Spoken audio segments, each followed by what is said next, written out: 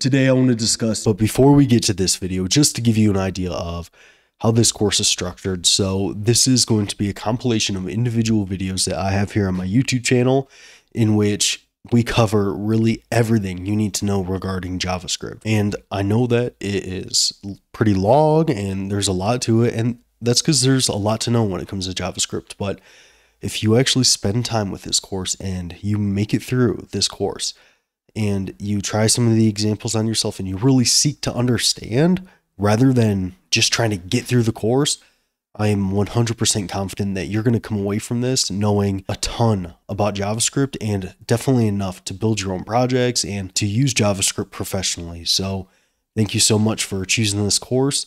And if you have any questions, feel free to reach out in the comments below and I'll make sure to get back to you. Enjoy the rest of this course. JavaScript data types. And one thing that you'll commonly hear in JavaScript is that everything within JavaScript, or all values within JavaScript, are objects. And while there is some truth to that, it's not really the full story. And we'll discuss kind of that phrase specifically and some different things around boxing and auto boxing towards the end of this video. But JavaScript does have data types, and these are important to know because the type of your values within your program are going to determine certain operations that you can perform on that data. And if you try to perform operations on data that is not compatible with those operations, it can lead to bugs in your program. So these are important to understand. And in some programming languages, you need to specify the types of the values that you're working with. This is called strongly typed languages. JavaScript is not one of those languages. JavaScript is a loosely typed language, meaning you don't necessarily need to specify the types of the values that you're working with, to whereas in something like TypeScript, which is a superset of JavaScript, you do need to specify the types of the values you're working with. But in JavaScript, you don't need to specify that, but that's different than your values not having types. Like, they definitely still have certain data types, and in JavaScript, these different data types can be categorized in two different categories: primitive data types and non-primitive data types. And basically, the distinction there comes down to immutability, which is kind of like a fancy programming term to mean whether you can change that value or not, or whether it can be changed. If it is immutable, it means it cannot be changed. But if it's mutable, then you can mutate it, you can change it.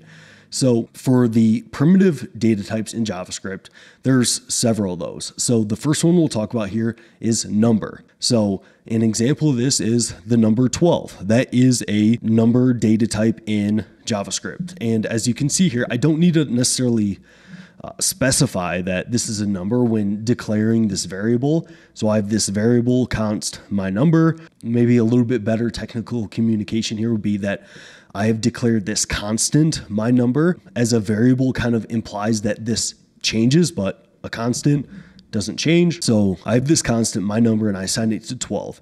That is automatically given the data type of number. And one way in JavaScript that you can kind of see which data type a value is using the type of operator. So this line here, I'm console logging type of my number. So here, this is the type of operator.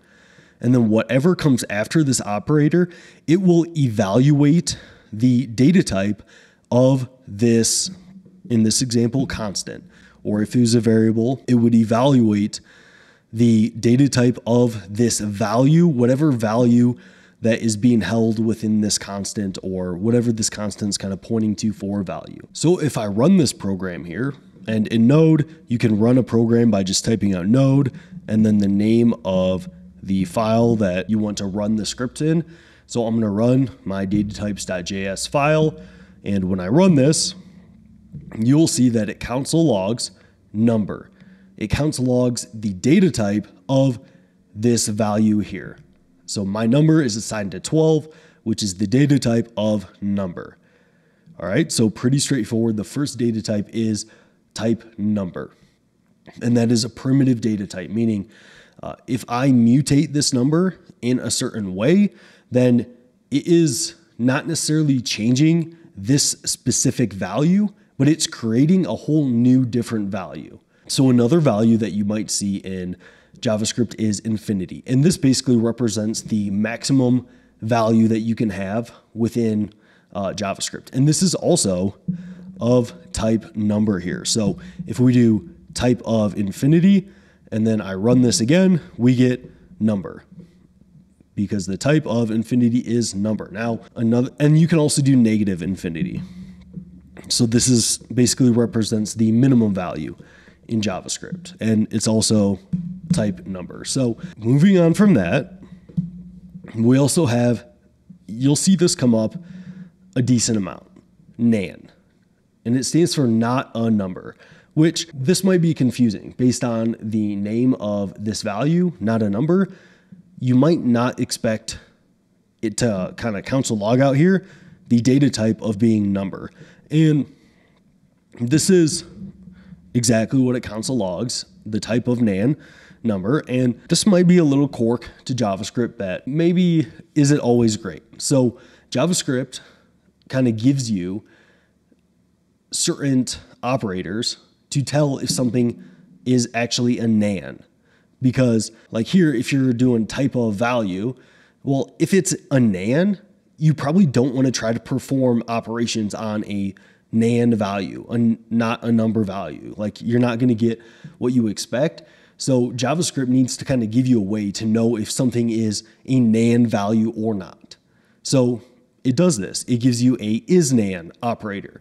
So here in line 15 here, we can see JavaScript gives you this global function called isNan. And you can just use this function. It just gives you this. So if we console.log isNan and then we pass in nan, we see true. That's what we would expect. Now, the isNan function that JavaScript gives you has a potential little catch to it, to where if you pass in undefined to isNan, we can see that we also get true here. Now, this is also potentially a problem. Like in your programs, you might want to know if something is it nan or is it undefined? As undefined, which we'll talk about a little bit later here, is definitely different than nan. So this maybe wasn't the best implementation. So JavaScript actually gives you another way to tell if a number is nan or not. And this is likely the best way to go about deciding on whether a value in your program is nan or not. So what this is number.isNan. So on the number object, which is like this global object that you're given automatically within JavaScript, within your JavaScript runtime, you're going to have this number object that you can work with. And you can do number.isNan, and then you can pass in nan. So just that we're clear here, I didn't create an object called number anywhere else in my program to use this. It's given to me automatically. So if I console log, or if I run this program, I get true. Number.isNan, passing in nan is true. Exactly what we would expect. And then let's do our test again on undefined. Here, we're hoping we get false so we can have a distinction between nan and undefined. So here we get false. Exactly what we want. And that gives us some distinction between telling if a value is nan or undefined. So that is the first kind of data type we're going to talk about, is number. And I included nan and a little bit of undefined in there just because the type of nan is number. So I thought we would cover it there. All right. So moving forward here, the second primitive data type is a string. And I'm going to actually just get rid of all of that there. So the second data type here is a string. And a string is essentially a value that is within quotes. All right. A value within quotes. And the way that you create a string in JavaScript is you can place this value within single quotes, just like this one is here, within double quotes, just like what this one is here, or within backticks. Now, backticks allow you to do special things. It allows you to kind of like inject certain variables into this string here, but I'll have a separate video on this. We will discuss template literals is the kind of technical term for this. So we'll discuss this in future videos. But right now, these are kind of 3 different ways that you can declare a string in JavaScript. So a string is a value effectively with quotes around it. And these are all effectively similar. Whether you use like single quotes or double quotes, these are the 2 most common to use for just like general strings. And then if you need to use like a variable within your string, then you would use backticks and then you would inject that variable. You have to do a little bit more with the syntax here, but we don't need to worry about that right now. So these are the kind of 2 most common ways here. And then one reason you might use double quotes is if I do code Ryan's YouTube channel, like I can do that. I can put this single quote here and it still knows that this entire value here is a string. To where if I do it here, you can see that I'm getting errors here because basically it's telling me that I ended the string here and then like this is just invalid syntax here. All right. So if you're going to use like a single quote within your string value, you're going to want to use double quotes. You can also use backticks as well. All right. And then I'm going to actually delete this and then we'll run this program and we will make sure that I haven't been lying to you this entire time. And the type of this value here is a string. All right.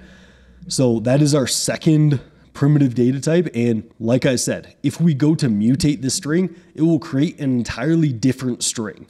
It doesn't necessarily just change this string. So strings give you a method called toUppercase, and then I can call this method, and then this is still going to be type of string here,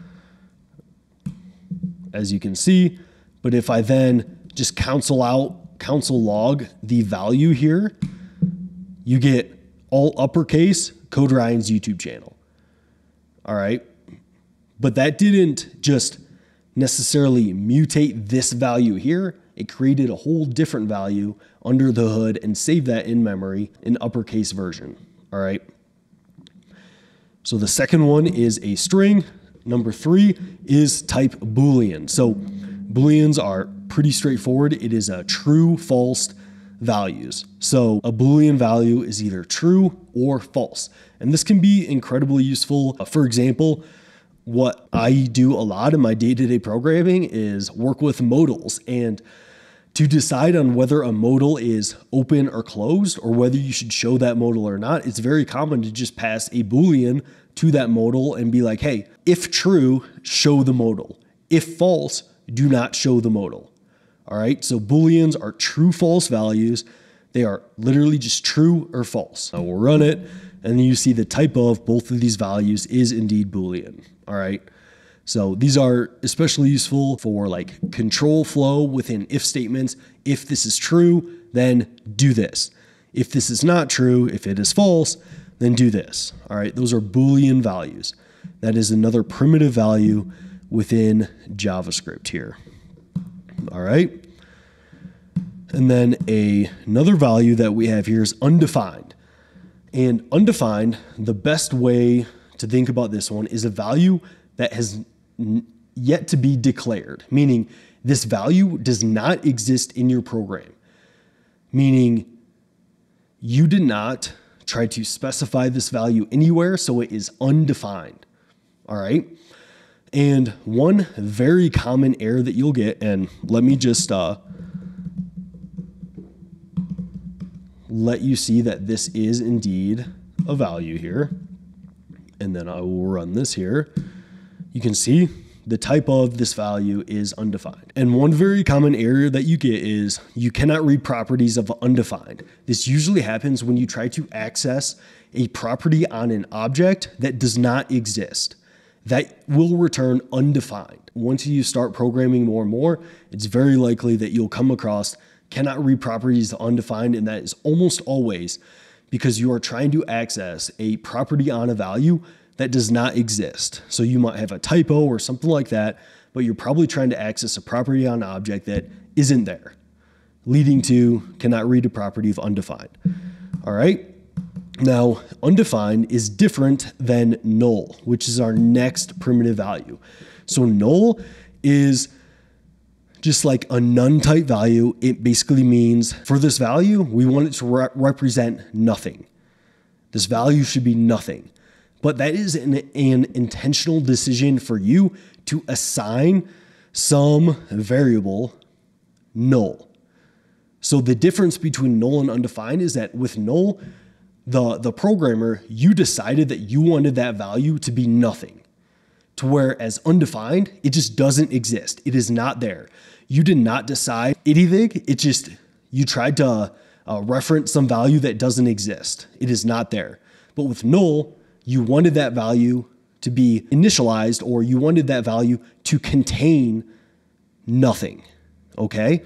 So the distinction between null and undefined is whether it exists in your program, and if you actually decided that you wanted that value to be nothing.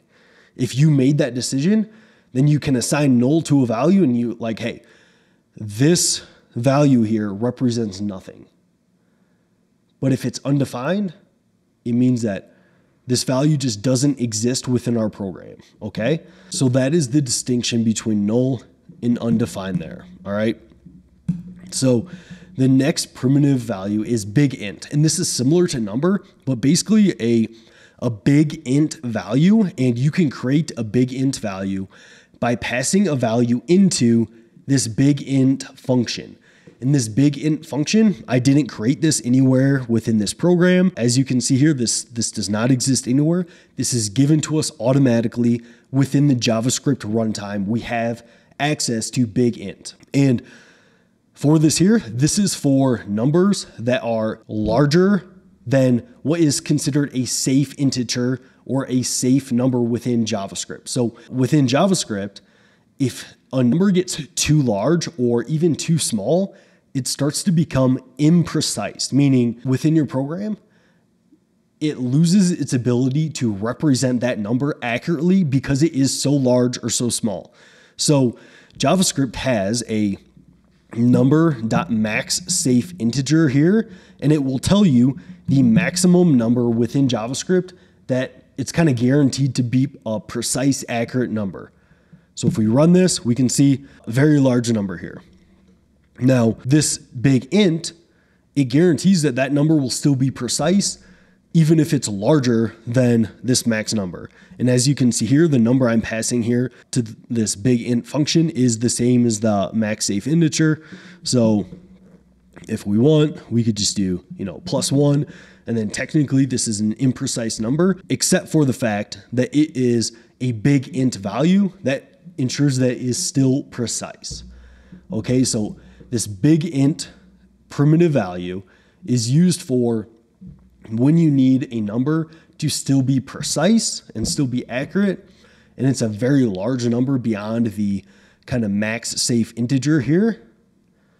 Or even we have min safe integer, and if you need to use a number below that number there, just the negative value here, then you could also use something like this, all right? So we will run this here, and you can see it is type of big int, all right? So I've honestly never used those within my programs and in my professional coding the last few years, but it is something that, will make you look smart on interviews. I don't know. But the seventh and final primitive value is a symbol. So a symbol is a unique value within JavaScript. So you create a symbol similar to how you would create a big int. You pass it into this built-in symbol function that JavaScript already gives you. So JavaScript gives you this symbol function. It is nowhere else in my program. And you have this just kind of automatically. All right. Now, for a symbol, it is guaranteed to be a unique value within JavaScript. So you can pass in like a certain string into this symbol function. Even if you pass the same string, it is going to be a unique value. All right. So symbols are distinct, unique values within your program. All right. And this, I've also never used this within my day-to-day programming, but it's still something to be aware of, and it can have use cases here and there. For example, if you need to make sure that some property on an object is unique, then you could potentially use a symbol there. Now, there's a couple catches with that, but I'll talk about that down here. But just to kind of show you here, if I try to console log my symbol is equal to my symbol 2, so if I try to console out that these values are equal, you can see I passed the same string to both of these. This is going to return false. And the reason it does that is because, just like I said, symbols are going to be unique values no matter what. All right. Now, let me also do, so you can see that the type of this is indeed symbol. Now, one thing to note with symbols, so before you start using symbols everywhere, they're not enumerable for in iterations. So you can use a in loop to get the keys of a certain object. And if you do that, symbols will be ignored within those iterations. And they're also ignored for a similar reason when you JSON.stringify an object. So if you call JSON.stringify on an object, it basically turns that object into a big string. And if you do that, and some of the properties are symbols, those will be ignored and left out, which is probably why you don't just want to use symbols everywhere, and you should have a specific use case that determines when you use these, okay? Now, you can still get the kind of properties or the symbol properties, but you might have to use the object.getOwnProperty symbols. Okay, and this will return you those symbol properties within an object that you couldn't get using like a in loop. All right, and then this object.getOwnProperties, this is similar to like how we have this function for free, and then we're able to do like number.isSafeInteger. We're given that automatically. We're given this global object with some methods, some helper methods like this. All right, so that is our 7th and final primitive value. So 7 primitive values in JavaScript. And then for non-primitive values, you just have one, object. All right. So an object is a key value store within JavaScript. So as you can see here, the key might be name, and then the value might be Ryan. And then if I console log my object, and then I run this, you can see I get a object within curly braces. So to declare an object, you put it within curly braces. There's some different ways to do this, but this is kind of the pretty standard way. I will have videos in the future about covering objects specifically, arrays specifically, and likely some of these other values as well, numbers, strings. There's definitely different things we can do. This is just more of an overview on the different data types. So the 8th and final data type is a non-primitive value, and it is an object. And the reason this is non-primitive is because I can also do something like my object dot, how about YouTube channel is equal to code Ryan. And then if I console log, so what this does here is basically adds a property on this object with a value of code Ryan. And in future videos, I will definitely go into objects in more depth. This is just to understand the types a little bit better. So here you can see that.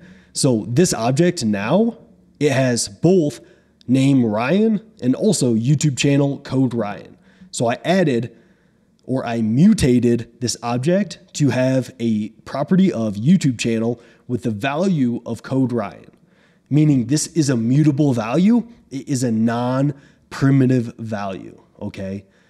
That is the 8th data type in JavaScript, is an object. It is a key value store that you can mutate, all right? So if I do type of my object and I log that out, you will see it is indeed an object. Now, JavaScript also has something called an array. Now, an array, there is not a data type in JavaScript called an array.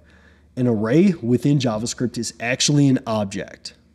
Okay, so to declare an array, you put it within brackets like this.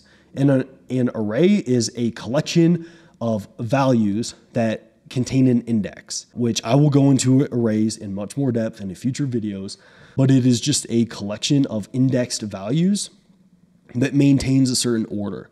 Now, if I do type of my array here, you will see,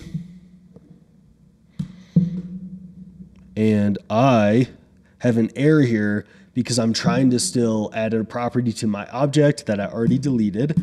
So, you know, not everybody could be a perfect programmer. So here you see that the type of this array is still an object. Now, one thing to know here is, well, what if you want to know if something is an object or whether it is an array? Super easy. All you need to do is you can use the array.isArray function, and then you can pass in the value to that function. And this is just like the other functions we talked about. This is given to me automatically within JavaScript. I do not need to, write this object out or anything like that. It is given to me automatically. So you can do array.isArray, and that will give you a true, false, a Boolean value on whether something is an array or not. So we can run this and we can see true. This is an array. Now, if I change this to an object here, we can see false. This is not an array anymore. This is an object. So this can be helpful in determining on whether something is an object or if it is an array. Okay? So those are the data types. Now, one last thing I want to talk about is boxing or auto boxing. And it basically means that primitive values within JavaScript are kind of wrapped. They are wrapped up in a allows certain operations to be performed on primitive values. So earlier on a string, you saw me call dot to uppercase. And using that dot to uppercase is accessing the to uppercase method on that string object. So let me give you an example here. So let me create another string. Let's do Ryan. And then if we console log my string dot length. So what I'm doing here is JavaScript automatically will wrap this string basically in an object, and it will give me automatically a dot length property on that object that it wraps this string value in, and this will automatically give me the length of my string. And you can see it is 4. There's 4 characters in this string. The wrapped object will give me that dot length property, and then similar, I can do to uppercase, and there's definitely more methods than this. I will go into more specifically string methods, string object, number methods, number object, and I'll go into all of those in future videos. But right now, just know that primitive values are typically wrapped in an object that gives it some extra functionality, like to uppercase, dot length, stuff like that, that is just useful kind of helper functions for those specific primitive values. And this is why you'll hear people say that everything in JavaScript is an object. I mean, they're still primitive values, but they are wrapped in an object. So I still can't just kind of mutate this directly and mutate this string value without creating a whole nother different value. All right. So it's still a primitive, immutable value, but it is wrapped in an object. So in some ways, everything is kind of an object in JavaScript. So that is kind of a true-ish statement. All right. So in summary here, data types. JavaScript does have certain types for its values, but you don't need to specify them because it is a loosely typed language. Now, Data types will determine what operations we can perform on certain values. As you can see here, I can do a string.toUppercase, but I couldn't use this method on a number. So knowing what a certain data type is for a certain value is important, because if I tried to do this on a number, if I change this to a number, I will get an error. As you can see, my string.toUppercase is not a function because this is not a string. This is a number. All right, so it's important to know your data types. And data types are split up into primitive and non-primitive values. So primitive values are immutable. You will create a brand new value when you try to change these values within your program. And the primitives are number, string, boolean, undefined, null, big int, and symbol. And the only non-primitive is an object. And we also discuss autoboxing and how primitive values are wrapped up into an object that allow you to perform certain operations on those values. Okay, so definitely more videos to come, but this gave you a lot of information on data types within JavaScript and definitely set the stage for some future videos here. So I hope you enjoyed this, and I will see you in that next one. JavaScript gives you two different ways to determine if one value is equal to another value. And this is typically called a comparison operator. So it gives you a double equals and a triple equals comparison operator to tell whether one value is equal to another. Now, right off the bat, I want to say that this is important to understand that this is different than just a single equal sign. A single equal sign in JavaScript is an assignment operator. It will assign the value on the right-hand side to whatever variable or constant that you use on the left-hand side. So if you say const, my const is equal to some value, this single equal sign will assign this value to this constant. And then you can refer to this constant throughout your program, and it will evaluate to this value here.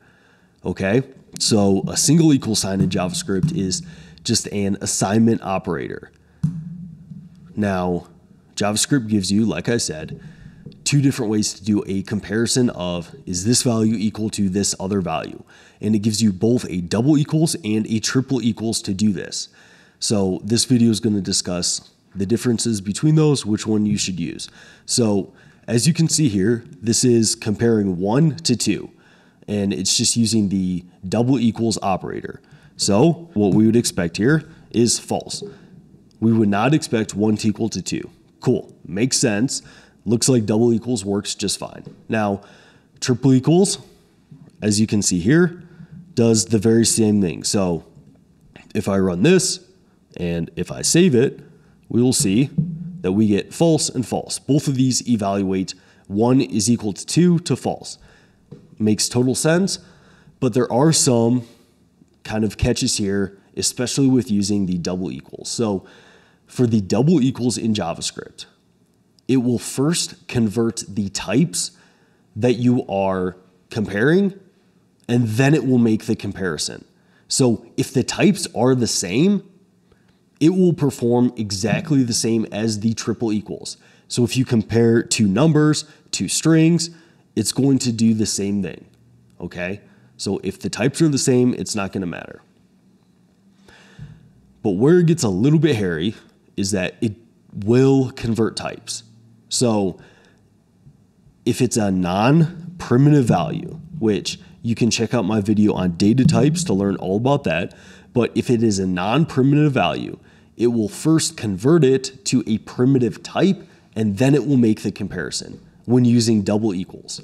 So as you can see, if I console.log an array containing 24 and then I call toString on it, you'll see the output of that is just 24. So if I console log an array containing 24, and if I ask, okay, is that double equals? Is that equal to just the number 24? You'll see the output of that is actually true. Because when you call toString on an array, you're actually going to get 24. And then when JavaScript compares 24 to 24 with double equals, it's going to give you true. And of course, in our programs, are we ever going to want to think that an array with 24 is equal to the value of 24? Probably not, right? So this is one example of how double equals isn't always going to give us what we want. So another consideration is when we try to use double equals on an object. Well, it's first going to try to convert that object to a primitive value.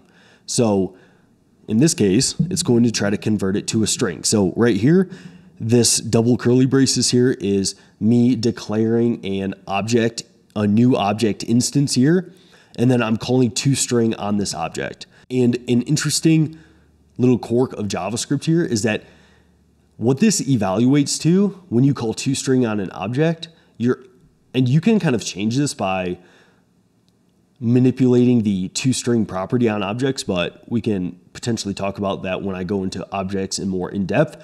But when you call toString on just this generic empty object here, you can see that the output of this is square bracket object, object, square bracket. So if I console log, is an object instance equal to square bracket, object, object, square bracket? What we're actually going to get here is true, which, this doesn't quite seem right. Okay. So the big takeaway with double equals is it first will convert the types. If it is a non-primitive value, it will try to convert it to a primitive value and then make the comparison, which, as you can see in these examples, it can lead to potentially just some things that we don't want. So that brings in triple equals. So triple equals here, it will not convert types. If the types are not equal, triple equals automatically returns false. It's like, hey, these are not the same data types. They cannot be equal. This is, you might also hear this called kind of strict equality. But, if I was interviewing someone and I asked them the difference between double and triple equals, and all they said was double is loose equality and triple equals is strict equality, I would want them to elaborate on that. What does strict equality mean, though? What does loose equality mean? And the fundamental difference here is the conversion of types before the comparison, okay? So as we've already seen here, if we compare 1 triple equals 2, we're going to get exactly what we want.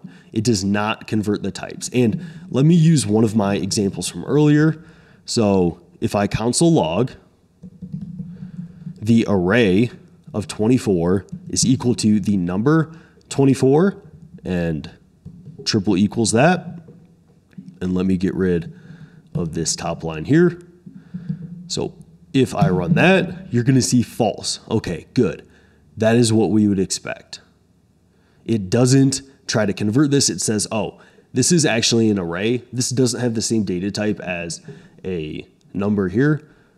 So we are going to automatically return false. It does not convert the types. Okay, so like I said, when types are the same, double and triple equals do the exact same thing. But when they are different, that is when we can get some of these potentially not great comparisons that could lead to bugs in our program, okay?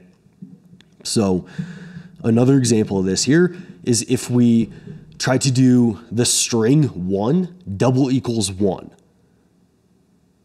So in your head here, think about what you think is going to happen here based on what I just told you. If we do the string 1 is double equals to the number 1. As you can see, when using double equals, that will log out true because it will first convert that string 1 to the number 1, and then it will make the comparison.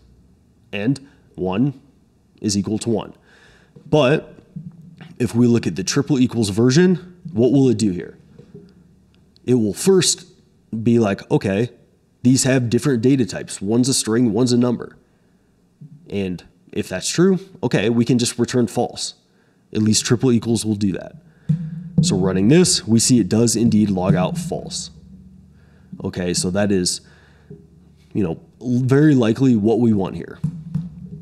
All right, and now if we look at another example, we can look at null and undefined. So if I compare null is equal to undefined, we actually get true. Null equals undefined turns out to be true, which, sometimes this might actually not be a terrible thing. Like in your programs, if you get that something is equal to null or undefined, you might want to do the same thing. So every once in a while, this might be okay, but JavaScript actually gives you another operator to tell if something is null or undefined, and that is the double question mark operator. I'm not going to go over that one here in this lesson, but we'll touch on those operators in more depth in the future. But there's other ways to do this without using double equals. So this potentially isn't like a really good use case to use double equals, okay? Even if we wanted to check if something is null or undefined. But then we see with triple equals here, null, triple equals, undefined, we get false. And I already showed you the example of the arrays of 24 and the number 24, so we don't need to do that here again. But here, this is a little bit of an interesting one. So when I compare true double equals to an array and false double equals to an array, we get an interesting outcome of the true double equals an array evaluates to false, and a false double equals array evaluates to true. Probably not something that we want to deal with too much in our programs, okay? And then if I do false triple equals an array, so last time with double equals, this turned out to be true, but with triple equals, we see that that is indeed false, which is very much what we want. And then if we look at kind of a final example here, if we do 0 double equals a empty string compared to 0 triple equals an empty string, we get true for double equals, 0 double equals an empty string, and then 0 triple equals an empty string evaluates to false.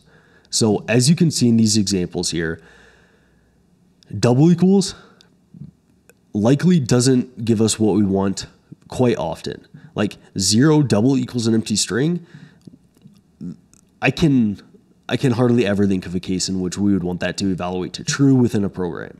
So there are quite a bit of corner cases and edge cases with double equals to where it just gives us kind of a confusing evaluation. So with this, what should you use? Well, I think it has kind of become clear with these examples that triple equals very likely gives us more frequently what we would expect and what we want. Now, I have heard the argument that you should understand your code enough and how JavaScript works enough to just use to where you can use double equals. Like when the types match, then double equals and triple equals do the same thing. And that argument is understandable to some degree, but I see very little risk to using just triple equals all the time.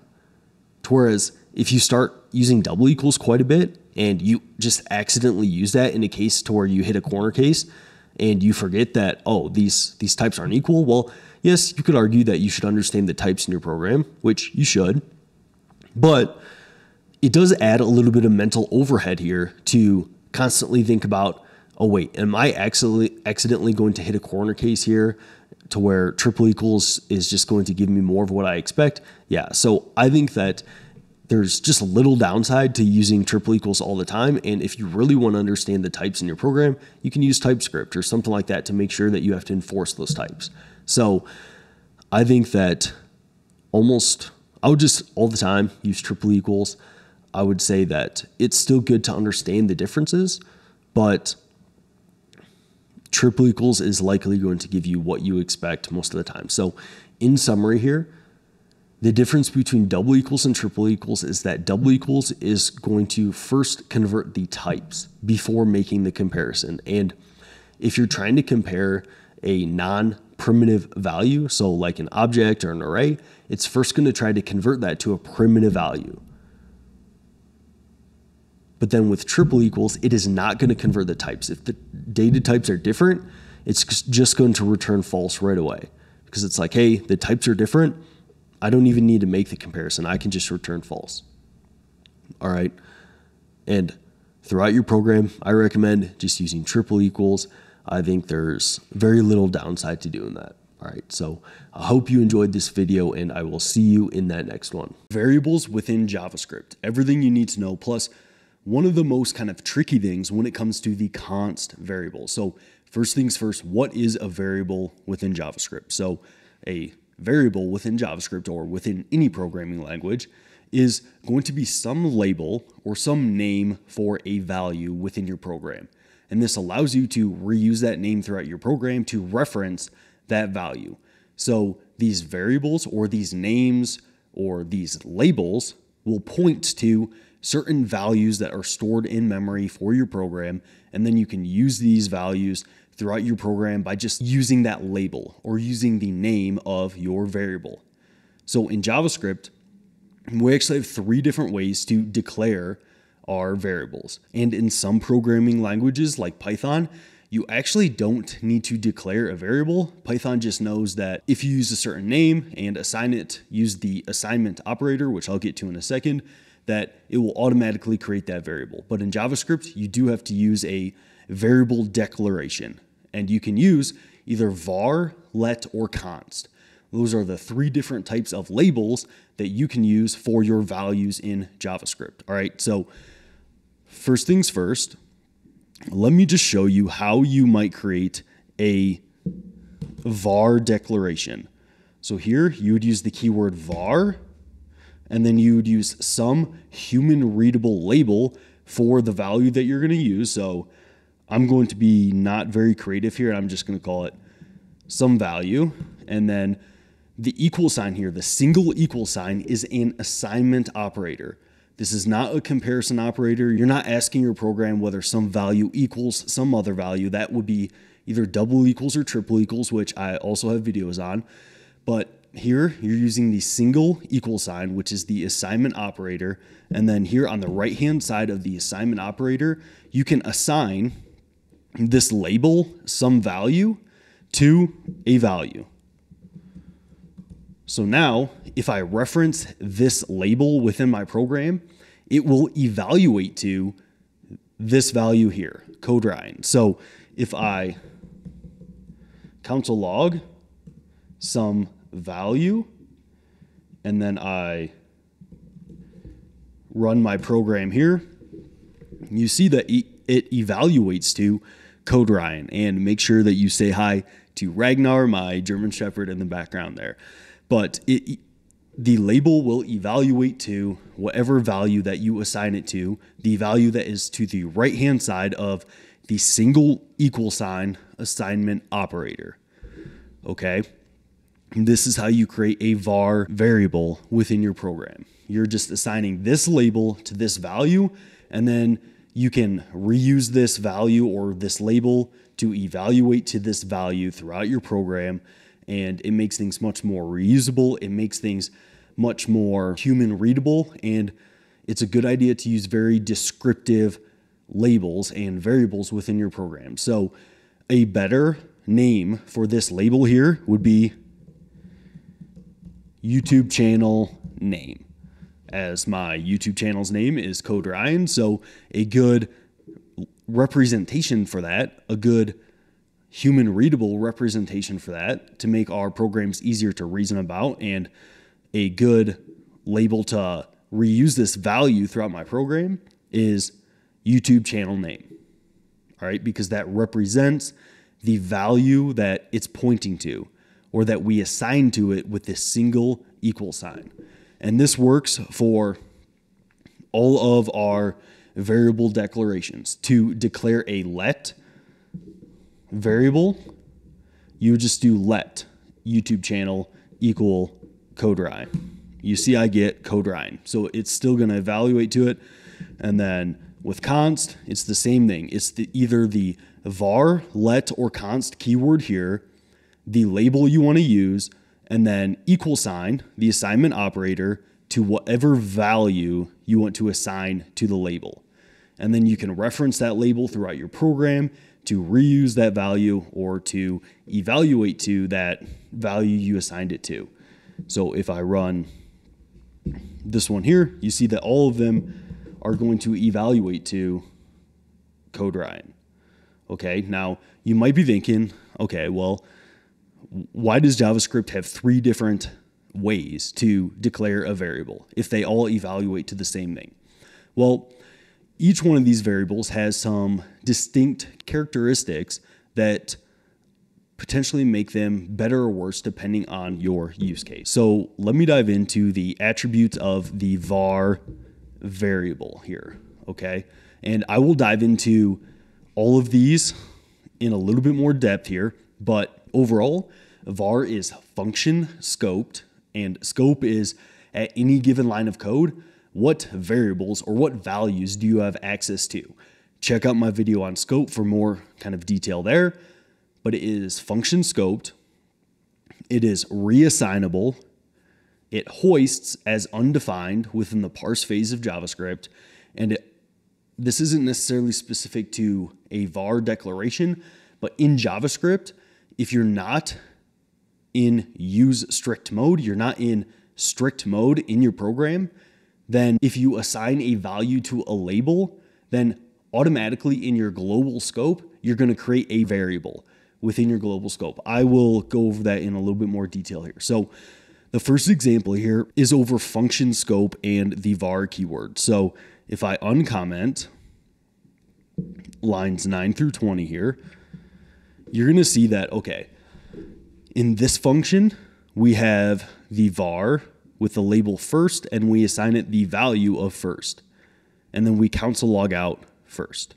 And then here in the second function, we use the label first again, and we assign it to a different value, and then we console it out. And then here we run both functions.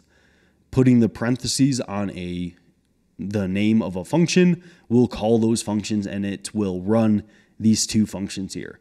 I will create separate videos on functions here, but for example purposes, I am just running these functions down below. So when I do this, you see that both of these variables with the same name evaluate to different values. And that's because each one of these functions has a different scope, meaning this function here isn't accessing this variable here, and vice versa. This function here is not accessing this variable here. It's accessing the var declaration within its scope, within the function scope. Okay? So let's continue from there. And var, kind of the second part of this, is it's reassignable. So let me uncomment these out here. So you can see I am creating the label whatever in my var declaration, and I'm assigning it the string whatever, and then I'm console logging it. And then I say whatever is equal to what. So I am reassigning a value to this label that I already declared here. And then I console log this value again. And in JavaScript, it is a single-threaded synchronous language. You can do asynchronous things, but by default here, it's going to synchronously, line by line, evaluate each line of code in order from top to bottom. That is sometimes referred to as the thread of execution. The thread of execution is going to go down line by line and evaluate each line of code. So here, if I run, and let me clear my console there, you can see that this program compiles, it runs, and I first log whatever here with the value of whatever, and then I log it out again, and it has the value of what. And that is because var variables or var declarations, you can reassign that value. So this is a reassignment occurring here on line 11, assigning the label whatever to the value of what. And then that is totally doable with a var declaration. Now, one interesting thing here as well is that var hoists as undefined. And this is commonly thought of that JavaScript will put the var declaration at the top of your program. It doesn't necessarily do that. JavaScript has what can be thought of as a parse phase before it actually executes your program line by line. It will go through a phase in which it basically runs through your program quick, and it's like, hey, what are my different variables? What are my different function declarations? What are my certain scopes throughout my program? So it does that first kind of little parse phase, and then it will execute your program line by line. So it is kind of a two-pass system. So with that, when it goes through its first pass here, if it sees a var declaration, it will actually kind of say, hey, we have a var declaration here. Let's assign it to the value of undefined right now. And then when we go execute the program, we are then going to assign it the value with the assignment operator. But since var declarations, they allow for this behavior of hoisting, you can actually reference them before the assignment actually takes place. So on line 9 here, I can actually reference this hoisted label. So on line 11, I'm creating the label hoisted, a var declaration, and assigning it the value of some value. I can reference this on line 9. Because in that initial parse phase, JavaScript will see, hey, we're actually going to have a variable declaration here of hoisted. We're not going to assign it a value yet, but we are just going to give it undefined. We're like getting it ready. So to prove that, I'm telling you correct things, you're going to see that hoisted logs out to undefined. And when I do my console.logs, I often like to console log them within an object here. So I'm actually creating an object. And in JavaScript shorthand properties, I'm actually creating a property here, hoisted, and assigning it to the value of hoisted. We'll go over this in much more detail in future videos. But the reason I like doing that is because when I console log it, it gives me kind of the label name and the value. So the label name here is hoisted, as you can see, and then the value here is undefined. So this is kind of showing that you can reference a var declaration before you actually assign it a value. And then if I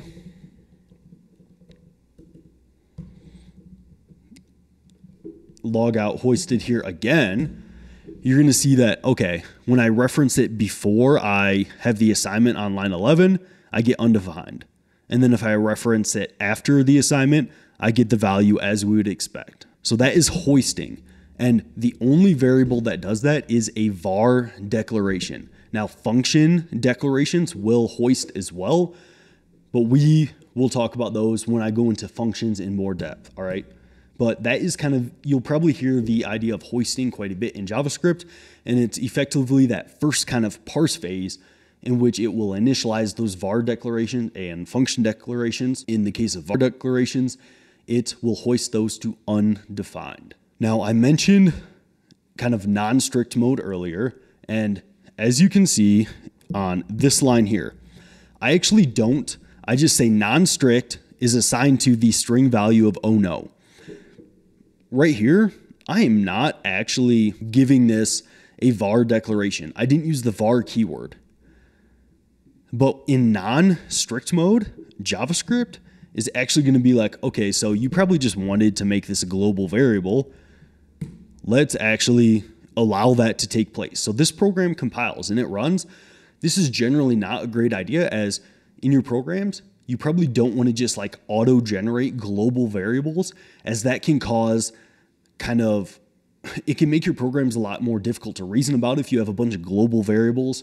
And it can also lead to different naming collisions if you have a bunch of global variables that you're not aware of, and it can just lead to bugs. So here at the very top of a file, you can add a string, use strict, and did I spell that correctly? I did. And then you can see I actually get an error here. It says non-strict is not defined, because in strict mode, it prevents this auto generation of global variables within your program. All right.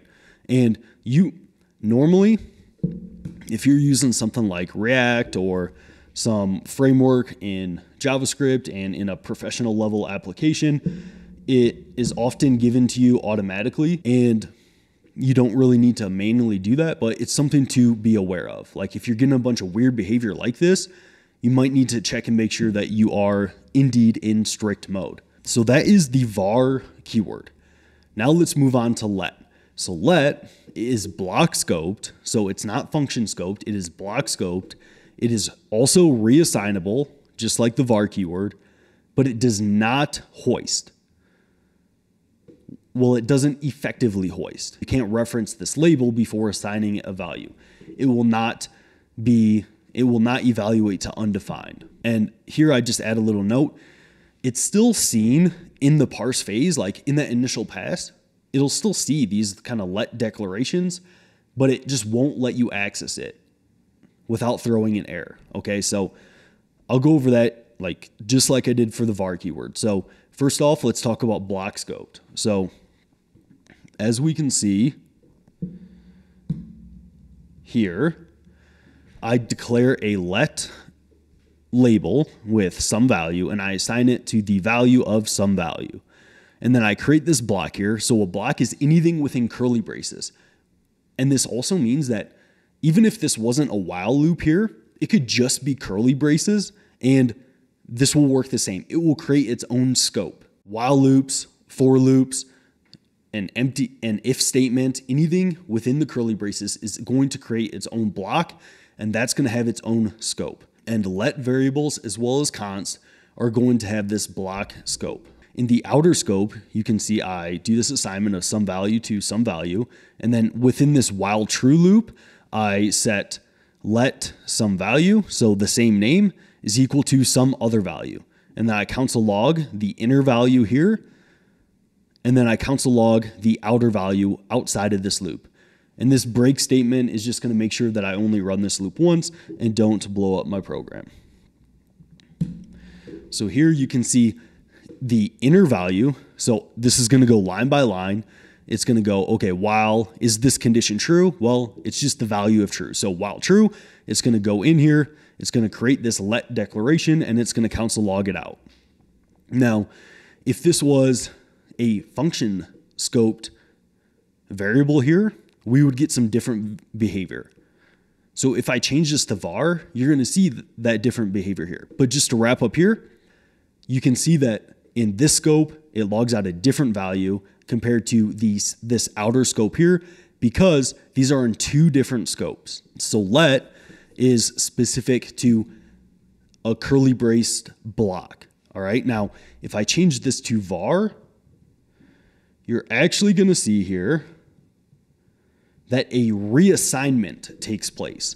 We're actually going to declare this some value here, and then we are going to reassign it here because we're using the same label name, because this is all technically within one function. Even though this doesn't look like it's in a function here, you can think of that in JavaScript, everything is always going to be running within some kind of global function.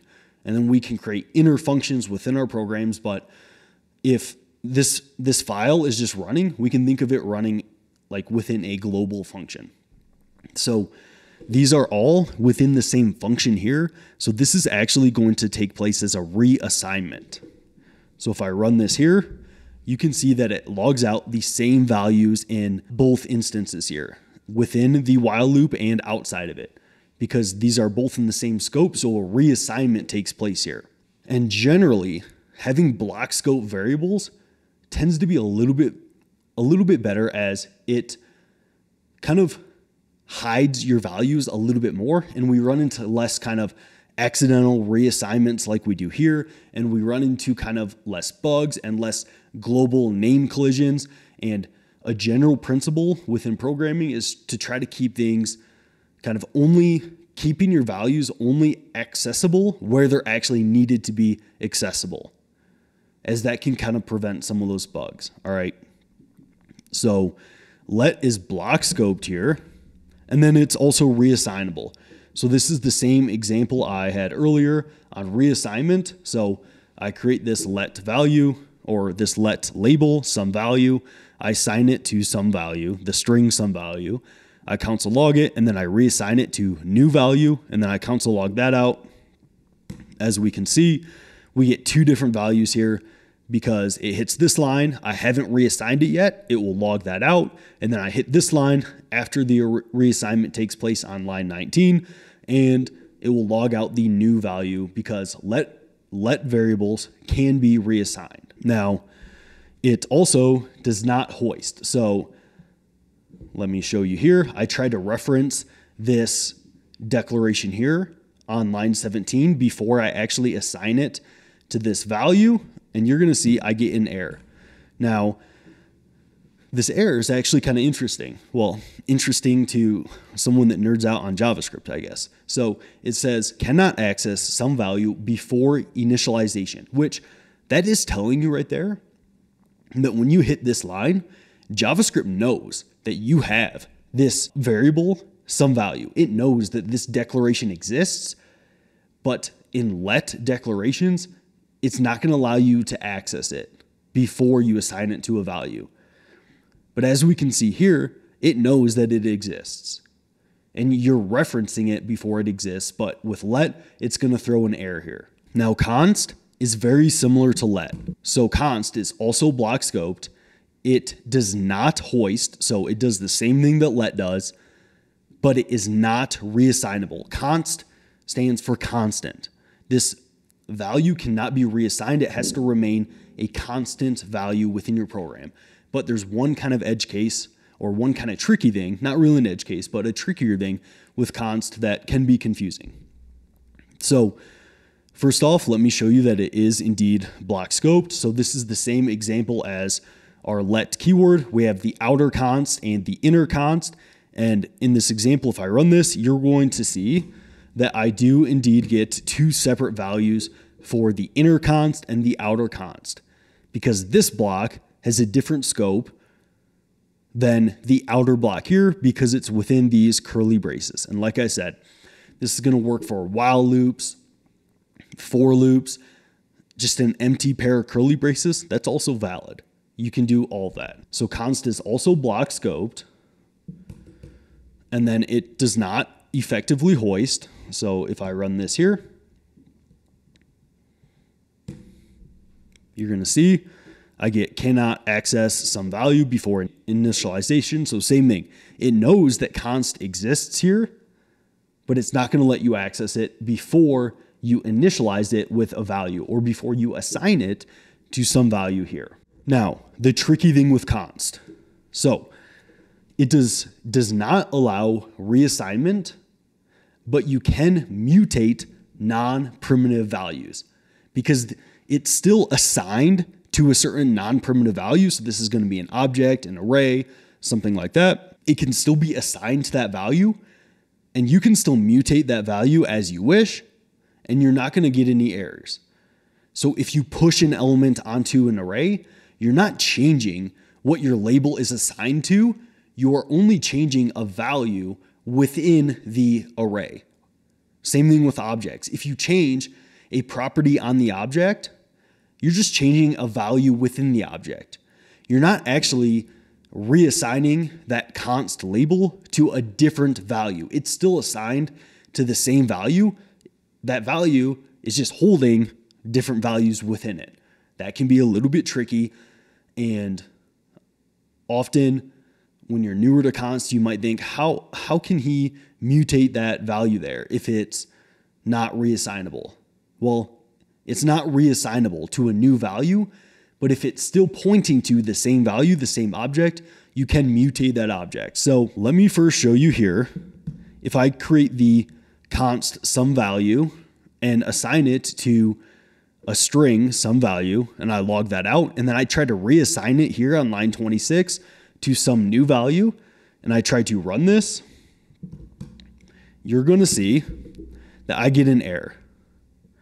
Assignment to constant variable.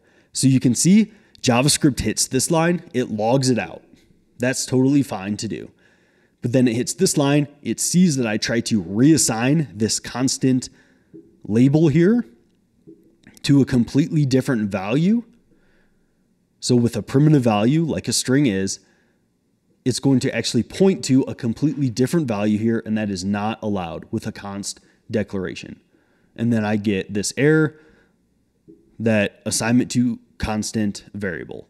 That is not allowed. And just a note on technical communication, I kind of personally find it a little bit confusing to say a const variable, as I kind of feel like a variable implies that that value is changing. So I tend to just call it a constant declaration, but that's probably just some pedantic technical communication thing that I prefer, but people are going to understand what you're talking about if you say const variable. Like that's also a valid thing to do. As you can see, the error message even says that. All right. So here's my example of changing a non-primitive value. So I create this object here, some object with a name and YouTube channel property, with the name has a value of Ryan and the YouTube channel property has a value of code James. And James is my middle name, in case you were wondering. But here on line 27, I access the YouTube channel property here on this object, and then I reassign this property to code Ryan. So some object, this constant, is still pointing to the same object here. All I've done is mutated a property within the object. So since this is still pointing to the same object under the hood, if I log out some object here, you're going to see that that runs. And I get YouTube channel is now code Ryan for the YouTube channel property because I can reassign it here. Now, on this line here, line 29, if I try to, so let me delete that. If I uncomment this and I try to reassign some object to a totally different object here, so I'm initializing a new object by using these curly braces here, I'm trying to reassign some object to a new object rather than just mutating a property on an object. You'll see here, when I run this, I get an error, assignment to constant variable. And you can see here on line 29, I'm trying to do that. All right, so with constants, if it's pointing to the same value, so some primitive value, an object or an array, you can mutate that object as long as you don't change the reassignment. But as soon as you go to reassign some object to some other value, and some object is a constant, then you are going to get an error because you cannot reassign with constants. Okay. So hopefully that kind of clears up that kind of trickier part with const. But let me kind of give you a rule of thumb here with JavaScript variables. So a nice rule of thumb is defaulting to const. Now, why do we do that? Well, for one, it's block scoped instead of function scoped. And like I said earlier, block scoped allows us to kind of keep our values less accessible throughout our programs, which can prevent bugs. And then also with const, you can't reassign it to different values, which can help prevent bugs as well, as if you accidentally reassigned some label to a value and you kind of forgot that you did that, that's going to lead to bugs. And it would be better to kind of default to const and then, oh, I need to reassign this value here. I need to use a different variable. All right. So when you do need to reassign a certain value, it's probably a good idea to use let instead of var for the same reasons. Let is block scoped, and that's going to keep your values in your program a little bit more private, a little bit less accessible kind of globally. So a good rule of thumb, defaulting to const, and then when you need to reassign some label in your program, then you can use let, which means that the use cases for var are probably very little. And in my professional career, we actually don't use var at all. We just use let and const, but you're still going to see var in legacy code for sure. And some teams might decide to use var in certain use cases. So like I said, this minimizes the mutable state within our program. It minimizes the state that is changing throughout our program. If we default to const and we try to reassign that const and start mutating this different state within our program, that can generally lead to a little bit more bugs. And it's kind of a good practice to minimize the accessible values throughout your program and minimize that mutable state. As I say here, the less things that are changing throughout your program and the less stuff you're kind of mutating and reassigning, the more predictable and the easier programs are going to be to reason about. So in summary here, var is function scoped, it's reassignable and hoisted to undefined. Let is block scoped, it is reassignable, and it doesn't effectively hoist. And then const is block scoped, it is not reassignable, which is different than just mutating a non-primitive value, and it also doesn't hoist. And a good rule of thumb is to default to const most of the time, and then if you need to reassign a certain variable in your program, then you can use let. So I hope you enjoyed this, and I will see you in the next one. Scope in JavaScript and why it matters. So scope can be thought of as at any given line of code in your program, what data or what variables, what values can you access at that given line of code? For example, if you have some variable in your program called YouTube channel at line 5 in your program, can you access that variable? If yes, then that variable is within the scope of that line of your program.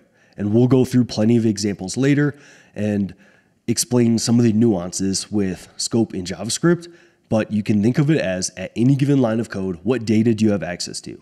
And generally, scope can kind of fall into two different categories here. So lexical scope and dynamic scope. Lexical scope is defined by where something is written determines its scope. So where your code is written determines the scope, and typically a parser will go through and create these scopes before it actually executes your program. It kind of gets your program ready and sets up these scopes and then executes your program. And this is JavaScript. JavaScript is a lexically scoped language, meaning where you write your code determines the scope. To whereas in a dynamically scoped language, where you call your functions, that determines the scope. So the scope is determined at execution time. But JavaScript is a lexically scoped language. Now, why is scope important? Why does it matter? Well, in programming, it's usually a good practice to keep your data least accessible as possible. Meaning your data is only accessible where it's actually needed to be accessible. So when I say data, I'm talking about your variables, your functions, objects, different things like that. As if it's only accessible in that one place, it's going to make your code easier to reason about because you're not having to worry about everything in your program. You're just focusing on one individual component of your program or one individual piece of your program. You don't need to worry about accidentally mutating state in other parts of your program because you know that that data is only relevant right there where you're working on it. Okay, so that's also going to help make your programs more extensible, more maintainable. It's going to prevent bugs. It's going to prevent certain name collisions. So if you create a variable called YouTube channel here in this file, it's not going to have a name collision with YouTube channel in some other file. It's going to help prevent those sorts of bugs and make your programs much more easy to reason about, extensible, maintainable, and generally help you create better programs. And not only that, but scope is going to allow you to determine what data you have access to while you're writing your functions and while you're writing your program. So a very important concept to understand when developing in general and especially in JavaScript. So within JavaScript, it can kind of be thought of as having three different kinds of scope. And this is different from the two overall categories of scope, but within JavaScript's lexically scoped language, you can think of JavaScript having a global scope, a function scope, as well as a block scope. When looking at this example here, I have this function called new scope, but on the outside of this function on line 18, I'm console logging an array.isArray method call, passing in an empty array. And as you can see on this line, I never create an object called array in my program. I don't import it. I don't have this anywhere in my program. This is just given to me automatically by JavaScript. In the JavaScript runtime, I can access this array object and call its isArray method on this object. And this is available to me within my global scope. As you can see, this is not within any function, but you can kind of think of JavaScript as if it's within the global scope, it's within the global function. I find that that makes things kind of easier to reason about, as the global function, it's still going to have a call stack and its own execution context and thread of execution. So that makes sense to me. But if something is not within a function or blocks, it's within its global scope. So this array object is given to us automatically within JavaScript global scope. Same with this console object. We're accessing the log method on the console object here, but I don't create this console object anywhere in my program. It is given to me automatically by JavaScript within JavaScript's global scope, as this isn't within a function or a block. But as we move down here, we see I create a function, new scope, and then within this function's curly braces here, it's going to create an entirely different scope within this function, meaning it could declare the same variables as what we have in this global scope, and there's not going to be a name collision. Those variables or that data is going to be specific to this function within these curly braces.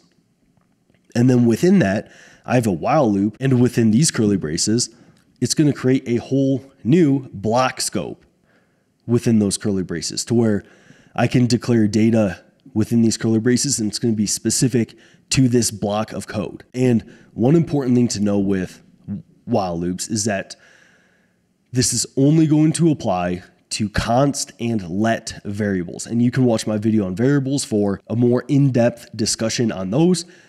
But const and let are block scoped, to whereas var declarations are going to be function scoped.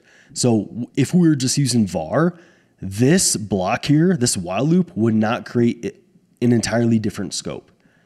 var would just be function scoped. But with let and const, anything within curly braces is going to create a new scope. So while loops, for loops, different things like that are going to create its new scope for let and const variables. So we have this global scope here.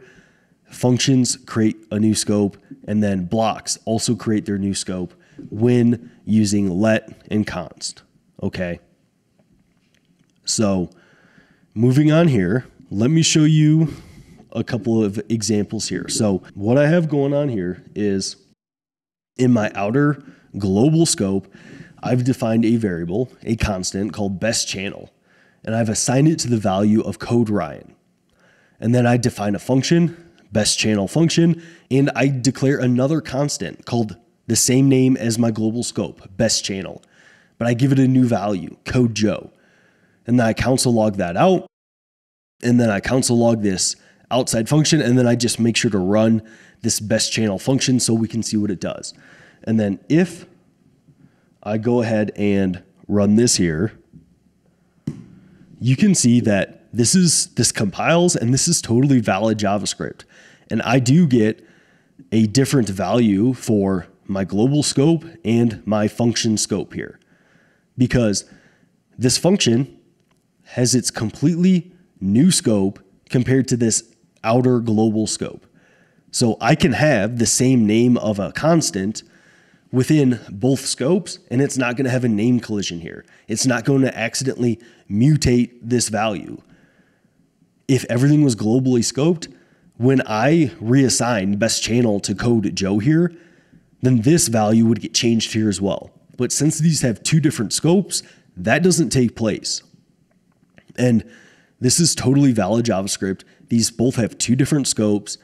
This is sometimes called shadowing, when an inner scope has the same variable name as its outer scope. But this is valid JavaScript to do. Now, I probably wouldn't do this too much in general within the same file, having the same names in your outer and inner scopes, as that can make things a little bit trickier to reason about within our programs. But this does go to show that this function creates its entirely different scope than the global scope. All right. Now, moving on from this, one thing that's important to know about scopes is that when JavaScript doesn't see a certain variable within its scope that you're trying to access, so you're trying to find a certain variable within a scope, and JavaScript doesn't see it within that specific scope, JavaScript will say, okay, well, let's look up to different scopes and see if that variable exists. Because you can, within a certain scope, you can still access data within outer scopes, but it is a one-way street. In inner scopes, those scopes can only look outside. So an inner scope can see values and data within outer scopes, but it doesn't work the other way around. Outer scopes cannot see values within inner scopes. Okay, so I'll run through some examples so this makes more sense. But like I said, it's a one-way street. You can only look to outer scopes. This is sometimes called looking up the scope chain. So if you have an inner scope nested within several outer scopes, well, that inner scope, if it doesn't see the value you're trying to reference, it will then look up a scope. If it doesn't see it in that scope, it will look up another scope, and it will keep kind of climbing the scope chain until it finds the value, or it doesn't. And then you'll get likely an error as you're trying to reference some variable that doesn't exist. Okay. So looking at this example here, I have created a global constant called language, and I have given it the string value of JavaScript. And then I create this while block, and then I try to console log the language variable. But as you can see within this while block, I don't declare the language variable again in this while block, within the scope of this while block. But just as I said, within a nested scope and inner scope, JavaScript will look up the scope chain to its outer scope and see, okay, does this exist in our outer scope? So it's first going to check this while loop scope. It doesn't see it. Then it's going to look to this outer scope. And as we can see, it still finds it. It still console logs that outer scope. Now, does this work in reverse? What if I switch this around? What if I declare the language within my while block, and then I try to console log it in my global scope? Now, I'm going to actually put this line of code here below the while block as, okay, we definitely, by the time we hit this line of code, we have declared this language variable, but it is within a kind of child scope, within a nested scope compared to where I try to reference it here. And like I said, scopes are a one-way street. When it hits this line of code, it's not going to start looking within scopes. So because of that, you're going to see I get an error. Language is not defined. It doesn't find this value, this variable, within its scope. It can try to look up scopes, but it's already in the global scope. And since it's a one-way street, it's not going to look down into the scope and find the language variable. Okay, so scopes are a one-way street. Inner scopes can look to outer, but not vice versa. All right, so like I said, cannot look down the scope chain into the while loop that has its own scope. So in summary here, scope is at any given line of code, what variables or what values do you have access to? In general, in programming, there's a couple of different kinds of scope. Lexical scope, meaning where something is written, defines its scope, and dynamic scope, where something is called, defines its scope. And in JavaScript, it is a lexically scoped language. So in those examples there, you could see that where I wrote that while loop created the scope within those curly braces, or where I created those functions created the scope within the curly braces of those functions. it didn't matter where I called that function, whether I called that function in some other file or even in some other program. That function scope was determined where I wrote that function and within the curly braces of that function. And then scope is important because it prevents name collisions. It makes things easier to reason about. It keeps your data more co-located to where you actually need to use that data and generally creates more extensible, maintainable programs. JavaScript can be thought of as having 3 different kinds of scope: global scope, function scoped, and then block scopes with let and const variable declarations. And then one key thing to remember is that when JavaScript doesn't see some variable you're trying to access within its kind of current scope, it will look to outer scopes to see if it has access to that variable. And it will keep climbing the scope chain, climbing up to more and more parent scopes until it hits the global scope. If it doesn't find it, it will throw an error. You're trying to reference some value that doesn't exist. But it doesn't work the other way around. It doesn't look into child scopes to see if something exists, only into parent scopes. So I hope you enjoyed this. If you want to see my video on variables in JavaScript, you can check that out in the card right here. And then if not, I have videos coming on closure coming up that ties nicely into this scope discussion and other kind of more advanced topics as well. So I hope you enjoyed this, and I will see you in that next one. In today's video, we're going to talk about arrays. We're going to talk about what an array is, how you create an array, how to access different values in an array, some considerations for different efficiencies of operations of an array, if that doesn't make sense. We'll discuss this more later. And then we'll actually kind of end with how arrays are actually objects, and then discussing different array methods. So first things first, what is an array? So an array is a collection of indexable, ordered, comma-separated values of any data type. In other words, an array is a list of values. But when creating that list, those values are going to contain an index starting from 0. So in programming, in most languages, the first value of an array is going to be at index 0. So arrays in JavaScript as well are 0 based, meaning the first value starts at 0. So as you add values to these arrays, they're going to be given an index. And this allows you to use that index to get those values. And the index is just a numerical value starting at 0. And then the second value would be at index 1, and then index 2, and so on and so forth as you add more elements to that array. Okay? And they are ordered. So they maintain their order. Their order isn't randomized. You're guaranteed to have that same order of values as you added them to the array. Okay? So if something is at index 0, assuming you don't mutate the array in some way, it's going to stay there. Also, when you create an array, you're going to separate your values just by commas as you create it. And I'll show you this in a second. And they can be of any data type. So they can be of type string, of type number. You can have an array of objects. It doesn't matter. It can be of any data type within the array. All right. So arrays are especially helpful when you have a collection of kind of related items. So if you have a list of items, say you have a list of groceries. Well, this is a list of related items that you would potentially put in an array separated by commas. So how do we actually create an array within JavaScript? Well, there's a few different ways that you can do it. The most common here is on line 17. It's creating an array by using square brackets. All right. So what we do here is we have a left square bracket and then a right square bracket. And then between those brackets, that's where we put our values within our array separated by commas. So here you can see I have 1, 2, 3.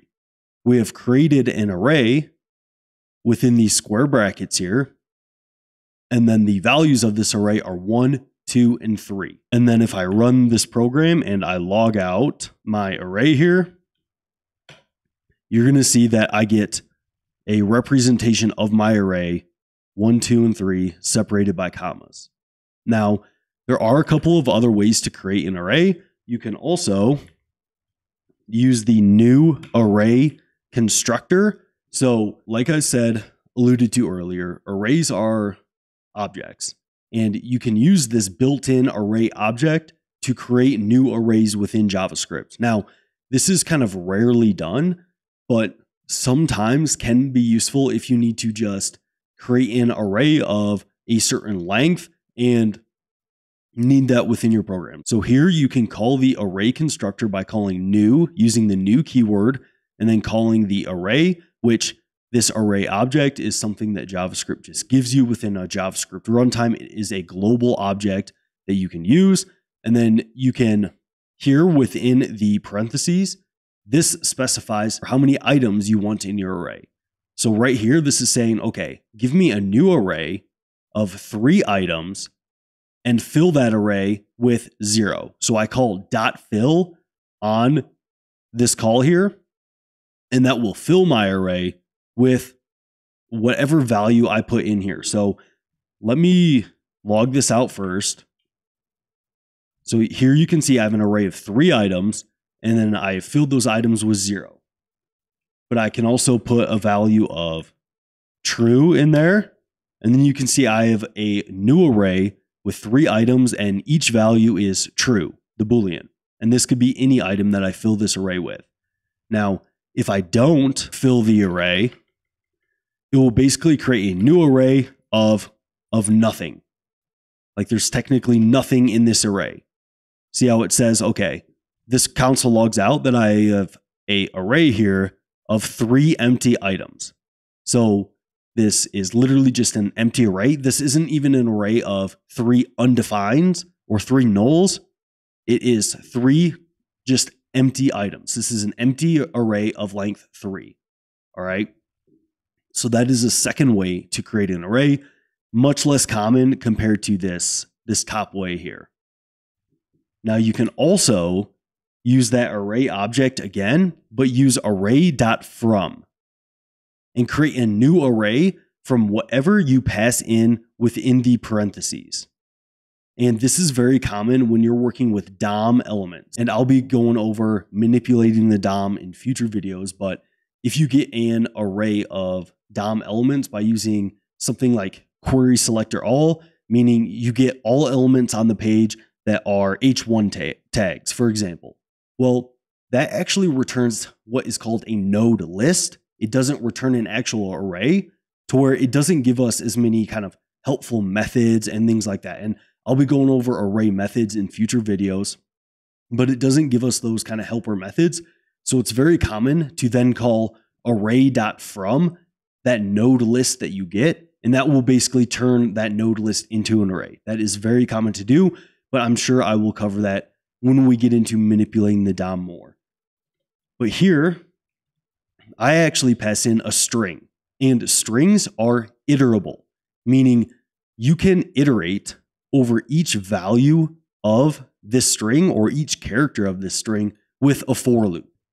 So with this array.from method, anything that you can iterate over or anything you could potentially write a for loop over, you can pass into this array.from method, and it will create a new array.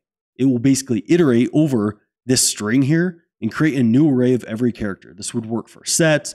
This would work for the keys of a object. If you did object.keys and then use that, I'll cover objects in future videos. But here we can see that I actually get a new array here of each character of this string. And this can be thought of as it iterating over the string and adding each character to a new array and then returning that here in my array. So you can use this array object that JavaScript gives you for free and then call array.from, pass in some iterable, so some value that you could write a for loop over and iterate through each item. That's going to place each item into a new array and create an array from that iterable that you pass in. Okay. So that can be useful. Like it can be useful to potentially create an array from a set sometimes, and a nice way to remove duplicates from an array is actually turning it into a set and then creating a new array from that set, but we'll cover that in my sets video. So those are a few of the most common ways to create an array. This first way here of using square brackets is definitely the most common, but all of these you'll probably see somewhere in your code, and they all have different use cases that can be helpful at different points in time. All right. So we now know what an array is. It's basically a list of ordered values, and each one has an index. Now, how do you actually access values in that array? Well, I talked about this a little bit earlier. You access a value in an array by passing it an index, because automatically JavaScript will give these values of this array an index. And like I said, the first value of the array is at index 0. So here, this string first is at index 0.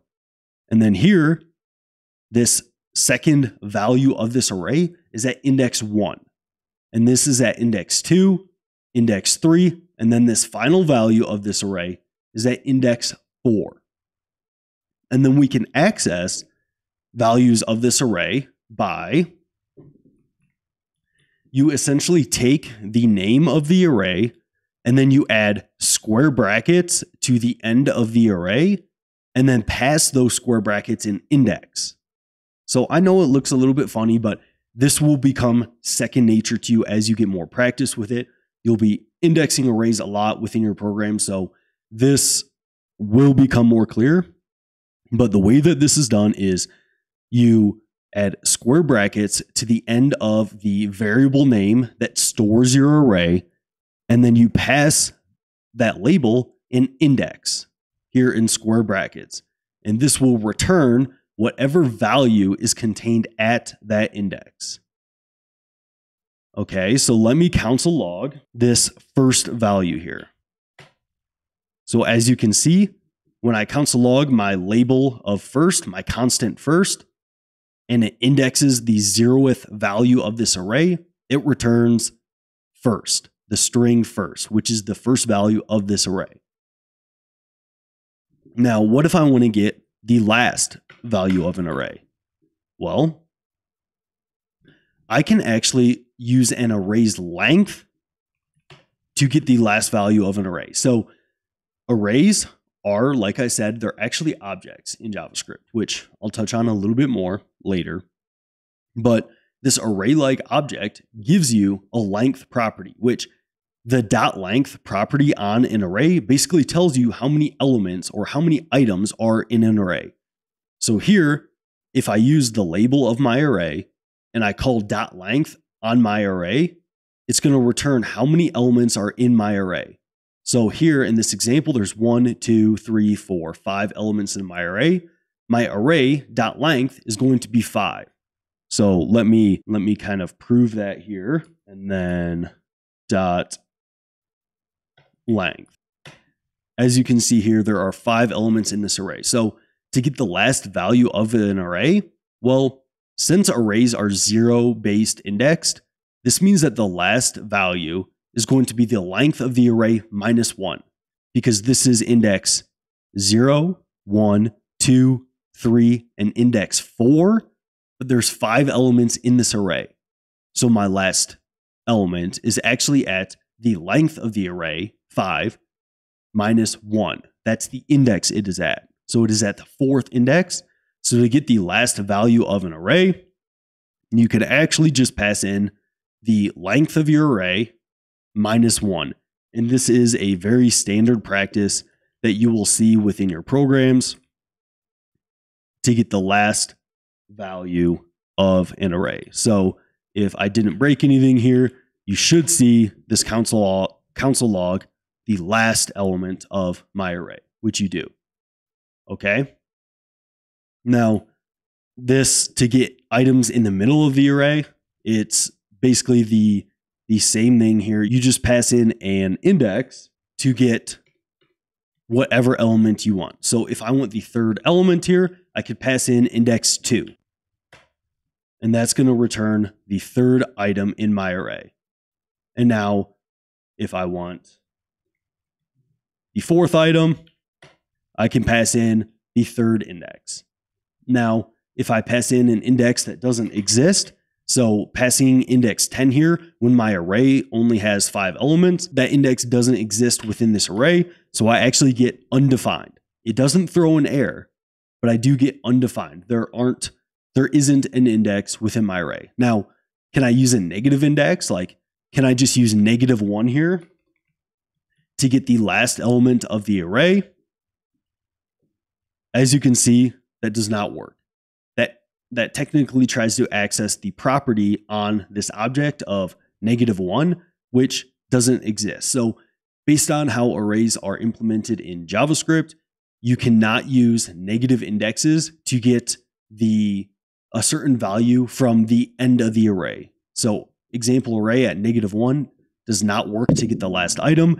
You would have to use the array's length, -1 or -2, to kind of do that negative indexing. Okay. And if the index does not exist, or if a value doesn't exist at a certain index that you pass in here, you will get undefined. So that is how you access values in an array within JavaScript. Now, real quickly here, when considering some of these operations that you might perform on an array, sometimes it's important to consider the algorithmic complexity. So in computer science, there's something called algorithmic complexity, and it basically tells you how fast your program is running or how fast a certain algorithm is running. And when writing your own algorithms or your own functions and writing your own programs, sometimes it can be important to think about how fast your program is running. And when doing these different array operations, it can be helpful to think about how fast these operations are going to be running. Now, usually it doesn't matter. But I think that one thing that can be an important consideration is that what are kind of arrays built to do? What are they best at doing? So here are just some general notes on the algorithmic efficiency of arrays, or what arrays are really good at. So if you insert and delete from the end of an array, it is very fast. This is commonly called pushing and popping from an array. You push an element to the end of an array and you pop an element from the back of an array. And arrays actually have these built-in methods, which I'll cover in future videos. So that is very fast. Now, if you insert and delete elements anywhere else except for the end of an array, that's actually a little bit slower. That occurs in linear time, which isn't necessarily terrible, but it is slower than inserting and deleting at the end of an array. And the reason for this is because how arrays are stored in memory. If you insert and delete on an array, you actually have to reorder all of the indexes of that array, which effectively means you have to create your array all over again. So you have to create a new array, technically speaking, in memory to store that new ordered array. To reorder all those indexes, it's going to take a linear time. So that's going to be slower. But if you just add and remove elements from the back of an array, then you don't need to reorder all those indexes. You can just add an additional index to the end of an array, which is why it happens so fast. But to insert and delete anywhere else, you're going to have to kind of reorder the array, and that's going to be a linear time. Now, if you're getting an element at a certain index in an array, it's going to be very fast. You already have that index. You know where it is.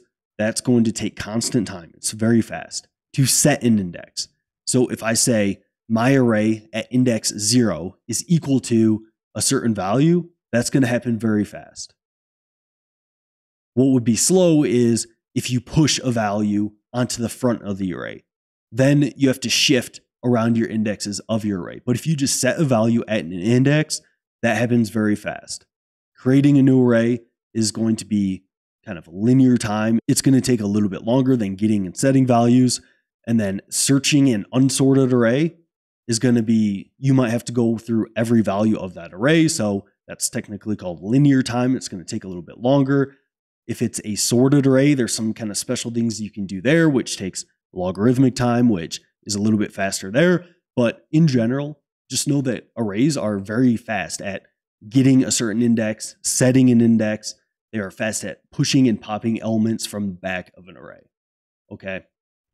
Now, the final thing I want to talk about here is how arrays are actually objects. So if we look at here and we do type of square bracket, so I'm creating an empty array here. And maybe to just make this more clear, I'll put some values in it. So a type of this array, we actually get that it is an object. And this goes back to how I said earlier about how in JavaScript, arrays are actually implemented as objects, which is a good thing. We can actually, it gives us certain methods that we can call on our arrays.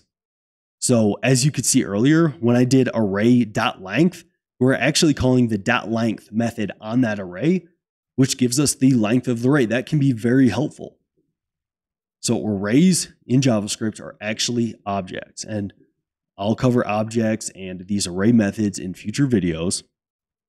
But sometimes you still want to know, okay, well, how do I know if it's an array or versus like a generic JavaScript object? What if I want to know that this is actually the array object and not just the object? Well, you can use the array.isArray function.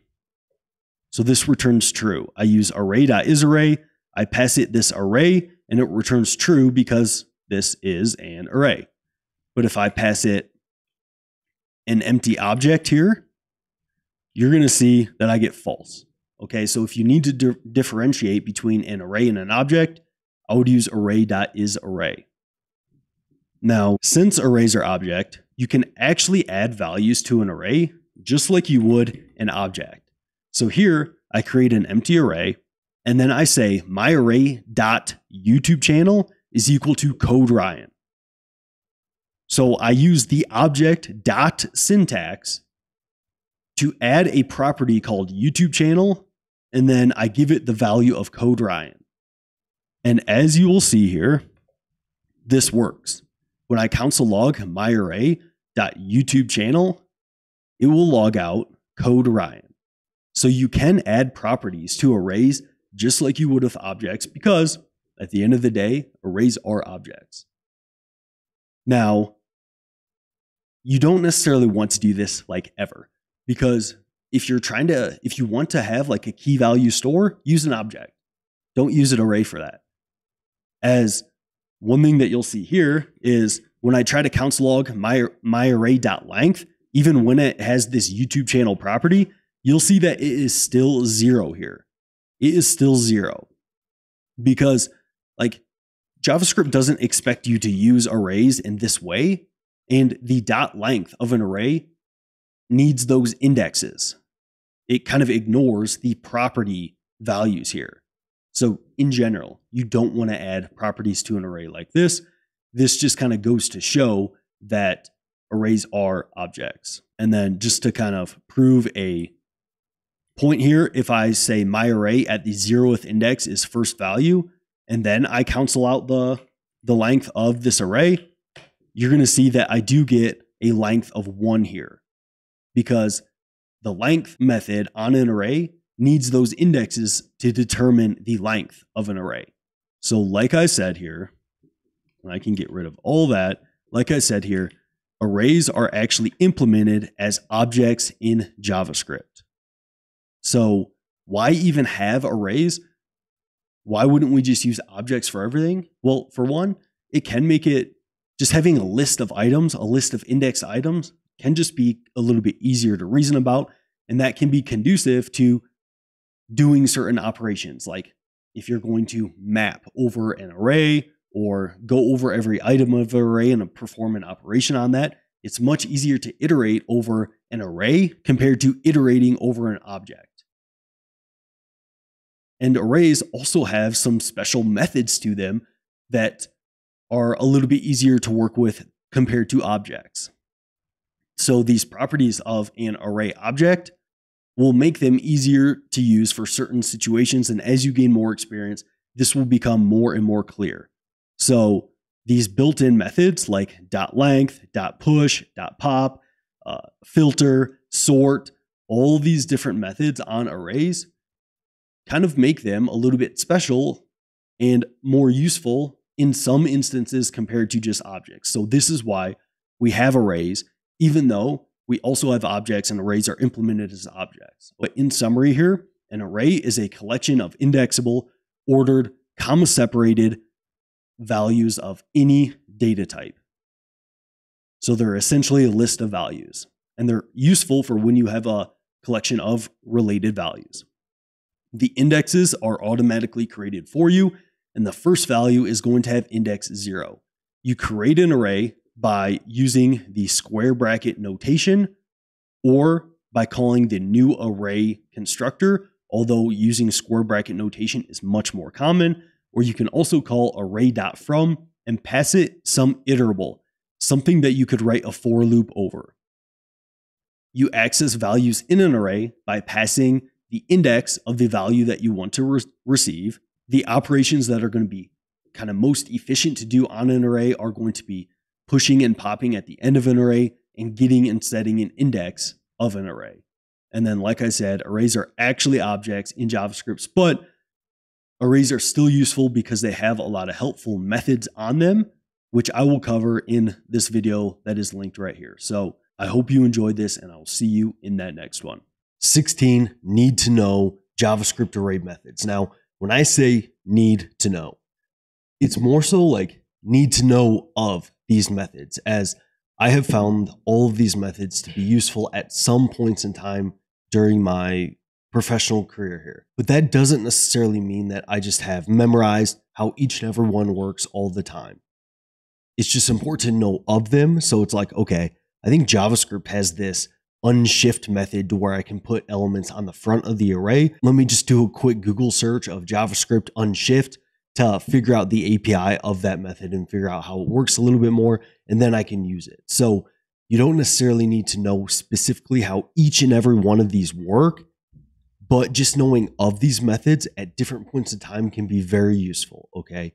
So we're going to kind of roll through 16 of them, but like I said, it's more important, I think anyways, to know of these methods and know kind of how they work, opposed to knowing the specific syntax and all the different little nuances of these methods. All right, so first things first, I will cover map, filter, reduce, and sort in future videos in their own specific video, as those methods, there's a little bit more complexity to them that I want to kind of give them the time that I think they need to fully understand them a little bit better. So the first one we're going to cover here is array.push.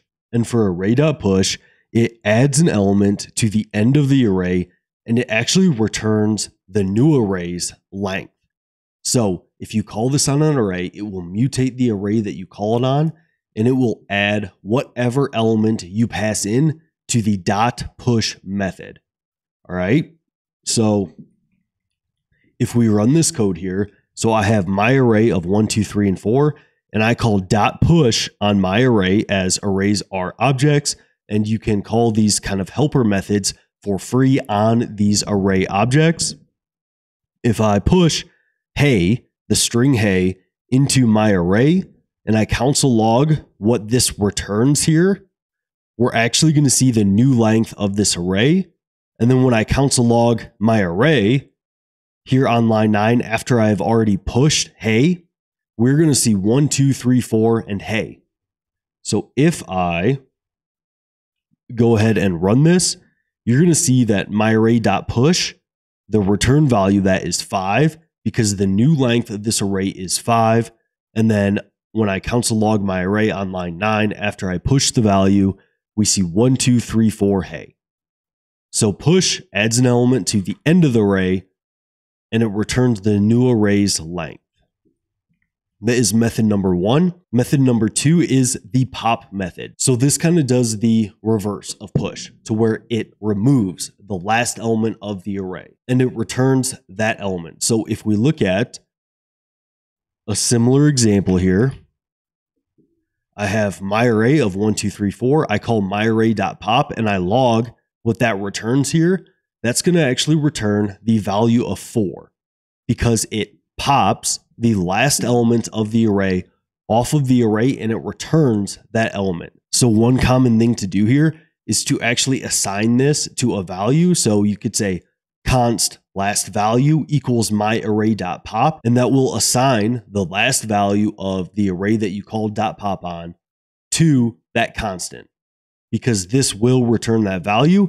And then it does mutate this initial array, the original array. So this original array should have 1, 2, 3, and 4 in it. So as you can see, it first returns the value of 4, and then the array here has 1, 2, 3, and 4. So that is the second method, that is .pop. It removes the last value of the array, it mutates the array, and then it returns that value. Now we have very similar methods, but for the front of the array, the start of the array. And these methods are going to be shift and unshift. So our third method is shift. It removes the first element of an array and it returns that element. So very similar to pop, but it works on the start of the array. So we have myArray, 1, 2, 3, 4, myArray.shift. This is going to return the first value of the array. I like to think about this as you shift things off of the front of the array. And then here in method number 4 is unshift. You unshift things onto the array. That's how I try to keep these straight, but I still confuse these all the time. But here we're going to shift the first element off the array and return it. And then we mutate myArray. So this should have 2, 3, and 4 when we're all said and done here. So as you can see, it returns the first value of the array here. And then we mutate the array to have 2, 3, and 4. So this call here returns the first element, and then the new mutated array has 2, 3, and 4 in it. And then for array number 4, this is the unshift method. You unshift an element onto the front of the array or to the start of the array. And similar to push, the return value for unshifting an element is going to be the new length of the array. So here I would expect this to return 5 as 1, 2, 3, 4, and then we add the 5th element there. And then the new array here will have 100, 1, 2, 3, 4. So if I run this here, we see the first console log, the return value is 5, the new length of the array. And then the new array is 100, 1, 2, 3, 4, because we unshift the element onto the front of the array. Now, quick note on these. Push and pop are going to be more efficient algorithms compared to shift and unshift, because arrays in memory, if you just push and pop elements onto a dynamic array, it's going to happen in constant time. It's going to happen very quickly.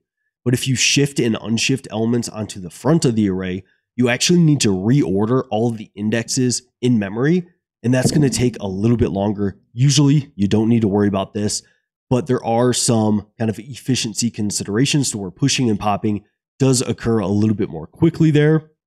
But most of the time, you don't need to worry about that. All right. So those are the first 4. Moving on to number 5, we have the slice method. So the slice method will copy the entire array or a specific portion of the array, and it will return a new array. So let me just look at these first 2 lines here. And then if we log out this new copy here, after calling .slice on myArray, so we call .slice on myArray, then we can log out the new copy, and we can see we get the exact same copy of this array. Now, the slice method can take a couple of arguments here. It can take the start and end index of the new array that you want. Now, the end index is exclusive, meaning you want to start at index 1, meaning you want that index in your new array. But for index number 3, that's where you're going to stop. You're not going to include index 3. So this sliced array here should include indexes 1 to 2. So it includes indexes 1 and 2. And then if you only pass one argument to .slice, then you are going to get from that index to the end of the array. So you're going to get starting at index 1, then the rest of the array if you only pass one index. So if I log out both of these here, and let me make sure I uncomment these, And then if you just call dot slice with no arguments, it creates a whole new copy of the array and just copies the entire array. But if we look at skipping the first value, and then we look at the middle values here, and we run that, you can see that when I skip the first value, I get 2, 3, and 4. And then for the middle values, I get 2 and 3. So in my array, when I skip the first value, I start at index 1, and I want to slice the rest of the array. I get 2, 3, and 4. 2 is at index 1, that is inclusive. But then when I slice from index 1 to 3, I get index 2 here, which is inclusive. I get index 1 here, which is inclusive. And then I want to stop at index 3, and I don't want to include that. So I'm going to actually only get up until index 2. So that's why this console logs 2 and 3. And this creates a brand new copy of the array.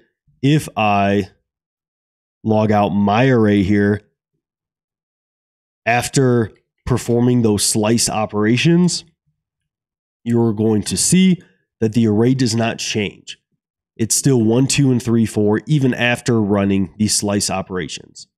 Now I can also use negative indexing for the slice method, in which if I pass in a negative number here, it's going to basically say, okay, starting at 2 indexes from the end of the array, give me that index. It's going to be inclusive in this case, but it would also be exclusive if I passed another value here. So -2 to -3 or to -1. And I'll show you that in a second. But here it's going to say, okay, starting at the second to last index of this array, give me the rest of the array starting at the second to last index. So if I log out last 2, you're going to see I get the last 2 values. I get 3 and 4. And then if I pass in -1 here, that's going to be exclusive. So it's only going to give me the second to last value of this array, because I'm slicing -2 up until the last index of the array, but not including this last index. So if I run this, I only get 3. I get a new array containing the value of 3. So that is the slice method. If you don't pass any arguments, you just get a copy of the original array. If you pass 1 argument, you start at that index, including that index, and then it gives you the rest of the array. And then if you pass 2 indexes, it is inclusive and exclusive. So index 1, and then you pass in index 4 for the second argument. That's going to give you indexes 1, 2, and 3, excluding 4. So that is the slice method in JavaScript. And then you also have a similar one called splice. And splice is basically a way to replace value in the array. And the return value of the splice method is the deleted items. And it also mutates the original array. So here, when I call myArray.splice, what this is saying is the first argument you pass is where you want to start your splice operation. So this is saying starting at index 1, and then the second argument you pass here is how many items you want to remove from this original array. So this is telling JavaScript here, starting at index 1, I want to replace 2 items. So at index 1 here, index 1, which has the value of 2, I want to replace 2 items. So this is saying I want to replace values 2 and 3 here. I want to replace index 1 and index 2. So starting at index 1, I want to replace 2 items. And then after that, you can pass as many values as you want to replace those items with.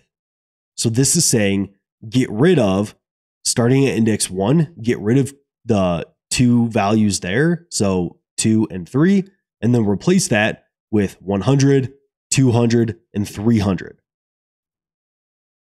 So if I run this, you're going to see that the return value of splice is the values you remove.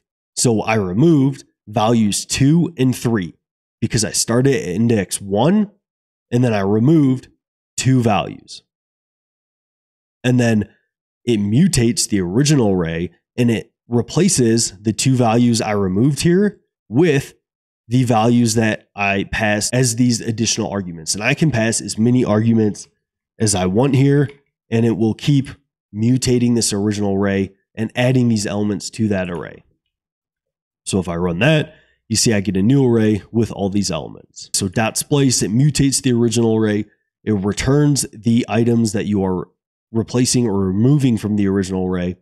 And then starting at argument 3 here, you can pass as many arguments as you want to put in starting at this index right here that you started replacing items. So that is the .splice method. Then we have the index of method. It takes a value and returns the index of that value within the array. If that value does not exist in the array, it will return -1. So we have my array 1, 2, 3, 4, and 5. And then here I use the index of method on the array object. I pass in the value of 3. So this is going to look through this array and it's going to find the value of 3 and it's going to return the index of that value. And if it doesn't find that index, it's going to return -1.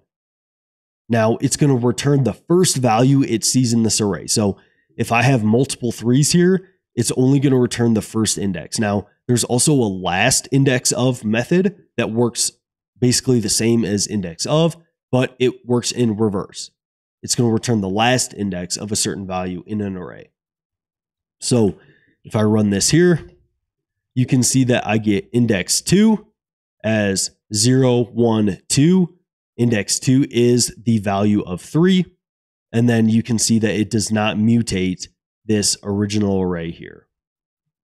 So index of, you pass it a value and it returns the index of that value. But if I pass a value that doesn't exist in the array, you can see that it will return -1 as this value doesn't exist. We also have the includes method here for method number 8. It returns whether an array includes a certain value. So it returns true or false. So here, effectively what I'm doing is I'm calling .includes on this array object and I'm seeing, okay, does this array include the value of 2? And as we can see in my array, it does include that. So we get true. It returns true or false whether it includes the value. It does not mutate the array. If I pass in a value that doesn't exist here, we can see that we get false. Okay, so .includes returns a true false value on whether an array includes the value that you pass in to the includes method. For method number 9, we have the concat method on arrays. And I know this is a lot of information, but like I said, you just need to know that these methods exist and have a high level overview of how they work. And then when you go to use them, you can dive into some of the more nuances of these methods. The concat method on the array, it's basically going to take an argument of additional arrays or even one array, and it's going to combine all those arrays together. So it creates a new combined array. It does not mutate the original array. So I call .concat on this original array here of 1, 2, 3, and 4. I pass in 2 arguments, an array containing 100, 200, and 300, and then a second array containing 1000, 2000, 3000. And if I'm going to first clear my terminal, but if we run this, we get the new array as 1, 2, 3, 4, 100, 200, 300, 1000, 2000, 3000. But it does not mutate the original array. That stays 1, 2, 3, and 4. And you can pass as many arrays here as you want, or you can just pass one array and it combines those arrays. Now, there's also other ways, and you can see it does it there. Now, there's also other ways to combine arrays that I actually think are a little bit simpler using the spread operator in JavaScript, but I will cover that in future videos. The 10th method is the join method. And effectively join, it will take an array and it will turn it into a string with some delimiter. So I'll explain what that means. So by default, join will turn in an array into a string of comma separated values. So it's going to join these values together and then it's going to, by default, just put commas between the values. And that comma is what you can think of as the delimiter. So if we run this, we see that the output of this is the string 1, 2, 3, and 4, but it does not mutate the original array. The original array stays the array of 1, 2, 3, and 4, but it logs out the string 1, 2, 3, and 4. Now, you can pass whatever delimiter you want for an argument of this method here. So if I pass in the string of all these stars here and I run this, you're going to see that I get 1 star, star, star, star, 2, 3, 4, with these stars in between the numbers. So it's going to join these values with whatever delimiter you pass in. One common thing to do here is just to pass in an empty string, and then it basically just gives you a nice human readable output of this of 1 space, 2 space, 3 space, 4. Because it basically just replaces these commas of this array with whatever delimiter you pass in, and it does not mutate the original array. Method number 11 is flat. So flat, it flattens a nested array into a less nested array. So it removes the nesting of those array. It flattens those arrays into a less nested array. So here we can see in my array, I have an array that is 1, 2, and then for my third value of my array, it's actually an array that has values of 100, 200, 300. And then within that nested array, I have another array of values 2000 and 3000.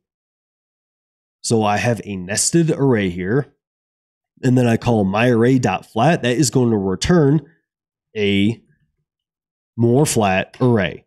And as we can see, the flat method, it returns a more flat array to where I get 1, 2, 100, 200, 300, and then I still have a nested array here because this has multiple levels of nesting.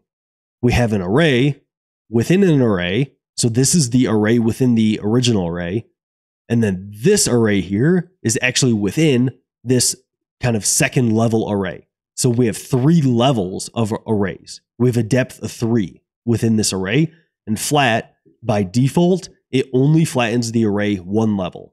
So it only gets rid of this arrays at level 2, so to speak. But we can fix that to where if I pass in a value here, it tells flat how many levels of nesting to get rid of. So if I pass in a number greater than or equal to the levels I have in my array, and I run this, you can see that now the flattened array, it doesn't have any nested arrays. It just says 1, 2, 100, 200, 300, 2000, 3000, 3, 4, all in a flattened array, but it does not mutate the original array.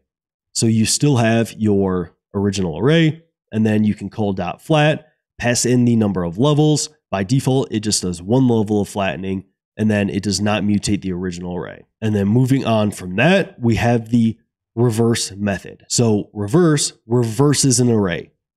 It does not sort the array. So this isn't a reverse sort. It is just reversing this array. So as we can see here, my array 1, 2, 3, and 4, if I call reverse on it, and let me first clear my console. If I call reverse on it, I get 4, 3, 2, 1. And then you can see it does mutate the original array. So reverse, it mutates the original array and it just reverses the elements of this array, but it does not sort it. So reverse, pretty straightforward. It does exactly what the name suggests. Now at number 13 here, we have a little bit more complex of a method. It is the .find method on an array. And this basically, the find method, it takes an argument that is a function. So the .find method, this is called a higher order function. We'll cover those in more depth in future videos, but it takes a method that is a function and it returns the value that is found in the function based on whatever function you passed in. So if that makes 0 sense right now, let me run through an example. So here I have an array called myArray, and then I have a function called find number greater than 3. It takes a value and then it returns a true false Boolean. So I return value is greater than 3. If that is true, it's going to return true. If that is false, it's going to return false. And then here I call myArray.find and I pass in my function. So it takes a function here, and the function should return true or false. And the first time that your function returns true, it's going to return the value into whatever variable you want. So here, if I run this, we can see the found value is 4, but it does not mutate the original array. The original array stays the same, but it will return the first value that returns true within the function that you pass. So in my array 1, 2, 3, 4, 5, the first value that is greater than 3 is the value of 4. Now you can do the very same thing with an inline function. You don't need to kind of declare your own functions for these. You can actually just call myArray.find.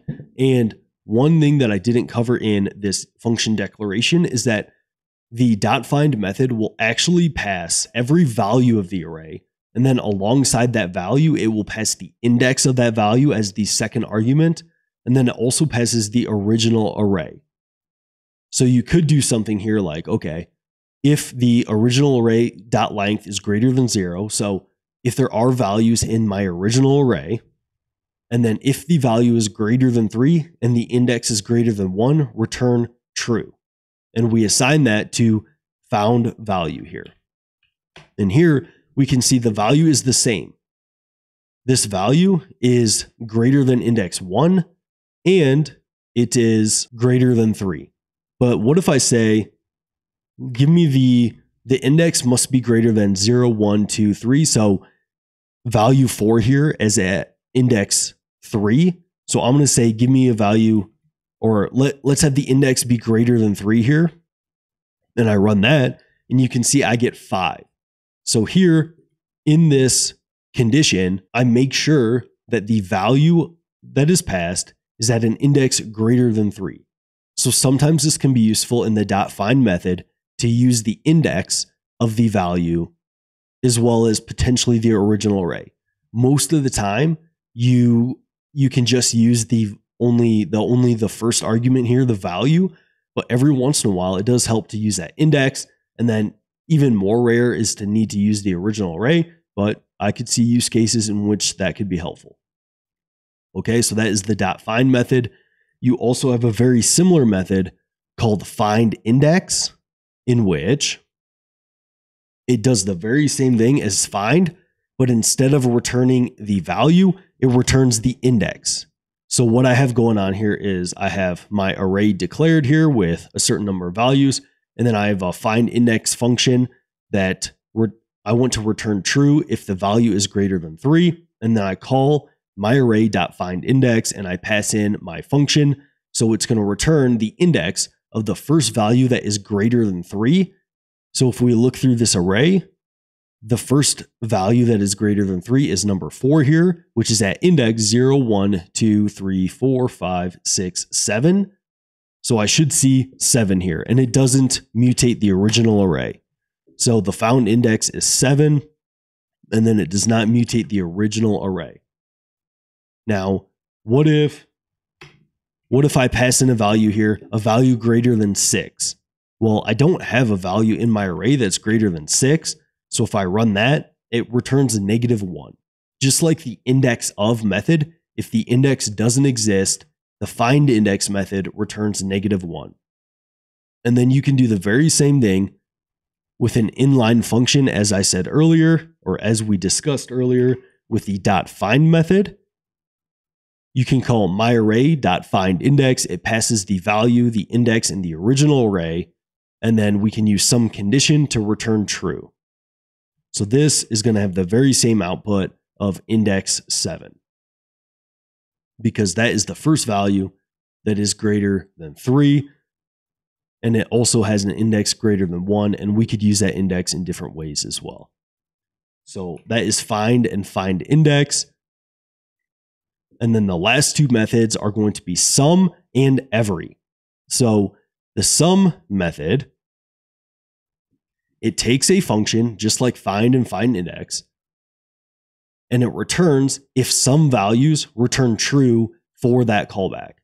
So here I have my array, and then I have a function called are some values greater than 3, and then I have, okay, let's return true if that value is greater than 3.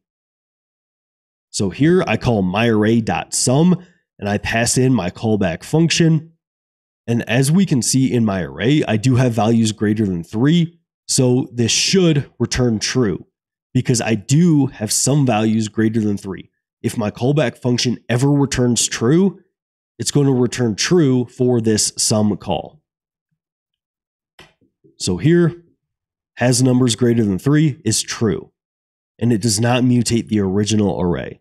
Now, if I do greater than 6 here, you'll see that I don't have values greater than 6. So we get has numbers greater than 3 is false. Now you can do the very same thing with an inline function here, to where the .sum method to your function, it will pass the value, each value of your array. So it passes 1, 2, 3, 4, 5. It calls this function separately with each value. And then it also will pass the index in the original array, just like the find and find index methods. So here we look for a value greater than 3, return true. We're going to see we get the same output. It does have values greater than 3.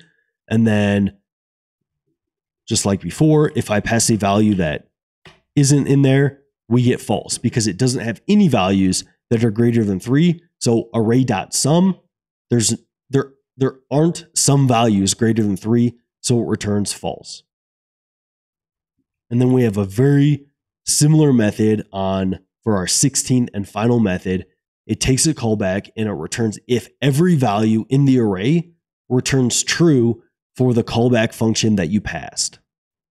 So I have my array 1, 2, 3, and 4, and I have a function are all values greater than 3. I return true if the value is greater than 3. So we call .every on my array, and I pass in my callback function of are all values greater than 3. And here we can expect that the return value that is going to be 4, because as it passes every value of this array, well, even this first value, it's not greater than 3. So we would expect this to return false.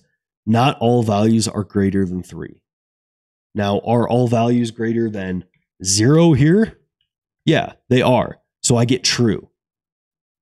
And it does not mutate the original array. And you can do the very same thing with a callback function here, to where it will pass the value, index, and original array for every value that exists in this array. And then I'm basically doing the same thing. I'm returning true if the value is greater than 3. And then you could use the index in the original array in some other way there. But as you can see, I get false. Not every value is greater than 3, but is every value greater than 0 within my array? And does every value have an index greater than -1? Well, this should be true. Every value is greater than 0, and every index has an index more than -1, as they are zero-based indexes of arrays. So here, the .every function, it will pass in every value of the array that you call this function on. So myArray.every, it's going to pass every value of my array, as well as the index in the original array. And if your function that you pass in returns true for every value, it will return true. Else, it's going to return false. So that was a rundown of 16 different array methods in JavaScript that I think are useful to know of. Are you going to use these all the time? No, you're not. But are there use cases that come up pretty regularly that it's useful to know of these methods? Yes. So I think that will definitely help you out in the future.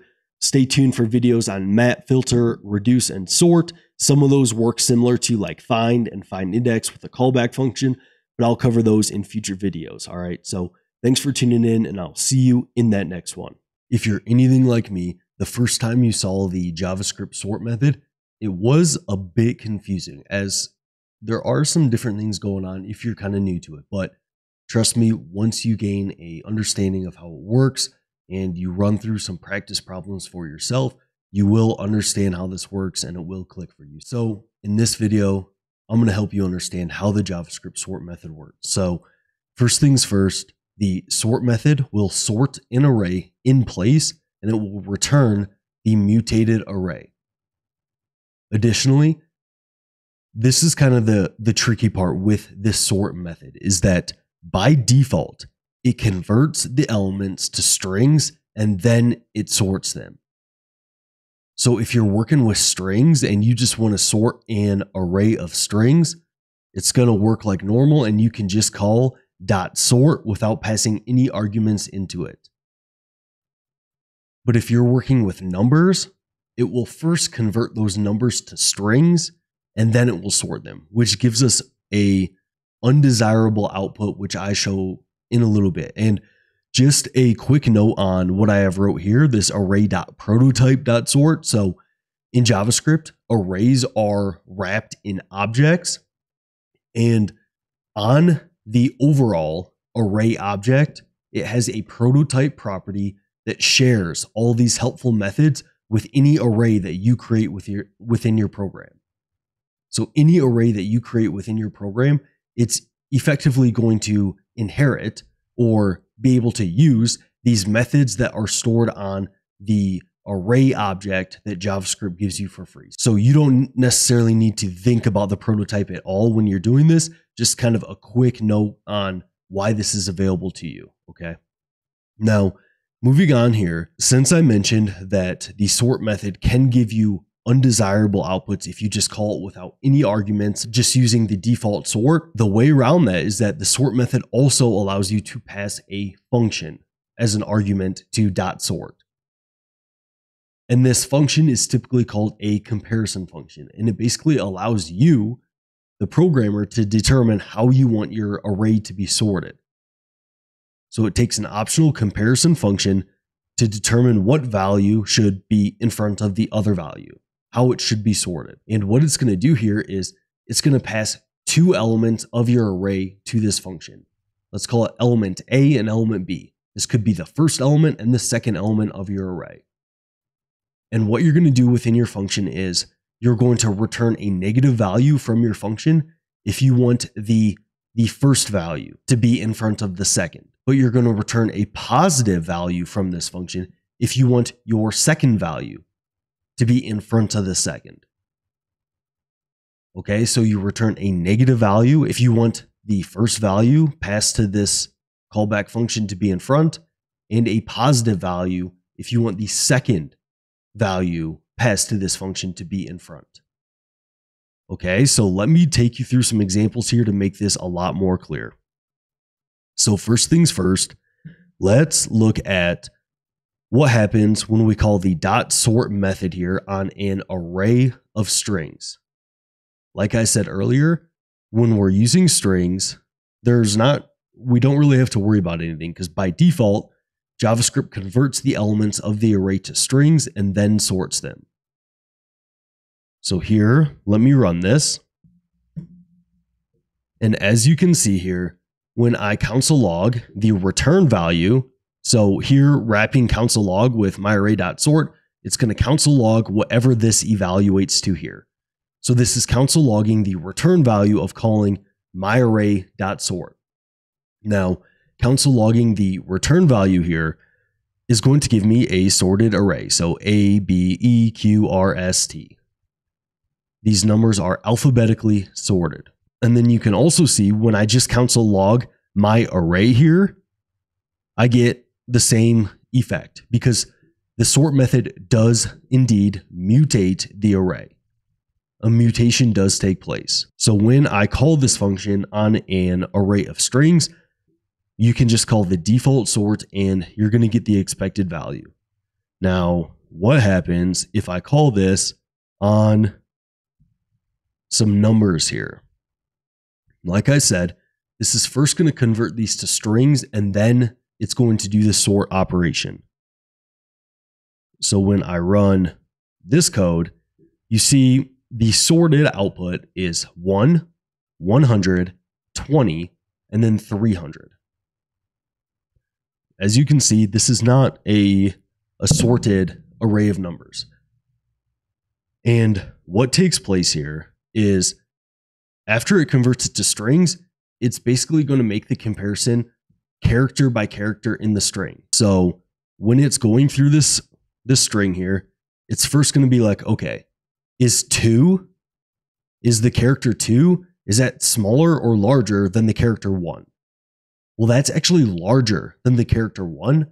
So since that is true, JavaScript is just going to put 100 in front of 20.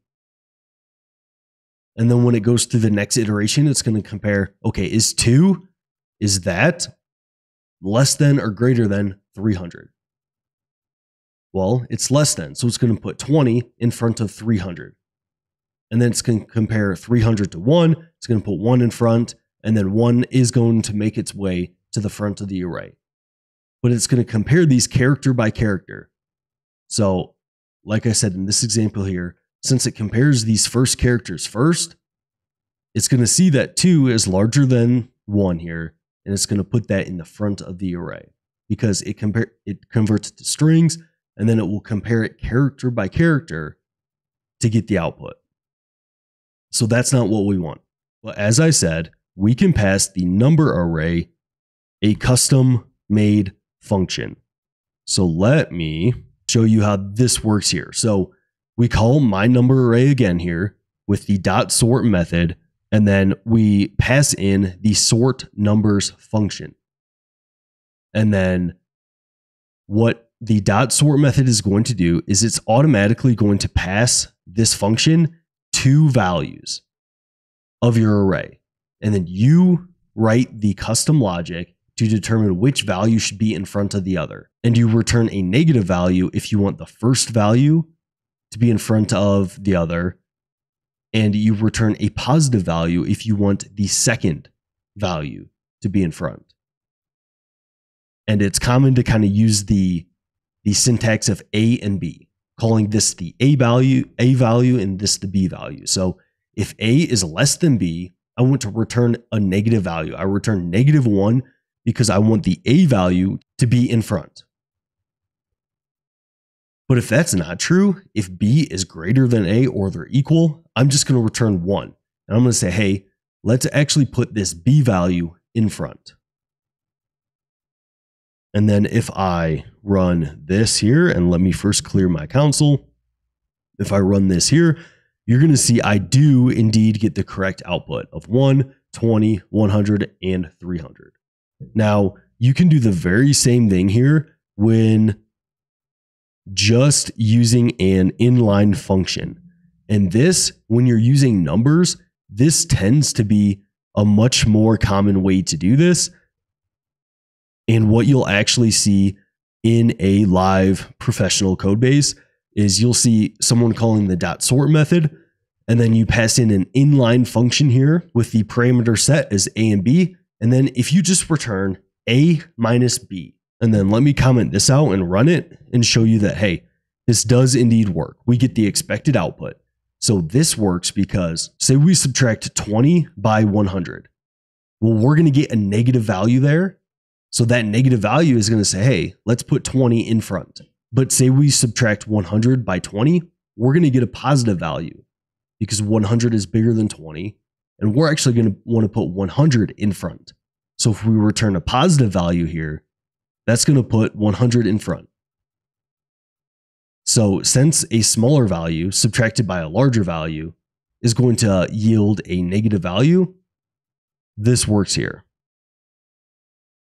And A minus B is going to return the correct output for sorting an array of numbers. So that is a very shorthand way to do it, but I know the first time I saw this, it really didn't make sense to me. So really in your head, think about how, okay, just think about some example comparisons in your head and think about if you pass 20 and 100. Well, here you would see 20 minus 100, that's -80. Since that's a negative value, that's going to put 20 in front, which is what we want.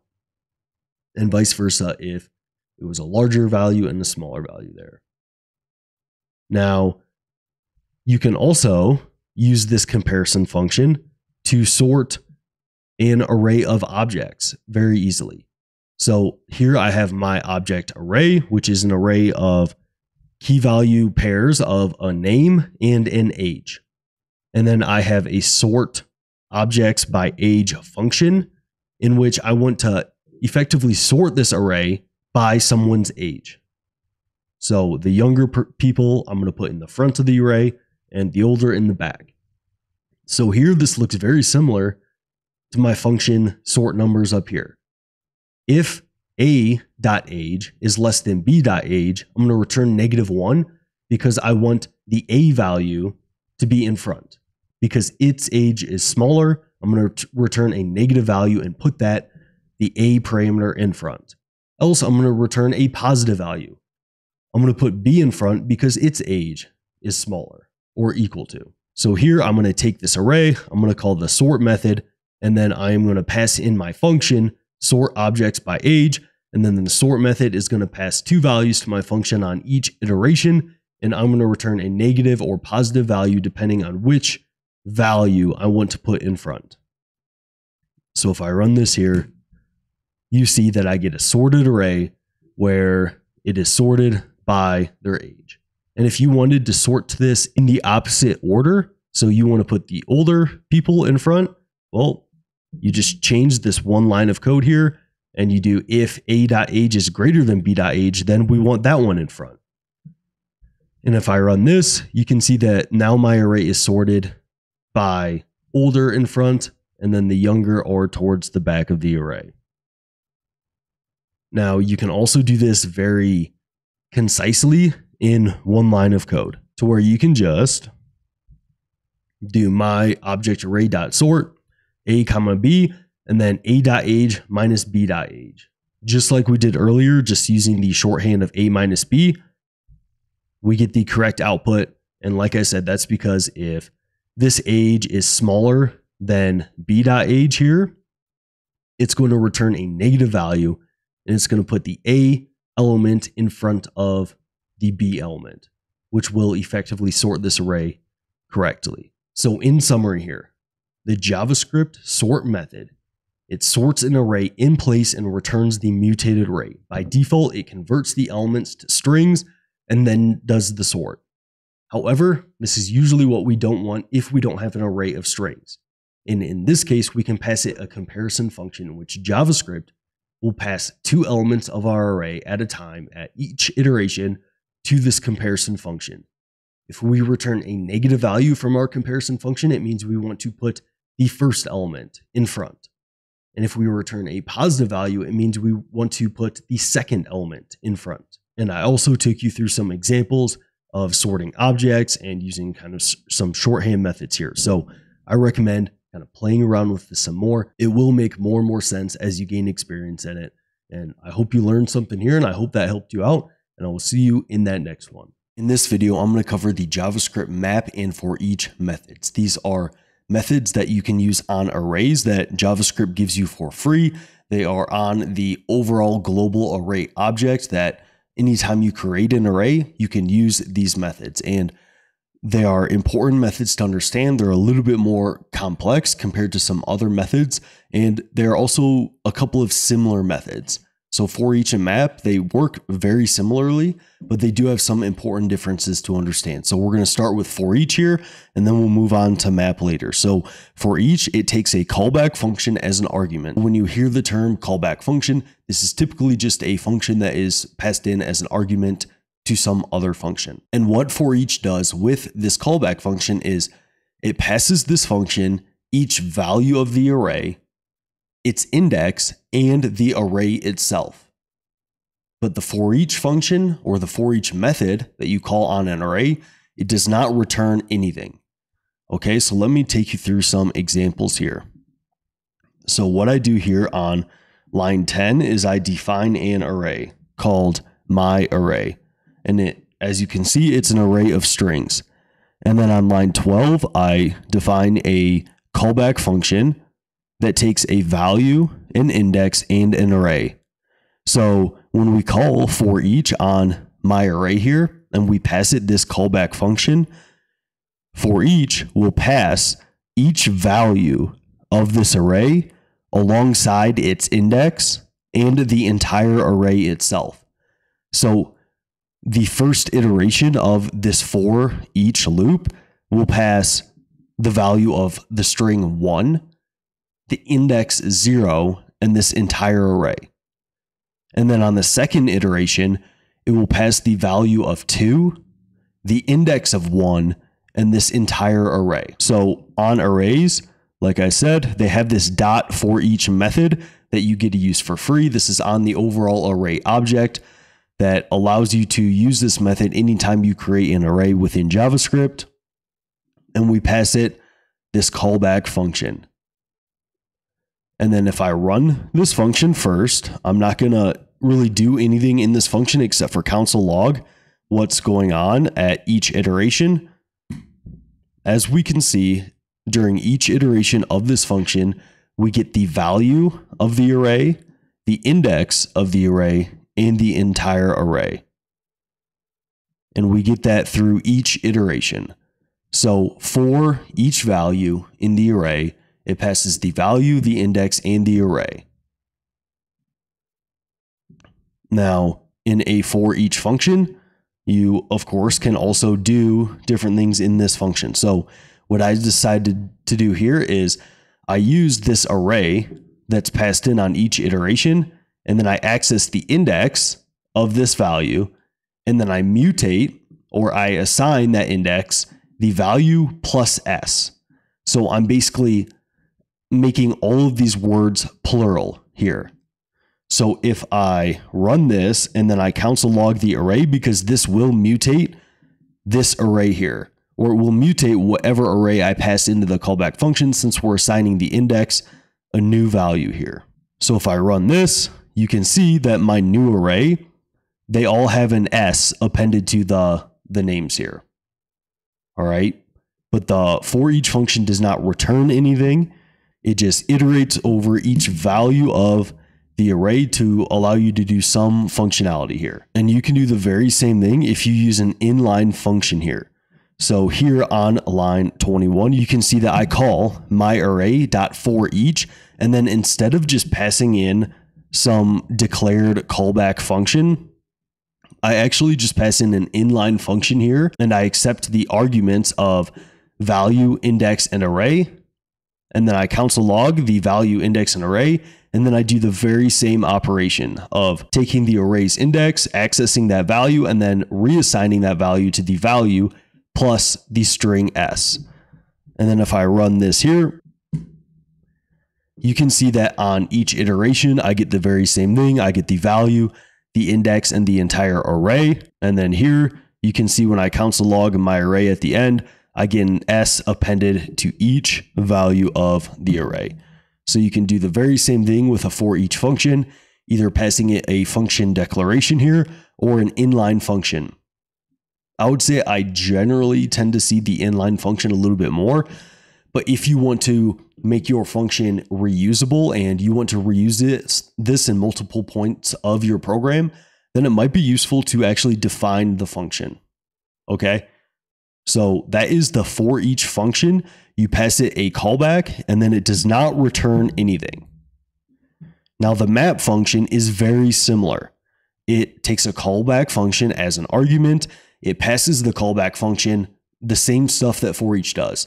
Each value of the array, its index, and the array itself.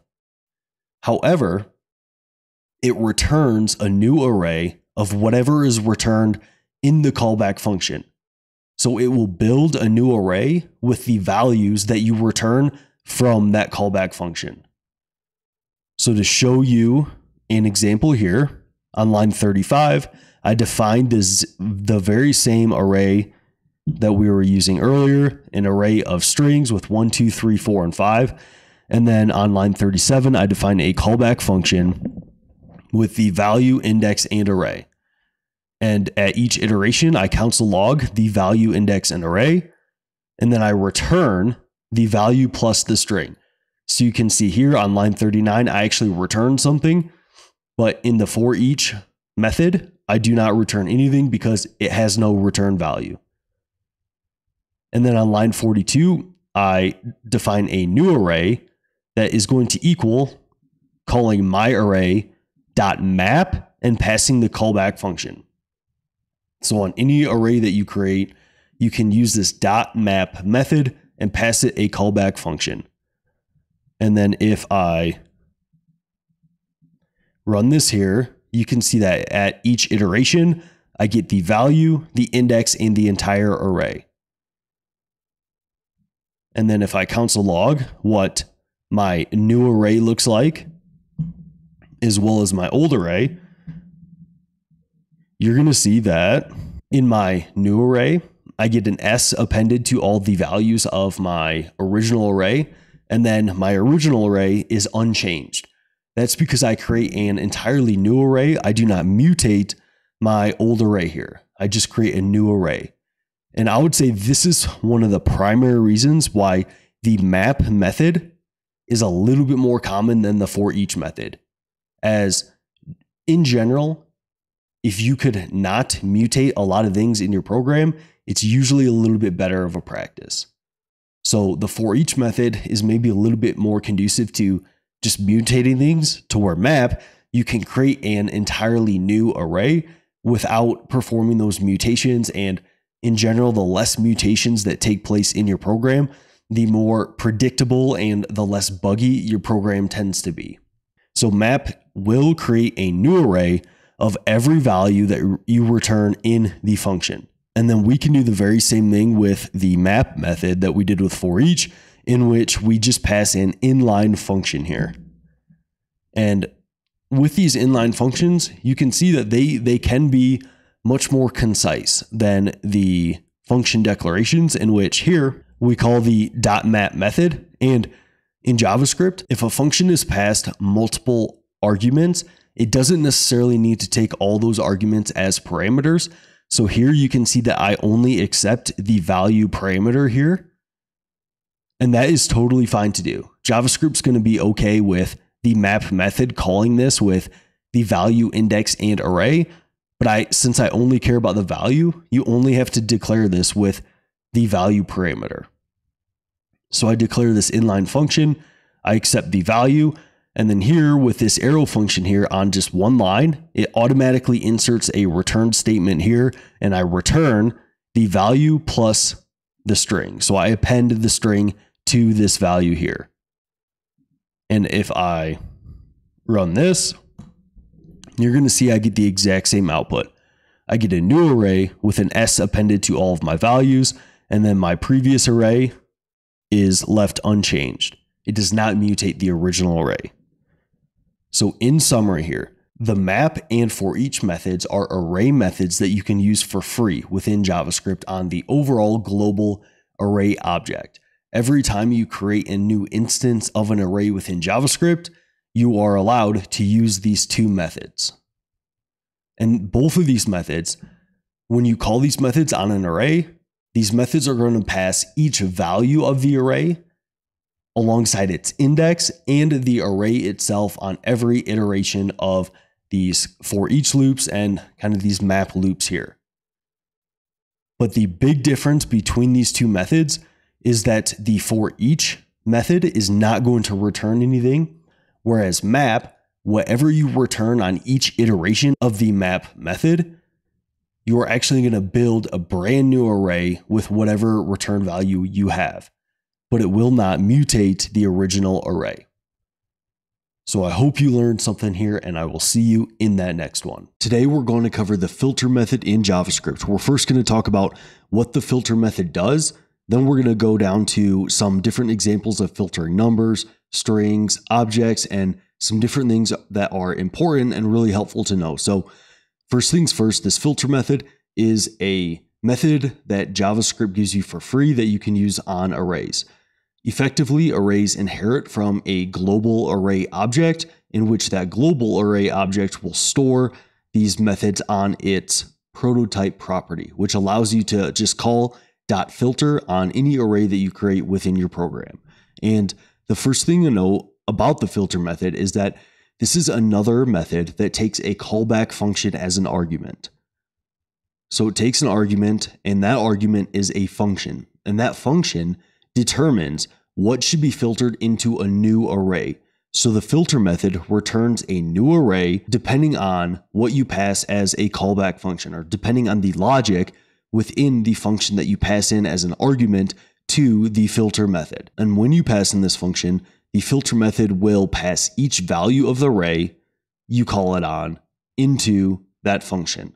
So for every value in the array that you call that filter method on, it's going to pass that into the filter function, and it's also going to pass the index of that value as well as the entire array itself. Within your callback function, if you return true in a particular iteration of that filter method, it will place that value in a new array. So in your filter function, if your logic returns true, it will place that value into a new array, which is why I think it's important to think about this as you're filtering values into a new array. So you return true if you want it to be filtered into a new array. As when we often think about filters, we think about filtering things out.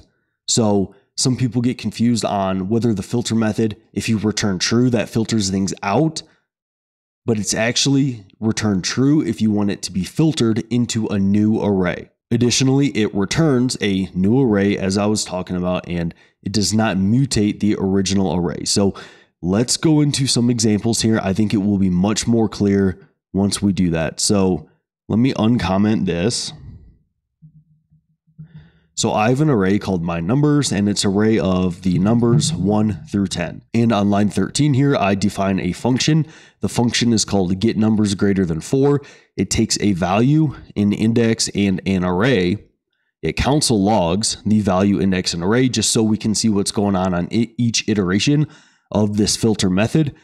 And then I return value is greater than 4. This is a comparison here. It compares, okay, if the value is greater than 4, return true. If it is not greater than 4, then return false. So this is effectively going to filter values greater than 4 into a new array.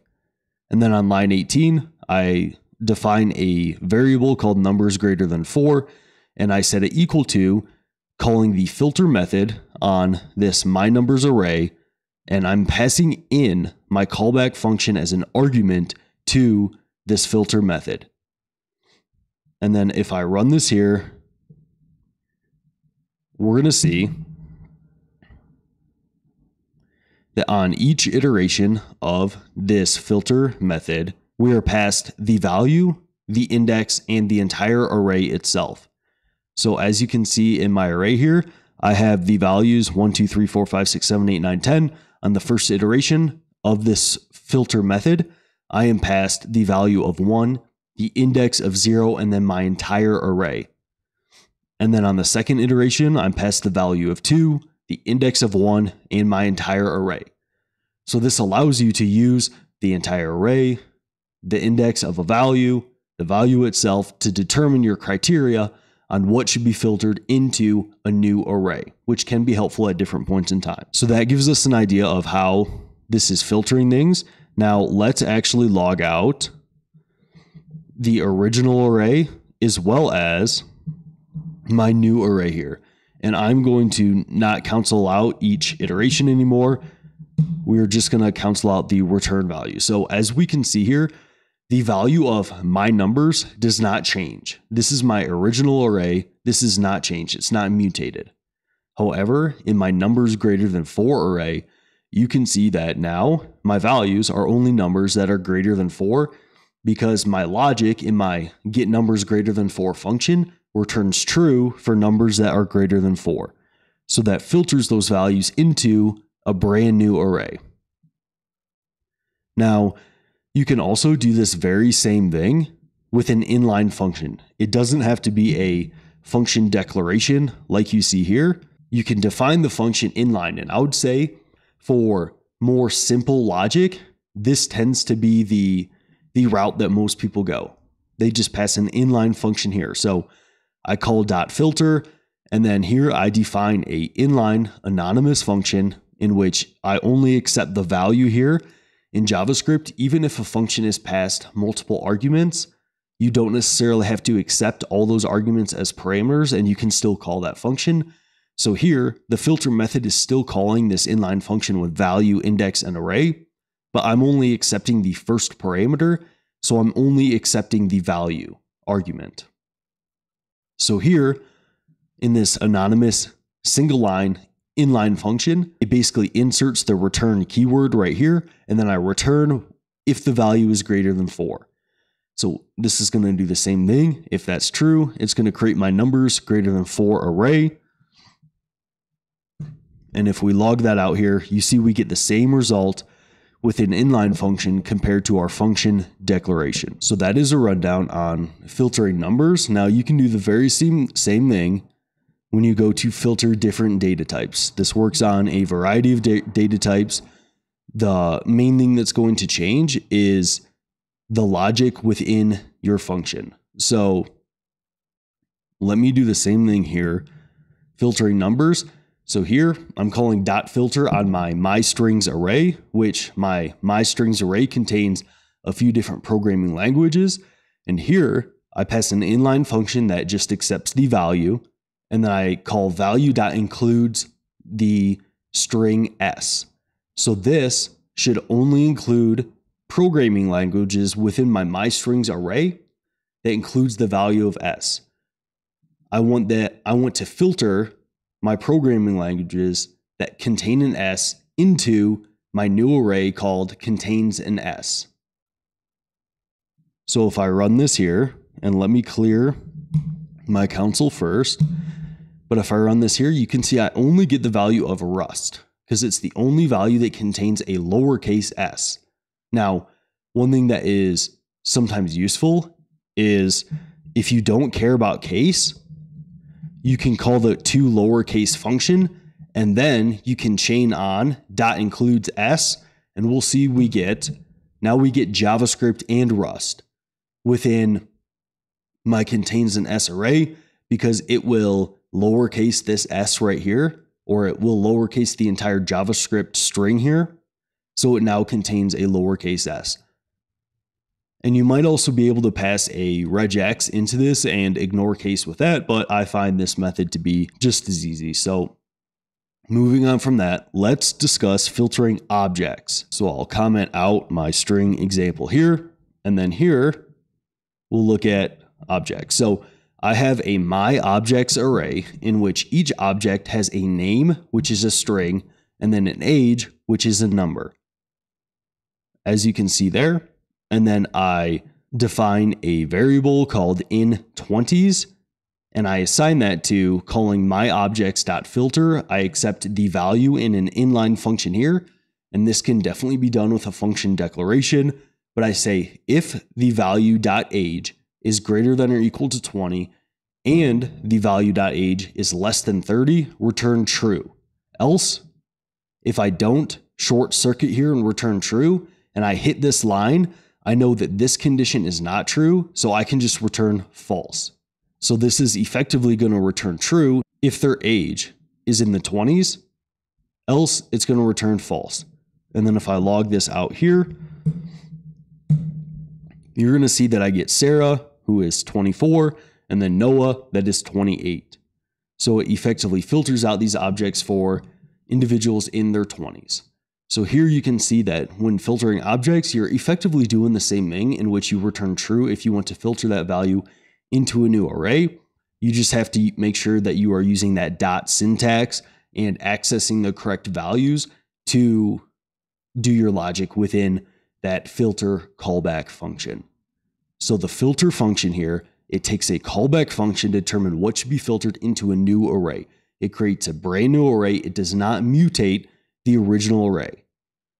For every iteration of your function, it is going to pass every value of the array that you call it on, the index of that value, and the entire array itself. If you return true within your callback function, it will place that value into a new array. It will filter that value into a new array. But if you return false, it will ignore that value. It will not place it into the new array. Okay, so that is the JavaScript filter method. The JavaScript reduce method that you can use on arrays tends to be one of the more kind of confusing methods, especially when you're just starting out. I know it definitely was for me. So my goal with this video is to give you a good understanding of the reduce method that you can use on arrays in JavaScript, and also some different kind of times and places in which it is a very useful method to use within your program. So first things first, the reduce method is an array method that you can use on any array that you create within your programs. And the reason that you kind of get this for free is because in JavaScript, it has this thing called a global array object that it gives you for free.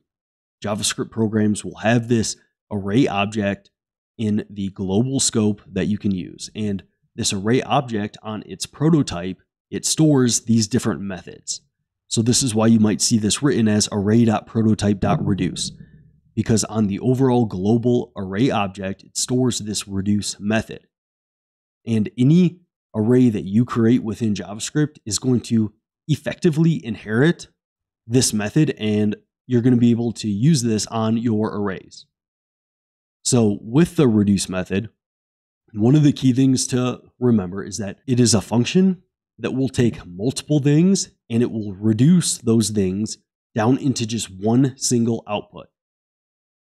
So it takes multiple things and reduces it down into one thing. And the reduce method in JavaScript is going to take two arguments. The second one is optional. The first argument is going to be a callback function. So you are going to write some logic to take multiple things and reduce it down into one thing. And the second argument is an optional default value, which I'll explain here in just a second. Now, the reduce method, JavaScript will automatically pass your reduce method a few different arguments. The first argument is going to be an accumulator value. Whatever you return from your callback function that you pass in to reduce, whatever you return from that function is going to be passed as your accumulator value. Now, on your first iteration of your reduce loop, so to speak, you're not going to have a return value yet because it's your very first time. So this is where that second argument to reduce comes in, your default value. So on that first iteration, since you don't have a return value yet from your callback function, whatever you pass as a second argument to reduce, your default value, that will be your accumulator. And this will make more sense as I go through examples. But since that is an optional argument to reduce, if you don't pass that argument, then your first accumulator value will actually be the first value of your array in which you call reduce on. Okay, and all this will make more sense when I go through a couple of examples. So the first argument that is automatically passed to your callback function that you pass to reduce is going to be the accumulator value. And that is either going to be the default value.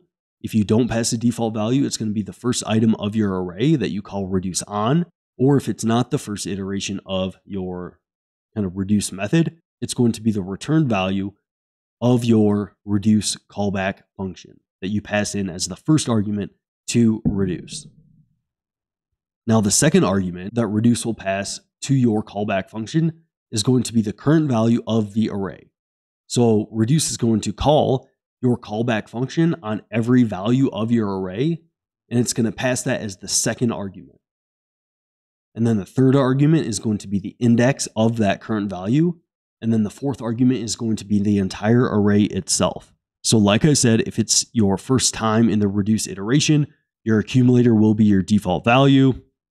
And then if you don't pass a default value, it will be the first value of your array. And then whatever you return from your callback function, that will be passed as the accumulator during your next iteration or the next call to your function. So let me take you through an example so this makes more sense here. So here on line 24, I define an array and I define the values 1 through 6 in this number array. And then I define a function on line 26 called getSum. This function takes an accumulator as the first argument, the current value as the second argument, the index as the third argument, and then the entire array itself as the fourth argument. And then here on line 31, I call number array. I access the reduce method using .reduce. And then as the first argument, I pass in my callback function. And then, like I said, reduce will automatically pass in my accumulator value, the current value of the array. So it's going to go through every value of my array sequentially and pass that to this function. and it's going to call this function for every value of this array. And it's also going to pass the index and the array itself. And then here as the second argument, I pass an optional default value in which my first time through this iteration, my accumulator is going to be 0. So let me actually run this here. And I'm console logging my accumulator value, the current value, and the index and the array in every iteration so you can see what this looks like. So I run this here and you can see in my first iteration here, my accumulator value is 0 because that is what I passed as a default value to my reduce method. So my accumulator here is 0. And then my current value is 1 because that is the first value of my array.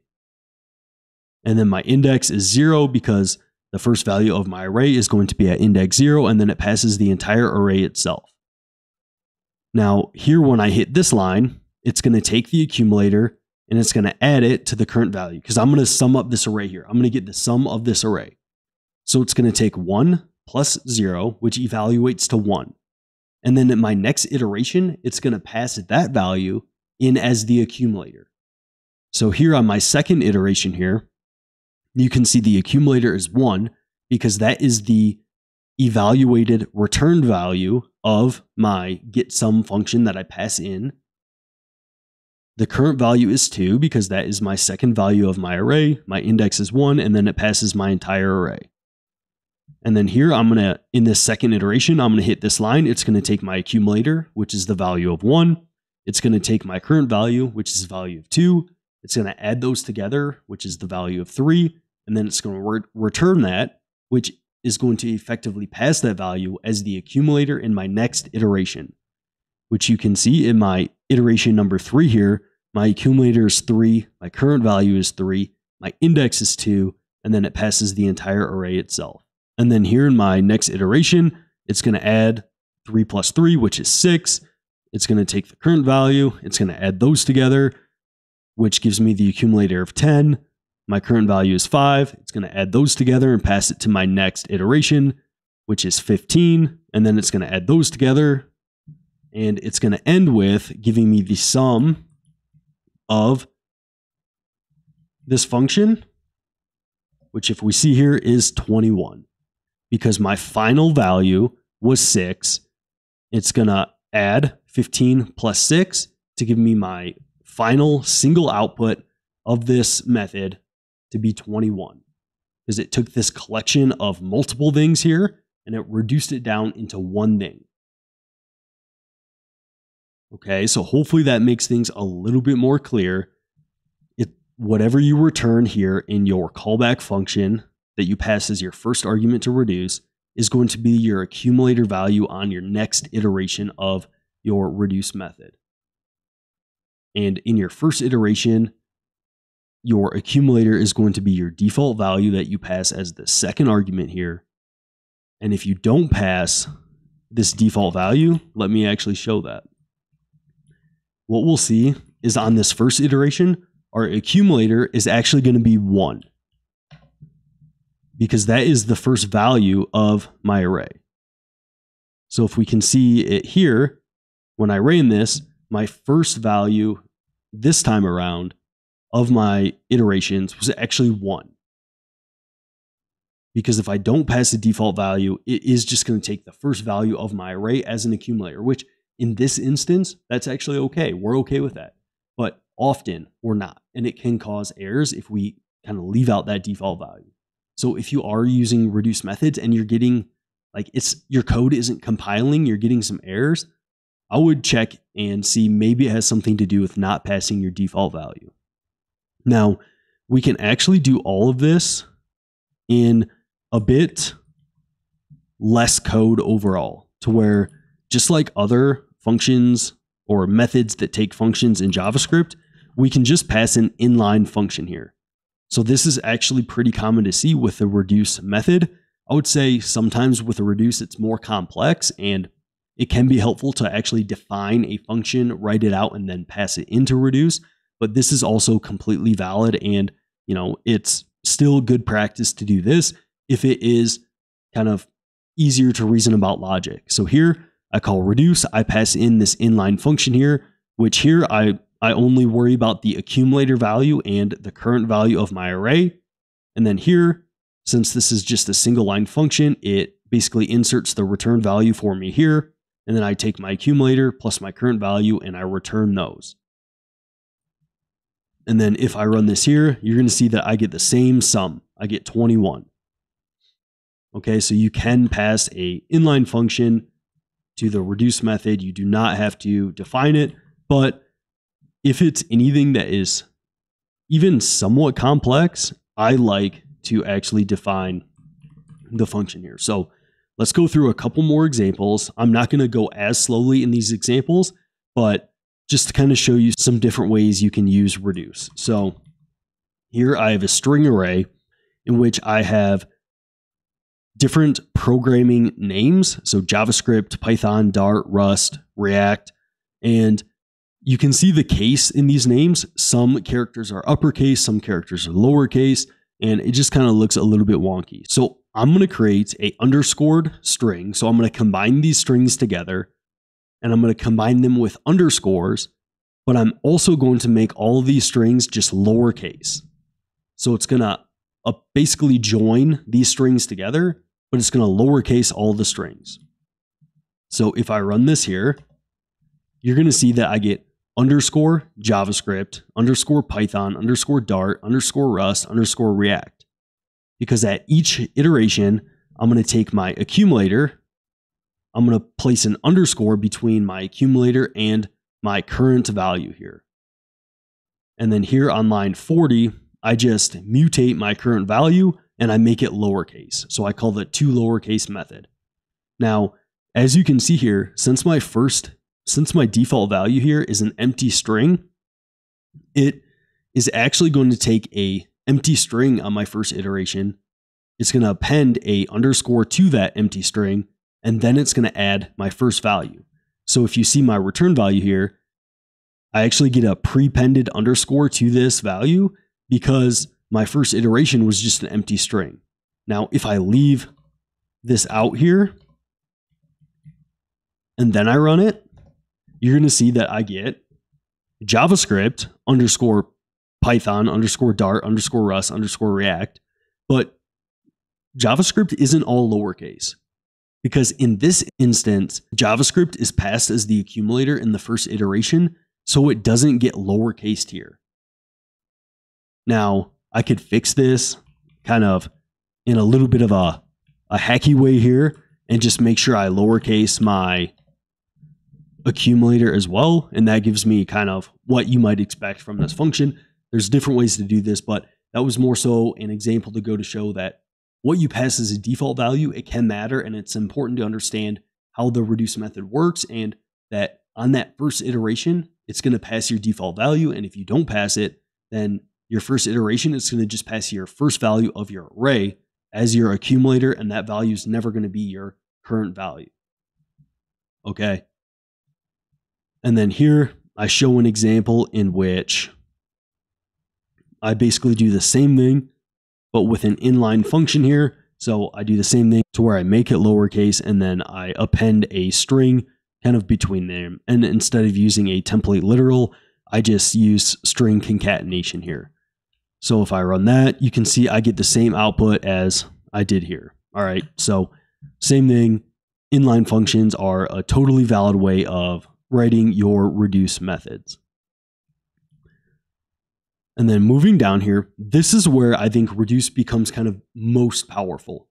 It's with using a little bit more complex data structures and reducing those down into kind of one single output.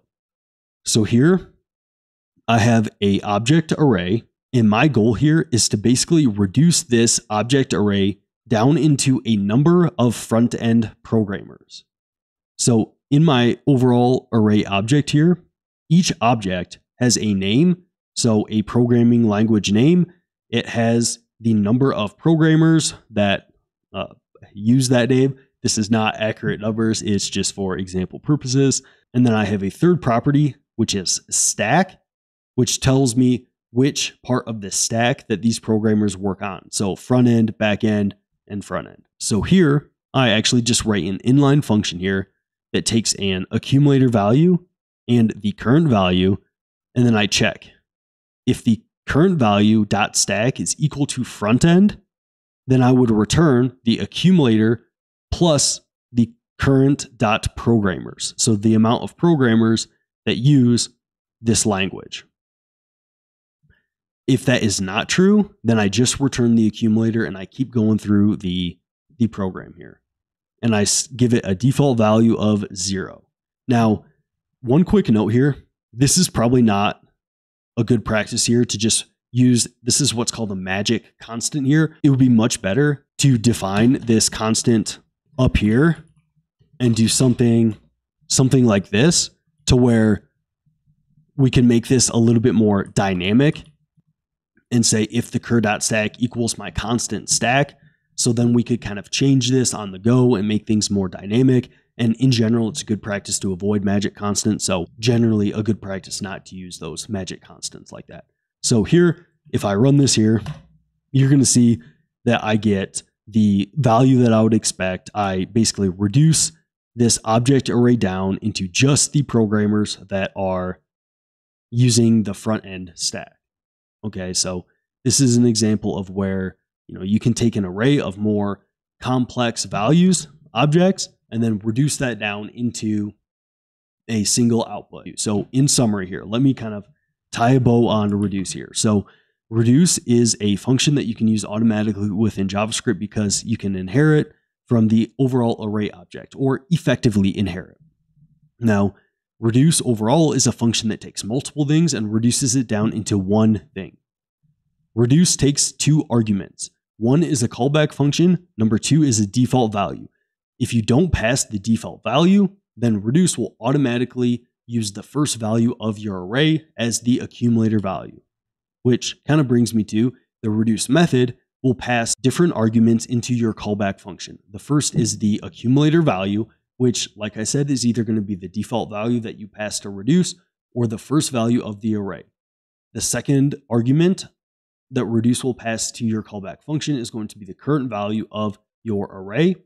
The third one is going to be the index, and the fourth is going to be the overall array itself.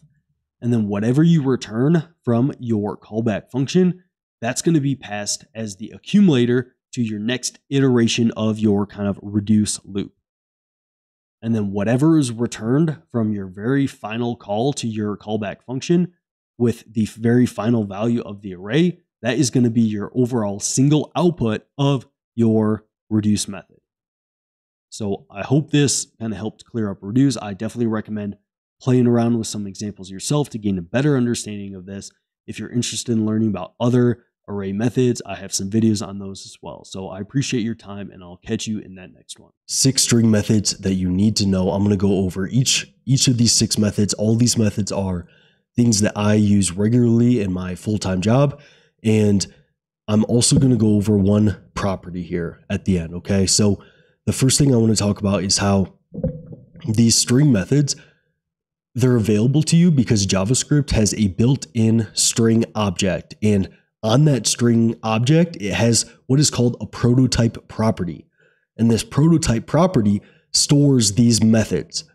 And then when you create a new string within JavaScript, it effectively inherits from that overall global string object, in which you can use all of these methods on any of the strings that you create within JavaScript. So the very first one that we're going to go over is replace and replace all. So here on line 5, you can see that I've defined a string. In this string here, it is separated by these slashes. And one thing that is potentially common to do is that when you're getting data from an API or your own database, you might need to reformat that data to be easier to work with within your kind of front end application. So this is somewhat common to do, and you call replace using the dot syntax on any string that you create. So here I create this string here, I assign it to strings with things, and then I can call strings with things dot replace. And then here, the first argument to the replace method is what you want to replace in that string. And then the second method is what you want to replace it with. So this is saying, I want you to find a hash in this string and I want to replace it with an empty string. So if I run this here, and what you'll see is that it will not mutate this original string. It will only assign this new string to this new constant here. So I'm going to run this here, and you can see that my first string, it remains the same, but my second string, the very first hash is replaced with an empty space here. Now, you often don't want to just replace the first hash or the first thing, but you want to replace all the things. And that's where replace all will do. Replace all will say, hey, I'm going to find every instance of this hash within this string here, and I'm going to replace it with this empty space. So if I run that, and let me clear this first, I'll run this here, and you can see my first string remains the same. It does not mutate the original string. My second string, it has one space because it replaces the first instance of the hash. And then my second string, it replaces all instances of the hash. So that is the replace and replace all methods within JavaScript that you can use on any string that you create within your program. Now, the second method I want to go over is the slice method. And this is also a method that you can use on arrays. It is a pretty common method to use. It basically allows you to take a string and slice it into a smaller string, or even create a copy of the original string. So I have this constant defined called string that's too long, and it's just some somewhat long string. And then here I define shorter string, and on the string that's too long, I call the .slice method, and I pass in the argument of 5. And when you only pass one argument to the slice method, what it's going to do here is it's going to say, okay, starting at index 5, starting there, I'm going to slice the rest of the string. So it's going to go 0, 1, 2, 3, 4, 5. So starting on this T here, it's going to give you this T plus the rest of the string. And it's not going to mutate the original string. So if I run this here, you're going to see that I get the original string is left unchanged, but the second string here that I sliced, starting at index number 5, T, and that is inclusive, so it includes the T, it gives you the rest of the string. So this is saying starting at index 5, create a brand new string and give me the rest of that string. Now, the slice method also takes a second argument, and that is where you want to slice to, and this is exclusive.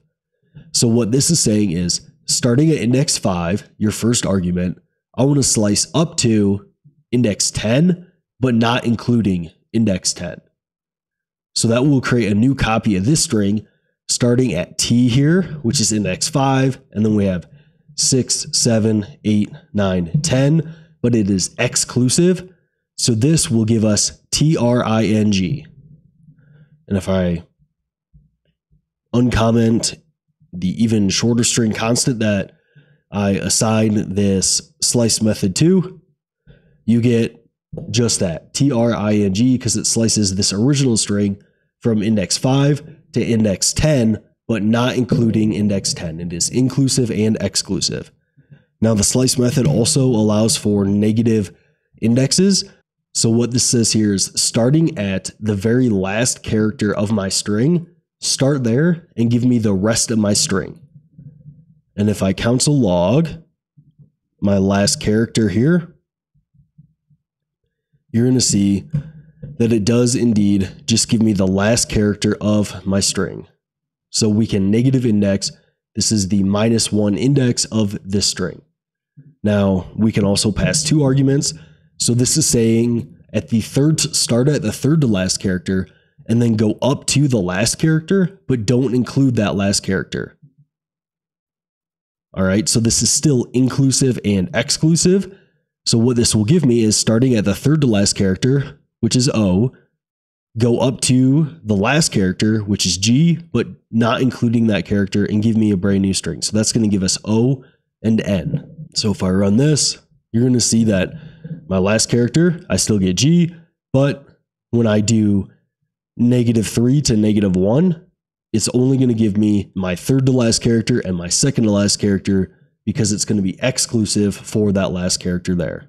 All right. So that is the slice method. It takes 2 arguments, the start index and the end index of where you want to slice your string. And the second argument is exclusive, does not count that, and it does not mutate the original string. Now, the third method is to lowercase and to uppercase. And this does exactly what it sounds like. When you call this method on a string, it will either make all the characters capital letters or all the characters lowercase letters, and it will not mutate the original string. And this can be effectively useful when you're trying to make a comparison in your program and case doesn't matter. So if you're wanting to compare, okay, is the result of this API the same as what we already have in our program?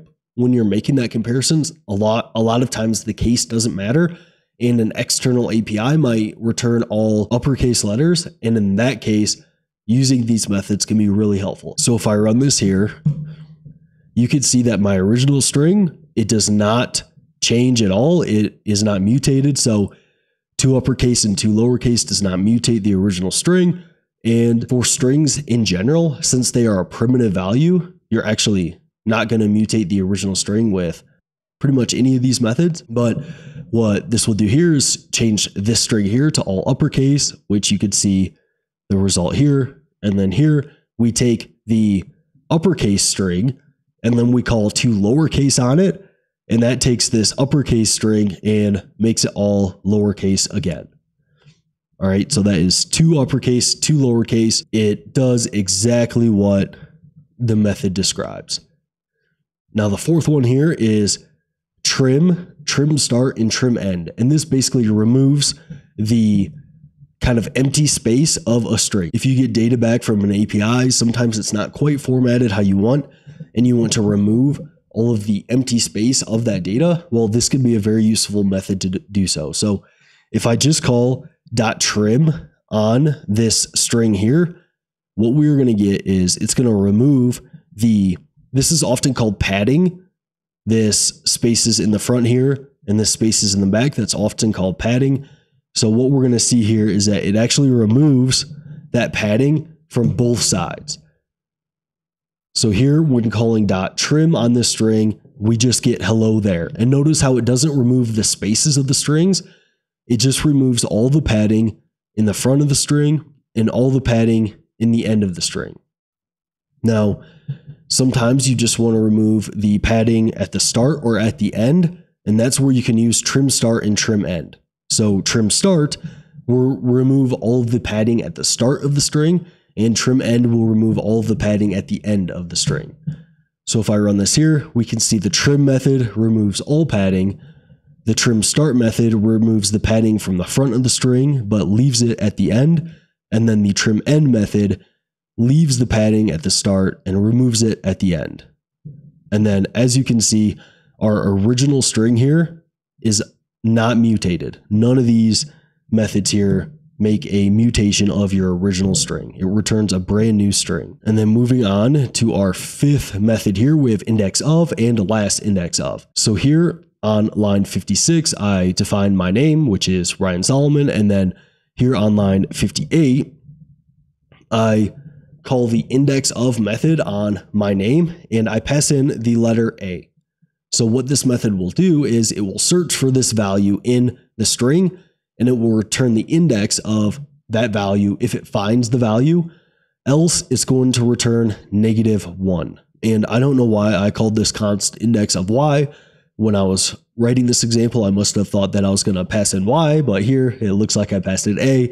So you're just going to have to bear with that. But what we'll see here is that returns 2 because our A value here is at index 2. R is at 0, Y is at index 1, A is at index 2. So index of and passing in the value of 2 will return 2. Now, the index of method also takes a second argument, and it's effectively where you want to start searching within the string. So here it's saying starting at index 4 and looking at the rest of the string, give me the index of the value of A. And here in my name at index 4 here, you can see that I do not have the value of A in the rest of my name.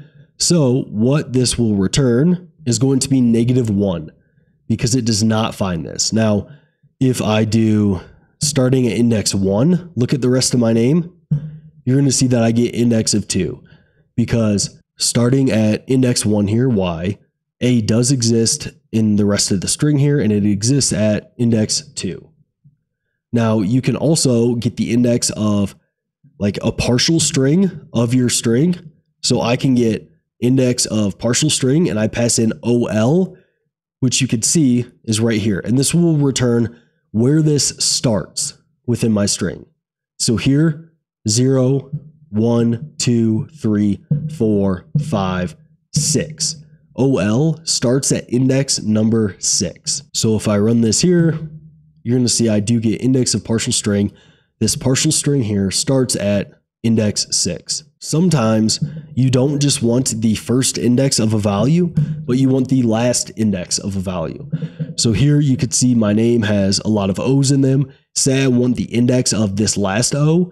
Well, technically I could pass in an argument to the index of method and start like right here, and that would give me the index of this O. But an easier way to do that is just to use the last index of method. So this works the same way as the index of method, but what you do here is it basically, instead of starting its search at the start of the string for the first index of that value that you pass in, it starts at the end of the string. So if I uncomment this here and I run this, you're going to see I do indeed get the index of this last O here. And then if I change this to index of, I'm going to actually just get the index of the first O in my name, which is index number 6 right here. So by default, index of will find the index of the first value it finds that matches what you pass in here. And then the last index of will start at the end of the string and return the index, the first index of it matches to what you pass in here, okay? Now, the last index of method, you can also pass in an argument in which you want to start your search. So here it's saying, starting at index 4, find the last index of the value of O. And what we can see as a result here is that I get -1. Because what it's doing here is it's saying starting at index 4, which is 0, 1, 2, 3, 4, find the last index of O. Well, it's going to go reverse through my string since it's looking for the last index of. So it's going to look at N, A, Y, and R, and it's not going to find O. So it's going to return -1. But if I say, okay, well, start at index 10 here, then it is going to return an index of 10, as this is index 10 and there is an O that exists. If I say 9, I believe it should return 8. And it does because this index is at 8 and I'm starting this search at index 9 and it's going to reverse through this array to look for the index of the value I pass in. So that is index of and last index of. It also does not mutate the original string. And the sixth and final string method you need to know before we get to the property you need to know as well is the split method. And this is actually a very useful method in which what you do is you pass in to the split method where you want to split the string on. So here I'm saying I want to split the string on this little hash right here. And what this split method will do is it will return an array of values that are split on this hash. So what this is going to return is it's going to find all hashes in this string and it's going to return the value up to that hash. So here it's going to return an array containing some string with these things. So if I console log the return value here, you're going to see that I split the string on every hash and it returns an array of the values separated by that hash. But it does not include the hash. It removes the hash and just returns the values on either side of the hash. So another use case of this might be if you just want the values of like a long string that is separated by spaces, you could pass in just an empty space here, and then I could just separate this by spaces, and it will split this string into an array of all these different words here separated by the space. So here I get the same result because I split this original string on the spaces, and it gives me every string on either end of those spaces there. And let me turn this back into a string with hashes here for my other examples. But you can also pass a second argument to this split method. And that is, the argument basically tells JavaScript how many items you want in your return array.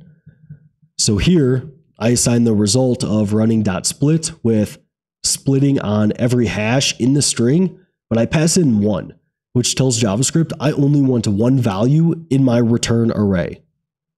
So if I console log array of thing, it's only going to return the first word in this string because I passed in the maximum amount of values I want, which is 1. And then here, if I pass in 3, it will still split this string on the hashes, but it will return 3 values, the first 3 values separated by the hashes. So some string with. Now you can also match, it doesn't have to be like just a single character. You can match a partial string. So here I'm saying I want to split this string on the hash with. So here it's going to find this here and it's going to return some hyphen string and hyphen these hyphen things, because it's going to match this here and it's going to return me the values of before and after this match that it finds here. So if I run this, you're going to see that I get some hyphen string and then it matches hyphen with, so it doesn't include that in my return array. And then it also returns hyphen these hyphen things. And then with all of those, it does not mutate the original string. And the very final thing I want to talk about is a very helpful property of strings, and that is the .length property. So this .length property will give you the amount of characters in a string, and it does include spaces. So here for one car, I get the one car length, which is, I can just call .length on my constant one car, which is assigned to the value of A. And then here on line 86, I have YouTube channel and I assign it to the value of code space Ryan. And then here I call YouTube channel length is equal to YouTube channel .length. So I call .length, I access the length property on my YouTube channel constant, which is assigned to the value of code Ryan. And if I console log these here, you're going to see that I get 1 for my first console log statement, which console logs the length of my string 1 character because it has 1 character as a length of 1. And then here you can see for my YouTube channel length, this is actually the length of 9 because it will count the space. So it has 1, 2, 3, 4, 5, 6, 7, 8, 9. Technically characters in that string. And you can see if I add more spaces, it is going to add more length to this string. It's now 13 because it counts all of the spaces within code and Ryan. Okay. So the .length property can be very useful on your strings as well. And one key thing to remember is it will include spaces when you call that property. So those are 6 string methods that I think are very helpful to know. This is by no means all of them, and you might have use cases to use some other ones, but these are the ones I use most common in my full-time job as a UI engineer. And then also this length method on strings is going to be very helpful, and you're likely going to use that quite a bit as well. So thanks for tuning in, and I'll see you in that next one. This video is going to cover everything you need to know regarding JavaScript objects. We are going to talk about what objects are in JavaScript. We're going to talk about how do you create an object, how you access objects, how you add and remove properties from an object. And then we're going to talk about a few other things related to objects that are going to make them much easier to work with. So first things first, what are objects? Well, at the root of it, it is a data structure that is a key value store. You assign some value to a key, and then you can access that value within the object with that key. So when you add a value to an object, you give it a key, and then you assign that key a value. And then when you want to access that value, you just pass the object your key and it returns the value. And the way that this will look in an object is that it will be a key colon value. So the key will be on the left side of the colon and the value will be on the right. And each key value pair is going to be separated by a comma there. So in this example here, an object is represented by these two curly braces, this left pair of curly braces and this right pair of curly braces. That represents an object. And between those curly braces are your key value pairs of your object. So as we can see here, this is the key, and then the colon points to the value in which the key kind of holds, so to speak. So here, the key, some key, points to the value of a string that represents some key. And then here we see the comma separates another key value pair here to where we have another key, colon, and then this would be another value within the overall object here. Additionally, keys must be strings in JavaScript objects. Now, this is a key difference between JavaScript objects and maps, but I'll cover maps in future videos. But keys in JavaScript must be strings, or they must be coercible to a string. So you can actually use a number as a key, but that will then be coerced into a string number and not like the data type of a number. But unlike the key needing to be a string, the value can be anything. So the key can point to an additional object, a function, a string, it can point to an array, it can point to a whole bunch of different things. There's no really requirements on that, but the key will be a string or it will be coerced to a string. And just to show you an example here, so if I say const some object is equal to this object here, and then I console log the type of some object, you'll see that these curly braces will return an object when I run this here. As you can see, I get object there because these curly braces represent an object. Now, this kind of leads me right into how to create an object within JavaScript. And there are a few different ways to do it. One way is definitely more standard than the others, but I think it's helpful to kind of know all the ways. So one way to do it is using the object constructor. So in JavaScript, you're going to have this object that is available for you for free. It's going to be in the global scope within a JavaScript runtime environment. So you're going to have this object available, and you can call this object constructor. So you can call it with a new keyword, and this will create a new object. So here, if I create my object is equal to new object, this object right here, JavaScript gives you for free this object constructor, and it will return an additional object here. So let me run this program here, and you can see that my object, it is indeed a pair of curly braces, which represents an object, and then the type of this is an object. And when you initialize this, you could also add your own object and add properties to it.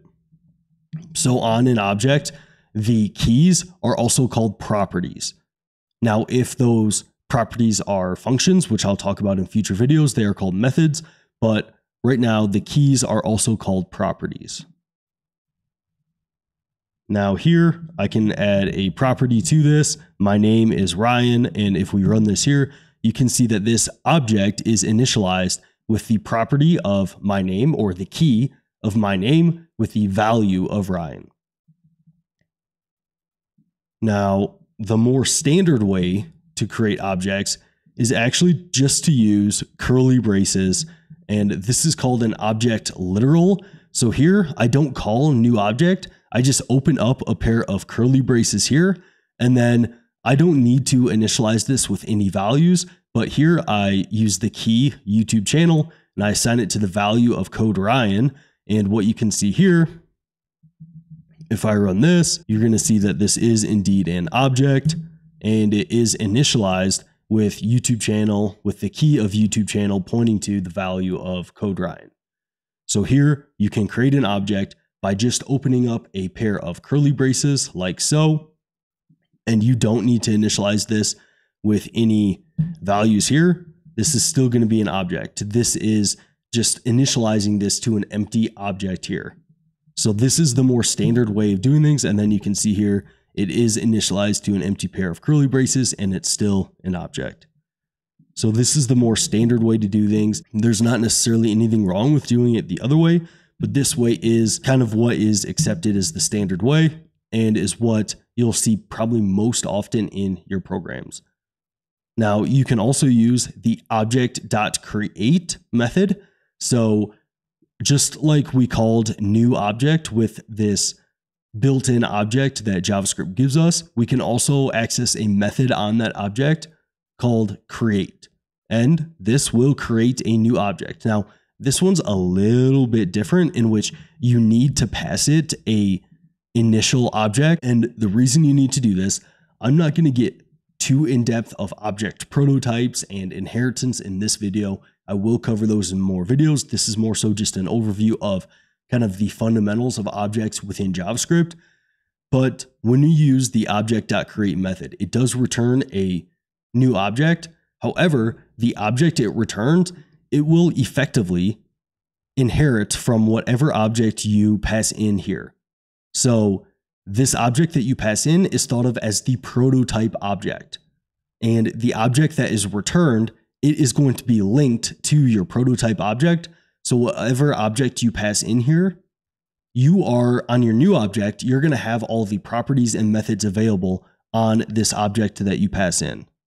So if I run this here, and if I also run type of this object here, you're going to see that I get the same result. I still get an empty object here, and I get the object. And then when I initialize this with a default value, you're going to see some interesting behavior. So when I actually console log this object, it's not actually going to show this property on this object. That's because this is the prototype object. The new object that it returns is effectively just inheriting the properties and methods of this object you pass in, but it isn't going to hold those properties and methods in this object itself. So if I run this, you see that I get an empty object in an object, but you see in my object here, you can't see the property YouTube channel pointing to the value of code Ryan. However, if I try to access code Ryan on my object, what JavaScript is going to do here, or if I try to access the key of YouTube channel on this and console it out, what JavaScript's going to do here is it's not going to see YouTube channel specifically on this my object, but it's going to look up the prototype chain. And I'll cover this in future videos, but it's going to say, okay, I don't have it on this object, but do I inherit from any objects that have the property of YouTube channel? And it does. So what I would expect to see here is it console logs out Ryan, because it does inherit the property of YouTube channel, because this is the prototype object in which this new object here will inherit from. But this won't specifically hold these properties. And if I had methods on here, it would work the same way. It won't hold these on this specific instance of the new object that's returned from object.create, but it will inherit those properties, which is why I can still access all those properties here. Okay, it's a little bit tricky, which is why this is probably also not a standard way of doing things, but it is still helpful to know about. Okay, so I would say those are kind of the three main ways to create new objects in JavaScript. And the kind of most standard way is just assigning some variable to a pair of curly braces and then working with it from there. Now, how do you access an object? And I might have shown it a little bit here throughout this video already, but one common way of doing things is using dot notation. And you might have saw this in my examples before, but to explain it a little bit further here. So I create a new object called my object, and I give it the property YouTube channel with the value of code Ryan. And then I give it another property of my name with the value of Ryan Solomon. And here, using dot notation, so I use my variable name, the label of this object here that I assigned it to, and then I can access these properties with dot and then the key value.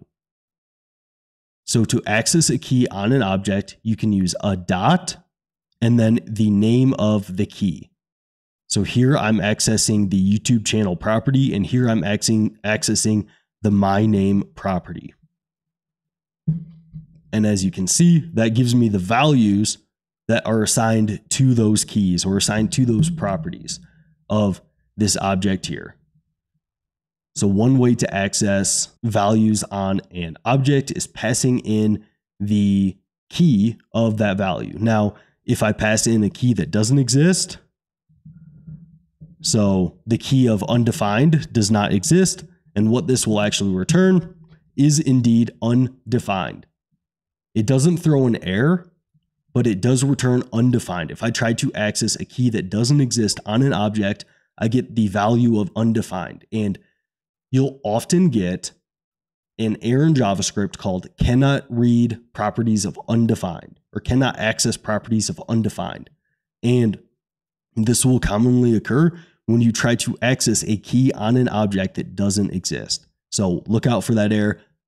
If you run into it, you're just like every other JavaScript programmer in the history of JavaScript programmers, so do not feel bad about yourself.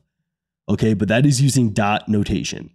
And I would say this is probably the most standard way of doing things, but you can also use bracket notation. And I believe this is the same way in Python. I think that you access things in bracket notation. I could be wrong there, but I have written a little bit of Python in my day, and I believe that's how it's done. But as we can see here, and for now, I want to kind of ignore this line. For now, I will talk about that in just 1 second here. But if we just look at line 53 here, you see I declare an object and I assign it to the same object I had before with the properties of YouTube channel and my Ryan pointing to their corresponding values there. Now here I can access them the same way, but using bracket notation. So instead of using a dot here, I use a left bracket, and then between my brackets, so between my left and right bracket here, I pass in a string that represents the key I want to access, because although I don't need to wrap this value in strings here for it to be valid, you don't need to do that with JavaScript objects. It already kind of knows that that is going to be a string anyway, so it does it for you. So I don't need to do this specifically there. But like I said earlier, all properties on objects in JavaScript are going to be strings. So when you access with bracket notation, you do need to pass a string, which is different from dot notation. With dot notation, it will automatically use a string value for whatever you try to access with a dot. But with brackets, you must pass a string here. Okay, so if I run this, and I'll show you the reason why in just a second here, but if I run this, you can see that I get the same values as I did before with the dot notation. And one reason why you need to do this here is sometimes you want to access an object using a variable that is a key. So here I have a constant sum variable, and it's the value of YouTube channel, which as you can see here is the same value of the key that I have right here. So I have some variable is equal to YouTube channel, and that is the same value of one of my keys. So what if I want to access this YouTube channel key on this object using this variable? Well, here you have to use bracket notation. You cannot use dot notation with a variable to access a key in an object. So here on the bottom line, let me get rid of those. On the bottom line, I do my object bracket, and then I pass in some variable without the quotes around it. So here, JavaScript's going to look for a variable. It's not going to look for a key that's a string, some variable. It's going to look for the variable in your program called some variable, and that's going to evaluate to the string of YouTube channel, which is going to give me the value of code Ryan. But here you can see that, say I just tried to pass my name, not as a string. Well, JavaScript's going to look for the variable my name, but it's not going to find it anywhere. So here I'm going to get an error. My name is not defined. I do not have a variable in my program called my name, so I get an error there. So when using bracket notation, you must wrap your key in quotes in a string, or if you need to access an object using a variable, then you don't wrap it in a string, you just pass in the variable, but you must do this with bracket notation. If I try to do dot some variable, it's going to try to access the string of some variable, and I will indeed get undefined here. As you can see, I get undefined because the string some variable is not a key in my object. So that is how you access an object using dot or bracket notation. I would probably default to using dot notation unless you need to access an object using a variable or something like that. Now, adding and removing values from an object. So you can see that you can, when you create an object, you can assign it like default values right away. So I initialize this object with a property called default value, and I give it the value of default. However, I can use dot notation. I could also use bracket notation to do the same thing here. Here I just decided to use dot notation. I would say this is more of a standard way of doing this, but I do some object dot YouTube channel. So this is me creating the property YouTube channel and assigning it to the value of code Ryan. It's just how you would create like any other variable in your program, but here I'm just accessing my object. I'm giving it the property of YouTube channel and then assigning it the value of code Ryan. And here I'm doing the same thing. I'm assigning it a dot name property and assigning it the value of Ryan Solomon. So here, if I log this out, you can see that I get an object that has my default value, and then it has my YouTube channel property and my name property as well. And then just to show you that the same thing would work here if I used bracket notation, and then as you can see, I get the same result there. So you can use either dot or bracket notation to create new properties on an object, but I would say the more standard way is using dot notation. Now for removing values of an object, you can use the delete keyword. So here I call delete some object dot name. So this is telling JavaScript that I want to delete the name property of this object. And if I run this here, you can see that my object no longer has the property of name because I deleted it here. So delete is a keyword in JavaScript in which you could delete values. And here you can delete the value of an object using delete some object dot name. Now there's other ways that you could potentially do this, of course, but I find just for basic adding and removing values from an object, these ways make a lot of sense to do. Okay. Now I want to move on to a couple other nuances of objects that are going to be very helpful to know when working with objects. So what if you add the same key twice to an object? Do you run into like a collision that triggers a massive error in your program? You actually don't. And what you actually do is you overwrite the property of that object. So here I'm creating a new object called my object, and I'm assigning it to an object literal here. And like I went over earlier, I could technically use the new object constructor and get the same result here.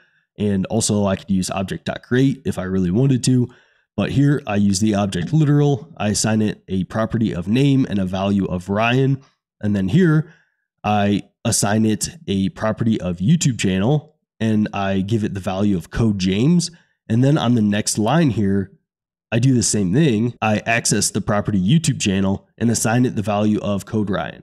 Now, since JavaScript is a single-threaded synchronous language, although it can allow you to do asynchronous things, by default, it's going to be a single-threaded synchronous language in which it goes through your code just line by line. So at first we'll execute this and create your new object, and then it will add YouTube channel as a property to that object with code James. And then here it's going to access the property YouTube channel and assign it the value of code Ryan. So it assigns it a brand new value here. So based on what I just discussed there, what would you expect to happen here when I console out my object? Well, hopefully if I didn't do a terrible job explaining things there, you would expect the YouTube channel property now to have the value of code Ryan as you can see here, it does. Because as my program goes here I'm just reassigning the property YouTube channel to the value of code Ryan. So if you add the same key twice to an object, whatever you add last is going to be the value of that key. Because JavaScript's going to go line by line through your code. And here I'm just reassigning my key YouTube channel to the value of code Ryan. So whatever you add last is going to end up being the value of that object, which this could be helpful when you do things like object spread, which I'm going to take a entirely different video to explain the spread operator and that sort of thing for objects and arrays. But just know that information can come in handy when using different tools like that within the language. Now, what if you want to use, so I talked earlier about using a variable to access a key, but what if you want the variable to be the key? Well, it's very similar to before. You must use bracket notation, and you will pass in the variable without any quotes.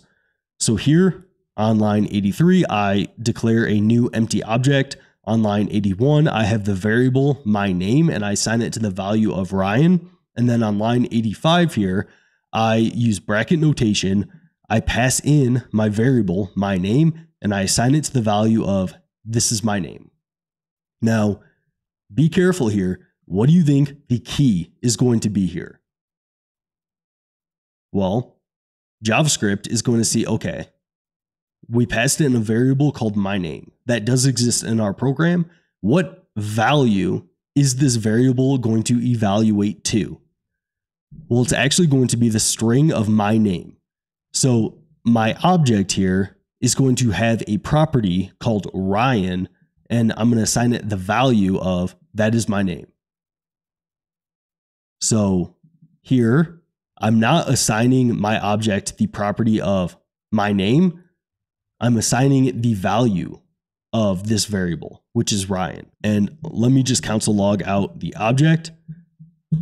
You're going to see that I have one property, which is Ryan, which is the value of this variable, and that it is assigned the value of that is my name. Okay, so you can use variables as keys. Just know that that is going to be assigned the value of the variable as your key and not the name of the variable. One cool thing that you can do within JavaScript is if you want to set the variable as the key and you want the value of that key to be the same as the value of the variable, which is actually a pretty common thing to do within JavaScript, setting the key the same name as your value. Well, JavaScript actually allows you to use object shorthand to do this in a very easy way. So here I define a constant called Ryan and I assign it to the value of Ryan. And I declare two different objects. These are two completely different objects. For my first object, I give it a property of Ryan and then I assign it to the value of Ryan. Now, notice here, since I don't use bracket notation here, I am not accessing this variable. I am basically just doing this. I am just effectively hard coding the string Ryan here and giving it the value of Ryan. Now, if I wanted to declare this with the variable here, all I would do is use square brackets. So here, this now accesses the variable Ryan. So you can see when I hover over it here, it says const Ryan is equal to Ryan because it's accessing this variable right here. However, when I don't use square brackets here, it's just going to give me the property Ryan, and it's a string. So that is the same thing as just doing this here. Okay, so if you want to declare an object and you want a variable to be a key in that initial like declaration, you do the same thing that we did up here, but right in your property, you pass in the square brackets here. And this will access this variable here. And it assigns it to the value of Ryan. Okay. So if I remove that there, and I technically wouldn't need to remove that, I get the same result. But here in object 2, I only pass it the name of Ryan. And JavaScript will automatically make a key here called Ryan and assign it to the value of the Ryan variable. So these two are actually going to be equivalent. This is called object shorthand right here. This will automatically create a key that is assigned to this variable here called Ryan, and it will give it the value of Ryan. And if I log these out here, you can see that I get the very same object in both instances. So in your program, if you have some variable that exists and you want to add that variable to an object in which the name of that variable is the key and the value of that variable is the value of that object, then you can just pass in the variable here. And this doesn't have to be Ryan. I can change this to Ryan Solomon and still run this here.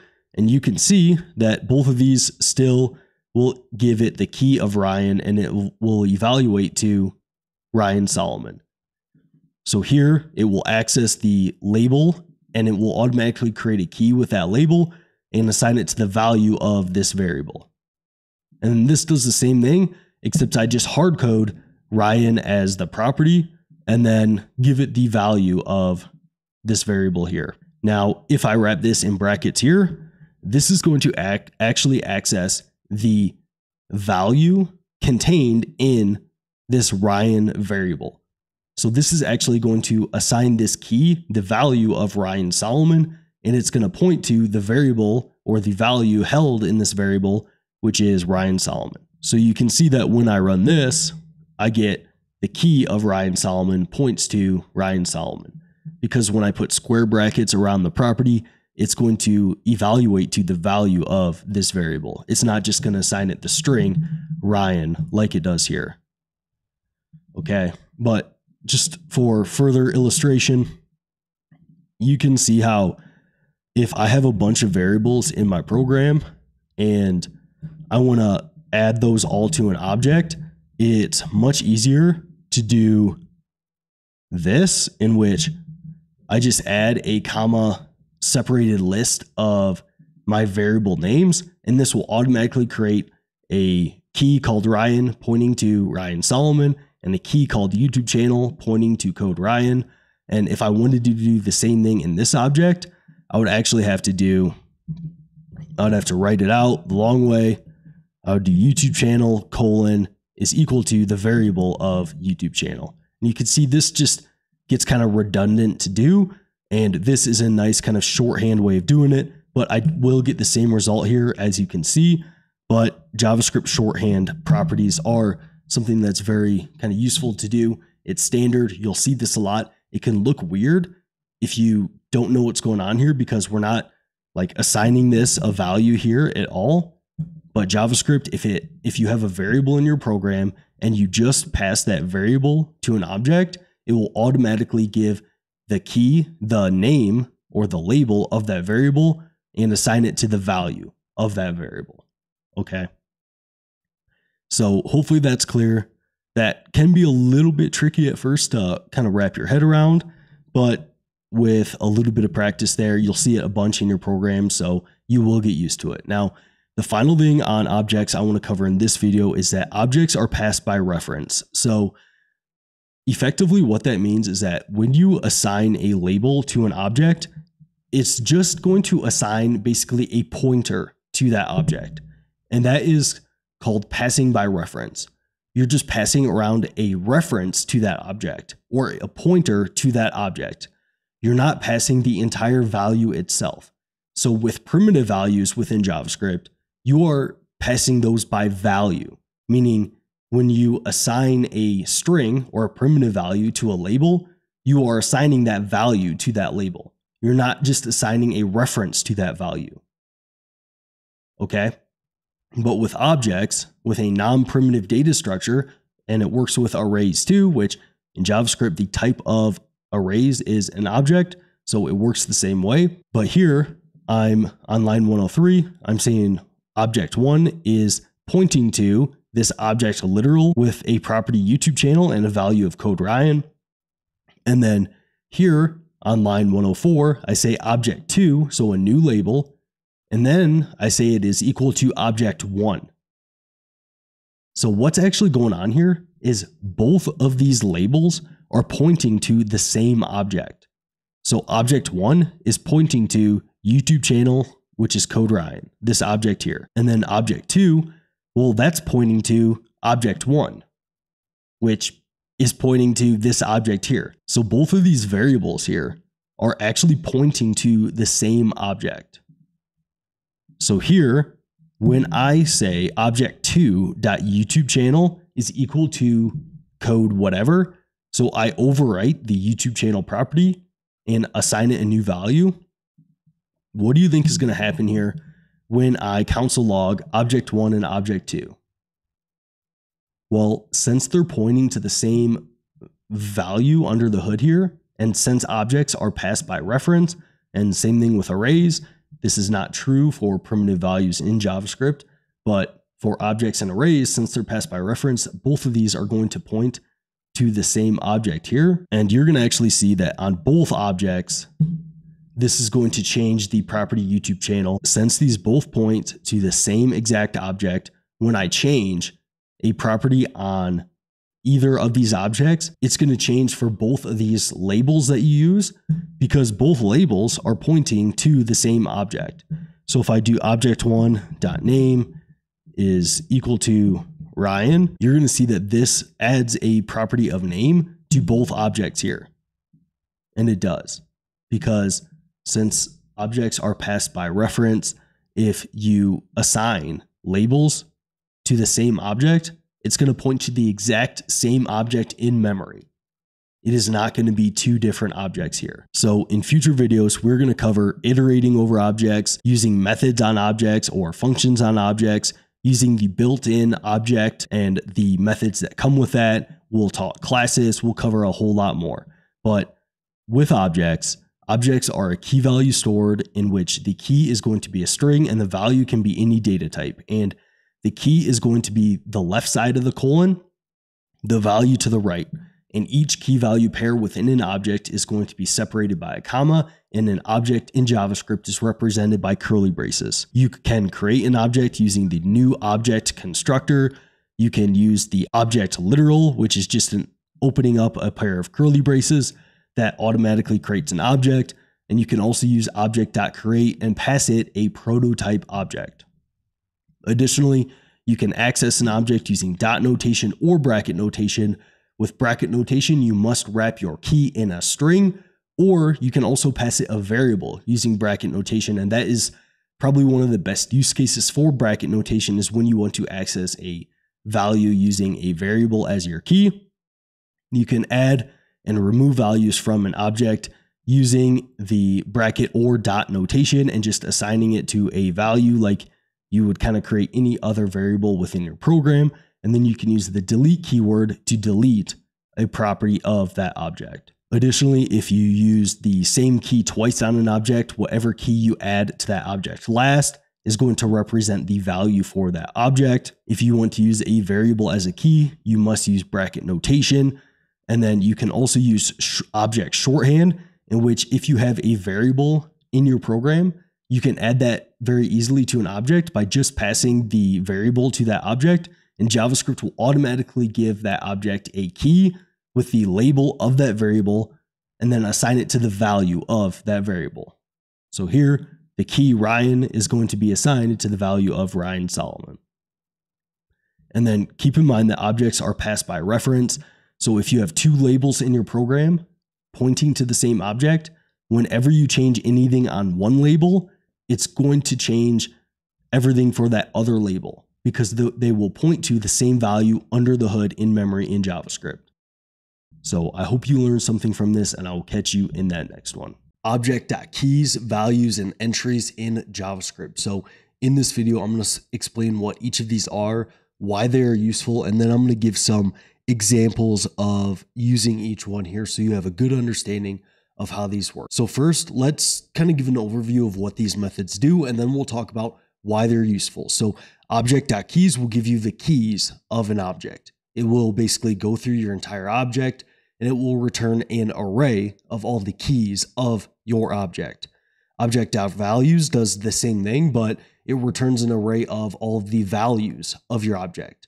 And then object.entries will return an array of arrays that are key value pairs of your object. So object.keys will return an array of keys, object.values an array of values, and object.entries an array of arrays containing a key value pair of the values and keys in your object. So why is this useful? Why don't you just iterate over objects and iterate through your values and your keys that way?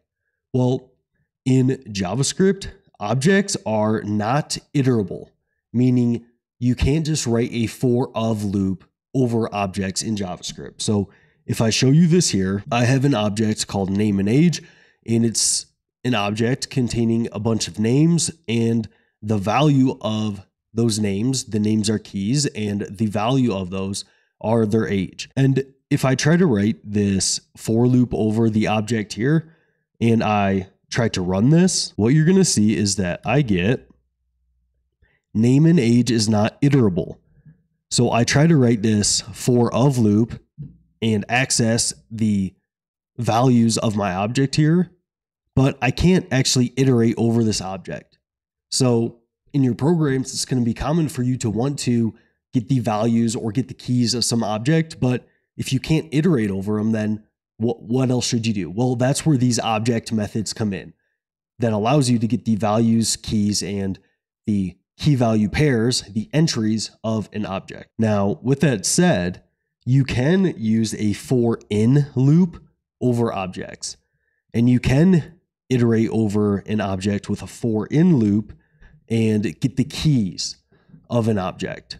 So here you can see I write for const key in name and age. So this is different than this for loop because I use the in keyword right here instead of using the of keyword. So if you use a for in keyword, you can iterate over the keys of an object. And you can see if I run this here, that this is going to print out all of the keys of my object. So one thing that you can do with objects is that you can iterate over the keys with a for in loop. But often you want the values or you want the kind of key value pairs, and these other object methods can come in very handy for that. So moving on to the first object method, let's talk about object.keys. So this is what this method looks like. You will be accessing the global object in JavaScript. This is the global object that JavaScript environments will give you for free. So I didn't create this object anywhere in my program right here to access it. JavaScript will give you this overall global object for free, and you can use this within your programs kind of as you want. So I didn't create this anywhere in my program. It's given to me for free from JavaScript. And on this object, this is where you access the .keys and .values and .entries methods. So here you can see I access the .keys method. And this method here, it takes one argument, an object. So you create an object and then you pass it into this object.keys method. And I'll show you an example of this in just a second. And what it does, it returns an array of the keys of the object that you pass in to this method. So whatever object you pass in to object.keys, it's going to return out an array of the keys of that object that you pass in. So here I have my object of name and age once again.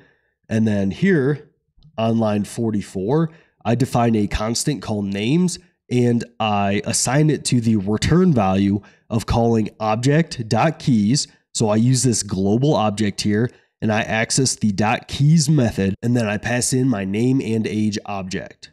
So what this is going to do here, it's going to return an array of all of the keys of my object. And I titled this names because all of my names are keys. So if I run this here, you're going to see that I do indeed get an array of all of the keys of my object. So if you want to get all the keys of an object, you can pass it into object.keys, whatever object you want, and it will return an array of those keys. Now, one thing that you can also do here is you can actually iterate over the keys just right away by calling object.keys. Now, here I would probably use a for-in loop for this example just because it's a little bit more straightforward and you don't need to use the object.keys method. But just for the sake of example, I can write a for loop here and just do const key of, and then I can call object.keys and pass in my object. And this will iterate over the return value of object.keys. And if I run this, you can see that it prints out each key of my object in each iteration of that loop. So when using these methods, sometimes it can be helpful to just write a loop over them and iterate over the return value right away, rather than just assigning it to a variable like I do here. Now, sometimes it can be more straightforward and lead to more readable code if you do assign the array to some value and then iterate over this array. So like here, I can do this very same thing here and just iterate over the names array. And I can get for const key of names, and then I get the very same result. So you can do either way, but sometimes it can be useful just to iterate over it right away. So that is object.keys. Now going over object.values, it's the same thing as object.keys, but it returns the values instead of the keys. So we access this global object that JavaScript gives you for free. And then on that object, we access the .values method. And then to that method, we pass in whatever object we want. And like I say here, it takes one argument, an object, and it returns an array of the values contained in the object that you pass into object.values. So here I have my name and age object once again defined on line 59, and on line number 70 here, I create a constant called values and I assign it to the return value of calling object.values and passing in my name and age object. And here I'm going to get all of the values of my object in an array. So as you can see here, it returns an array of all the values contained in my object here. And I can do the very same thing that I did with my keys here earlier. So I can iterate over it right away with a for loop. I can do something like for const value of object.values and pass in my object. And in each iteration, this will give me each value of my object here. So I can console log this out. And you can see in each iteration, I get every different value of my object. So I think this is maybe one of the most common use cases of these object methods, is getting the values of an object and iterating those, because you can't just write a for of loop over them like you can get the keys in a for in loop.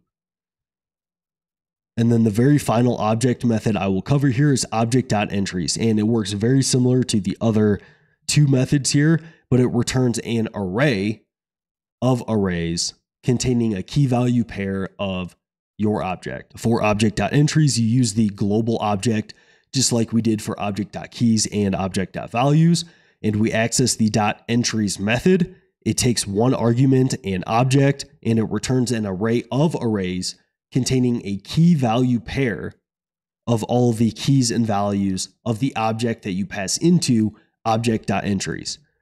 So here, to show you another example, I have my name and age object here once again. On line 97, I define a constant called entries and I assign it to the return value of calling object.entries and passing in my name and age object.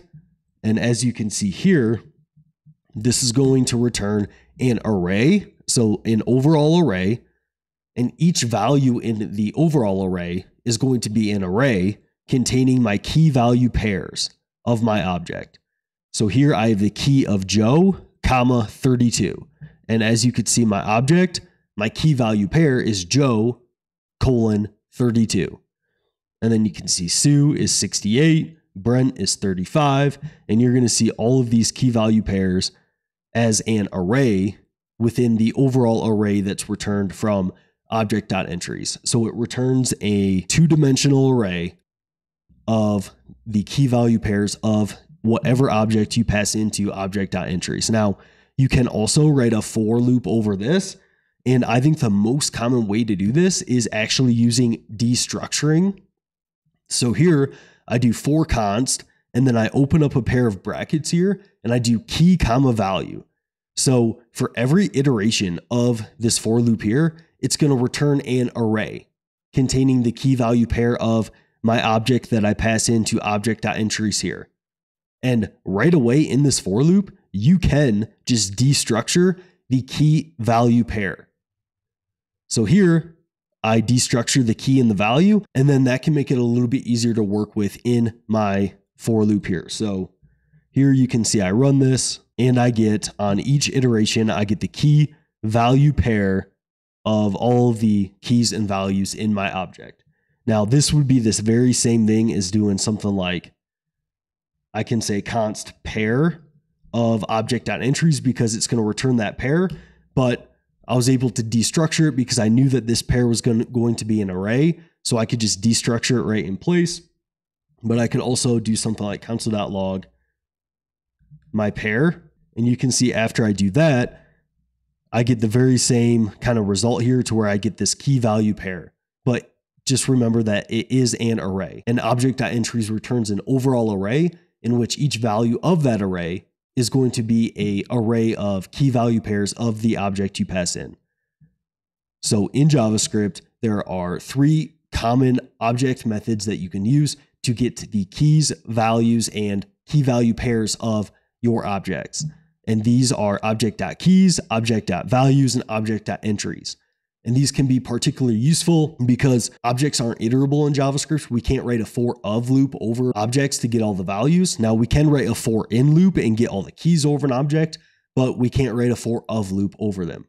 And all of these methods are accessible on the global object, and you can access them by calling object.keys or values or entries, and then you pass in whatever object you want to that method.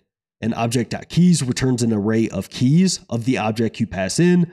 Object.values returns an array of values of the object you pass in. And object.entries returns an array of arrays containing a key value pair of the object you pass in. So I hope you enjoyed this video, and I will see you in that next one. In this video, you are going to learn everything you need to know regarding JavaScript functions. We are first going to talk about just a general definition of what functions are and kind of explain their purpose. Then we're going to talk about how you create functions within JavaScript. And then we're going to dive deeper into how functions actually work and then give you some examples of that. So first things first, what are functions? Well, a function allows you to write some code and then reuse that code throughout your program. And typically this code does a certain task. So for example, say you need to get a new user from your database. Well, you might write a function that completes that task. And instead of needing to rewrite that function every time you need to get a new user from your database within your program, or every time you need to get a different user, you can actually just do what's called call a function. When you use a function, you call it or you invoke it, which I will show you what that means here in a little bit. But a function is just some code in your program to complete some task, and then you can reuse that code over and over again, maybe using some different parameters for that code to allow it to be more dynamic as well. So you might pass a user ID to get a different user and so on, but I'll cover that in more detail here in just a second. So by using this pre-used code, it makes your code more maintainable, more readable. It keeps you from repeating yourself, because if you think about, if you wrote separate functions every time you need to get a user, and then you realize that there is a flaw in your logic for those functions, then you would have to change that everywhere in your code in which you used that function or you completed that task. And it also allows your code to be dynamic. So for a function, it's going to create its own what is called an execution context, as well as its own scope. And if you haven't already, I would recommend watching my video on scope before this video. But for a function, it's almost you can think of it as it's its own mini program in which a specific function is going to be able to kind of store its own variables and allocate its own memory and so on and so forth. So a function allows you to write some code and then reuse that throughout your program. And this is going to be like a little mini program within your overall program. And it's going to make your programs more maintainable, readable, dry. So dry is do not repeat yourself, and functions allow you to achieve that. So let's talk about how to create functions in JavaScript. Well, there's a few different ways, but they're all fairly similar. So one way is called a function declaration here. And this is what this looks like. You use a function keyword, and then following this function keyword, you give your function a name. So I'm labeling this function. This is a function. That is my label for that function. And then following your label, you give it a pair of parentheses here, a left and a right parenthesis. And then following those parentheses, you add a pair of curly braces. So a left curly brace right here, and then a right curly brace right here. And within those curly braces, that is going to be the body of your function. This is like your little mini program within these curly braces. So anything I write within these curly braces here, that is the body of my function. And I can write some logic here. I can complete a task here. And then when I want to use this function, I can call it or invoke it, but I'll show that in a second. And then here in this declaration, we'll talk about return statements here in a second. But the first way to create a function in JavaScript is a function declaration. You use the function keyword, the label of the function, parentheses, and then you open a pair of curly braces here. And then anything within these curly braces is the body of your function, which allows you to write your little mini program to complete a certain task. And then the second way to create a function is called a function expression. And this is effectively where you assign a function to some variable in your program. And one thing to note here is that with a function declaration here, I can actually call this before I define it in my program. So I can actually use this function right here. So this is me calling this function, which I'll talk about calling a function here in just a second. But this is me using this function before I actually define it.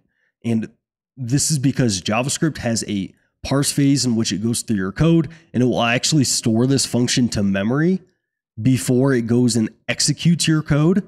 So JavaScript will actually store this function to memory in a kind of first parse phase, and then it will go through and execute your code line by line. And when it does that, it will have this function in memory right here, and it will be able to use that within your program. And this right here is typically called hoisting. It's thought of that this function declaration is hoisted to the top of your program. It's not technically doing that. It's more so just storing that function to memory in a parse phase before JavaScript goes and executes your program.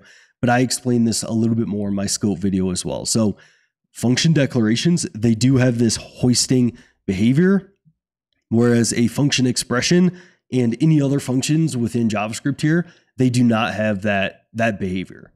Okay. But right here, the second way to create a function is a function expression. It's basically me assigning a function to some variable in my program. So here I'm saying const, this is also a function, and I'm setting it equal to this function right here. So I'm using the function keyword. I'm putting parens on the end of the keyword, and then between the curly braces is the body of my function, just like in this example here. So I'm assigning this function to this constant, and then the way I would use this is I would use this label that I assign this function to, and then I can use it right there. But in this example, I would need to call this function, or I would need to use this function after I define my function here.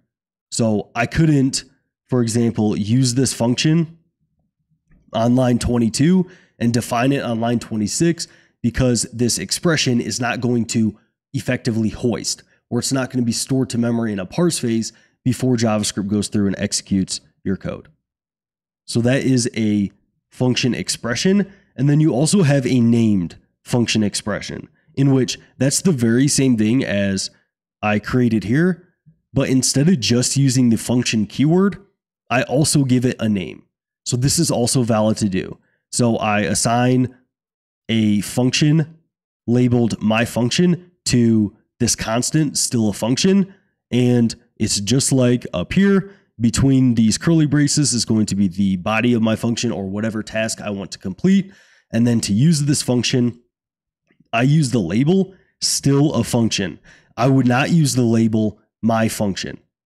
I would use the label still a function, which this is part of the reason in which I don't particularly like named function expressions, because I think that it can kind of be a little bit confusing if you were to name your function expression here different than what you name your label. However, if you did see this in your code, you would usually see these be the same name here, and it might make more sense that way. But I tend to kind of default to creating functions in one of the other ways and tend to not use this way a whole lot. But that is another way of doing things that you might see within your program. It's a named function expression. And then we also have arrow functions. So arrow functions do have a little bit different behavior than just kind of regular functions within JavaScript. So I will cover arrow functions in a separate video. It's going to be the next video that I create on JavaScript. So by the time you're watching this, that might be out already. So feel free to move on to that after this. I would watch this video first though, but they do have a little bit different behavior, which I'll cover in future videos. But you can see it actually looks very similar to a function expression, in which we assign this label here, this constant, to just, I don't need to use a function keyword. I can just use an empty pair of parentheses, and then I use an equal sign and a right arrow, and then I open up a pair of curly braces, and then I have my body of my function here. So very similar to a regular function, but as you can see, I don't use the function keyword. I just use a set of parentheses, and then here, instead of just putting the curly braces after my parentheses here, I must use an equal sign and an arrow to illustrate that this is a function. So this is an arrow function, very similar to a function expression. There are some different nuances to arrow functions that I will cover in future videos, but it is another way, and a very standard way, to create functions. And I would say in most programs, this might be the most common that you're going to see nowadays. However, I still like to use function declarations, this right here, quite often, as I find this to be the most readable. You just use a function keyword and then you create your function. You're not assigning a function to any variable. Everything you need to know is right here, and it's very obvious that this is a function, and I find it to be a little bit more readable, especially when I'm teaching these concepts. I find function declarations tend to make a lot of sense. So throughout this function video, I'm going to be using function declarations a lot, and my default in my programs is to actually use function declarations, as I find those more readable. But I would say each team that you work on will have their own coding style and maybe a style guide and the best way that the team has decided to create functions, and they might default to arrow functions. But I would say a couple of the most common ways that you'll see functions is these arrow functions or the function declarations. So those are a few different ways to create a function, but let's dive in further into how functions actually work.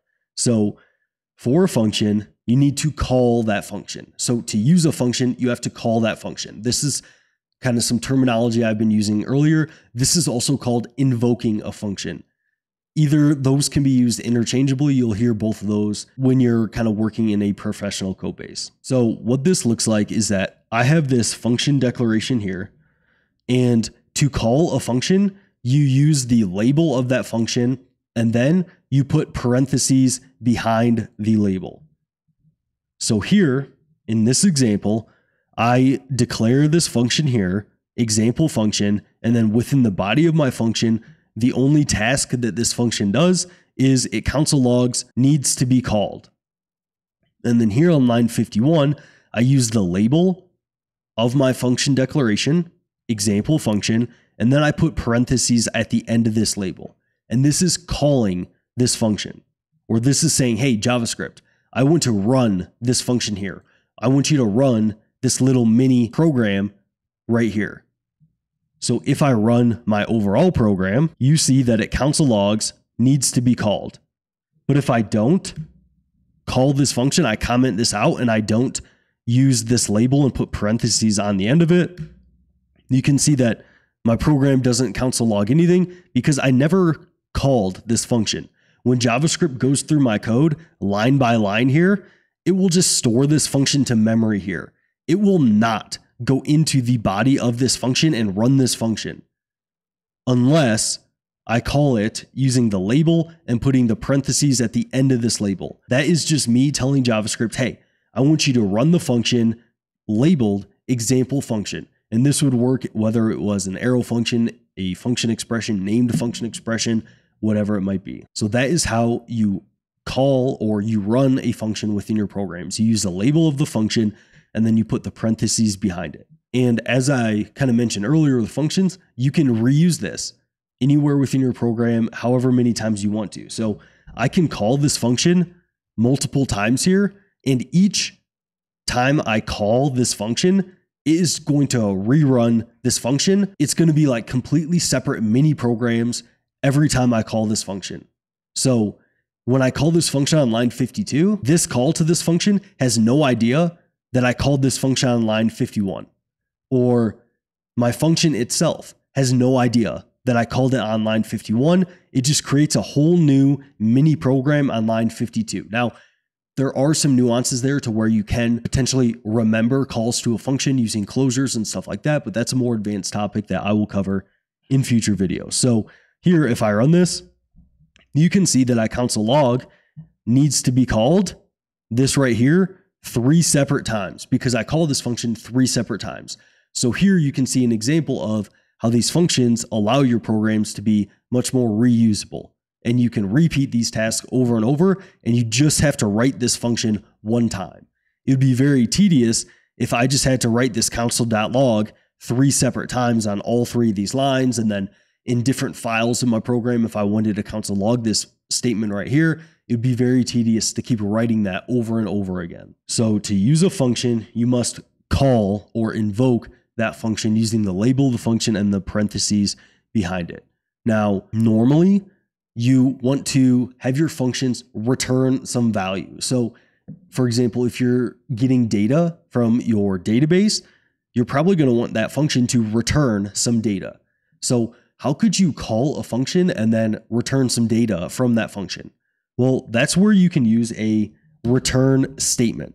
So a return statement is a keyword in JavaScript that you can use within functions that will return something out of that function.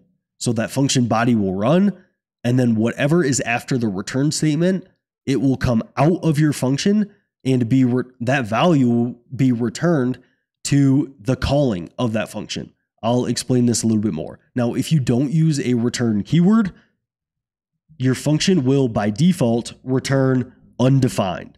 So I have declared a function get undefined, and I don't do anything in this program. I have no return statement. It does nothing. So if I console log running this function, so I console log the return value of get undefined. So here, one kind of interesting note is that if you pass a function into another function, the function you pass in will complete its execution, and then that return value will be passed in to the outer function. So the way JavaScript does this, it goes inside out. So it's first going to run this inside function here, which is get undefined. And then the return value of get undefined is going to be passed into this console.log function.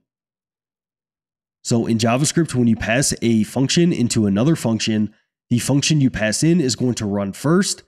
So this entire function is going to execute, and then whatever this function returns, or this is also called whatever this function evaluates to, is going to be passed into this outer function.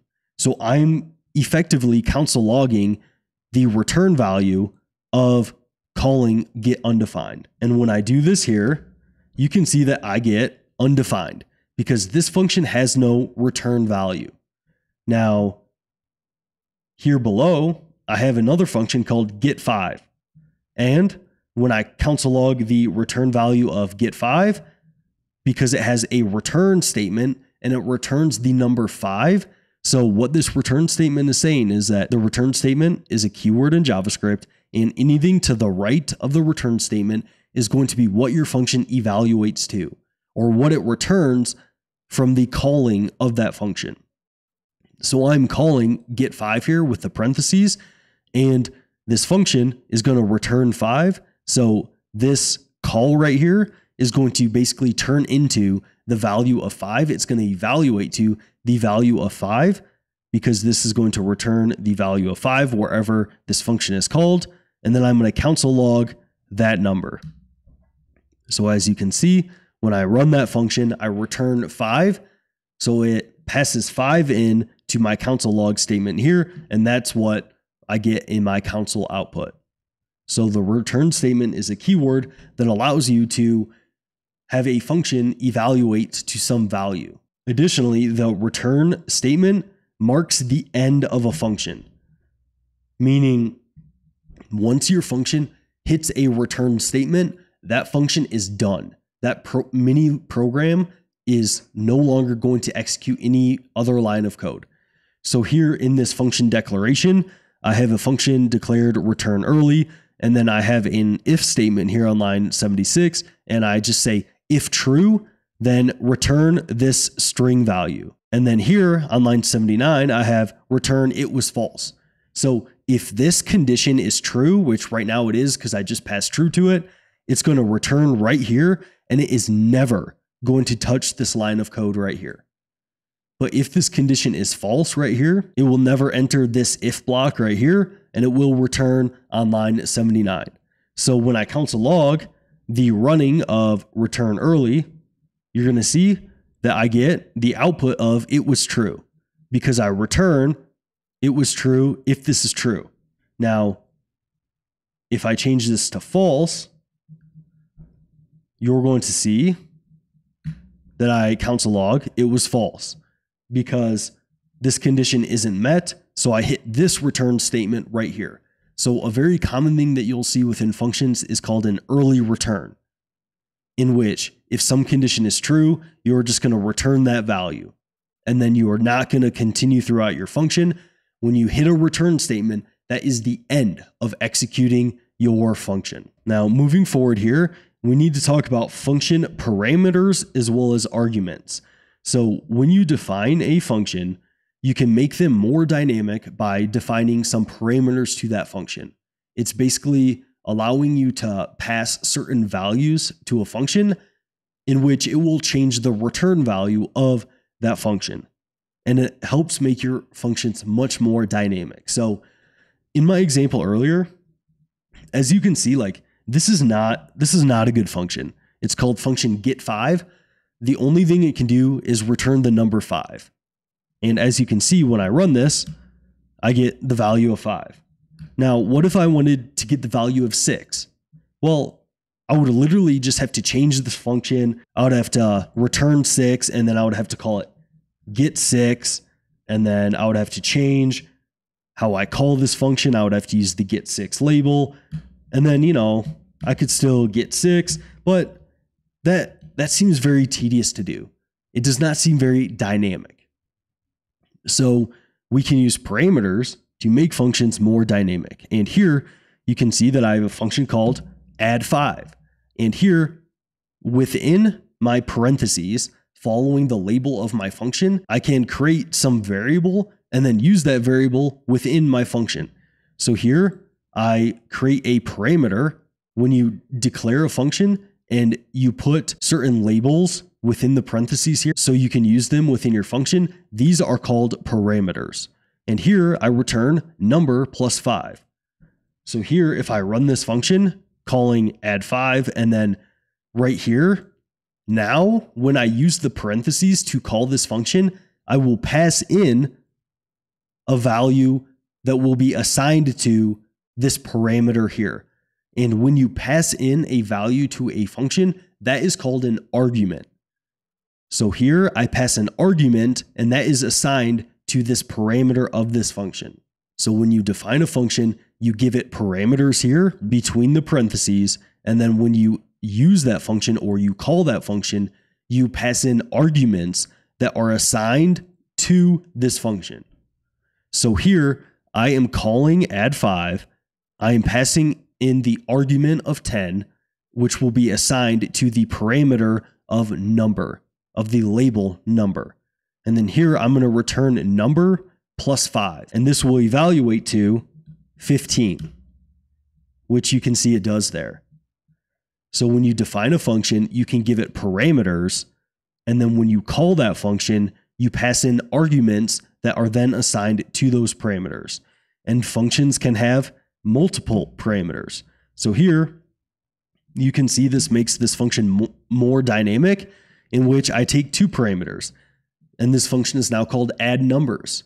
And I define one parameter called number1 and then a second parameter called number2. And then I return number1 plus number2. And you know, there could definitely be more in this function. There could be an if statement here. So if number1 is greater than number2, then subtract the numbers or multiply them, else just add them together. You can definitely have much more logic than what I'm having here in these examples within these functions here. And generally, your overall kind of like global function or your global code here that isn't necessarily within one of your functions here, that can be thought of being within a function itself. So your entire program can be thought of as a function, and then you write just these mini functions within your overall kind of larger global function. But here, as you can see right here, I call add numbers, the label, and then here I pass it the arguments 2, 4. So that is going to assign 2 to the parameter of number1 and 4 to the parameter of number2. So whatever order you pass your arguments in, that is going to be the order in which they are assigned to your parameters here. So this assigns 2 to number1 and 4 to number2. And if I switch this, if I did 4, 2, that is going to assign 4 to parameter number1 and 2 to parameter number2. Okay, and then if I run this, you can see that I get the value of 6 because number1 is going to evaluate to this first argument here, which is 4, and number2 will evaluate to the value of 2, the second argument, and then it will return 4 plus 2. Now, what if you don't pass it a function arguments when it accepts them, when it has those parameters? Well, let's see what this does if I just call this function with one parameter. As you can see, I get nan, not a number. And the reason I do this is because I assign number1 to the value of 4, but number2, that's going to be given the value of undefined. So if I console log the type of number2, and I see the type of number2, you're going to see that I get the value of undefined. So here, I'm trying to add 4 plus undefined, which is an invalid thing to do and gives you not a number within JavaScript. So this is something to be kind of careful of within your programs, is you can get bugs like this if you try to use a function in a different way than the function expects. So this function expects me to pass 2 arguments here. And if I don't pass an argument, then I get an error. Now, what I could do here is something like I could use a check. If not number 2, then just return number 1. So I can do an early return here. And if I run this, you can see I get the value of 4 because I only pass it the value of 4. Number 2 is undefined. So this is going to evaluate to true. Number 2 is a falsy value, and then it just returns number 1. So you could do checks like that to make sure that someone is using your function correctly. You could also use something like TypeScript, which it wouldn't let me call this function without the correct arguments, which that is one reason I really like TypeScript. And I'm planning to create an entire TypeScript tutorial, much like I'm doing JavaScript here as well. But if you don't pass your arguments to a function that expects them, you're going to get undefined for these parameters, and that can cause errors within your program. So here, if I delete all this again, and then I don't pass anything, I'm going to try to add undefined plus undefined, and I also get nan when I tried to do that. So that kind of gives you an example of making your functions much more dynamic using parameters and then passing arguments to be assigned to those parameters. But one last thing I want to touch on is passing functions into other functions. So I touched on this a little bit more, but in JavaScript, functions are called first-class citizens, in which you can pass functions the same way that you can pass variables around in your program. So just like you can pass a variable into a function, you can pass a function into a function. And I'll have future videos on higher order functions and functions being first-class citizens and some more complex topics. I just want to kind of give you an introduction here in this kind of more beginner tutorial on functions within JavaScript. So here in this example, I define a function called do something and return an array. So this is actually going to be very similar to just like recreating the map function within JavaScript, which I do have a video explaining how that works. And this function, it defines 2 parameters. The first parameter is labeled callback function, and the second parameter is called an array. So this function expects me to pass in a callback function and an array. And in the body of this function, I'm going to create just a new empty array here, and then I'm going to iterate over every value of this array that is passed into my function, and I am going to pass that value into my callback function right here. And then I'm going to assign that to my callback function return value. So I'm going to pass every value of this array into this callback function, and then I'm going to push that value, add that value to my new array, and then return this new array. And then here on line 123, I create an example array. On line 125, I create a function called multiply by 10. It takes a value and then it returns that value times 10. And then on line 129, what I do is I define a constant called nums multiplied by 10, and I call my overall function here, and I pass it in my multiply by 10 function as well as my nums array. So here I'm calling my function, and then as an argument to that function, I'm passing in another function as well as an array. And if I console log my return value here, I should see all of these numbers multiplied by 10. And you can see that's exactly what I see. So here in this example, you can see that you can add a lot of dynamic features to functions by passing in other functions. So here, I could very easily have a different function in which I manipulate these values in some other way, and I can multiply this by 100. And then as you can see here, all these values get multiplied by 100. And this is just a nice kind of general function in which I can pass some instructions to this overall function and manipulate this array in some way with the function that I pass in. So you can pass functions into other functions, but I'll create more videos kind of explaining that in a little bit more detail. But this just kind of goes to show you can make your functions very dynamic by passing other functions into them. So functions in JavaScript, they allow you to write some code to complete some task, and then you can use that code over and over and over again in your program. And these functions you create are kind of like little mini programs within your overall larger program that allow you to not repeat yourself in your code and write more maintainable code and make your code much more dynamic. And you can declare a function in several different ways within JavaScript. You can use a function declaration where you use the function keyword and then the label of that function.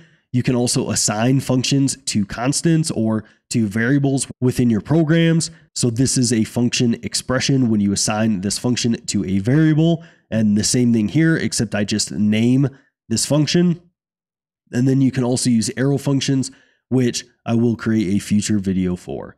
Now, for functions, you will not run a function or you will not use a function until you call that function by using the function label and then adding parentheses to that function. And within a function, if you don't return anything from a function, it's automatically going to return undefined. If you do want to return something within a function, you use the return keyword and then you place whatever value you want to return following that keyword. And the return keyword marks the end of running that function. Once you hit a return statement, nothing else within that function is going to run. And to make your functions more dynamic, you can give your function parameters when you create your function. So you can use the label, and then between the parentheses, you can create additional labels separated by commas and as many of them as you want to then use those variables within the body of your function. But then if a function defines parameters, when you call that function, you should pass that function arguments or values that will be assigned to the parameters. And then with functions, you can also pass functions into other functions to make them much more dynamic. So I hope you learned something from this video.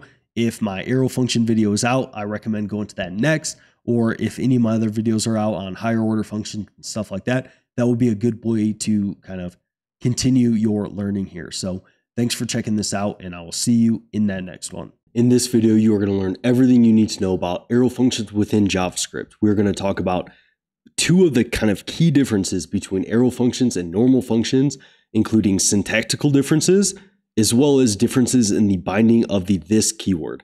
And then we are going to finish up on some common use cases of arrow functions within JavaScript and as well as in React. So first things first, what are some of the key syntactical differences of arrow functions and just regular functions? Well, let's first start with defining just a regular function.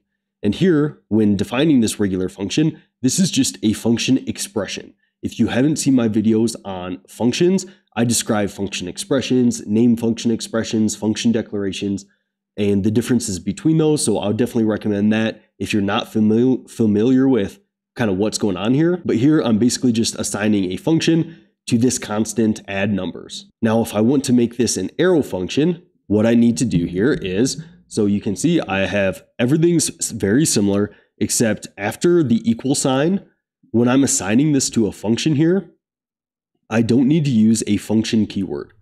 I can just open up a pair of parentheses here, and then following these parentheses, I use an equal sign and a right arrow. And this effectively tells JavaScript that this is an arrow function. And then here I have the arrow kind of point to my function body. So I open up a pair of curly braces, and then I have my return statement here, just like my kind of function expression. But the main differences here are just that instead of using the function keyword, we get rid of that. And then here I use an arrow or an equal sign and a right arrow to then notate that this is indeed an arrow function. If I run this here, you're going to see I get the value of 3.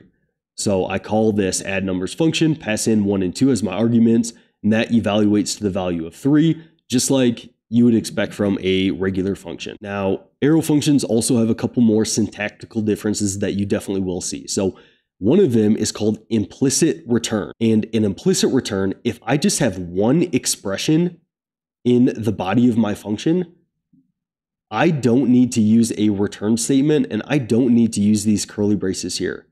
I can forego the curly braces, and I can move this up to one line here. And this is actually going to give me the same result here.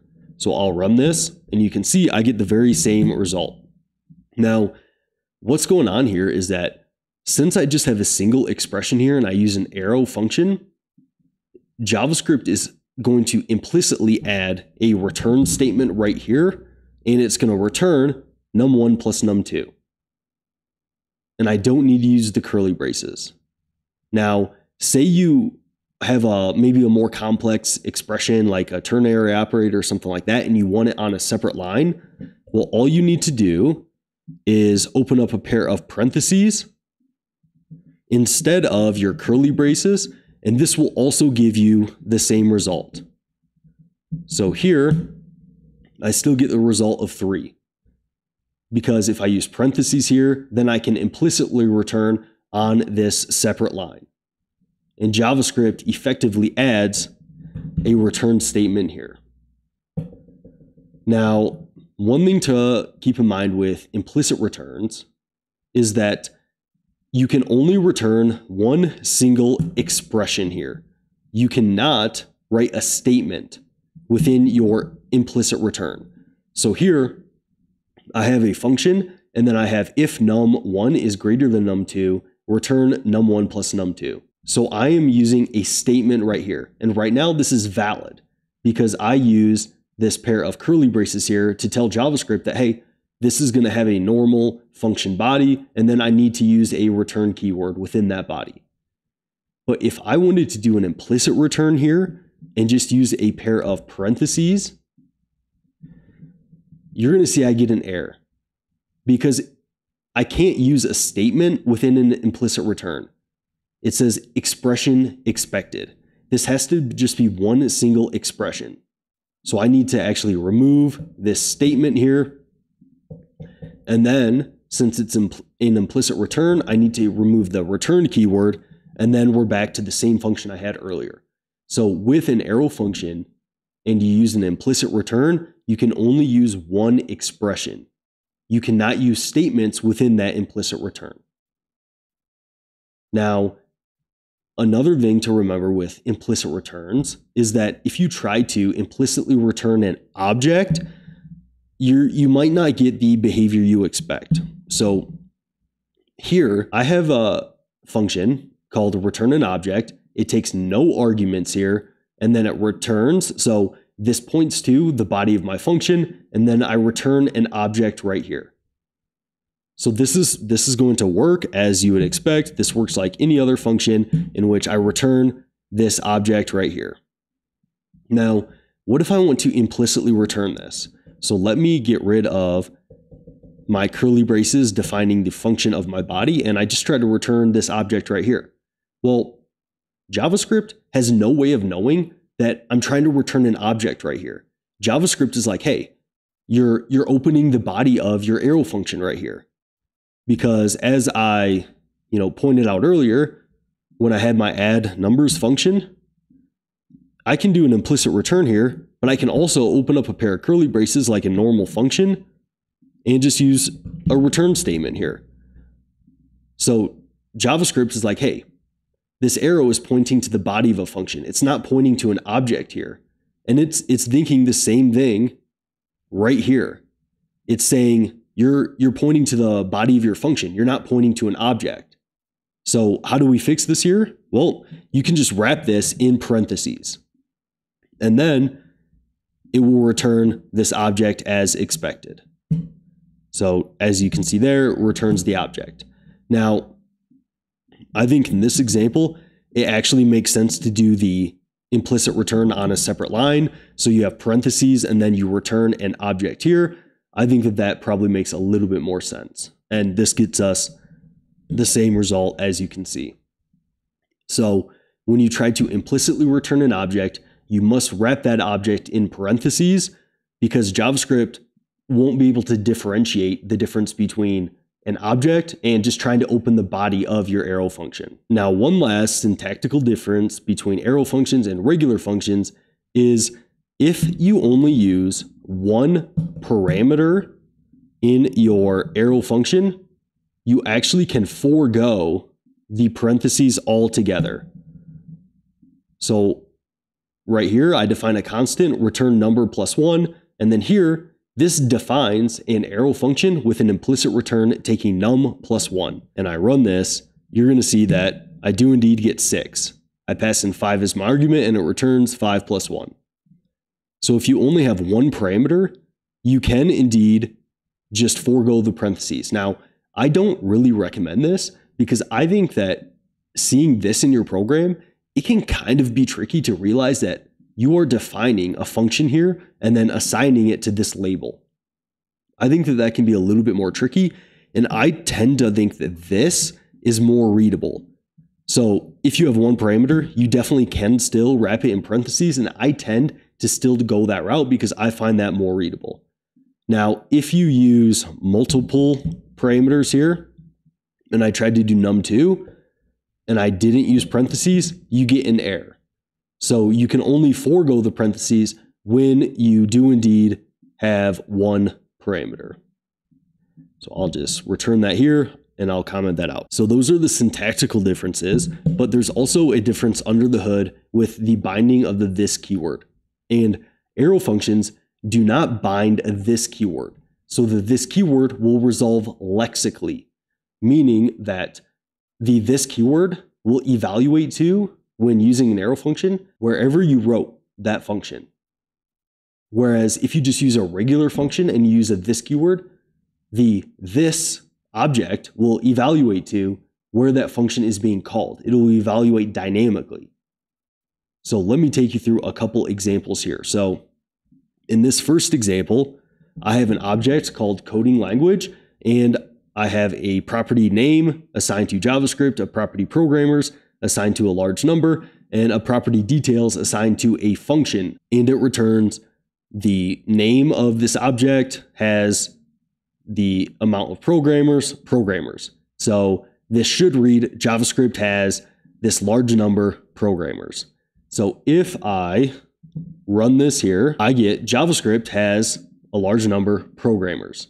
And I cancel out the this object here, and you can see that this object is going to evaluate to this coding language object. And it does this because when I call this details function, well, the this keyword is going to be resolved dynamically to whatever is left of this dot. And I'll create a video on the this keyword and explain that in much more detail.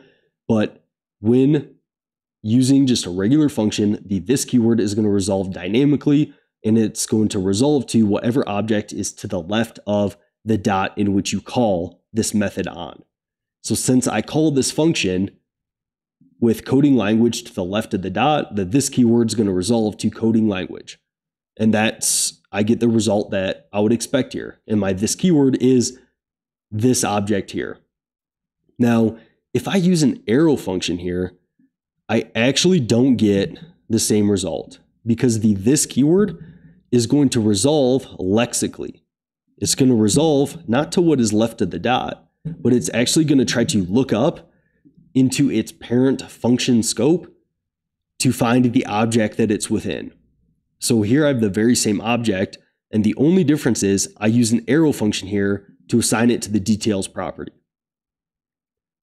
And if I run this here, and we just look at the output of this, we're going to see I get undefined has undefined programmers.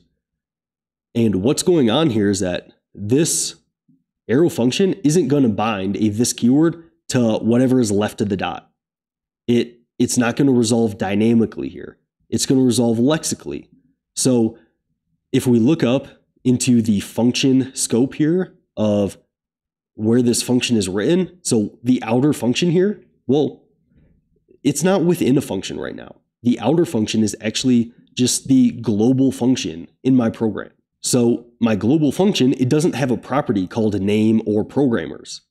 And in a browser, if I was running this in a browser, this would actually be the window object. That is kind of your global object. And on the window object, you're not going to have a this.name or this.programmers. So when I run this, I just get undefined has undefined programmers because this keyword looks up into its parent function, and the parent function doesn't have a name and programmers. This object doesn't create a new this scope. A this scope is only created by a new function. So it's going to look up into its parent function scope, and it's not going to find a this.name or this.programmers. So it's going to resolve to undefined because it's going to resolve lexically. It's not going to care about what is left of the dot here. Now, this can also be a feature though, and you might want this in some situations. So if you return a function from another function, so here I have the very same object, but I define a function, and then in that function, I return another function, and then I say this.name has this.programmers.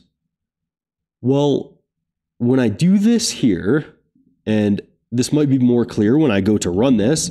So if I console log coding language.details, and when I just call this once, that's actually just going to return a function. So details, when I call this once, it's going to return a function. But then if I want to get this output here, I have to call that function again. So in JavaScript, I can just add another pair of parentheses, and I can call this inner function here after I return this outer function. Now, when we look at this, when I eventually call this function and I evaluate my this dynamically, what is to the left of the dot here? Well, there's nothing left of the dot, which means that this is going to resolve to the global function, which is actually going to give us the same result that we had here in our arrow function. As this first function, yeah, this function right here, it's going to have a this keyword that is going to resolve to the coding language object. So if I console logged like this right here, it's still going to be this coding language object. But when I console log this other this in here, it's going to try to evaluate to whatever is to the left of this second call, which is actually nothing, because coding language is only to the left of this first call. So if I run this, you're going to see that in my first this console, I get name JavaScript programmers is a large number, and then details is a function. So this is going to cancel out what is left of the dot right here. But then when I try to console log the this keyword here, well, there's nothing to the left of this dot. So I'm actually going to get the global object here.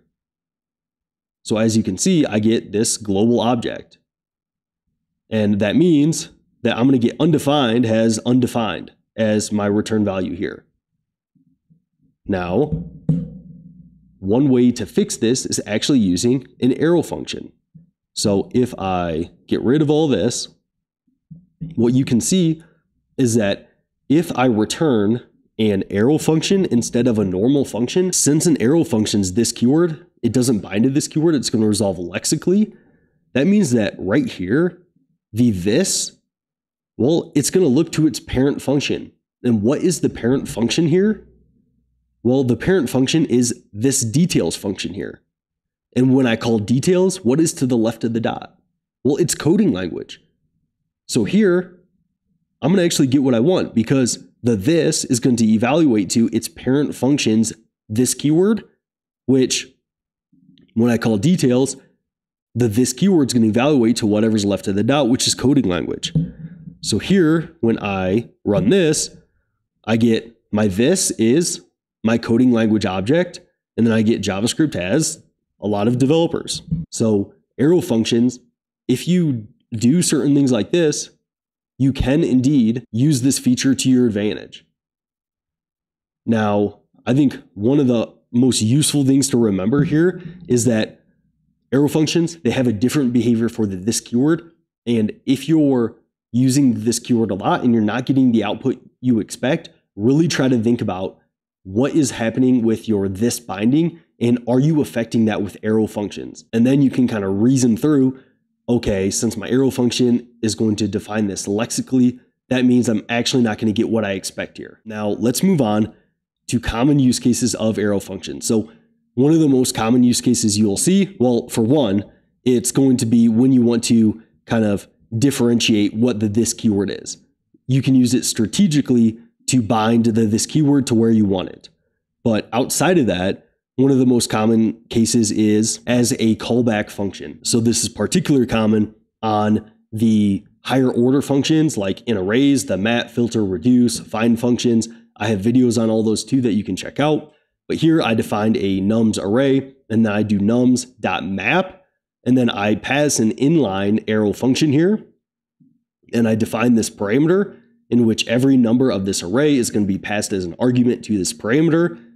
And then I implicitly return number times 10, and it's going to give me a new array of every number of this array times 10. And then I do a very similar thing here on line 83, in which I have a constant nums greater than 2, and I do nums.filter, and I pass in an inline function, and I return true if the number is greater than 2, which will give me, it will filter in every number greater than 2 to this array.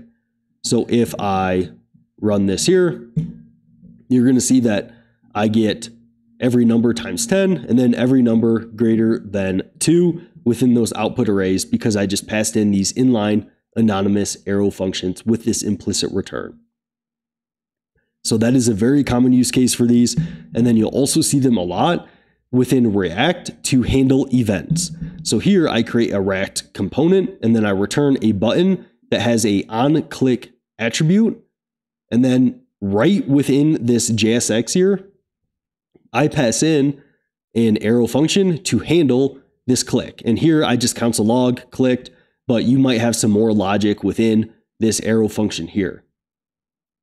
So you'll commonly see these arrow functions within event handlers within a library like React. So for arrow functions, they have like two key differences between normal functions within JavaScript. You'll see the syntactical differences in which you don't use a function keyword. You just define your parameters here, and then you use an arrow, and then you point to the body of your function.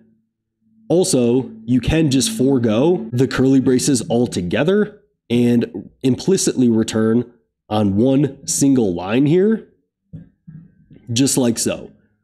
And JavaScript will implicitly effectively place a return statement there to return that single expression. But remember, it can only be with a single expression. You cannot implicitly return and then try to use an if statement or some conditional or a for loop or something like that. You can only use an implicit return with a single expression. And then if you want to return an object, you need to wrap parentheses around that object, and that will allow JavaScript to differentiate, are you returning an object here, or are you just creating the body of your arrow function? And then if you only have one parameter within your arrow function, you don't need to wrap it in parentheses. You can just place your parameter there without parentheses. I don't necessarily recommend this because I find it to be less readable, but that is something that you might see.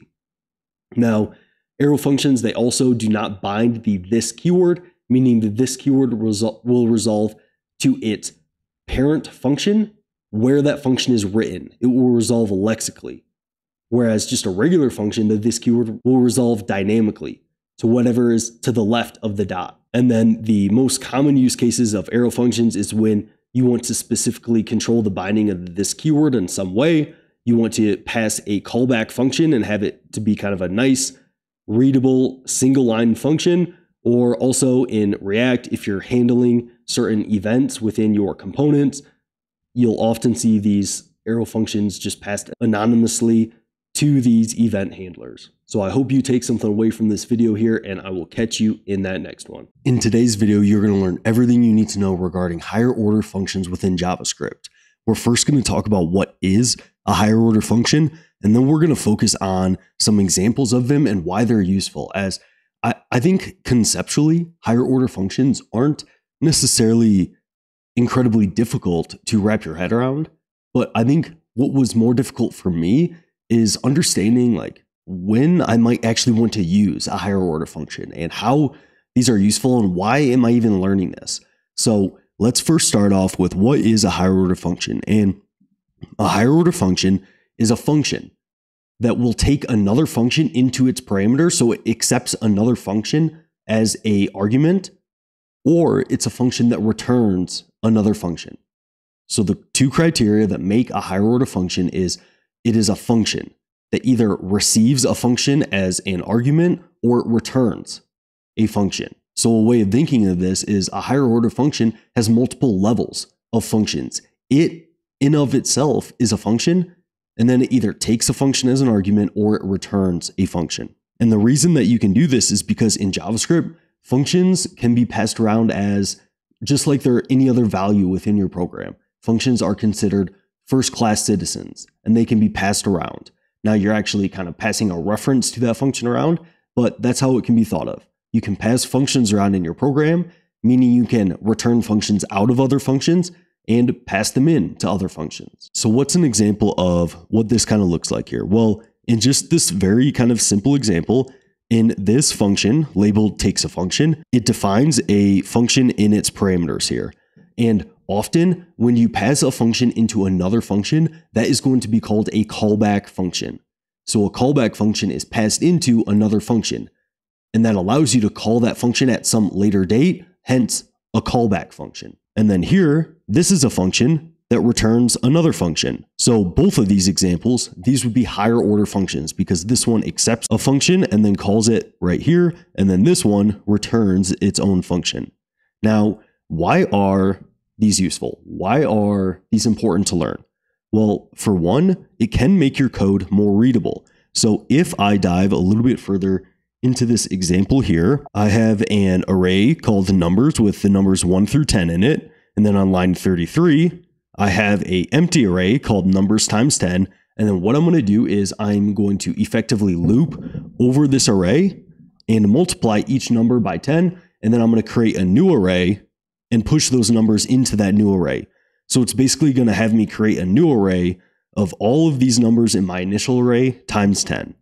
So here you can see that I write this for loop here, and then I'm going to count log my return value here. So let me run this program here, and you can see that I do indeed get each value of this array multiplied by 10 as I just loop over this array, and to my new array, I push the number times 10. So, this isn't particularly like super unreadable. You can figure out what's going on here, but I feel as though anytime you write loops within your program, you do kind of have to think about, okay, on each iteration of this loop, what am I going to be doing? And if you have more complex logic here, it can just lead to a lot of mental overhead trying to think about what is going on within each iteration of this loop. And it can be a little bit tricky at times. So what I think is potentially more useful is instead of just writing a basic loop over this, what we can do is we can use a higher order function that will basically create a new array and allow us to just pass in some instructions to perform on that array and get the same result instead of needing to write this for loop here. So let's go with a different approach here. So let me comment the for loop out, and here on line 41, I'm actually going to create a function called multiply by 10. It takes one number as an argument and returns that number multiplied by 10.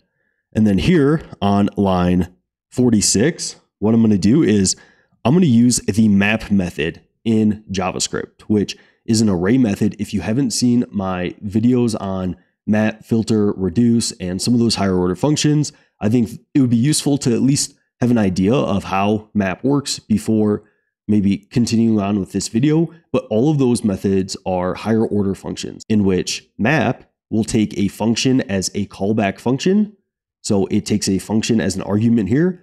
And then what it's going to do, it's going to pass each number of this array into this callback function, and map will create a brand new array, and it will manipulate each value in that array based on what function you pass in.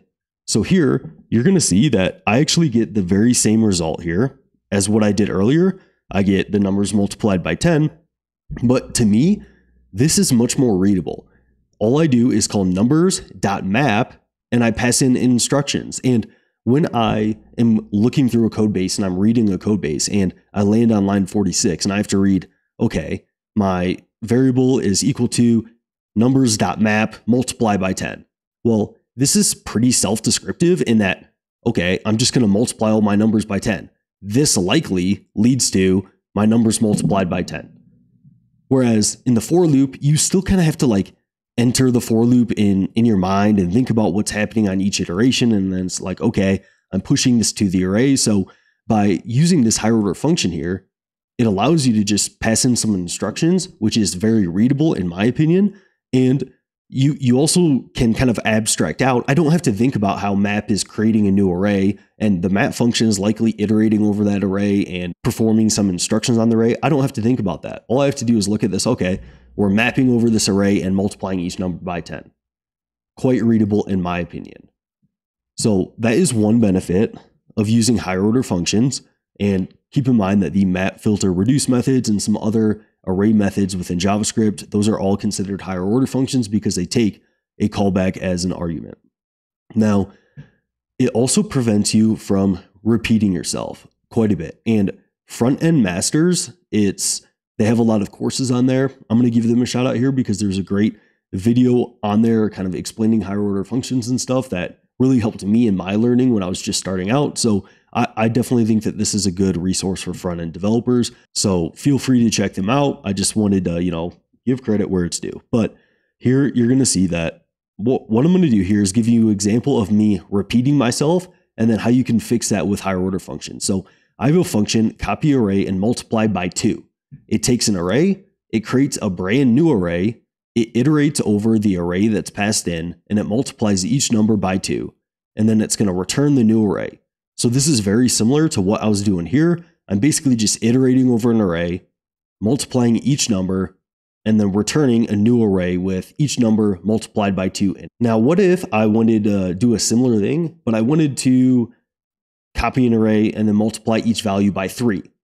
Well, I would basically write the same exact function here, but instead of just multiplying by 2, I would multiply by 3. And then as you can see with these functions, I'm repeating almost every single line of code except for this one here. Well, really, except for this value right here.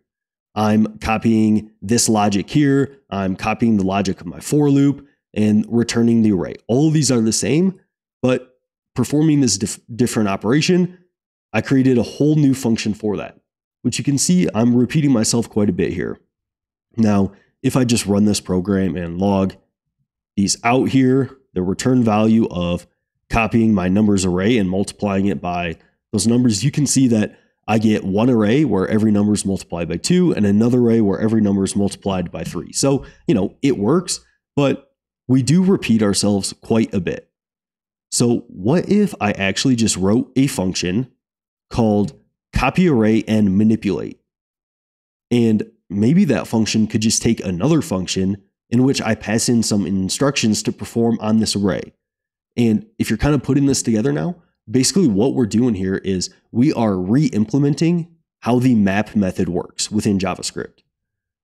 The map method is a method that just copies array and manipulates it in some way. And you pass in an array and some instructions to perform on that array within the map method.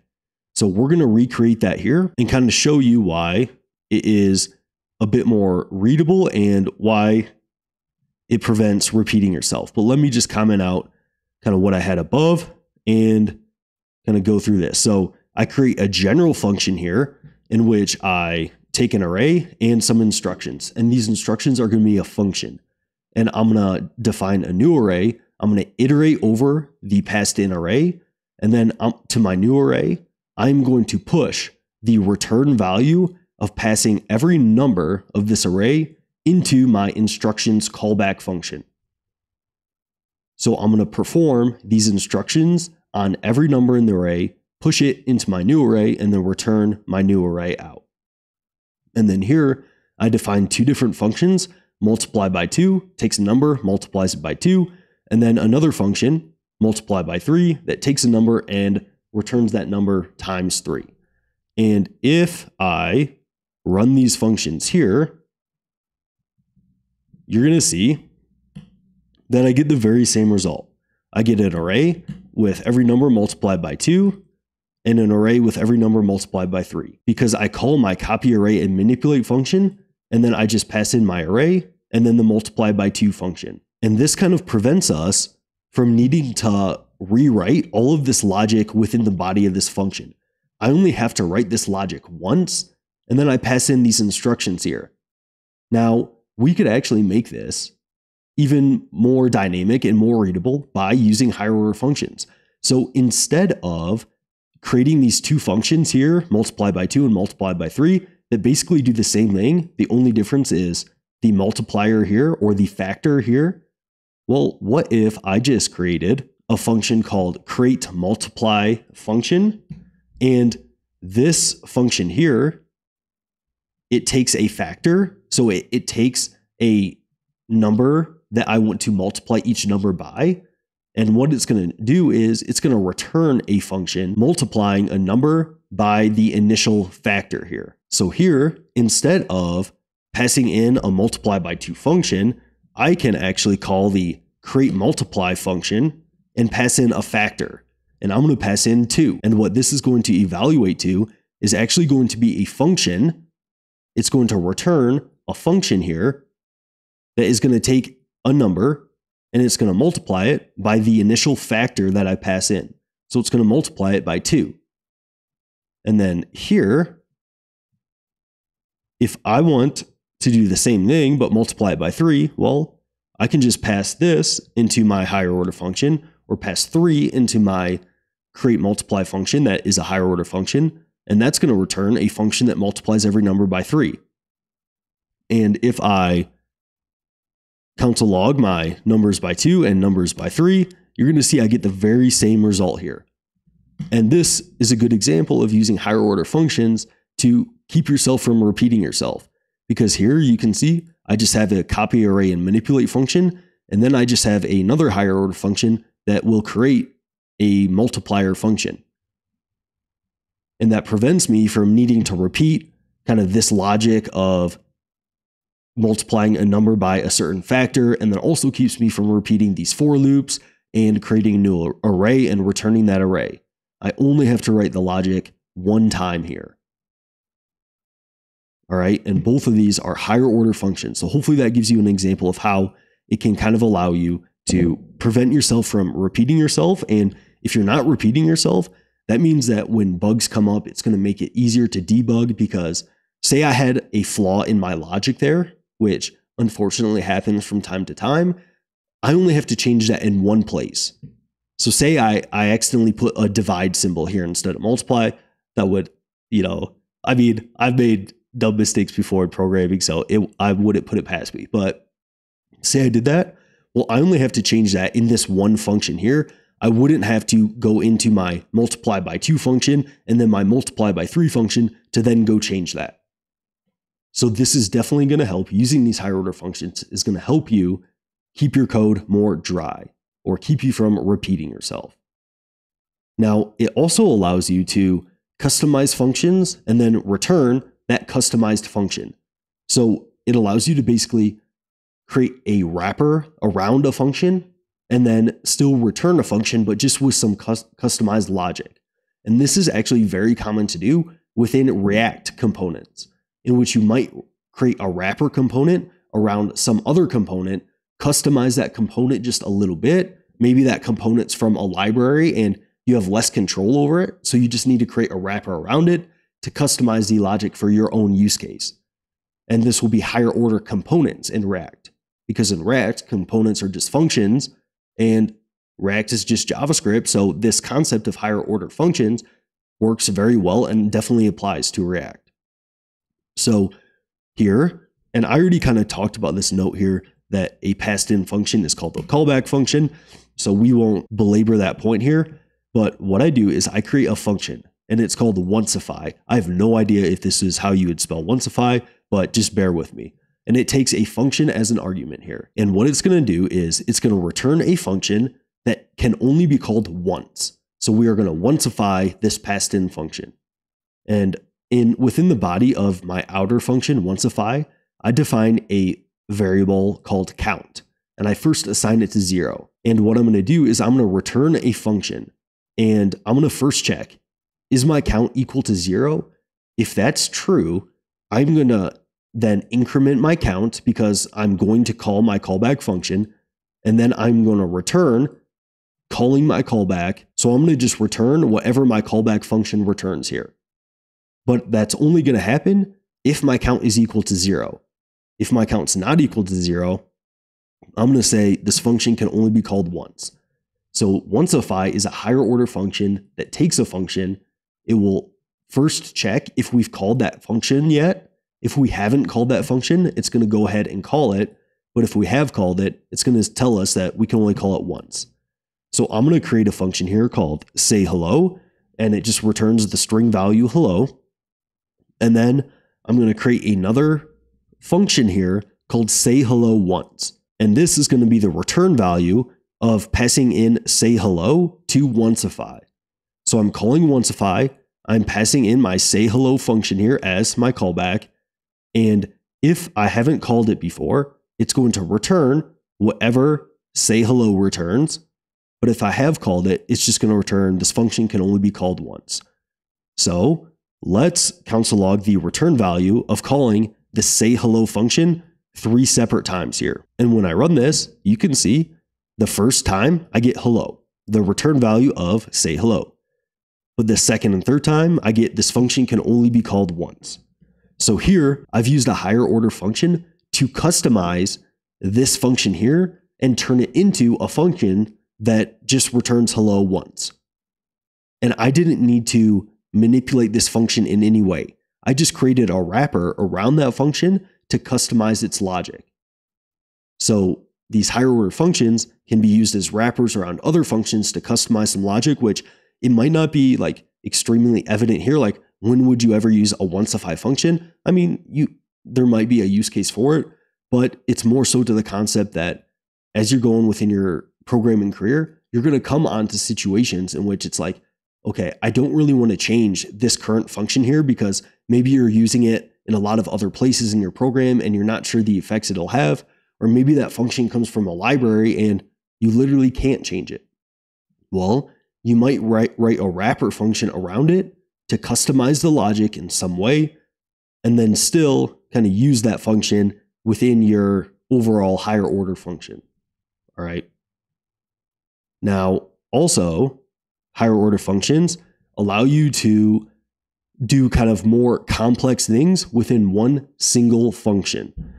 So by passing functions into another function, you can just have like one core function that calls other functions, making your functions a lot more reusable and a lot more readable and just a bit more clean. So here, I'm not going to have like a specific return value here. This is just kind of for the sake of example. But here I have a function called handle survey completed, and it takes kind of 5 different arguments. It takes a get user, and this is going to be a function. It takes a survey ID. It takes a get survey function, so another callback function. It takes another function called mark survey complete, and then at the end, it's going to take a function to send the completed surveys to the database. And then within the body of this function, you can see I'm going to use the get user function to get my user. I'm going to use the get survey function and the survey ID to get a survey. And then I'm going to mark the surveys completed with the survey ID by calling this function here. And then finally, I'm going to send the completed surveys to the database using the user ID and the survey. So in this handle completed surveys function, this might be a function that you call when someone completed a certain action within your program. Here, when someone completed a survey.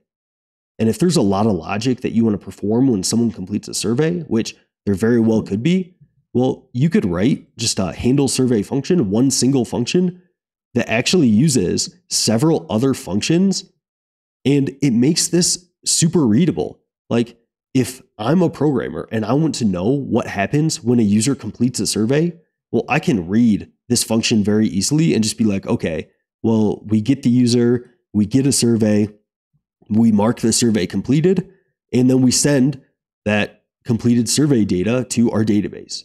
Like, that is very easy to read. I can know what's going on at just a glance here.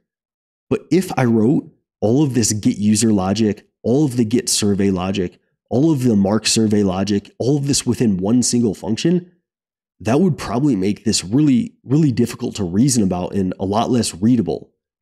So by passing these functions into this higher order function, it allows me to have a much more readable and less complex function and just kind of call out to those other functions based on the functions I pass in here. All right, so hopefully that gives you an example of how higher order functions can also kind of simplify your functions as well and make things even more readable like we touched on earlier.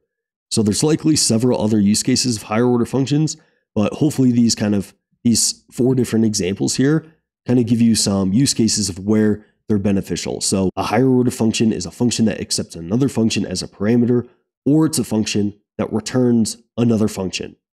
So there's multiple levels of function. It's a function itself, and it either takes a function as a parameter or it returns a function. And this is all possible because JavaScript treats functions like values as first-class citizens, and you can pass these functions all around your program. And it's going to help you make your code more readable. It's going to help prevent you from repeating yourself throughout your program. It's going to allow you to create wrapper functions and just kind of customize logic of specific functions.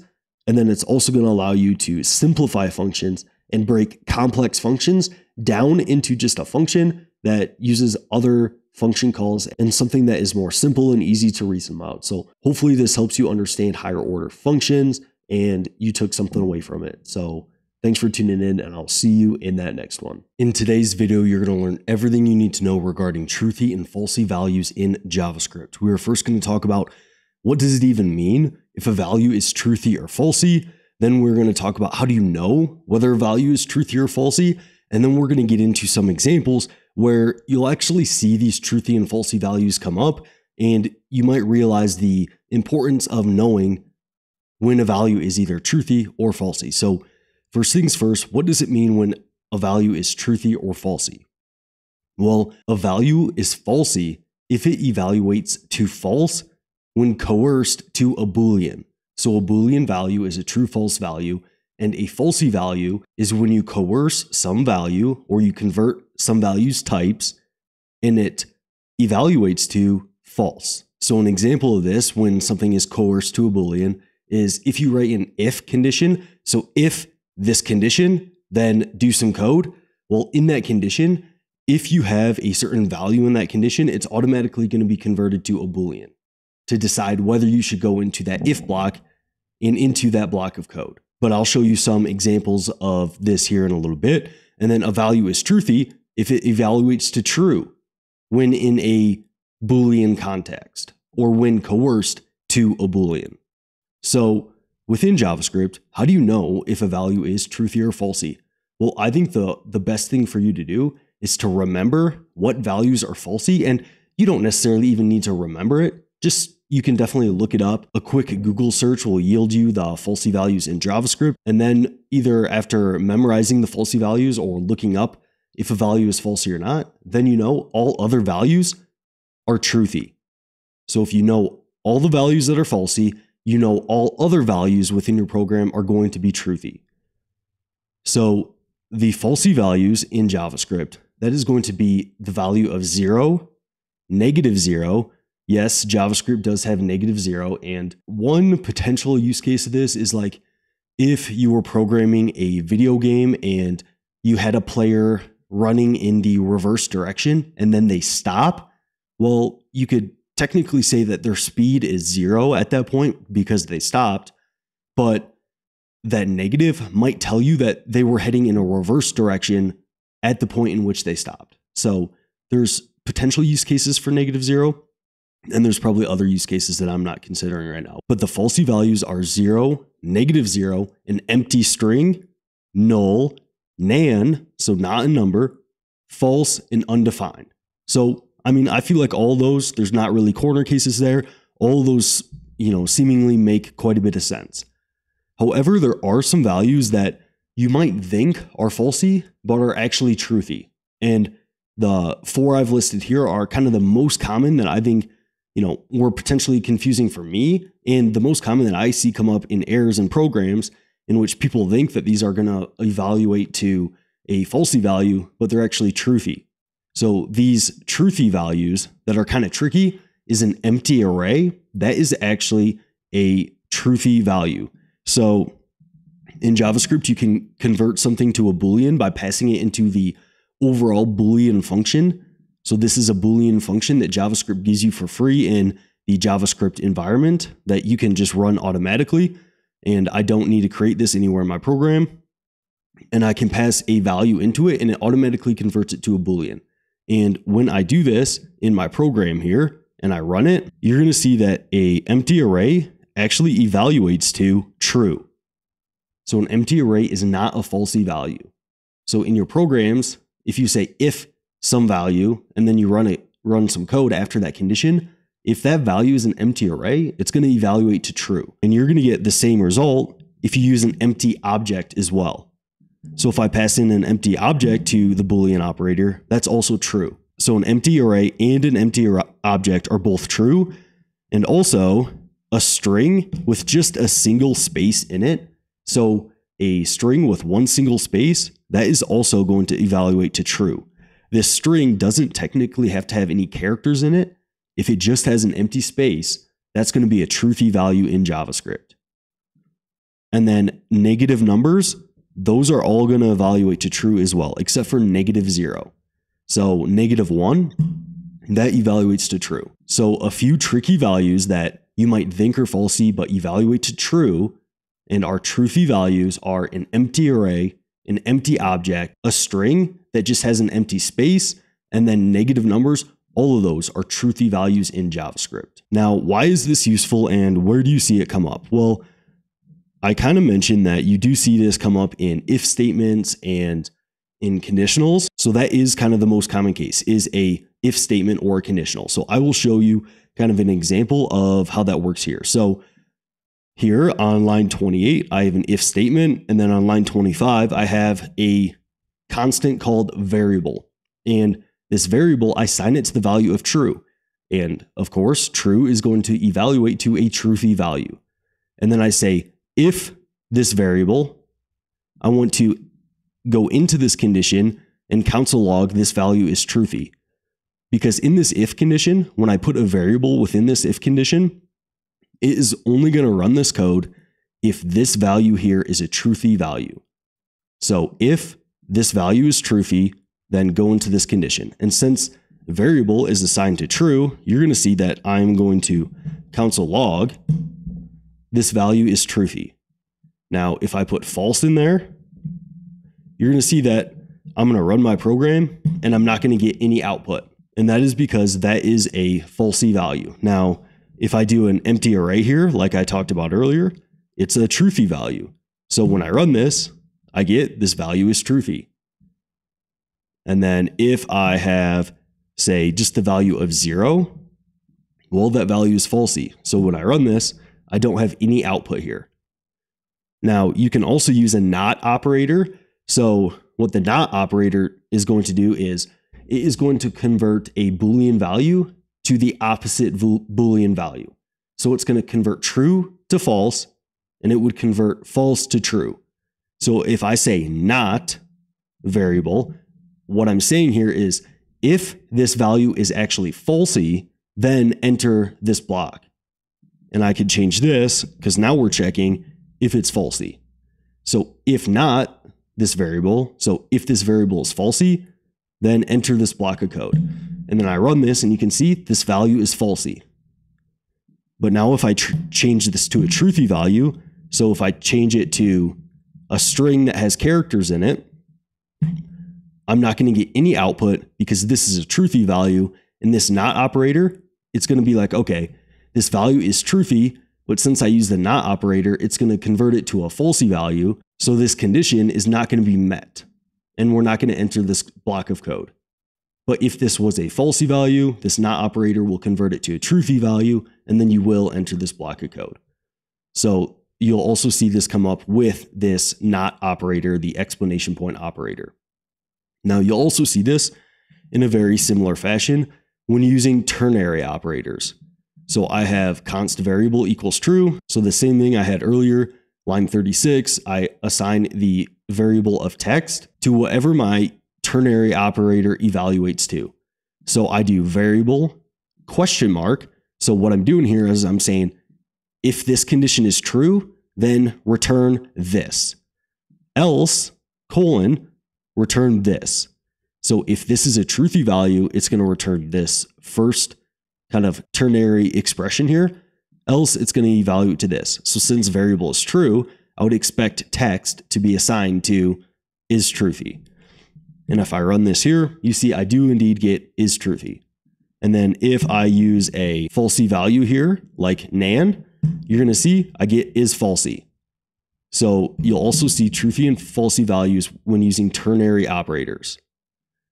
On a similar note, you'll also see these with the double bar operator, or this is also called the or operator. So here I have the same thing. I have const variable equals true, and then I'm going to assign the return value of using this or operator to my variable of text.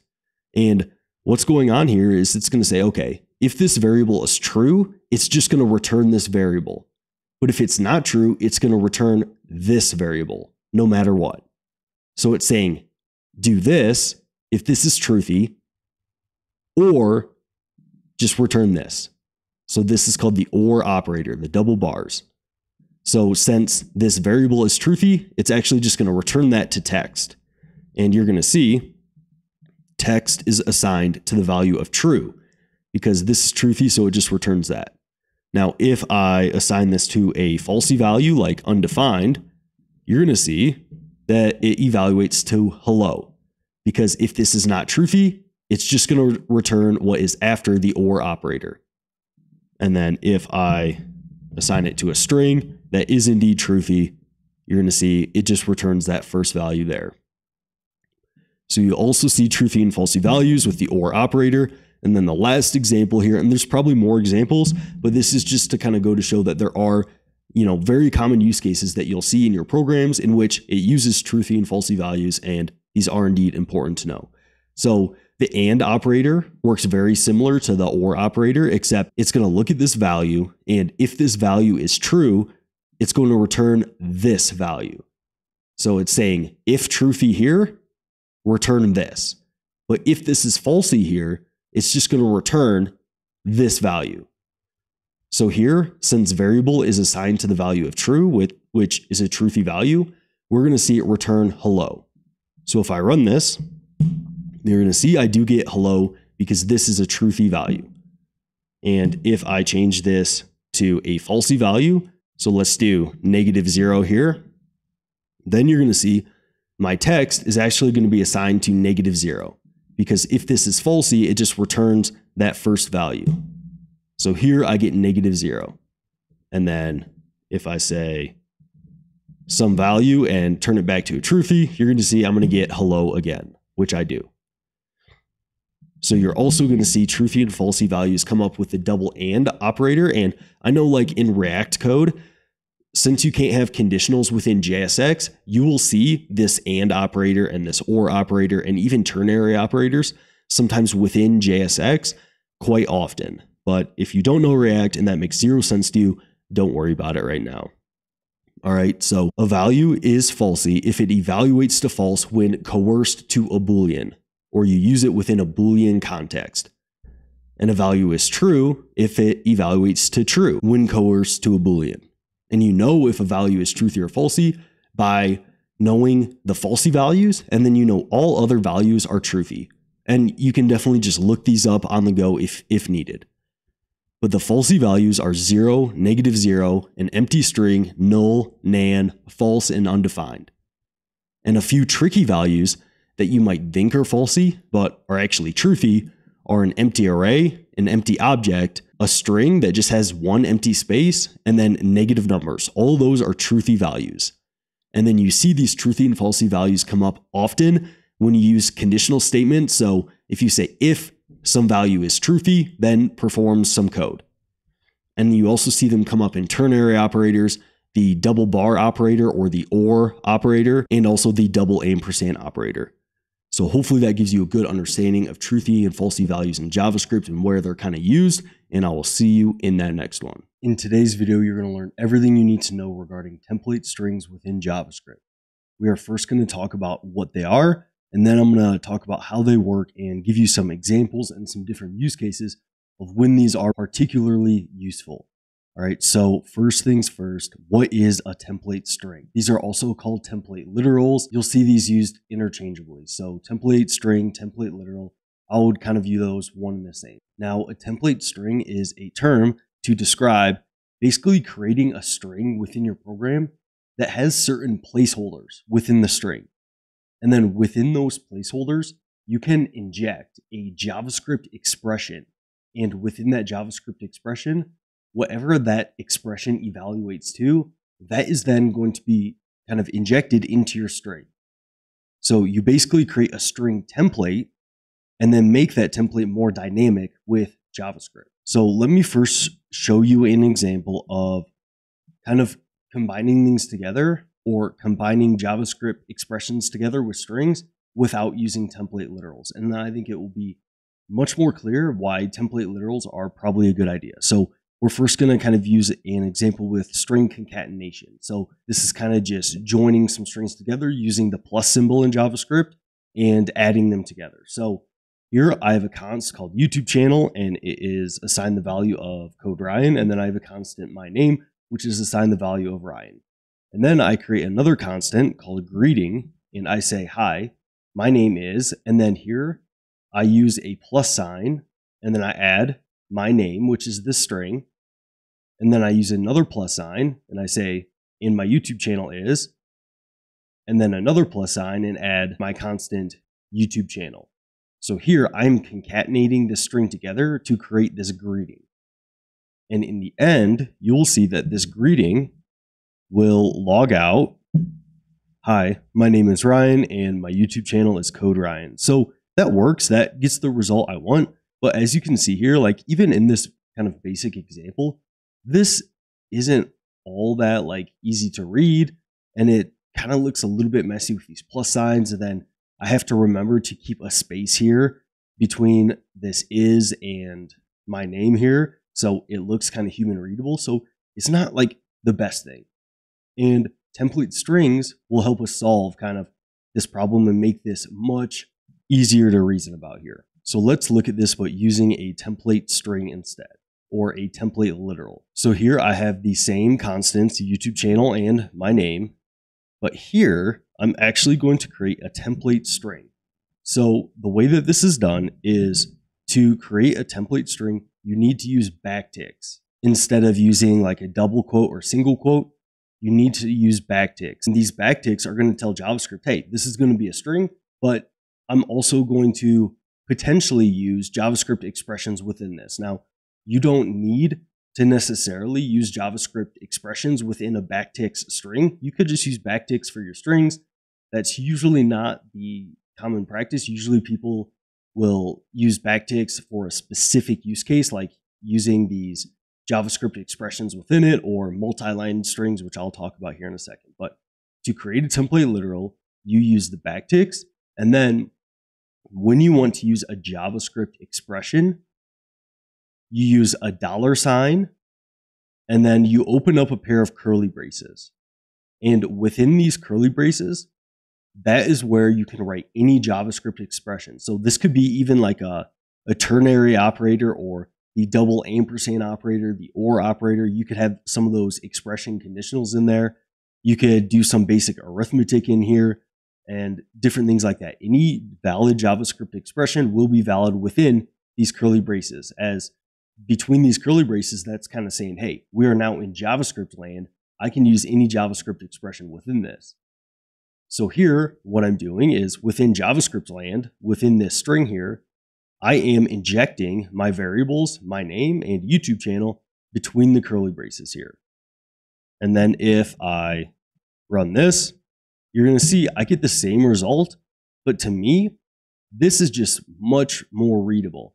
I don't need to worry about the plus signs. I don't need to worry about keeping my spaces. I just write my string and open up these placeholders here with $ curly brace and then inject my JavaScript in. And just to show you here, I could do something else like my name, and then I'll just add an S on the end, and you'll see that this is a valid JavaScript expression. And now you can see, hi, my name is Ryan's and my YouTube channel is Code Ryan.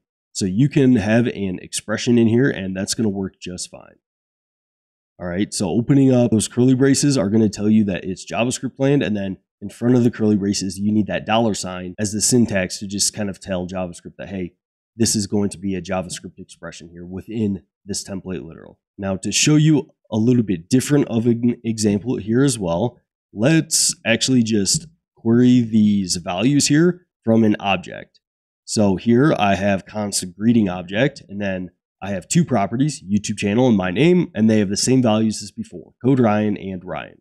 And then here within my greeting, we'll talk about the multi-line thing here in a second, but in my greeting here, I have the very same thing, but here, instead of just accessing a variable, I have greeting object dot my name.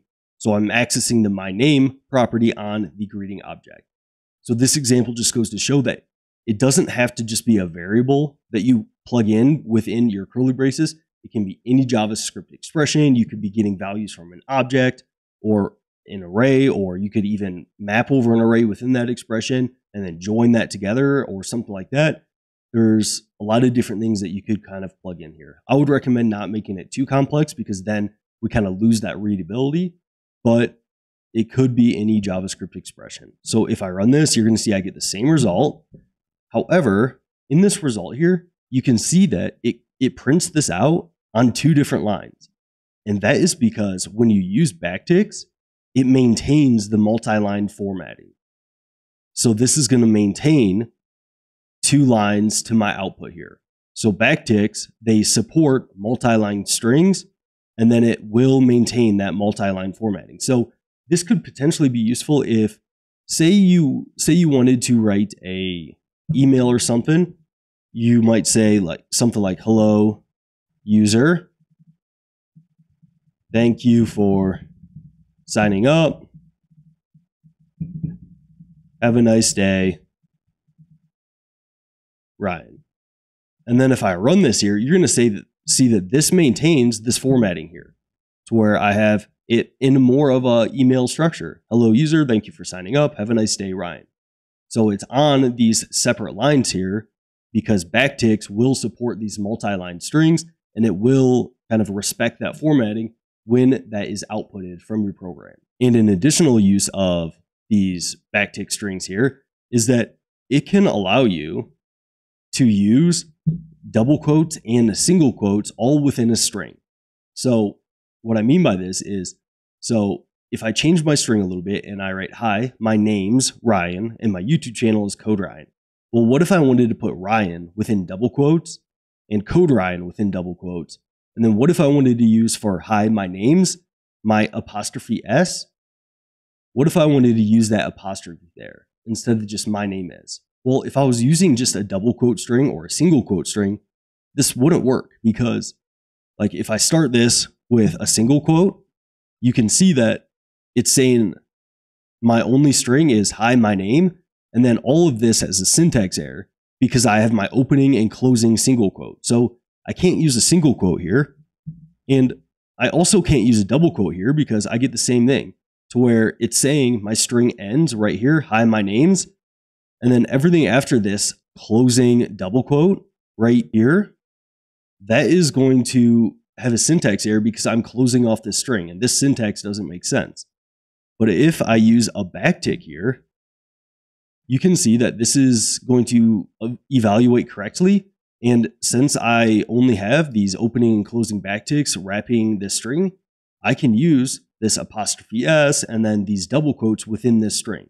So another helpful use case for using these backticks is when you need to use apostrophes or double quotes within your overall string, well, you can just wrap it in backticks and all of that is going to remain valid. So template strings within JavaScript, they effectively allow you to create a string with certain placeholders within them. So you create this string template, and then that template is made more dynamic using JavaScript expressions within those placeholders.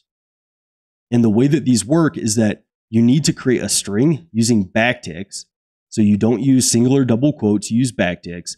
And then within that backtick string, if you want to use a JavaScript expression, use a $, and then open up a pair of curly braces. And within those curly braces, that is then JavaScript land, in which you can add any JavaScript expression, and that will be coerced into a string, and then it will kind of be injected into your overall string. And then also with the kind of backtick strings, they have a couple other nice features in which multi-line strings are valid with using backticks, and it will respect that formatting. So that will be the output. It will maintain that formatting. And then additionally, if you need to use apostrophes or double quotes within your overall string, then you can wrap your string in backticks and you won't run into those conflicts in which you're kind of opening and closing a string too early. So those are template strings within JavaScript. Hopefully you found this video helpful. Stay tuned for future videos on tagged templates and additional JavaScript, React, front-end development concepts. In today's video, you're going to learn everything you need to know regarding sets within JavaScript. We're going to talk about what is a set, how you create a set, how do sets kind of work, how do you add and remove elements from a set. We'll talk about iterating over sets, and then we'll even talk about a common interview question that you can solve very easily using a set. So first things first here, what is a set? Well, a set is a collection of unique values. And these values are going to maintain an order. You can almost think of a set similar to like an array or an object. It's a data structure that holds values. But in a set, these values are going to be unique. You cannot have duplicates within a set. And also, you can't index a set, or you can't pass a key to a set to get a value. You can know whether a set has a certain value, but you can't really just say like index of 1, return this value from a set. Or you can't say, give me this key, and it's going to return the value associated with that key. Now, how do you create a set in JavaScript? Well, it's fairly straightforward. You just use the set function or the set constructor function. And JavaScript will give you the set constructor function for free. I do not need to create this anywhere in my program. JavaScript already has this function just within its JavaScript runtime. So you call the set function with the new keyword, and that is going to return a new set. So if I run this program and I console log my new set here, you're going to see that I get a representation of my set in the console. It says it is a set with 0 elements here, and then it has kind of the opening and closing brackets similar to an object, but since it has this set keyword, you do know it's a set. Now, when you create a set, with this constructor function here, you can also pass it an iterable. So an iterable would be something like an array, something that you can write a for loop over. If you can write a for loop over it, it is iterable. So here I could pass in an array with the items 1, 2, 3, and 4. And then if I console log my set, you're going to see that I do get a set here, but it has the values of 1, 2, 3, and 4. So when you call it like this, it will basically iterate over this array, and it will add each element of this array to this set. And then just to show you here that I wasn't lying about sets needing to be unique values, we'll add some duplicate values to this array. And if I create my set now and I console log it, you're going to see that I get a set of only the values 1, 2, 3, and 4, because the set, it needs to have unique values. Even if you try to add multiple instances of the same value to a set, it's not going to allow that. And it's only going to have that value once in a set. So they are a collection of unique values. Now, that's how you create sets, but how do sets actually work? Well, we talked about creating a set, so I'm going to do that again here on line 24. But how do you add elements to a set? Well, sets give you a nice kind of helpful API for doing that, in which on a set that you create, it's going to have an add method. And you can add elements to a set by calling .add and then passing in the element that you want to have in your set. So here I create my new set, which is just an empty set. And then here I call my set.add 4 separate times with the values 1 through 4. And then when I log the return value of this, you can see I get the very same set because I've added these elements to the set using mySet.add. So that is how you add elements to a set. And for removing elements, you have a very similar API in which you can call mySet.delete. Delete is a helper method that will exist on any set that you create with that new keyword. And you can just call the delete method and pass in the value that you want to remove from your set. So I call the delete method with the value of 1. And then if I log out my set, you can see that it only has the values 2, 3, and 4 in it now because I've deleted the value of 1. Now, what if I want to check if a value is within a set or not? Well, you can use the method called has. So you can call mySet set.has and pass in the value to check, does this value exist? And the has method is going to return a Boolean value, a true false value, on whether this value exists within your set or not. So when I call the has method and pass in these values, you can see my set returns true for the value of 2 because my set still has the value of 2, but it returns false for the value of 1 because I deleted my value of 1 here on line 35. Now, you can also use some methods on sets that are similar to methods that you can use on objects. So you can use mySet.keys, and that gives you the keys of a set. Now, the keys of the set are actually just going to match the values. So this isn't going to be all that helpful, but it does exist. So it returns just basically the values of the set because the keys and values are going to be the same here in sets. And then you can also call set.values and it returns the values of a set. And as you can see, my keys and values are the same. And then similar to objects, you also have the entries method. So if you use the entries method on a set, you will return the kind of key value pairs. And in the case of a set, it is going to just be the kind of matching key and value. All right. So you do have those methods. I don't particularly find those incredibly useful. Maybe you would use that .values method from time to time, but just in case you see those out in the wild, it can be helpful. Now, sets also have a way to just clear the sets and remove all elements from a set, and that is just using the clear method on sets. So you can use your set and then call the .clear method, and that is going to clear your set. So if I use this method and I clear my set, you can now see it is a set with 0 elements, and it is just represented by like an empty pair of curly braces here. Now, one thing that you might use with sets is iterating over sets. So getting each element of a set one by one. And sets are iterable in JavaScript. So you can indeed iterate over a set. So here, I'm going to create a new set here, and I'm going to pass in an array with the values 1 through 6. And like I showed you earlier, you can pass in an iterable into the set constructor function, and that is going to add the values 1 through 6 into my set. So my set is going to be a set with the values of 1 through 6. Now, one way to iterate over sets is just to write a for loop over them. So I can do for const value of my set, and that is going to iterate over each value of my set. So if I run this here, you're going to see on each iteration, it gives me each value of my set, and I get the values 1 through 6 printed out to my console. Now, you can also use the spread operator on sets, and I will have videos coming up on the spread and rest operators in JavaScript, but effectively, you can use the spread operator with sets. And what this is going to do right here, it's going to get me a brand new set because I am spreading my set into this array right here. This syntax can look a little bit funky if you've never seen it before, but once you understand how the spread operator works, this should make a lot more sense. But here I'm just spreading each item of my set using this 3-dot operator into this array here. And if I log this, you're going to see that I do indeed get an array with the values 1 through 6 because I was able to iterate over my set with that spread operator to create a brand new array. And on a similar note, you can create a new array from a set using the array.from method.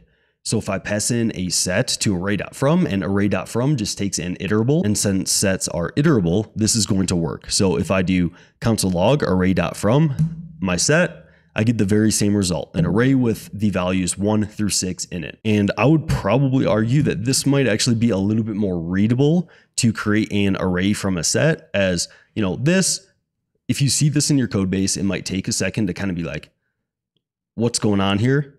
But here, it's very self-descriptive. I am literally creating an array from my set. All right, so I generally would move towards this approach, even though this is like the modern way of doing it. I prefer more readability in this instance. Now, for our interview question here, I want you to try this here on your own before I give you the answer. So the interview question is, remove all duplicate elements from an array. Now, there's many ways that you could do this. You could do this with using for loops or anything like that.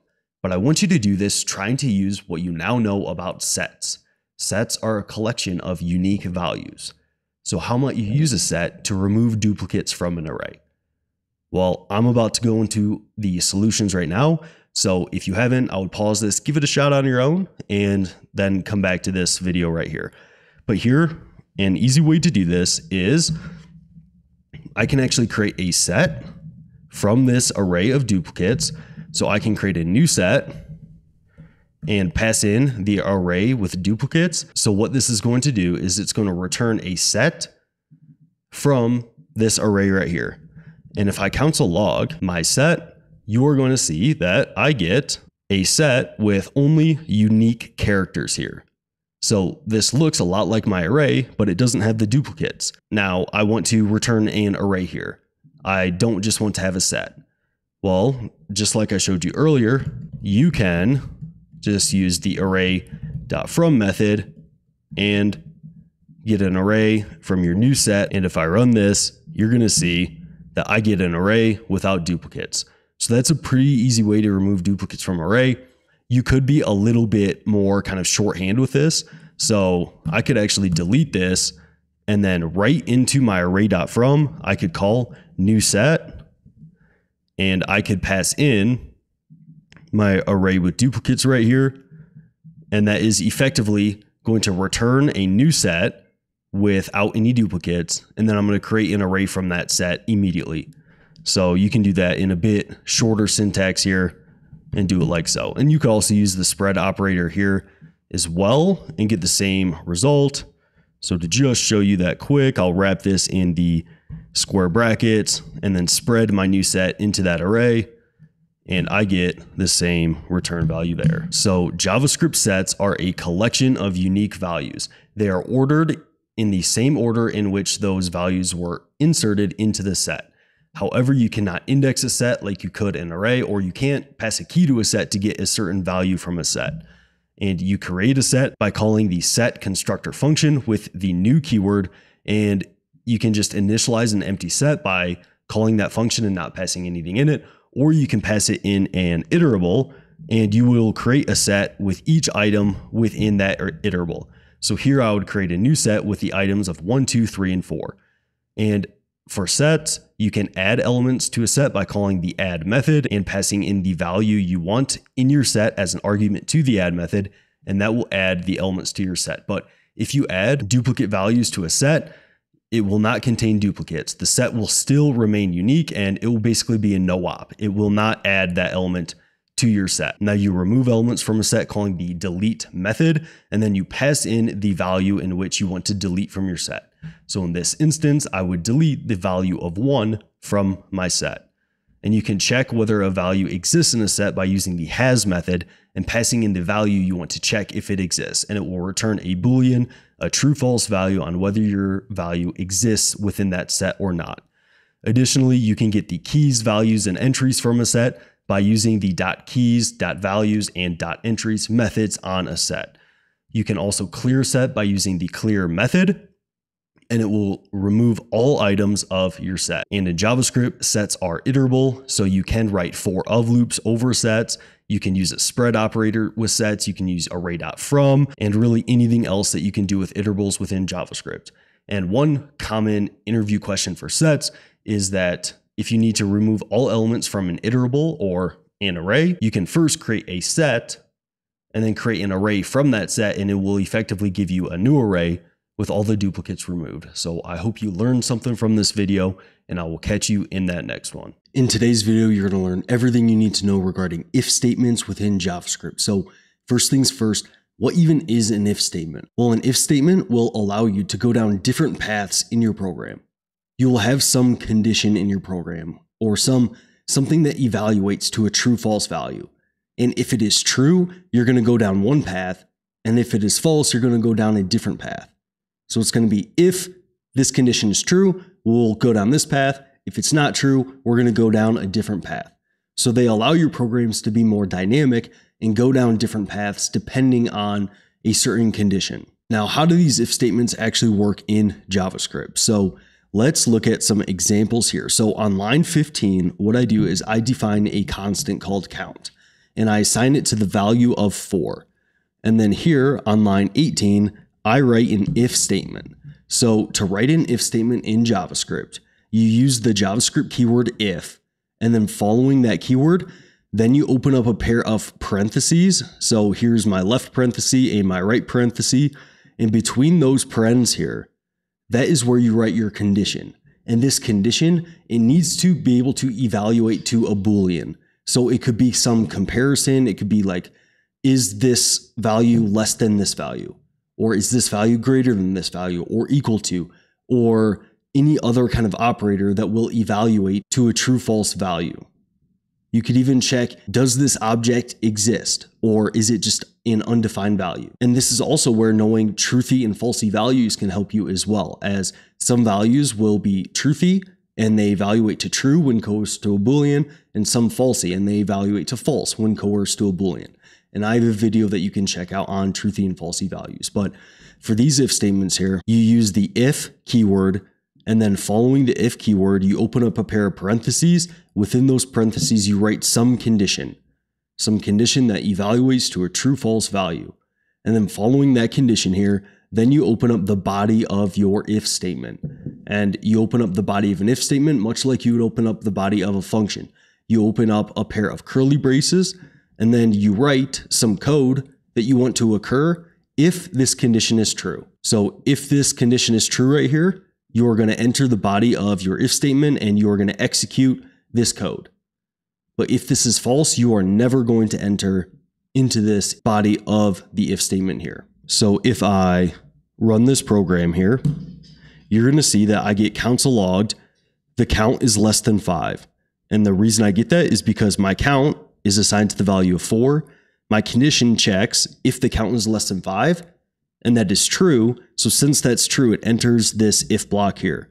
Now, if I change this to 6, you're going to see when I run this, I don't get any output because my condition evaluates to false and I don't enter the curly braces of my if statement. All right. Now with if statements, you can also add on to them if something is not true. So here, I can write an else if statement. And what else if is it will first check this first condition. If the condition is false, it will then check your else if statements. So it's going to first say, okay, is this condition true? It is not true. So then it's going to go down, okay, well, if that's not true, is this condition true? So then it will check your next condition in your else if statement. So it's going to be if this condition is true, else, if this condition is true, then it's going to enter this block here. So in this scenario, when my count is 6, it is not less than 5, so it doesn't enter this block. But then I check, okay, is it less than 10? And it is less than 10. So I would expect it to enter this block and console log this output here. And as you can see, that's what it does. The count is greater than 4, but less than 10. So you can also chain on else if statements to your initial if statement.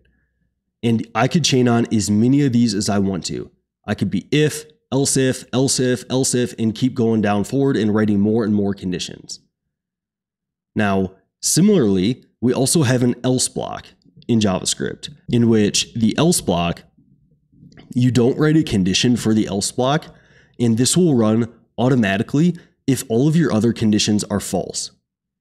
So this will run, as you can see, it has no condition following the else keyword, and it will run if these two conditions are false, we will automatically run this else block. So in this scenario, we don't run it because this condition right now is true. So it only runs this. And when you're using these if statements in general, alongside these else if statements, you're only going to enter one of these blocks no matter what. So let me show you how this works. So for example, let me change this to 4 here.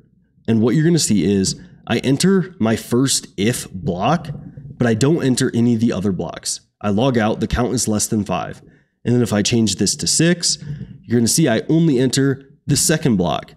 The count is greater than 4, but less than 10.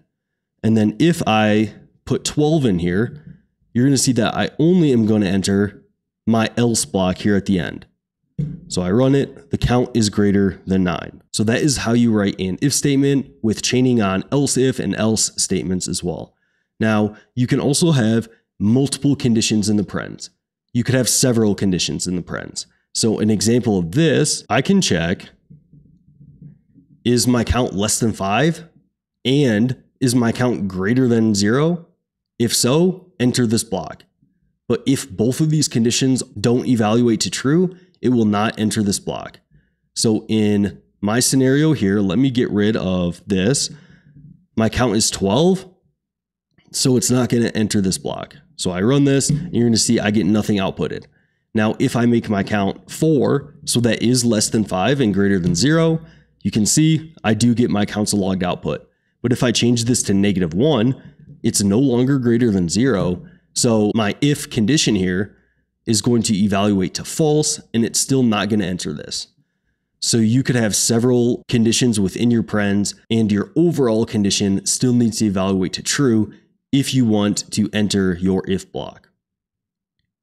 Now, one thing I do want to mention with if statements is that I tend to prefer using early returns compared to just using if statements.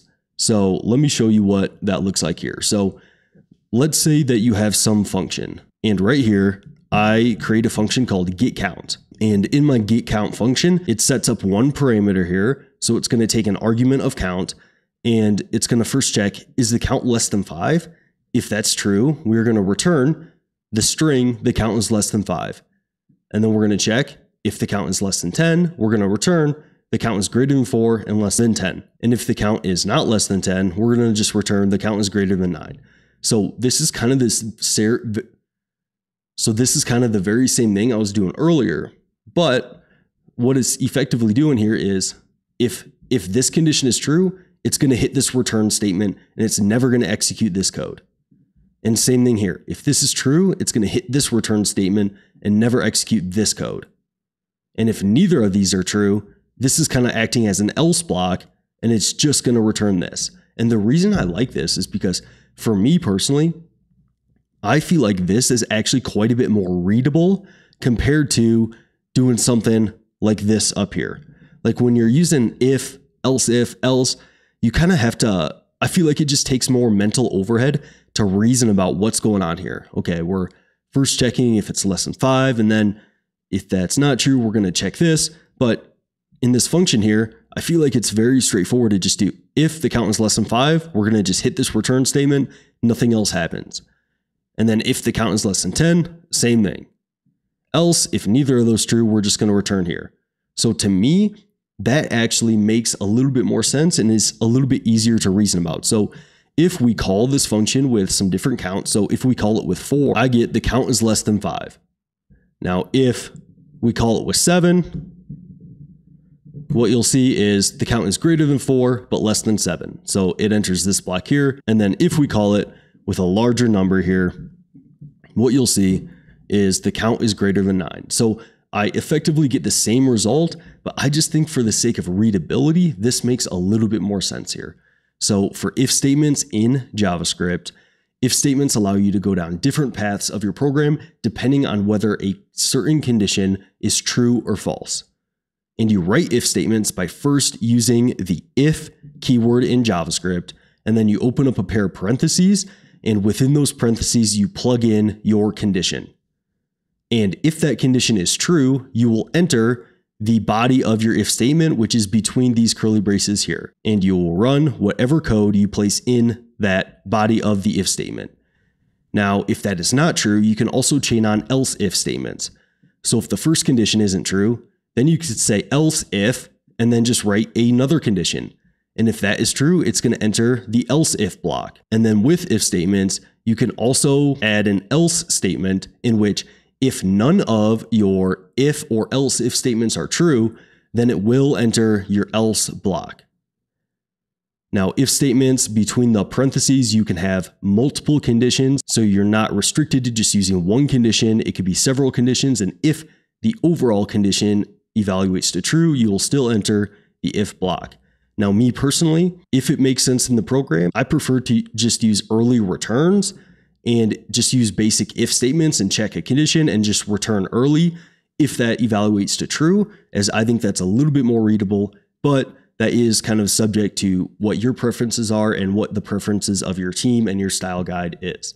So coming soon, we have while loops, switch statements, ternary expressions. So make sure you're subscribed for that. And I will see you in that next one. In today's video, you're going to learn everything you need to know regarding switch statements in JavaScript. I'm going to explain kind of what they are, how they work, and then you'll come away with this video with a good understanding of switch statements. So first off, what is a switch statement in JavaScript? Well, a switch statement is a statement, or it's some code that allows you to check some condition and perform a variety of tasks depending on what that condition is. It acts much like an if statement, but it can be a bit more readable and a little bit more easy to reason about in certain situations. So how do these switch statements actually work? Well, let me show you an example here and explain kind of what's going on. So here on line 15, I define a constant called programming language, and I assign it to the value of Python. And here on line 17, this is where I start my switch statement. So to start a switch statement, you start it with the switch keyword, and then you follow that up with the condition that you want to check. So very similar to an if statement in which you use the if keyword followed by opening up a pair of parentheses and placing the condition you want to check. A switch statement is the very same way. We use a switch keyword, open up a pair of parentheses, and that is the condition we want to check. So we're checking this condition, and then we can open up a pair of curly braces to then go inside the body of our switch statement. And inside the body of a switch statement, you're going to have different cases for what this condition might be. So I'm going to check in my cases, okay, it's basically saying if my condition is this, then do this. If my condition is this, do this. But instead of using if statements, you use these case expressions here. So you use the case keyword and then you check some value. So this is basically asking, okay, is this condition within the switch parentheses here, does that evaluate to JavaScript? So I'm saying case JavaScript. Is programming language JavaScript? And if that is true, then this is going to run right here.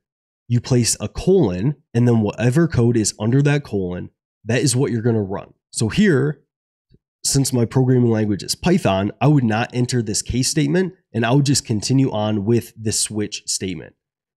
But here, I would check, okay, case Python. Is my programming language, does that evaluate to the value of Python? And in here, it does.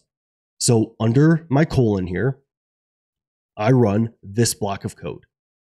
Now, one thing that you'll see here is that I use a break statement at the end of this block of code here. And the reason that you need to do that with switch statements is to prevent fall through. So what would basically happen here if, and I'll show you an example of this, if I didn't have the break statement, it would actually kind of fall through and it would run this next case statement of this switch. And we probably don't want that, as that's kind of a little bit of weird behavior of switch statements. So we want to make sure to place a break statement, which will break us out of this switch statement and will basically end the running of this statement here. Now, something else that you'll see that is very common with switch statements is having some default case. So this is basically saying if none of these cases are true, so if case JavaScript is not true, if case Python isn't true, so if this programming language doesn't evaluate to any of these cases here, then it will run this default code. It's kind of like having an else statement. So we're kind of checking, if programming language is JavaScript, run this. If programming language is Python, run this. Else, just run this default code if none of these cases come true. All right, so let me actually show you how this actually works. So if I run my program here, you're going to see I get console logged, it's Python. And the reason I get that is because in my switch statement here, I'm checking the programming language constant. So right here within my switch, and then I'm checking, okay, case JavaScript. Is programming language JavaScript? No, it's not. So I go to my next case statement. Is programming language here? Does that evaluate to Python? Yes, it does. So it's going to enter this case statement. It's going to console log Python, and then it's going to hit this break statement. It's going to end this switch statement altogether, and it's going to log this to the console. Now, like I said earlier, if I forget this break statement, it's actually going to have some fall through here. and it's going to run its Rust as well. So if I run this, you're going to see I get it's Python, it's Rust. And that's because we're getting some fall through here. So you need to put these break statements here to prevent that fall through. Now, if I had this switch statement within a function, you could just potentially hit a return statement instead of a break statement, and that would end the running of that function. But usually in switch statements, you will see these break statements are pretty common to prevent that fall through. Now, let me change my programming language to just Py. And I don't have any case statements that will evaluate to true for this programming language variable. So we should just see the default case run here. So if I run this, we see it's the default because none of these case statements evaluate to true. Now, if I put in JavaScript here, you're going to see that I get it's JavaScript. So it's very similar to writing an if statement, but as you can, if you're just running through your code here, it's fairly readable to just say, okay, we're checking the programming language here, and then we have these cases for what the programming language might be. And we're just checking, okay, well, if it's JavaScript, do this. If it's Python, do this. And it is fairly readable. Now, some teams aren't going to use switch statements at all and just use if statements. As like I mentioned earlier, you can effectively do the same thing with if statements like I do here. So if I get rid of my switch statement here, and I keep my programming language variable up here, and if I just check, okay, if programming language equals JavaScript, then console log, it's JavaScript, else if it's Python, console log, well, we probably know what a console log, it's JavaScript, we'll console log, it's Python. I definitely just copied and pasted that and forgot to change it. And then else, this is kind of like our default statement, it's the default. And if I run this code here, you see that I get it's JavaScript because programming language equals JavaScript. Now, if I switch it to Py again, so I don't have anything that kind of catches just py, you're going to see I'm going to run my else statement, and I'm going to get my default case here. So I get it's the default. So you can usually do the same thing with if statements, and usually switch statements are for a little bit better readability in some cases. Now, what if you want multiple conditions within your switch statement? So what if I want to check like case JavaScript or Python? Well, there's actually a fairly straightforward way of doing this in which you can just add multiple case statements and you can kind of take advantage of the fall through that occurs. So here I can write these case statements back to back. And this is basically telling me, okay, if programming language here evaluates to JavaScript, or if programming language evaluates to Python, then I'll run this code and I'll break out of this. Because like I mentioned with fall through earlier, if I don't add a break statement right here, it's going to kind of keep running through this code. So here I basically can check if programming language is JavaScript or if it's Python, I'm going to run this code. And if I uncomment this here and I run this code, you're going to see I get it's Python or JavaScript. And if I change this just to JavaScript here, you're going to see when I run this, I still get the same thing because this is checking, okay, switch programming language. Does this programming language evaluate to JavaScript, or does this programming language evaluate to Python? If yes, run this case statement and then break out of it after that. If no, it's not going to run this. So if I change this to Rust here, you're going to see that I get it's Rust because it's then going to enter this case statement. And then if I don't have a case statement for it, it's going to run my default code here. So I get it's the default. So switch statements in JavaScript are very similar to if statements, although they just have a little bit different syntax and they can be just a little bit more readable at certain points. And to use switch statements, use the switch keyword followed up by whatever condition you want to check. So in this instance, I would check the programming language value. And then I would write case statements for what that value might be. So case JavaScript is saying if programming language is equal to JavaScript, then run this code. And if I don't have a case statement for what this value evaluates to, then it will run the default case here. And it's important to add break statements after your cases so you make sure that you prevent fall through and you can just exit the switch statement at that point. And if you want to check multiple cases and run the same code in both those cases, you can just add another case statement on back-to-back lines here. And then this is effectively saying, okay, if programming language is JavaScript or if it's Python, then I want to run this code. So hopefully this gives you a good idea on how switch statements work. They're usually used instead of if statements for just readability purposes, and they can come in a little bit handy in certain situations. So thanks for tuning in, and I'll see you in that next one. The DOM stands for the Document Object Model. This object model is a programmer-friendly representation of whatever web page you're on. So you have your web page, and then this document object model is a model that represents all of the different elements on your web page.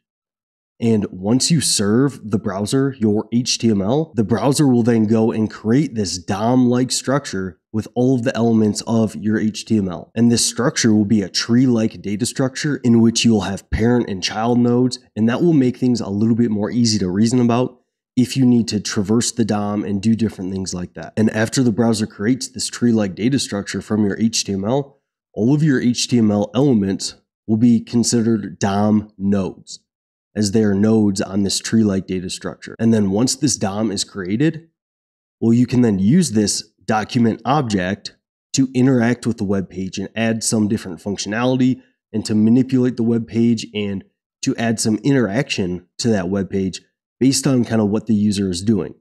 Because at the end of the day, this document object, well, it's just an object, just a JavaScript object that you can utilize to add different event listeners and to query the DOM and to do different things like this. So once this object is created within your JavaScript programs, because remember, JavaScript is run in the browser. So if the browser creates this document object, you're able to use this for free in your JavaScript programs. So you'll have access to this document, and then you can access different methods and properties on the document to then interact with your web page. So you can use this create element method, you can add event listeners, you can append elements to the DOM, this QuerySelector method here allows you to get different elements from the DOM and then potentially mutate them or perform some action that way. You can get what your location is, so the kind of what URL path that you currently have, and it gives you a bunch of different other methods as well that help you interact and add some interactivity with this document object. So let's look at an example of this within our browser, and I think that will help make things a little bit more clear as well. So what we're going to do here is I have my console opened up here, and in this console here, I can write JavaScript. So let me actually console log the document object. So this is effectively console logging the DOM. I'm console logging this document object model right here. So if I run this code here and I log this out, you're going to see that it gives me a document here. And this document object, you're going to see that, okay, well, this looks a lot like just HTML tags. That's because it is. It creates this DOM out of the HTML that you see on this web page. So you see I have a body tag here, and then I have some different scripts that it's going to be running here. And then within the body tag, I could dive down further and I could find more specific elements. So you can see it has these kind of different icons and everything that it's loading up here. And then it has an inner div tag and then some span tags. So this document object here is going to have all of the elements of your web page, and it's going to be represented in a tree-like data structure. But then I can use this document to do some different things. So one thing I can look at here is the document.location. And if I look at the location, you're going to see that that kind of gives me a representation of where I'm at within the browser. So it gives me my host name, which is youtube.com, and it gives me my href, or kind of the link where what I would use to go to youtube.com, the path name, and different things like that. And then I can also do things like document.QuerySelector all, and I can get all elements of the DOM, and let's just get all the divs. And when I return that, this is going to return all of the divs on my web page. And as you can see, I have a div that has a container ID and a bunch of different elements here that it returns. So you can imagine that by using this document object, I could select different elements, I can mutate them in some way, I could add different event listeners, and I'll have future videos on kind of the specifics of how you do all this stuff. But just know that the document object model, or the DOM, is an object-like representation of what you see here on this web page. And all of your elements are going to be represented as a tree-like data structure with parent and child relationships. And these elements are going to be called DOM nodes. And then you can use this document object to then query the DOM to get different elements from the DOM, add event listeners, add some interactivity with the user, and different things like that. So hopefully that gives you a good idea of what the DOM is in JavaScript, but stay tuned for future videos in which I explain how you can actually work with the DOM, add some of those event listeners and different things like that. So thanks for tuning in, and I'll see you in that next one. Document.create method in JavaScript. In this video, you're going to learn what this method is, how it works, and then I'm going to show you some examples to put it all together. So the document.create element is a method that you can access on the document object. And this document object is something that you get for free when you work in a JavaScript program. Since JavaScript runs in the browser will create this document object that kind of represents your web page, and then you can use this object and different methods on it. See my video on the DOM for further explanation on this document object. But the document.createElement method is a method used on this document object that will allow you to create different elements that you can eventually add to the DOM. So the way that it works is that it will create an HTML element specified by the tag name that you pass in to this method. So you can call the create element method, and you call this on the document object, just like I'm doing here. And you don't need to create this document object anywhere in your program. You will get this for free, as the browser will create this document-like object. And then to this create element method, you pass in an argument. And this argument is going to be a string with the tag name of the element you want to create. So if I want to create a header element here in h1, then I will pass in the string h1. If I wanted to create a p tag here, I would pass in the string p. And same thing, if I wanted to create an a tag or a div or a span, you pass in the string tag name of the element you want to create. And then this document.createElement method, it will return that element that you specified here. So this would return a span, and this would return an h1 element.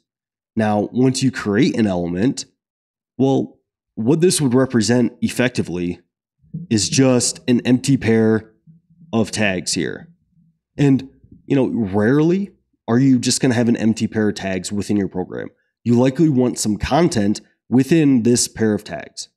So after you create an element, you likely are going to want to add some different classes to it, some different content to it, and so on and so forth. And I'll cover that more in future videos. But here, for just the sake of example, you can add some text content or something like that. And here I'm accessing my title element. So this is going to be this h1 element that's returned by document.createElement. And on that element, I'm going to access the text content property, and I'm going to assign that property to the value of hello. And then once I add some content to this element that I created, then if you want to see it on the web page, you then need to add it to the web page. And I'll talk about appending and prepending different items to the web page a little bit more in future videos. But for the sake of example here, you might do something like you could access the body element of the web page, and then all you need to do is append the element you created to the web page. So this would then show this h1 element to my web page since I created it, added some content to it, and then appended it to the web page. But now let me take you to kind of a code sandbox and show you some examples of this. So here, what's going on here is I have a code sandbox, which basically allows me to just run an application. And then over on this page, I have my browser output of my code sandbox. So here in this example, you can see that what I do here is, so I get my kind of root element of my web page that has the ID of app. So all I'm doing here is I'm getting an element by its ID, And then I'm just storing that in a variable here, or this constant here. Now here on line 5, I create a new element, just like I did in my example. I call the document.createElements method, and I pass in the string tag name. This returns an H1 that I assign to the label of title. And now I want to add some text content to that title. So I just assign the text content property here to the value of new element. And then I use my app element, kind of my root element of my application, and then I just append my new title element. And then you see with my browser output here, I get new element showing on the page. And then if I change my text content here to maybe the best YouTube channel, what you're going to see, if I refresh this here and I didn't mess anything up, you're going to see Code Ryan. So this allows me to create different elements here. And then say I want to add a paragraph under. Well, I can use the createElements method. I can pass in the tag name of P, and then I can say P.textContent is going to equal is a great YouTube channel. And then now I need to append my P tag to the DOM. And I will do that here. So if I go back to my output and I refresh this here, you can see that I have now added this P tag that says is a great YouTube channel. So this is a demonstration of how you can use that document.createElement method to create different elements and then eventually append those elements to the web page after you've added some content to them or some classes to them and things like that. So the document.createElements method is a method that you use on the document object that's created for you for free by the browser, and you can use it within your JavaScript programs. And this method accepts an argument. The argument should be a string that represents the element or the tag name of the element that you want to create. So H1, P, span, div, different things like that. And then that will return an HTML element corresponding to the tag name you pass. And then once you create the element, you can add some content to it and then eventually append it to the DOM. So hopefully that explains the createElement method for you. I'll definitely be discussing more document methods here in the future, but thanks for tuning in and I'll see you in that next one. In today's video, you're going to learn everything you need to know regarding the add event listener method in JavaScript, and say hi to my dog Ragnar in the back there as well. But first off, we're going to talk about what an event is. Then we're going to talk about what the add event listener is. And then we're going to talk about how the add event listener works. And then we're going to go over a kind of code sandbox example of using this. And just like off the top, there's going to be things I don't cover in this video, like bubbling, capturing, and different kind of event phases and other arguments you can pass to the add event listener function. But I will cover those in future videos. This is more of a beginner video to give you kind of the fundamentals of how to add event listeners and how this method works within JavaScript. So first off, I think it's very important to understand, what is an event? Well, an event represents some action the user takes. This might be a click, a mouse drag, a key down, a drag over event, drag under event. Any of these events would qualify. And sorry, I'm just laughing at Ragnar in the background there. But all of these would qualify, and you can just Google what are the events in the web browser, and that will show you all the events. I like to use MDN, Mozilla Developer Network, and that will show you all the events. But with that, an event represents one of these actions, and this event will be represented as just a JavaScript object. So this event will take place, or the user will make some action, and then your web browser will emit just a JavaScript object that represents the event that took place. And within JavaScript, you can then use the data from this object and handle this event in some way. So this event will likely have a value of the event. It will likely have the name of the event. So for example, I know that in my professional application that we've worked on, we wanted to handle when the user presses space, we wanted to trigger some action on the web page. So I had to use the key down event. So when the user pressed that key down space, after that, I needed to use the event object to make sure that it was the space key, as any of your keys on your keyboard are going to make that key down event, but you might have to check the event and check a property on the event. I think it's the event code, which will tell you that, okay, the key character that was pressed was the space bar. And you can use that event object to then handle the event that occurs. So an example here would be that you might have a button within your application. The user clicks on that button, and then the web browser will emit an event or a click event. And this event will just be a plain JavaScript object, and it will have an event type that is click, and so on and so forth. So the way that you might use this is that, they might click the sign in button, and that event is going to be emitted. And once that event is emitted, you might navigate the user to a logged in homepage or something like that. All right. So it allows you to handle these events. And the way that we can kind of listen for, or the way that we can wait for these events to occur, is using this add event listener method. So add event listener is a method that allows you to listen or wait for some event to occur on an element and then handle that event. And the way that the add event listener method works is that first you call the add event listener method on a target. And this target can be an HTML element. So it could be a button element that you call it on. It could be the document object. So the web browser is going to create a document object based on the HTML that you send it. You could call the add event listener on the document. You could also call the add event listener on the window object. These could all be different targets in which you can add a event listener to. And just keep in mind that there are other ways to add event listeners within JavaScript. Like you can inline event listeners right within your HTML. So you could have a button, and as an attribute on that button, you could add a on-click event handler. However, this is the recommended approach to adding events within a JavaScript program, which is actually different than a React program, but understanding this will still help you understand React events and different things like that. But coming back to kind of that target element, the target is going to be the element that will kind of trigger the event or trigger the emission of that event object. So if you have a button within your application and you add an event listener on that button, well, that button is going to be your target.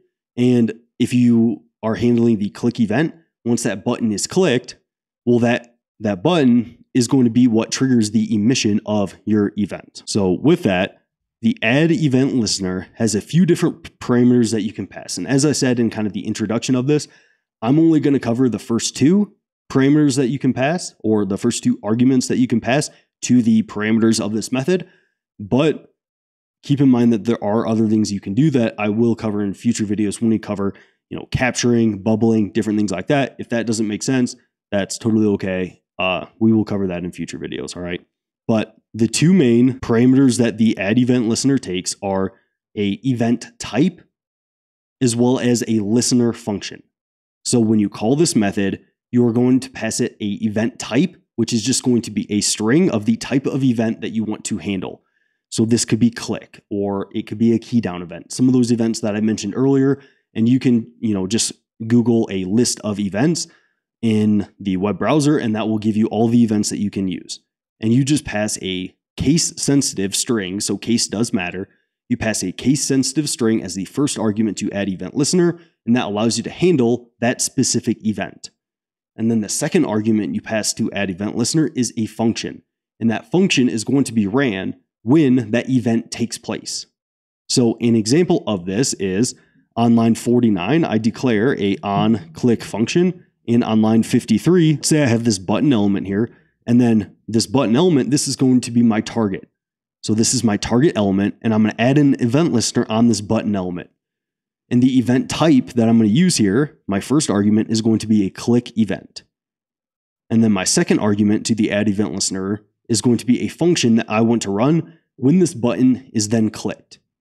So when this button is clicked, we're going to run this onClick function, which is just going to console log clicked. And I'll show you an example of this in just a second when I actually run some code live. So that is the very kind of basics of using the add event listener. The first argument you pass to the add event listener method is going to be a string that is the type of event that you want to handle. And then the second argument is going to be a function, or This will also be called a callback function because it's a function that you pass to another function to then be called at some later date. And this function that you passed will be called whenever this click event occurs on your target element. Now, with the add event listener, you'll often want to kind of clean up after yourself, meaning you might want to run an event like once or twice, but you might not want to run it every single time that that event occurs. And to handle this, you can use the remove event listener method. And it works very similar to the add event listener method. You call the remove event listener method on your target element, the same target element that you added the event listener method to, and then you pass in the very same arguments. So you need to pass in the very same event type and the very same function. And then when you call this button element.remove event listener, that is going to get rid of this event listener right here. All right. So to remove an event listener, you add the same event type that you added here, and then you pass in the same function that you added. But let's dive into an example of running some kind of live code here to make this kind of make a little bit more sense. So here I just have a JavaScript environment that allows me to write some code. And in this JavaScript file here, what I'm going to do is I'm going to retrieve a button element here. So in my HTML, I have a button with an ID of button. And in my JavaScript, I'm going to retrieve that button. And I'm going to use this button as my target element. So here on line 11, I'm going to call my add event listener method on this button. And I'm going to add a click event. So my event type is going to be click, just like in my example within my code editor. And then I'm going to run my onClick function every time my button is clicked. So if we check out my web browser here and I open up my inspector and check out my console, when I click on this element, you can see that I console log clicked because this element right here is going to be my event target. And I have the event listener that waits for this click event that is going to run my function that just console logs click. Now, for an additional example of this, let's show you how you might remove an event listener and how that might potentially be useful. So here on line 13, I have a variable declared and I just assign it to the value of 0. And then on line 15, I create a function and it's called increment. And all I'm going to do is I'm going to add 1 to my resized variable here. And within my increment function, I'm also just going to console log my value of this variable, my resized variable. And then I'm going to call another function saying check if should remove. So this function is going to check, should I remove my event listener? And my check if should remove function, it's basically going to check if my resized variable here is greater than 10, then it is going to remove my event listener. All right. And my overall event listener, so I use the window here as my target element. And then the event I'm going to listen for is a resize event. So this is going to trigger this increment function to run here every time a resize occurs on my window. So anytime my browser is resized, so the width or height changes in my browser, it is going to trigger this increment event. But if my logic is correct here, which, who knows, if it's correct here, then this will only run 10 times. And after the 10th time here, if resize is greater than 10, it should remove my event listener. And I remove it by passing in my very same function here and the very same event type. So let's check if Ryan correctly did his logic here. And let me refresh this just to make sure we have kind of the clean state, and let me kind of resize my browser here. And as you can see, I console log my element here and it console logs up to the value of 10. But now when I resize, it doesn't console log anything anymore because I have removed my event listener because the value of resized is now greater than 10. All right, so that is how you could potentially use some logic to kind of clean up after yourself and remove an event listener. And it's generally best practice to remove event listeners if you no longer need them. All right. Now, one key thing that is good to remember here is that in both of these instances here, I create a function declaration, but you can imagine that I could just pass a inline function here and perform my logic this way, and I could access my, resized variable, and I could increment it within my inline function. And you can definitely do this. However, the problem with doing this is when I go to remove this function, I can't really remove it because it's an anonymous inline function. I don't have anything to pass here as a label for a function to remove. So if you add an event listener that you then plan to remove at a later point, you're probably going to need to use some sort of named function so you can then pass in the label of that function to your remove event listener to then remove that event listener. As if it's just an anonymous function, you're not going to have anything to actually remove your event listener. All right. So hopefully that gives you a good understanding of the fundamentals of add event listener within JavaScript. There's a couple of other things that are helpful to know regarding bubbling and capturing and different things like that related to event listeners, but I will cover those in, my next videos that I create. All right. So thanks for tuning in. I definitely appreciate it, and I'll see you in that next one. In today's video, you're going to learn everything you need to know regarding event bubbling and event capturing in JavaScript. And we're also going to cover kind of event delegation as well, as that is often kind of wrapped into this. And you might get asked about this on like an interview, and it's just generally something that is good to know. So first things first, what is event bubbling?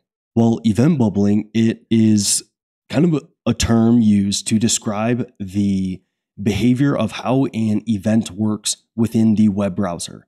So what I'm talking about here is when an event occurs on a child element, you can actually handle that event, or that event is going to bubble up to all parent elements.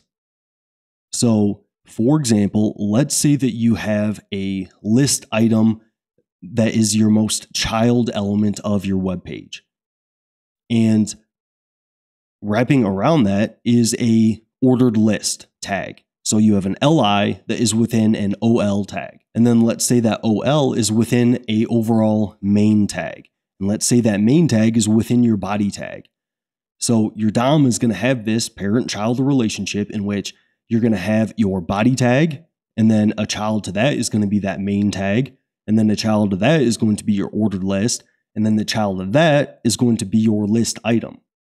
And if that event occurs on that list item, well, that event is going to bubble up to your ordered list, and it's going to bubble up to your main tag, and it's going to bubble up to your body tag. So you can actually handle this event on any of these elements as the event kind of bubbles up through the document hierarchy or the DOM hierarchy. And this is also why you can do things like event delegation, which is kind of a fancy term to describe that. Okay, let's say you have a bunch of list items rendered within an ordered list. Well, instead of adding an event handler on every single list item, you can actually just add that event handler on your ordered list. And regardless of what list item that event occurs on, it's going to bubble up to your ordered list. So then you can kind of use your event target to delegate which list item that event should relate to. And then you can handle it that way. So it kind of allows you to write a little bit more kind of clean, maintainable, scalable code by just handling some of these events on a parent element rather than every single child element. And event bubbling is why this is allowed to happen, because the event will occur on the childmost element and then it actually bubbles up to all the parent elements in which you could also handle that event. Now, you'll also hear the term kind of thrown around, event capturing. What is event capturing? Well, event capturing, it works the same way as event bubbling, but kind of in reverse, meaning the event capturing phase is going down the DOM hierarchy. So the event would occur on the most parent element, and then it would kind of capture down to all the child elements. So in my example earlier, the event would first occur on your body element, then your main element, then your ordered list, then your kind of childmost list item element. And the way that I think about this, and the reason I believe it's called the capturing phase, is because this is actually the phase that does occur first when an event occurs in the web. However, your web browser is going to capture these events, so to speak, all the way down to your childmost element. And then once it hits that childmost element, that's where it actually will kind of emit that event and allow you to handle it. Or at least that's the default behavior when you add an event listener. Although I will talk about some examples of how you can change that behavior here in a sec. But it will capture all these events as you work from parent to child, and then it hits the childmost element, and then it will kind of, release that event. And then it will go to the next parent, and it will release the event that it captured. And it keeps kind of bubbling those events up after it kind of captures them all the way down the DOM. So the event bubbling phase is where an event occurs from child to parent element all the way up the DOM to the parentmost element.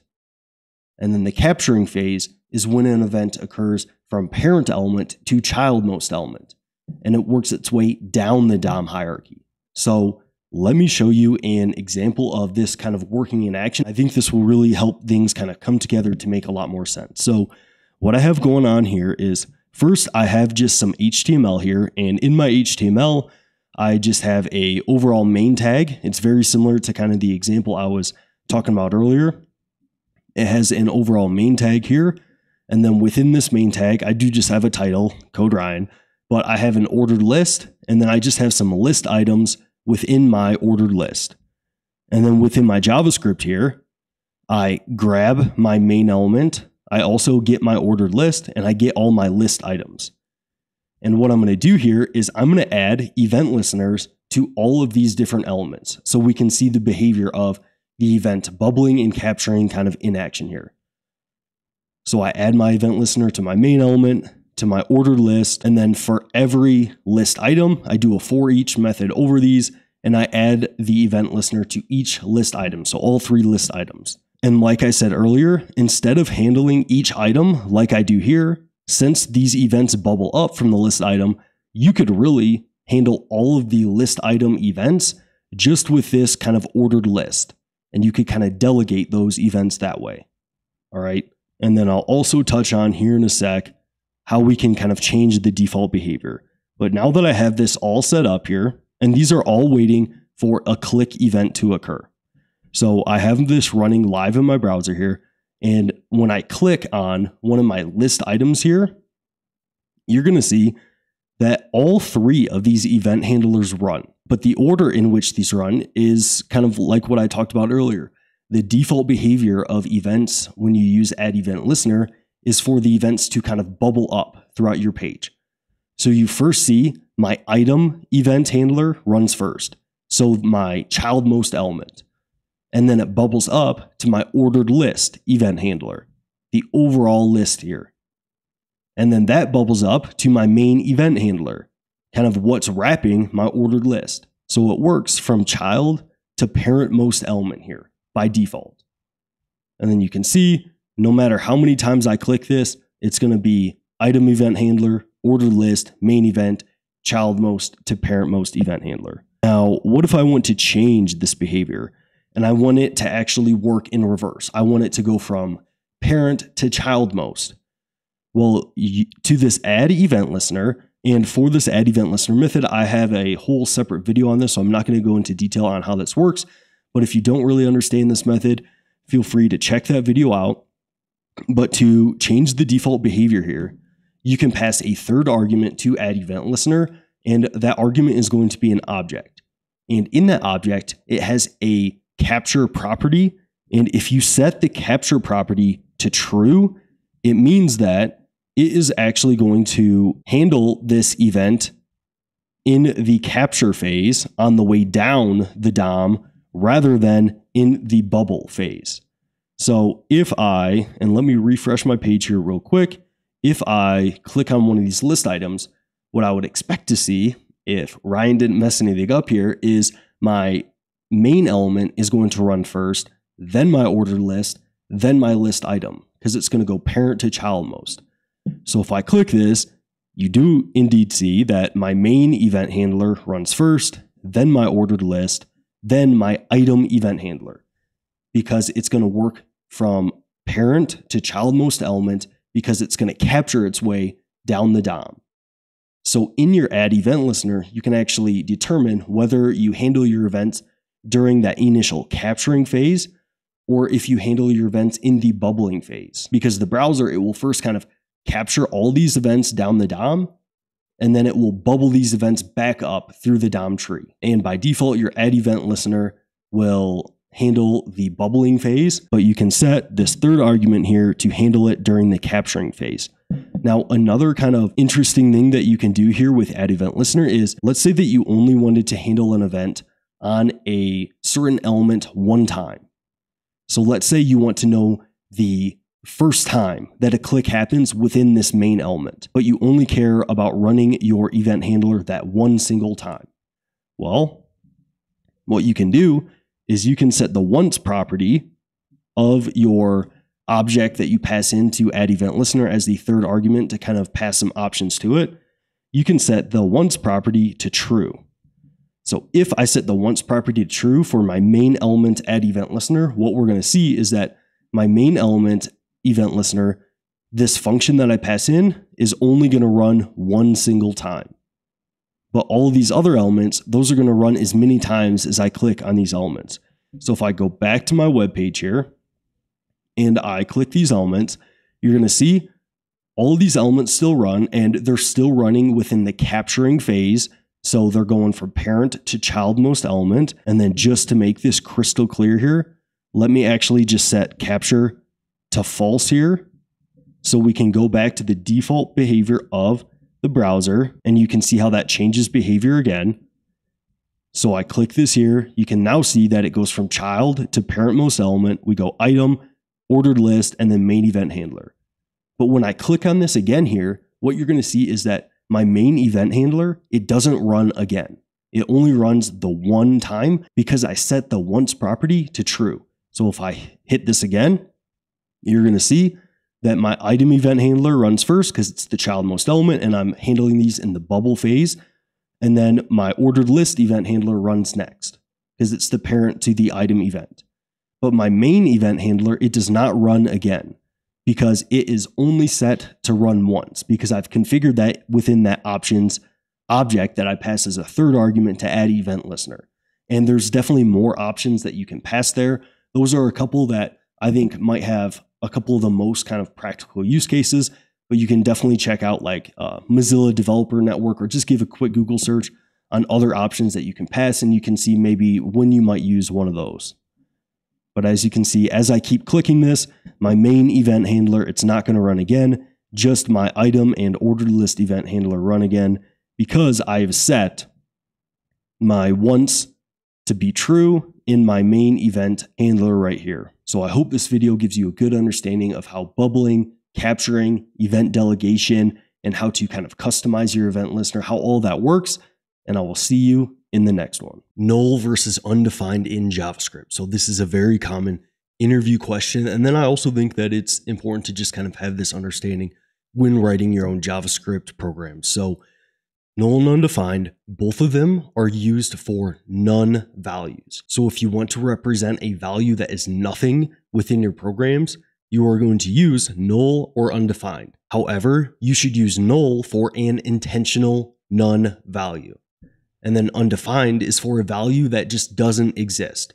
So you, the programmer, would assign a value to null, but you would not just assign a value to undefined. Now, that doesn't necessarily mean that you are going to get a bunch of errors if you do that, but it's generally best practice to just use null when you want to declare a value as a none value instead of undefined. And one of the biggest reasons for this is because JavaScript will never intentionally just assign a value to null. Like JavaScript's not going to implicitly give a value null. However, JavaScript will implicitly give values undefined. So if you try to access a property on an object that doesn't exist, that's going to give you undefined. Or if you just initialize a variable and you don't assign it a value, that's just going to be undefined. So JavaScript will just kind of implicitly give these values undefined. But if you intentionally and explicitly want to give a value a none value, you should use null, because that differentiates, okay, well, Does this value just not exist in our program because JavaScript implicitly gave it undefined? Or did a programmer intentionally mean to have this value be a none value? All right, so the differentiation between null and undefined is that null is for an explicit intentional none value, in which undefined is just for a value that doesn't exist. And JavaScript will just implicitly give this the value of undefined. All right, so an example of this is like if you're going to initialize a variable to nothing, then it's probably a good idea to just use null. But if you try to access a property on an object that doesn't exist, you'll get undefined. So here on line 17 and 16, I declare a variable called nothing yet, and I assign it the value of null. And then on line 23 and 24, I create just an empty object, and then I try to access a property on that object that doesn't exist.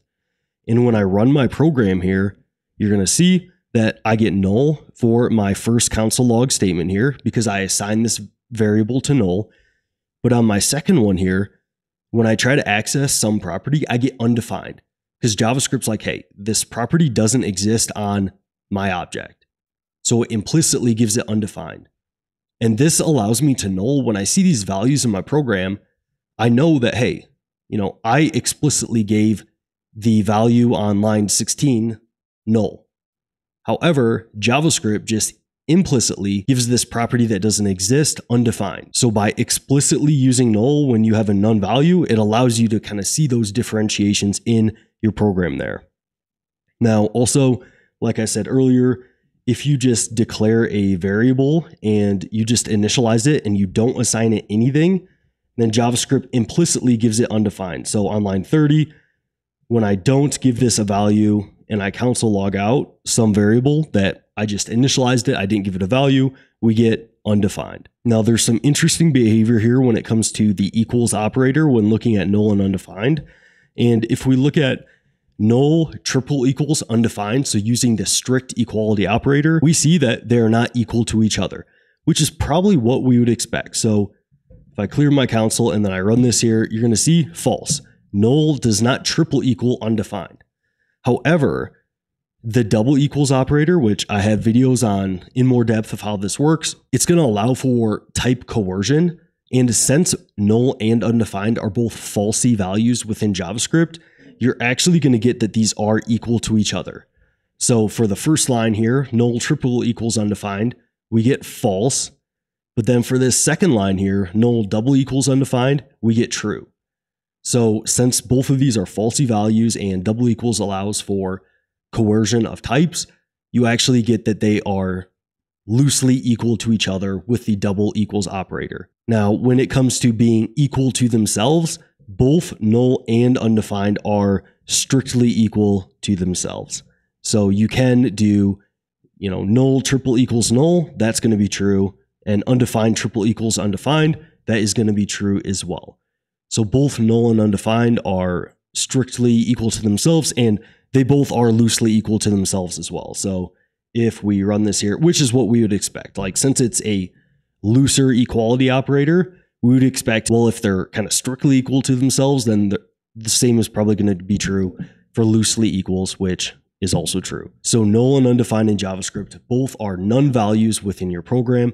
However, null is for a value in which the programmer explicitly wants to say this value is a none value, meaning they are intentionally giving this value the value of null.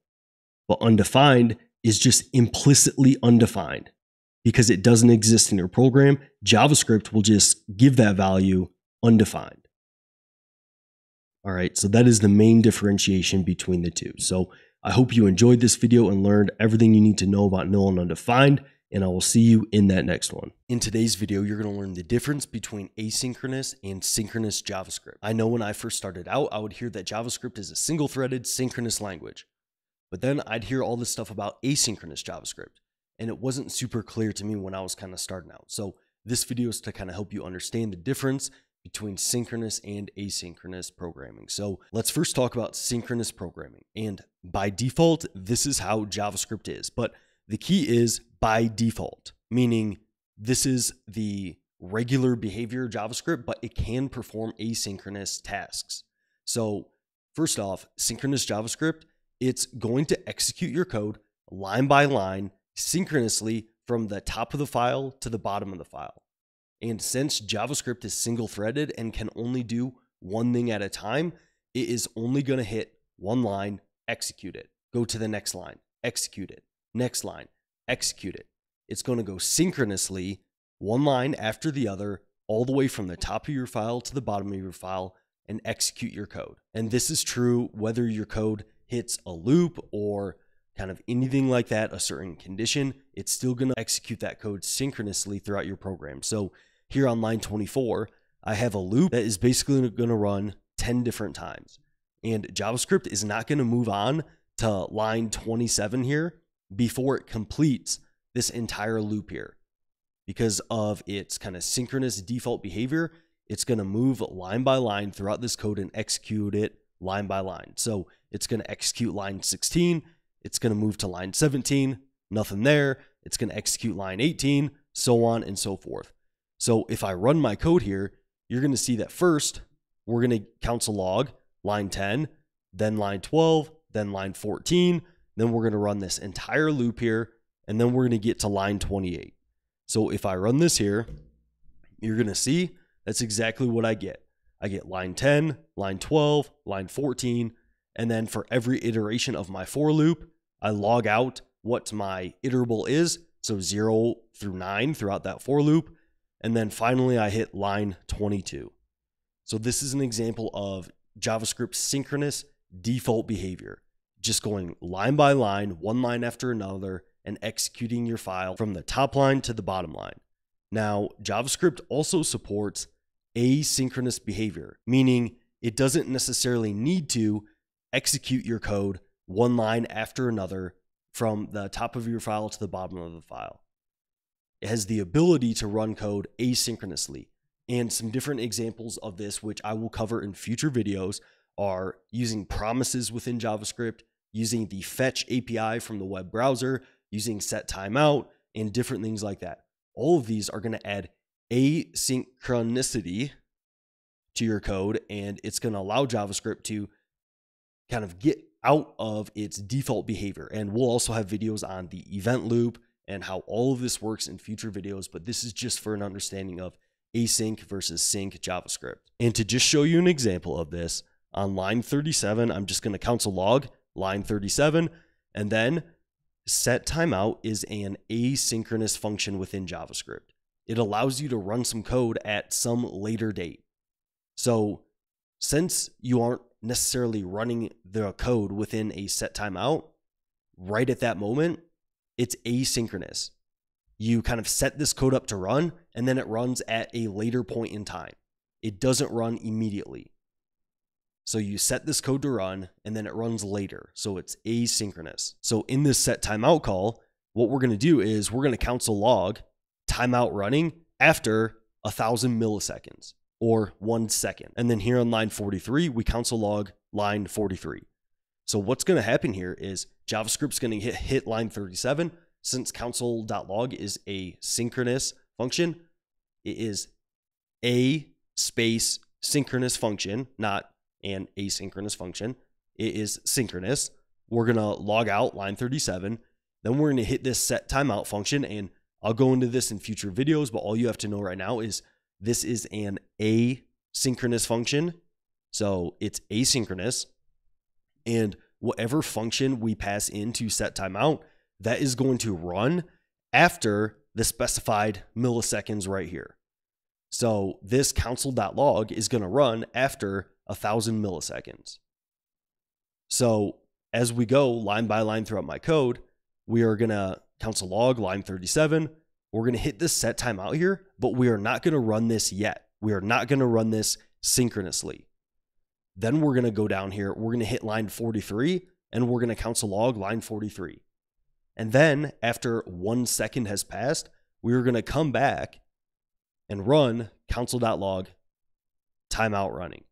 Now, one tricky thing about set timeout is I could actually put 0 milliseconds here, and it would still run after all of our synchronous code has completed running, but that will be a little bit of a teaser for our set timeout videos and other videos on asynchronous JavaScript in the future. But as you'll see here, when I run this code, I get line 37, line 43, and then timeout running, because set timeout is asynchronous. So we run this, and then we set our timeout to run this code after 1 second here.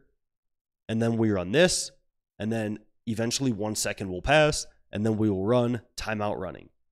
So this allows us to run asynchronous code. All right. Now, why is asynchronous code useful? Well, JavaScript is a single-threaded language, like I mentioned earlier, so it can only do one thing at a time.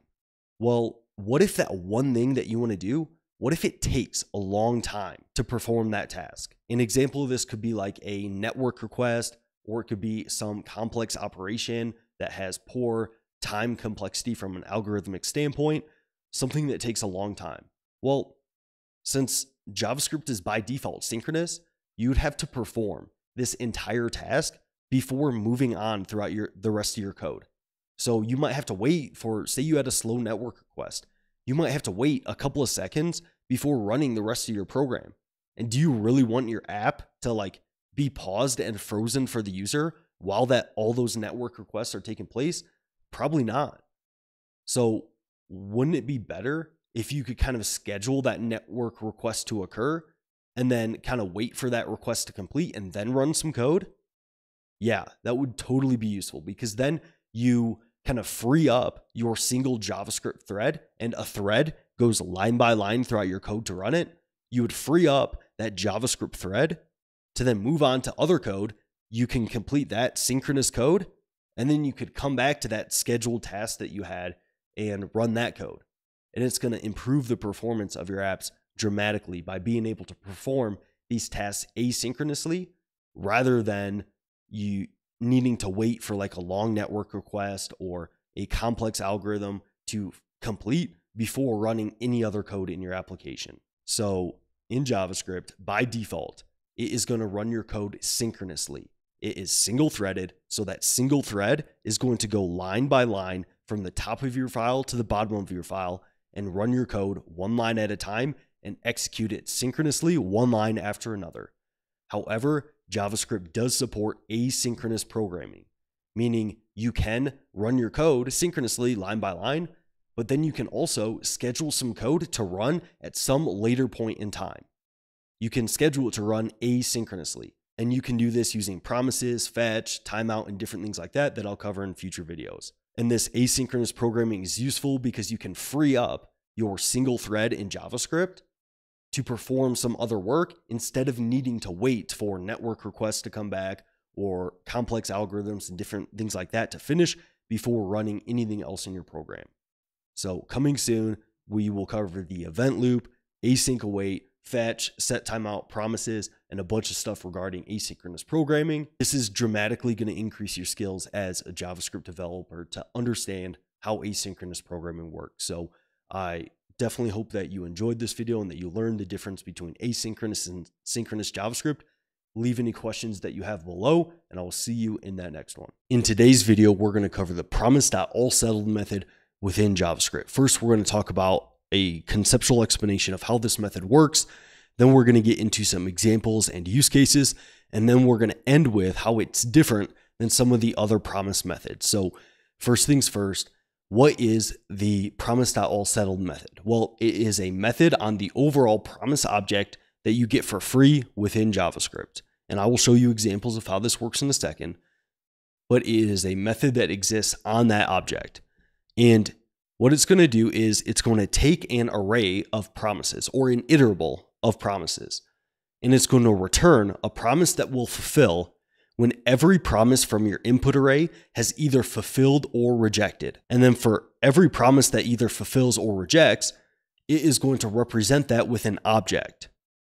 And each object is going to have a status string telling you whether the promise was fulfilled or rejected. So that status is going to be fulfilled or rejected. And then if the promise was fulfilled, then your promise object is also going to have a value property. And that value is going to point to whatever value that promise fulfilled with. But if your promise was rejected, then it's going to have a status of rejected.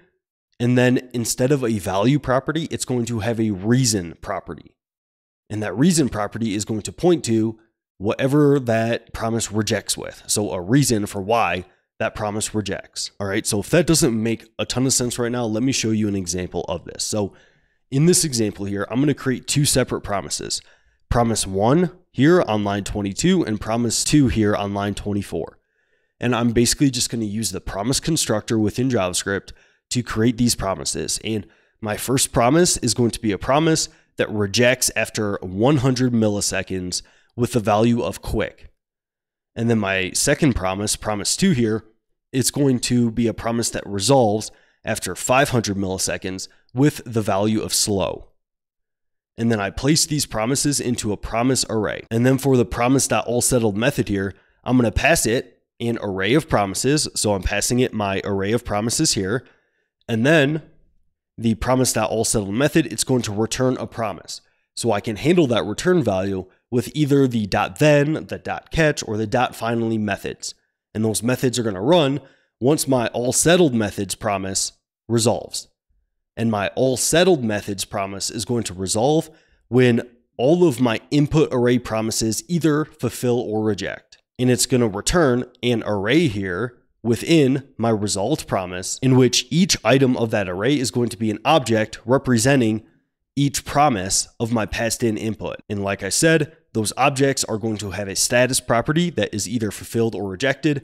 And then if a promise was fulfilled, it's going to have a value property pointing to the value that that promise was fulfilled with.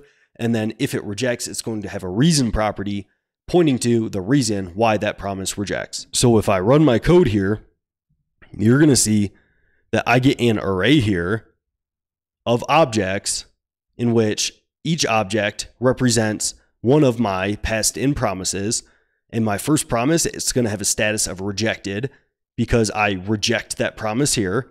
And it's going to have a reason because it rejects. It's going to have a reason property, and that's going to be with a value of quick here. And then for my second promise here, I set that promise to resolve. So it's going to have the status of fulfilled, and then it resolves with a value of slow. So it's going to have the value pointing to slow. So the Promise.all method, it's going to return a promise, and this promise is going to contain a value, which is an array, this array that you see here, and each item of this array is going to be an object that represents one of your passed in promises within your promise array that you pass to the all.settled method. And then each object is for sure going to have a status property, and it's either going to be rejected or fulfilled. And if it was rejected, then it's also going to have a reason property for the reason why it rejected. But if it fulfills, then it's going to have a value property pointing to the value that it fulfills with. Okay, so this gives you a way to handle multiple promises, either rejecting or fulfilling, and handling either case, whether they reject or fulfill. But how is this method different than some of the other promise methods? Well, for the Promise.any method, it's just going to return the first resolved promise. So if I change this to Promise.any and I run this code, you're going to see that it's only going to return the first promise that fulfills. So since I only have one promise that fulfills and it fulfills with a value of slow, Promise.any is just going to return the first value that fulfills. So the Promise.any method, it's not going to wait for all of your methods to fulfill or reject like Promise.all.settled. And that's kind of the same thing with Promise.race. Promise.race, it's not going to wait for every promise to resolve or reject like the Promise.all.settled method will. It's going to return the first either fulfilled or rejected value. So if we run this with Promise.race, you see that we're going to get quick because my promise 1, that's going to reject after 100 milliseconds, which is going to be before promise 2 that resolves after 500 milliseconds. So since Promise.race, it doesn't care whether something rejects or fulfills, it's just going to return the first resolved or rejected promise. But Promise.all.settled, it's going to wait for all those promises and return an array of objects representing each promise. And Promise.any, it's going to ignore rejected promises, just returning the first fulfilled one. Now Promise.all is different than Promise.all.settled because it returns an array of all of your fulfilled promises.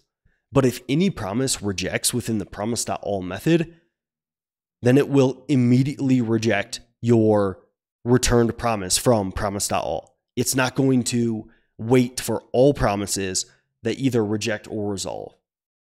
It's only going to wait for resolved promises, and then if something rejects, it's just going to reject everything right away, short circuit it, and not wait for any other promises. So if I change this to Promise.all here, you're going to see that it's just going to reject here with the value of quick. And it's not going to wait for all of my promises. But if I change this to resolve, now it's going to return an array of all of the values within my resolved promises here, because I resolve this and it waits for both resolved promises since there's no rejection. Now, you might be thinking that Promise.all and Promise.all.settled are very similar, and they are. The main difference is when a promise gets rejected, Promise.all is going to immediately reject everything, but all.settled, it doesn't care whether it resolves or rejects. It's just going to return an array of objects representing all those promises, whether they resolve or reject. So the Promise.all.settled method, you might use this method in a case in which you want to have multiple asynchronous operations happen at the same time, and you want them to happen in parallel, but they are independent of one another. Meaning, if one of your promises rejects, you don't want to reject all other promises. You're okay with just handling those independently. That's where you'd use all.settled over Promise.all. But if your promises were all dependent on each other, and if one rejected, you want them all to reject, then you would use Promise.all.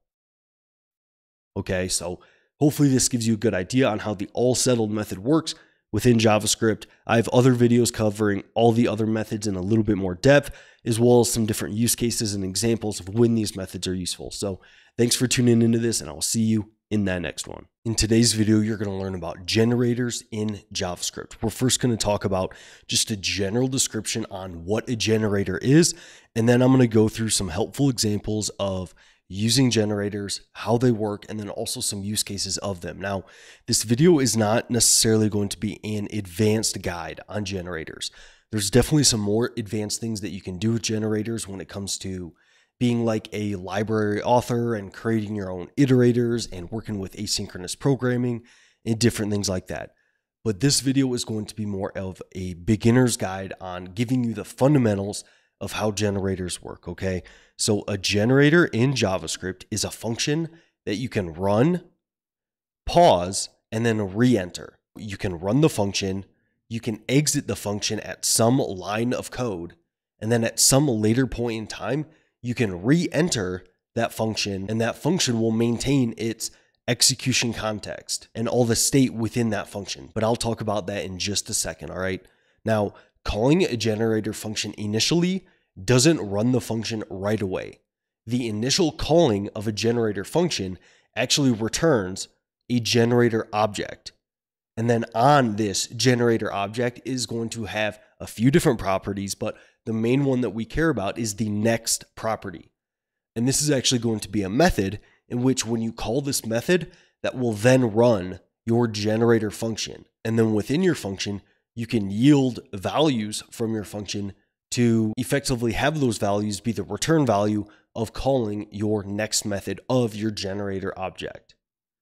Now, if none of that makes sense, I'm totally with you. That's how I felt the first time I kind of heard generators explained.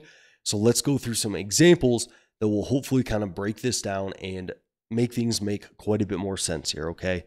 So the first example that we're going to look at is how you can use a generator to kind of just make sequential IDs within your program.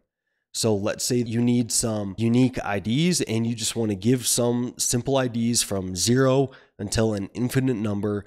How could you generate those within JavaScript? Well, you could use a generator to do so. So let me comment this out first, and I'll cover the syntax and everything here in just a second. Right here is where I define or I create my generator function. And as you can see, it's not quite the same as making a typical function within JavaScript. And the main difference here is that behind the function keyword here, I have the star.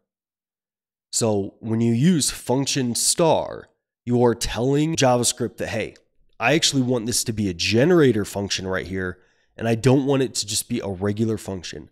So when you use function and then you follow your function label by a star, that is telling JavaScript that this is going to be a generator function. But then following that, you create your generator just how you would create any typical function declaration, with one kind of catch to it. So within this function declaration here, I name my function ID maker, and then I open up the body of my function with normal curly braces like I would with any function. And then within your function, you can have some logic. Now, an interesting thing with generators is that instead of using a return statement, which you can use a return statement, but I'll touch on that in just a second, you'll often see a yield statement used. And this can be thought of as a return statement. However, when you call this same generator function again, you're actually going to enter that function at your yield statement. Okay, so the way this is going to work is that when I yield from this function, it's going to yield this index after incrementing it by 1 here. And then when I call this function again, it's going to re-enter this function right at this yield statement. And then it's going to check this while loop condition again. It's going to yield index plus plus. It's going to re-enter at the yield statement. It's going to check the condition, and so on and so forth. So a yield statement within a generator, it's similar to a return statement, but wherever that yield occurs, that is where you're going to re-enter your generator. And we'll talk about some nuances with this in just a second. So for me to use my generator, I first need to call my generator function. So here on line 40, I call my generator function. Now, as I said in my description, this does not actually run the body of my function here the first time I call it. All it does is it creates a unique instance of my generator object. So the first call of this function, it just returns a generator object. So I declare const gen is equal to calling my ID maker, which returns my generator object. And as I say right here, if I call this function again here, and I call this gen2, well, this is going to create 2 unique instances of those generator objects. And both of those can thought of as being completely unique from each other. They are completely individual. They are decoupled from each other. Anytime I call gen.next, like I do here, it's not going to have any idea of when I call gen2.next. Those are going to be completely separate. So every time you call your generator initially, it's going to create a unique instance of a generator object. But on line 40 here, I call my ID maker initially, which returns a generator object. And then on that object, I have the .next method. In that .next method, it's going to basically yield the next value of the running of this function. And importantly here, it's going to return an object. So when I yield a value here, it's going to return an object. And on that object, it's going to have 2 properties. It's going to have a value property with the value that I return here. So in this case, the value property of the return object is going to be my index, but it's also going to have a done property. And that's just going to be a Boolean, true or false. And that done property represents, okay, is your generator function done yet? Like, have you completed the running of your generator function? And you'll know when you completed the running of your generator function when you hit a return statement. Because a return statement, similar with regular functions, that is the end of that function no matter what. So it's going to set that done property to true. So let me run this and show you what this actually looks like. And I'll kind of take you through this example and how this is working. So when I run this here, you can see that I return 4 different objects. And that is because I call gen.next 4 separate times here. So it's going to yield 4 different values. And just to kind of take you through this entire example, on line 40, I return my generator object. And then to actually run the body of this function, I need to call the .next method of that generator object. And I do that 4 separate times here on lines 43 through 46. And when you call the .next method, it is going to return an object. And that object is going to contain 2 properties, a value and a done property. The value property is going to be whatever value is returned or yielded by your generator function here. So in this case, it yields my index the first time it enters this while loop, which is going to be 0. And then that yield statement is where it's going to re-enter that function when I call the .next method again. So the first time I call generator.next, it's going to yield the value of 0, and it's going to just stop right here. And then when I call gen.next again, it's going to re-enter right at line 33 here. And then it's going to check, okay, well, is my while condition still true? Yes, it is, because I just passed true to my while condition. So it's going to re-enter the body of this function, and there we go again. It's going to hit this yield statement, and then it's going to return the value of 1 because it's going to increment my index, but done is going to be false because I haven't hit a return statement yet at this point. So done is still false. And then I'm going to come down to line 45 here. I'm going to call gen.next again. It's going to re-enter at this yield statement. It's going to check if this while loop is true. It is true. It's going to yield the value of 2. We're still not hitting a return statement, so we're going to have done is false, and then so on and so forth. Okay. Now, you can also pass arguments to your generator function. So let me show you an example of how this works after I comment out my first example here. So for passing arguments to these functions, you can actually pass them in when you call your .next method. So here on line 49, I initialize another generator function called passing args. And remember, generator functions are going to have the asterisk following the function declaration keyword. And then within the body of this function, I create a variable called I, and then I assign it to a yield statement, and then I yield the value of 1. And then on line 51, I yield my variable I. And then on line 52, I return all done. So in this example, we're going to see what happens when you hit a return statement and how you can pass arguments. And then on line 55 here, I call my passing args generator function. And remember, this does not run the body of my function. This returns a generator object.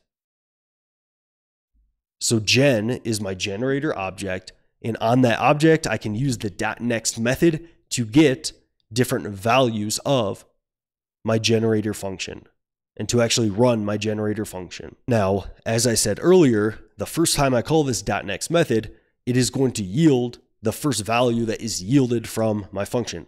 And it could also be the first value returned from my function if there are no yield statements. But here, I yield the value of 1. So on line 57 here, this is going to return an object that contains the value of 1, and done is going to be false because I have not hit this return statement yet. But then on line 58 here, this is where we get into passing arguments. So when I call this .next method, I pass the value of 12. And what that's going to do here is I'm going to re-enter this generator function directly at my yield statement right here. And when I pass this value in to my gen.next, it's actually going to pass it in right to this yield statement. And this yield statement is going to effectively evaluate to the value that I pass in to my generator.next method.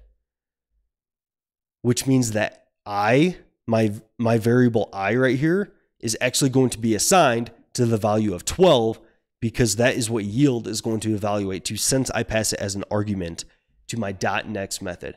I know that this is a little bit tricky. It took me a minute to wrap my head around what's going on here because it's a little bit different than just using regular functions. But as I said here on line 57, we are going to yield the first value of this generator function, which is going to be the value of 1.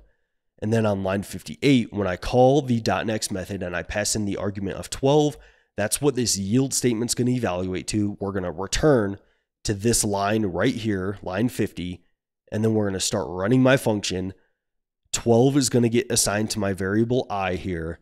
And then what I'm going to yield here on line 58 is going to be my next yield statement, which is the value I, which, if my logic is correct here, is going to be the value of 12. So if we run this here, we see that the first time I call generator.next and I console log that, I'm going to get the value of 1, and done is going to be false. Exactly what we expected.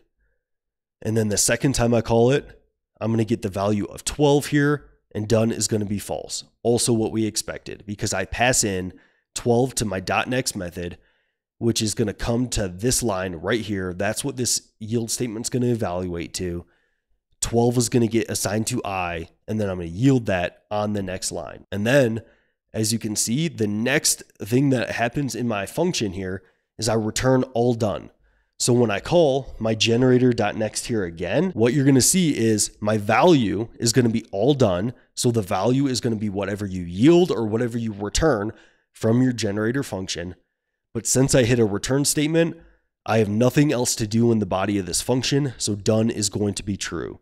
So if I run this code again, you're going to see that the very final time I call this generator function, my value is all done here, which is what I return here. And then since I hit a return statement, my generator function is going to be completely finished. There's nothing else to do. So done is going to be set to true. Okay. Now for generator functions, I mainly write React code. That has been my professional career here the last 3 years, working as a full-time UI engineer is my title. And with that, I have never once wrote a generator function. Now that doesn't mean that they're not useful or that I never would write them, but I just haven't in my day-to-day code really had a great use case in which the potential complexity of writing a generator function is worth it within my professional application that I work on. Now, that doesn't mean to say you shouldn't understand them or that they're not useful. I definitely think they can be. And they can be useful when you're using asynchronous functions.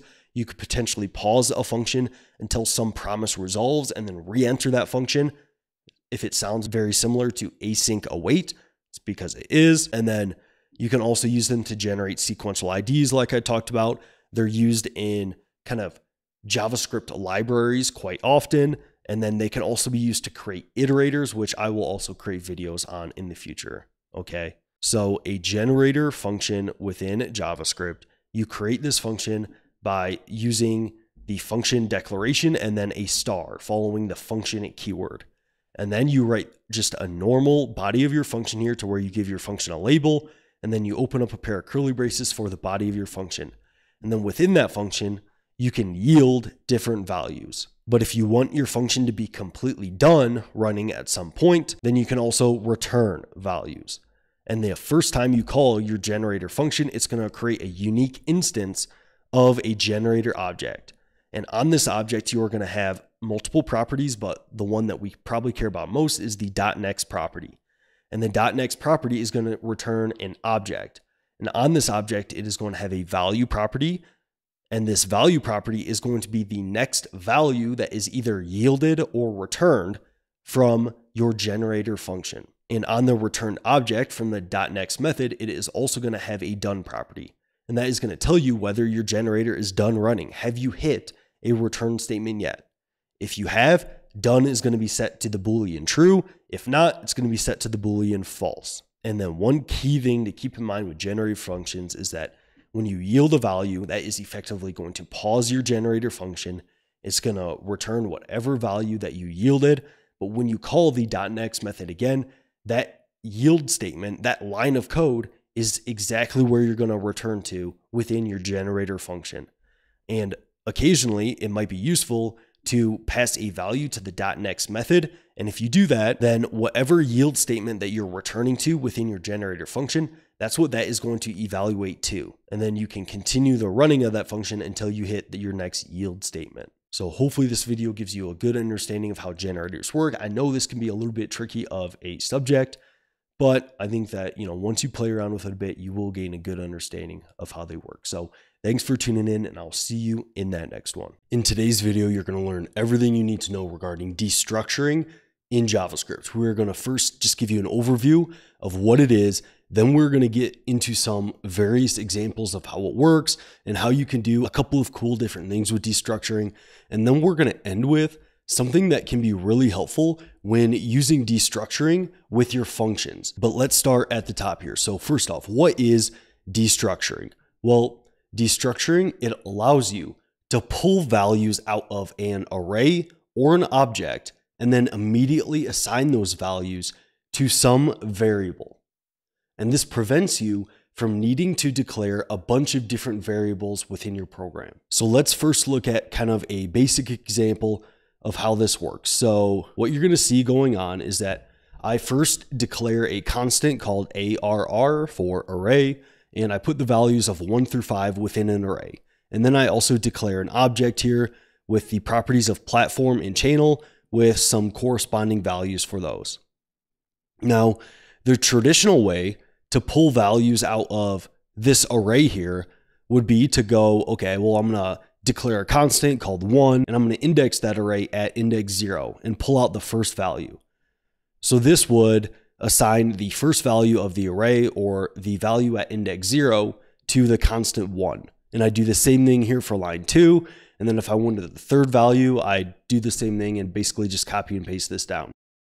Now, this isn't particularly like terrible to do, but there is an easier way to do this, and that is with destructuring. So if I get rid of these two declarations here, and then here on line 21, I actually use destructuring. So if you're new to destructuring, the syntax for destructuring, it might be a little bit tricky at first, and it's probably going to take a little bit of just playing around with, but once you start playing around with it, you will start to get an intuitive feel for how destructuring works. And the way that it works is here on line 21, what I'm going to do is I'm going to use 2 square brackets here. I'm going to open up 2 square brackets following a const declaration. And then with an array, you're going to destructure by order. So here, what I'm saying is, okay, I'm going to open up my square brackets here. And for the first value of this array here, I want to assign it to the constant called 1 or the label of 1. And then for the second value of this array, I want to assign it to the constant of 2. So this was doing the very same thing that I was doing earlier of const 1 equals array at index 0. This right here is the very same thing as saying const, open up the square brackets here, and then 1 is equal to my array. This is going to put the first value of this array right here in this first place, the second value here, and then if I wanted to get the third value, I could put it here, and the fourth value, I could put it there as well. And if I console log my result here, I'm going to talk about destructuring from objects here in just a second. If I console log 1 and 2 here, my constants right here, you're going to see that I get the first 2 values of my array, 1 and 2. Okay, so basically, I am matching the structure here on the left side of the assignment operator to my array. So my array, it has this structure right here. I have the square brackets, and then I have a collection of ordered numbers here. So I'm going to open up the square brackets here on the left side. I'm going to match the structure, and then I'm going to pull out the first value from this structure. I'm going to destructure it, and then I'm going to pull out the second value from this structure. And this will automatically assign the first and second values of this array to these constants, 1 and 2. And you can do a very similar thing with objects here. But instead of matching on order here, so this matches the first value of this array, this matches the second, they are in order. Objects, they actually match the name of the property here. So here on line 23, I match the structure of my object again. So instead of using square brackets here, I use curly braces because that matches the structure of an object. And then what I'm saying here is I want to pull the platform property out of this object and assign the value of that property to this platform constant. Okay, so this is destructuring the platform value and placing it into this platform constant here. And if I console log all 3 of my variables here, 1, 2, and platform, what you're going to see is that I get 1, 2, and YouTube. And I get YouTube because platform has the value of YouTube, and I am pulling this value out of my object. And if I change this to channel here, well, object destructuring does it by property name. So I'm saying, okay, I want to get the property name of channel from this object and assign the value of that property name to channel here. And if I console log that instead here, what you're going to see is that I do indeed get code Ryan, because that is the value of channel. So destructuring allows you to pull values out of an array or object and automatically assign those to some variable within your program. And on the left-hand side of the assignment operator, you match the structure of whatever you're destructuring from. So for an array, I'm going to match it with my square brackets here, and then use the values in order of the values I want to get out of this array. And then for an object, I'm going to match the structure by using curly braces. And then I'm just going to place in the property name for which I want the value from assigned to this variable. All right. Now let's look at some other cool things that you can do with destructuring. So when using an array here, you can actually skip values if you would like. So here I have an array with the values of 1 through 5. Now on line 33, I do my destructuring. So here I match the structure of my array here again with my square brackets. And then what I'm telling JavaScript here is, okay, I want to assign the first value of this array to the constant 1. But then you can see I have this, instead of placing like 2 right here, I'm actually just placing a comma right here. And what this comma is going to tell JavaScript is like, hey, I actually want you to skip a value of this array. So I want you to skip the second value of this array here. And then it's going to say, okay, well, I'm going to assign the third value of the array to the constant 3 and the fourth value of the array to the constant 4. So right here, I'm going to get the values 1, 3, and 4 because this comma is telling JavaScript to skip the second value in this case. So if I console log this and run my program, you're going to see I get 1, 3, and 4. And here I console log an object just to kind of give a label to my variable names. So I get 1, 3, and 4. But if I say I want to skip another number, well, I can put another comma in here, and then this is going to change this to 4, and this is going to change this to 5. And I'm going to need to change my console logs here. And then if I run this, you're going to see I get 1, 4, and 5 because I skipped 2 values with my commas. So when destructuring, you can skip values with a comma.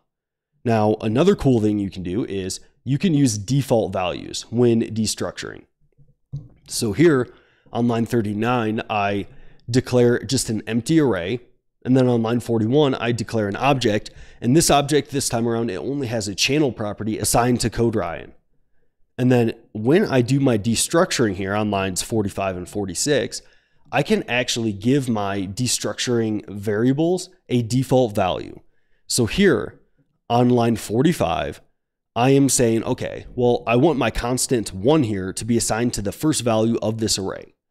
But if that value doesn't exist, I actually want you to just assign 1 to the value of 1. So I'm using $1 to assign 1 to the value of 1 if there isn't a first value in this array. And I'm doing the same thing here with a value of 2. And you can do a very similar thing with objects to where here I'm saying, okay, well, I want you to get the platform property of this array and destructure that. But if that doesn't exist, automatically assign that to YouTube. So I'm setting a default value here with the $= syntax. And if I run these, you can see that since this array is empty and since there's no platform property within this object, all of these variables are going to get assigned to their default values of 1, 2, and YouTube. So if I run this, I get 1, 2, and YouTube. But if I then added some values here, like 10 and 20 to my array, and then I actually add a platform property to this object here, and I'll use everybody's new favorite social media, you can see that now, instead of getting those default values, I get 1 assigned to 10, 2 assigned to 20, and platform assigned to TikTok.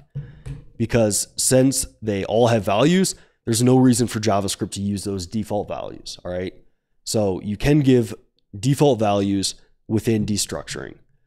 Now, additionally, you can use the rest operator here, or the spread operator to kind of collect the rest of a certain structure. So the way that this works is I have my array declared here with the values of 1 through 5, and then I have another object with a few different properties here, as you can see.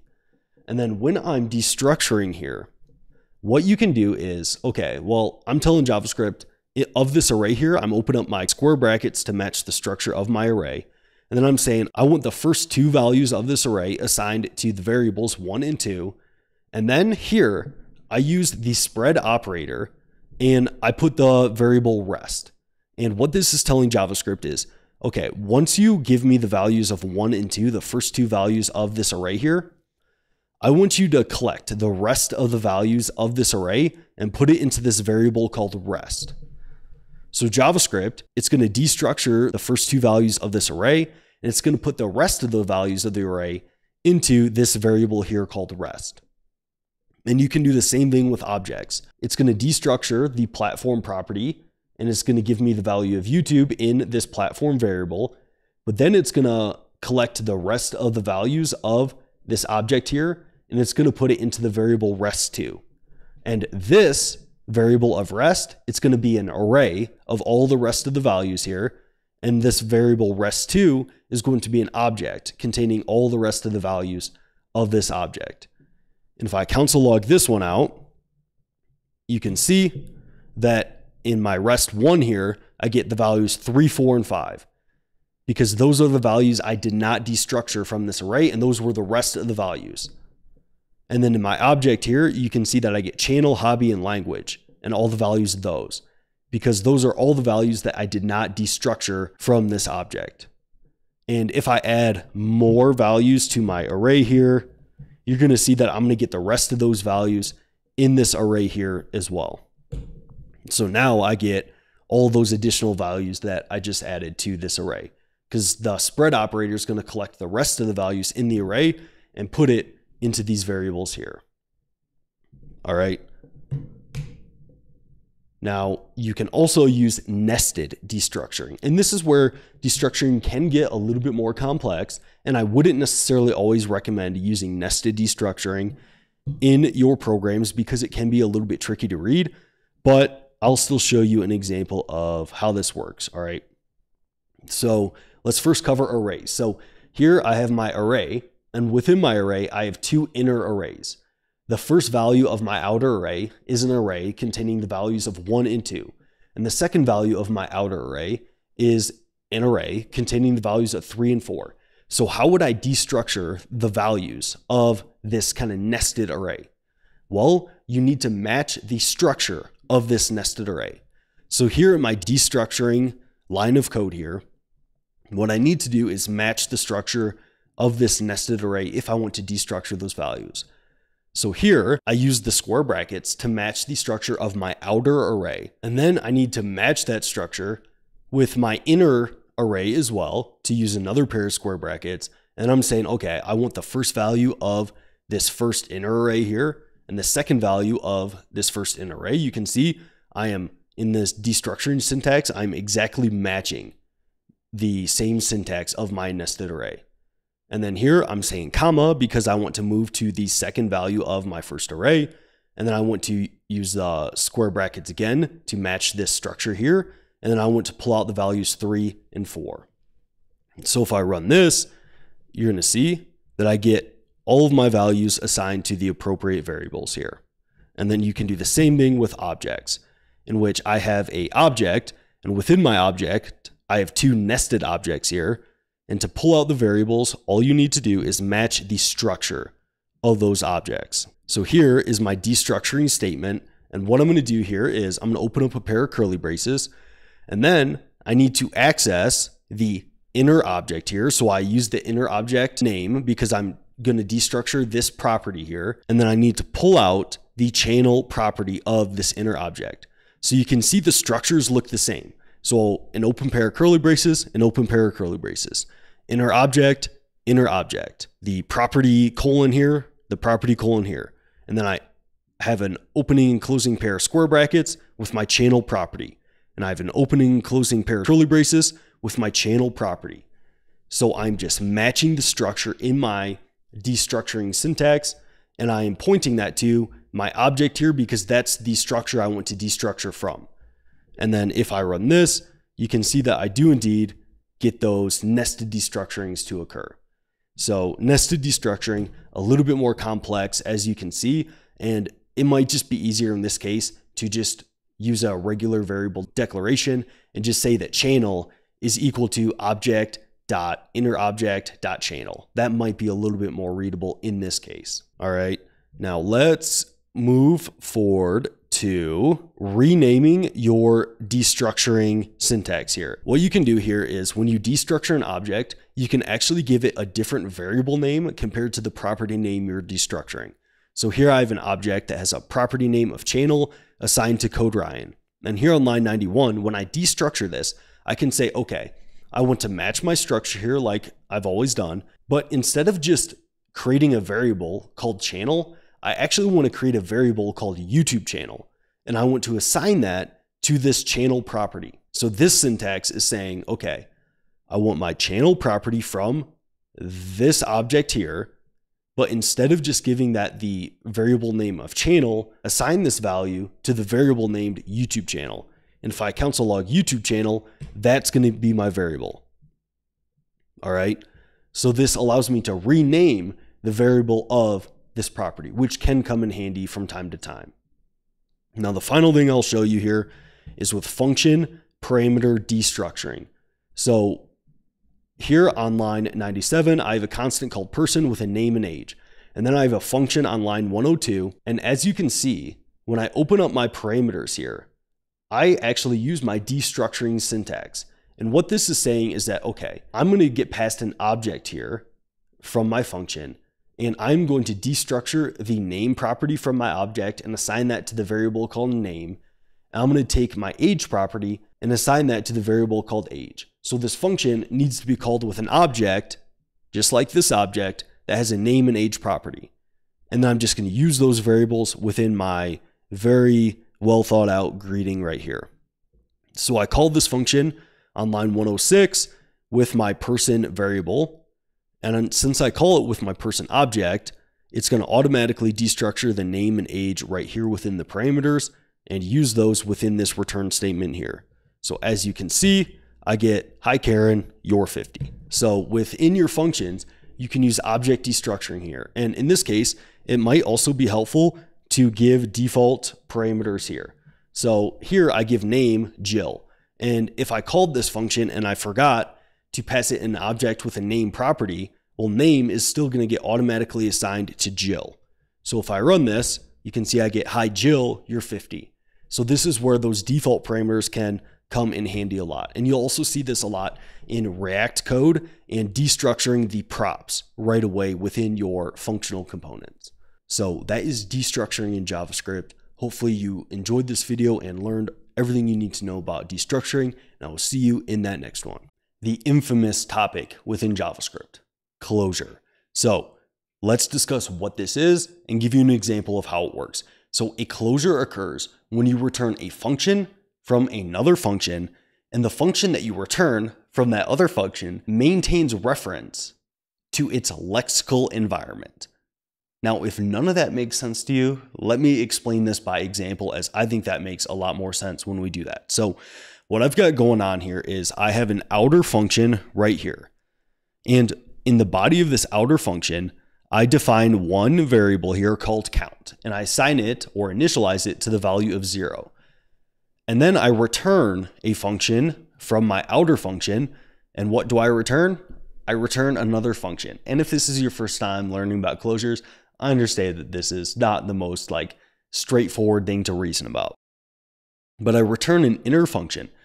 And what this inner function does is it first console logs my count, and then it just increments the count. And what's going to happen here is when I call this outer function, it's going to create its own kind of execution context for the body of its function here, and it's going to return this inner function. Now, once it returns this inner function, this outer function, it's going to close. It's going to stop running. And when a function closes and stops running and is popped off the call stack, well, usually all of the kind of execution context for that function is garbage collected and removed. But since this inner function references a value within this outer function here, within its lexical scope is where something is written.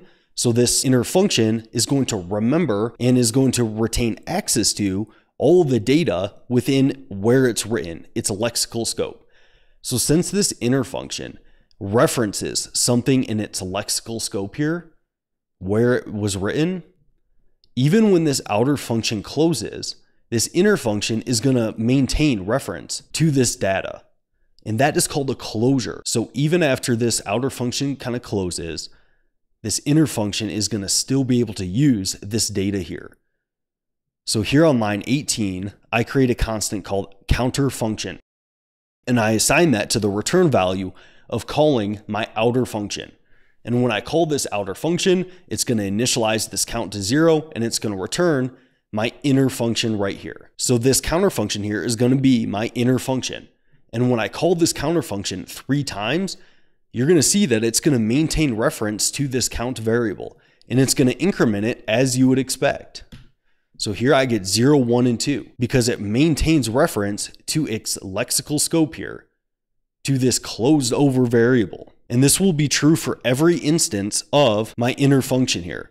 So if I create another function called counter function 2, and I call my outer function again, well, that's going to return a completely new inner function that is going to have its very own execution context and its very own count variable.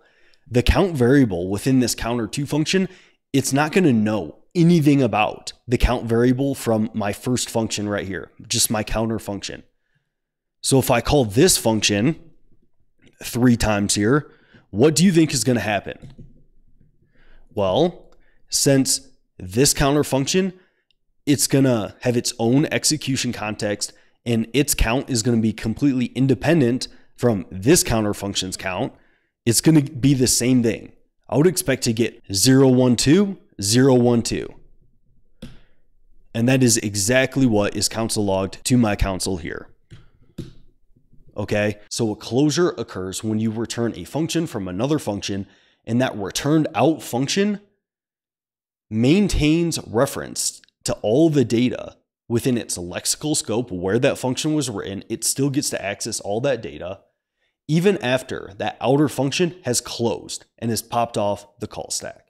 In today's video, you're going to learn exactly how to filter items out of an array in JavaScript. We are first going to touch on how to filter a specific item, all of the instances of that item out of an array. And then we're going to talk about how to remove multiple items from an array. So first off, on line 4 here, I have the value that I'm going to want to remove. This is going to be the value of number 3. And then on line 6 here, I have my array. It contains the items of 1, 2, 3, 4, 5, and 3. And then what I'm going to do to filter here is use the filter method that exists on arrays within JavaScript. So I'm going to call the .filter method on my array here. In the filter method, it takes a function as an argument. And automatically, the filter method is going to pass each item of this array here into my function that I pass in to the filter method. And that's going to allow me to filter items of my array. And I kind of like to think about it as return true within your passed in function, return true from that function if you want to keep that item in your filtered array, and return false if you want that item to be filtered out. So here I'm saying, okay, return that my item is not equal to my value. So if it's not equal to my value, that is going to return true. I want that item in my filtered array. But if that item is equal to my value here, it's going to return false. And I don't want that item in my filtered array. So you're going to see if I run this code here, I do indeed get my array, which has all of my original items in it. The filter method does not mutate your original array, but it returned a new array that has filtered that single value out of that array. Now, what if you want to do this, but you want to do it for multiple items? Well, what you can do is you can actually create an array that contains all of the items that you want to remove from your other array. So here I have an array called toRemove, and it has the values of 2, 3, and 5 in it. And then on line 19, I have an array and it has the values 1, 2, 3, 4, 5, and 3 in it. And what I'm going to do here is I'm going to call my filter method again, but instead of just checking that my item is not equal to one certain value, I'm going to return that my toRemove array does not include one of these items. So this filter method is going to pass each item of this original array into my passed in function here. And then I'm going to return that that item is not in this toRemove array. So if that item isn't in my toRemove array, it's going to return true, which means I'm going to keep that item within my filtered array. But if it is within this array does include it, then it's going to return false, which means it's going to filter it out. And if I uncomment this code and run this here, you're going to see that I do indeed get my original array unmutated here with all my original values. And then I remove all of the values that were contained in my toRemove array here. So this is a nice, easy way to remove elements from an array in JavaScript. In today's video, you're going to learn the fetch method within JavaScript. We are first going to give you a conceptual overview of how the fetch method works, and then we're going to dive into some different examples of how to use this method and some kind of different cool things that you can do with this method to kind of customize it for your use case or the problem that you're solving. So the fetch method is a method that provides an easy way to make network requests within JavaScript. It is a global method that you can call to make these requests. One thing that's important to remember about fetch is that it is async and it returns a promise. So when you call fetch, it is an asynchronous method and it is going to return a promise. And this promise is going to resolve with a response object. And this response object, it will have some different properties and some different values in it to kind of tell you whether your request was successful or not. And it also has some helpful methods on this response object that can allow you to kind of work with the data that you receive back from your network request. For example, if you receive JSON data back from your network request, and if you don't know what JSON is, my last video was all about JSON, but it has a .json method that will allow you to parse that JSON and to actually use some of that data that you get back from a network request. Now, a very important thing to remember about fetch that can be really confusing for beginners when you're just starting out, and it can definitely lead to bugs, is that the promise returned from fetch, that promise, it will not reject on an HTTP error status code. The response is going to have some sort of status code. And just in general, a code in the 200s is going to be a successful request. A code in the 300s, I believe, is a redirect. A code in the 400s is some sort of client error. And then a code in the 500s is some sort of server error. And even if you have one of those codes that is an error, it will not reject your promise. It will still resolve your promise and have a successful resolution, but it will just have a status code that exhibits that there was an error. And that promise, it's only going to reject if there was some sort of network failure or if there was something that prevented that request from completing. Okay, so a error status code from your network request, a 400 or 500 request, that is not going to reject your promise returned from fetch. The only thing that's going to reject that promise is if there's some sort of network failure that prevents your request from completing. All right, but let's go into some examples here to make things a little bit more clear on how the fetch method works. So here on line 27, I have a URL, and this is just like an open URL that Mozilla Developer Network provides that I can hit this endpoint and it will return some JSON. So I can make a request to this endpoint and it returns me some data. And I'm going to use the global fetch method to hit this endpoint and to return some data here. So here is where I call fetch. Fetch is a global method, like I said, which means that we can just use this for free within our programs. I do not need to access this method on any object or anything like that. I could just call fetch straight away within my programs. And then the most basic fetch is one in which you just pass the URL you want to make a request to the fetch method. And by default, this is going to make a GET request to this URL. So here I call fetch and I pass in my URL, and the fetch method, it's like, okay, well, I'm just going to make a network request, a GET request to retrieve some data from this URL. Now I'll show you a little bit later on how you can customize this method in which you could make a post request to create some different documents, or you can make delete requests, patch requests to update documents and different things like that.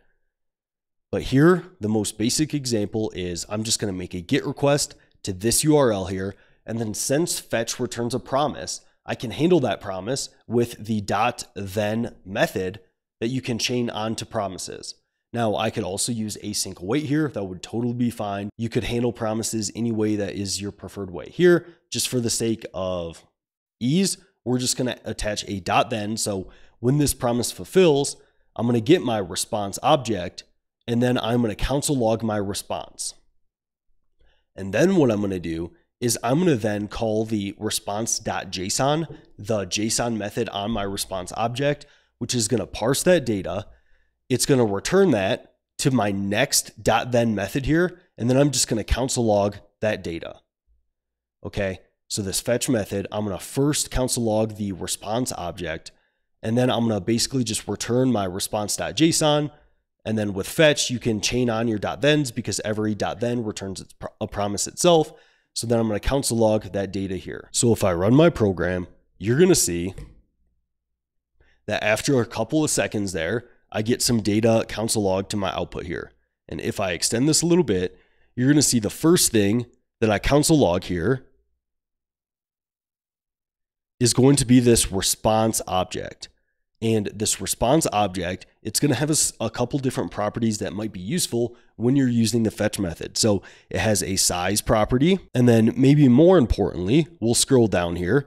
It also has a status property in which the status is 200, meaning that was a successful network request. And right here, this is where you could kind of check within your .then function. You could check, okay, is my status in the 200s? If yes, run my code like normal. But say you want to know, okay, well, what if I return an error code back? How should I handle that? Well, maybe you check the status code and see, okay, is my status code in the 4 or 500s?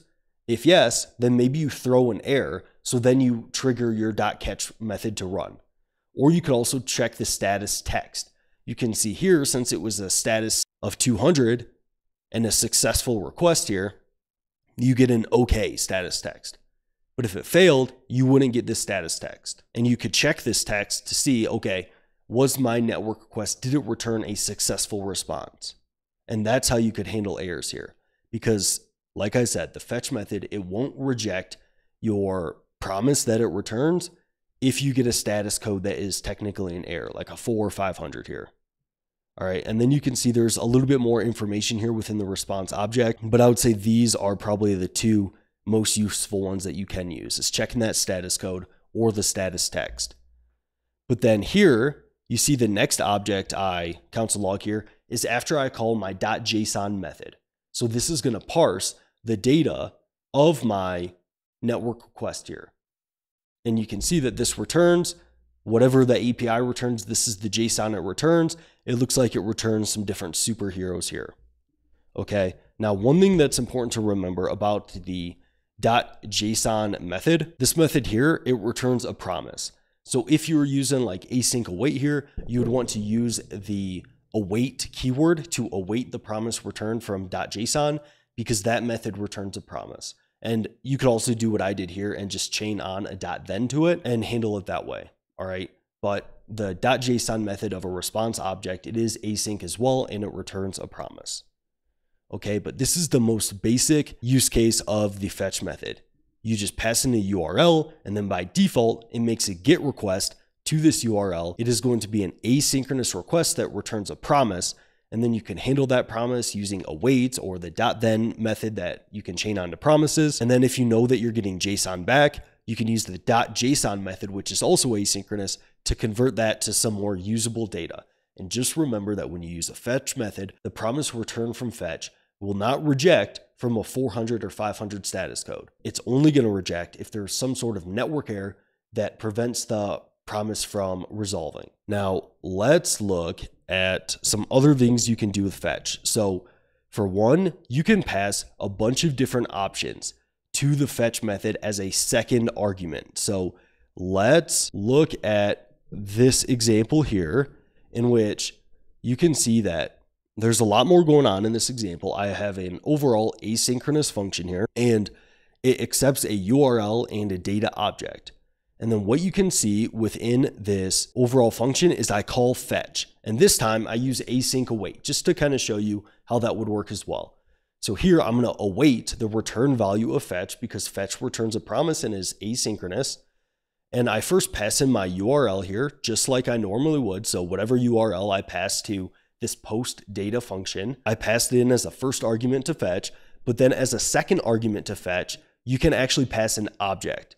And this object can contain some different properties to allow you to customize your fetch method. So here, one of the properties that I can pass to fetch is whatever method I'm using. So I assign the method property. I can assign this to get, post, put, delete, patch, any of the valid request methods. And like I said earlier, this is automatically going to default to the get method. But here I'm saying I want to post a method. I want to create some different documents or create a different resource at this URL. And then you can also set some different properties like I do here, like the mode. I'm setting it as cores, which is the default. And then you can set your cache settings here. And then you can also set some different headers. So content type, application JSON. And then in the body of your object here that I'm going to be posting, one thing that's important to remember is when you have some data that you're sending across in your body and your content type is JSON, then it's important to make sure that you stringify your data before making that post request to send across the network. So here I can use the JSON object that you get for free within JavaScript, and I can call the .stringify method, which is basically going to create a JSON string of the data that I pass into it as an argument. And when your content type is set to JSON, you're going to need to make sure to stringify your data that you're sending in your network request.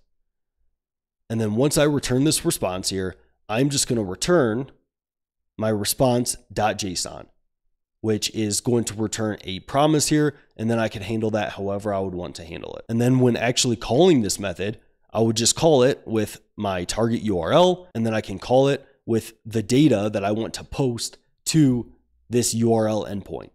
So here, when I call this method, it's going to pass this example.com URL as an argument right here, and it's going to pass answer is 42 to this data object here. And the fetch method here, it's going to make a post request to that passed in URL with all these different options and the body of my content that is stringified right here. All right. So this is how you would make a post request with the fetch method. And it's also kind of how you would make a put request, a delete request, and any request that isn't just a straight up get request.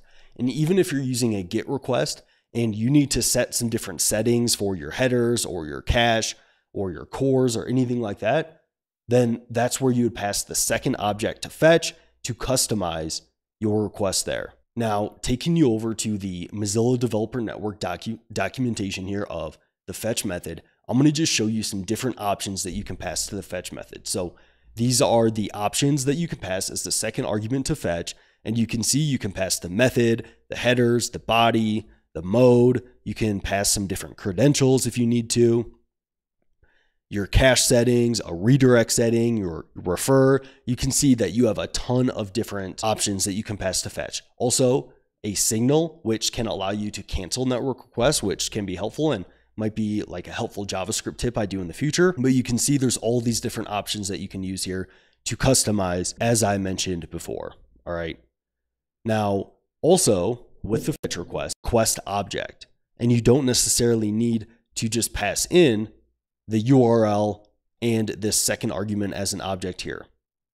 So the way that you could do this here is you could use the request constructor function here, and then you can basically use the same API that you would use when using fetch. So you can call the new request constructor function, and that is going to create a request object for you. And then here within this constructor function, you can see that just like I do with fetch, the first argument I pass is a URL, and then the second argument I pass is an option of all of my headers, my method, my mode, my cache, all those options that you can also pass to fetch. So this is going to have the same API, or you would call this the same way you would call fetch.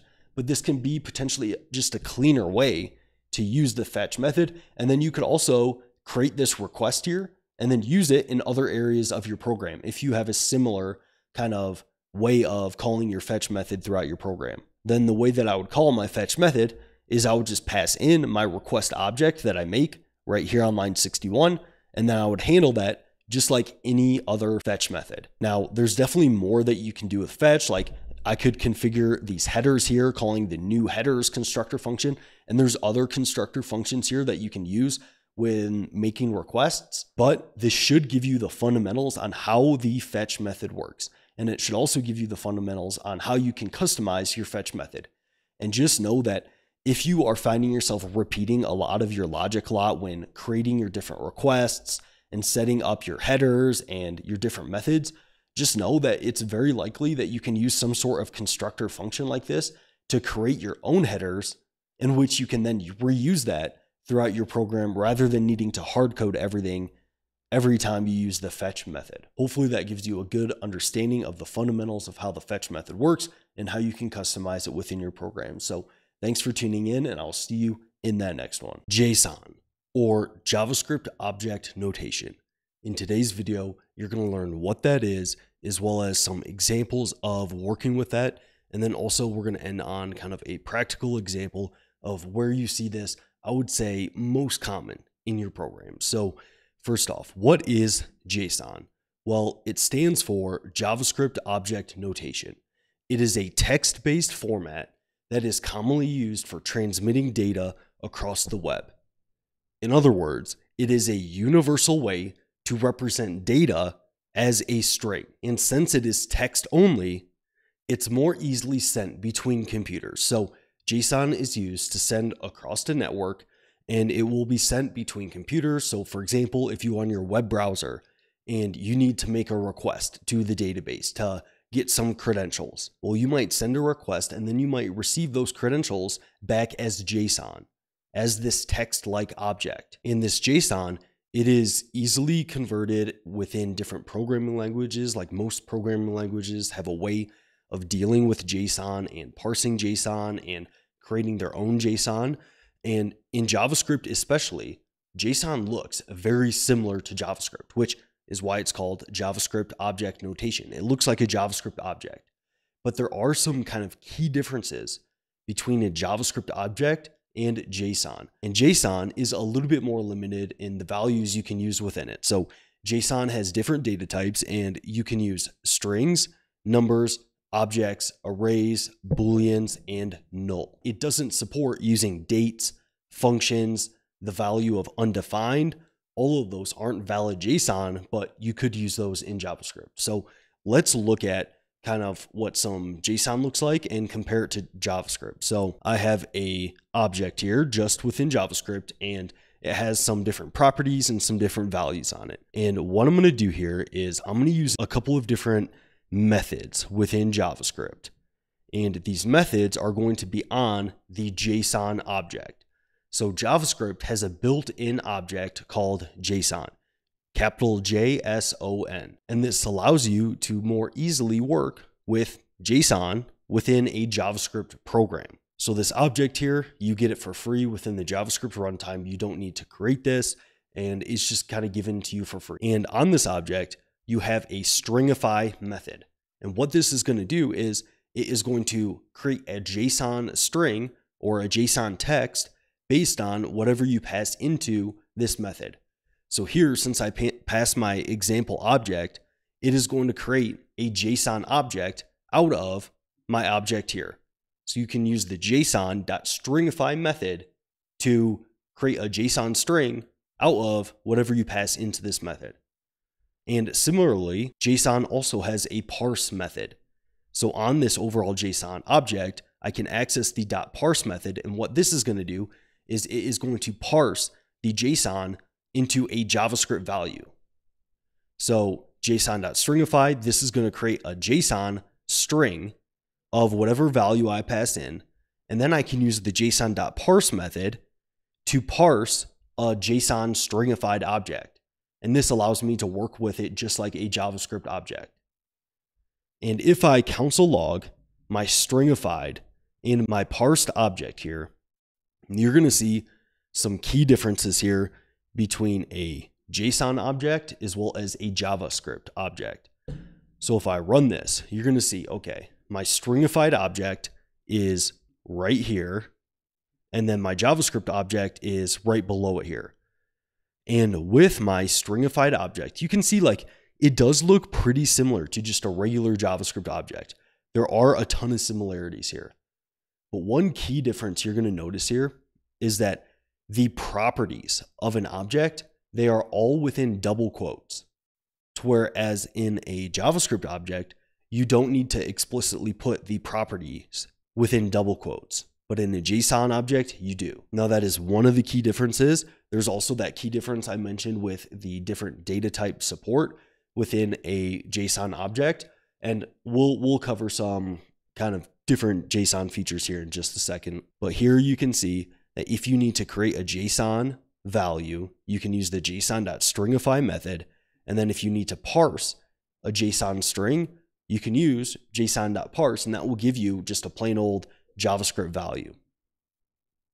Now let's look at some valid JSON here just to kind of get an idea of what it looks like. So right here, I have a constant called valid JSON. And what this is an object that if this was within a .json file, so if you are creating JSON that you are going to like return from an API or something like that, you would store it in a .json file. It wouldn't be a .js file. It would be .json.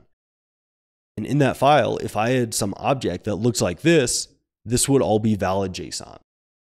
So as you can see, all the properties are within double quotes like I showed you in my example earlier. And then they just have a value next to them, similar like a JavaScript object. And it does support numbers within JSON. So I can do something like this. This value here, since JSON supports numbers, I don't need to wrap this in quotes here.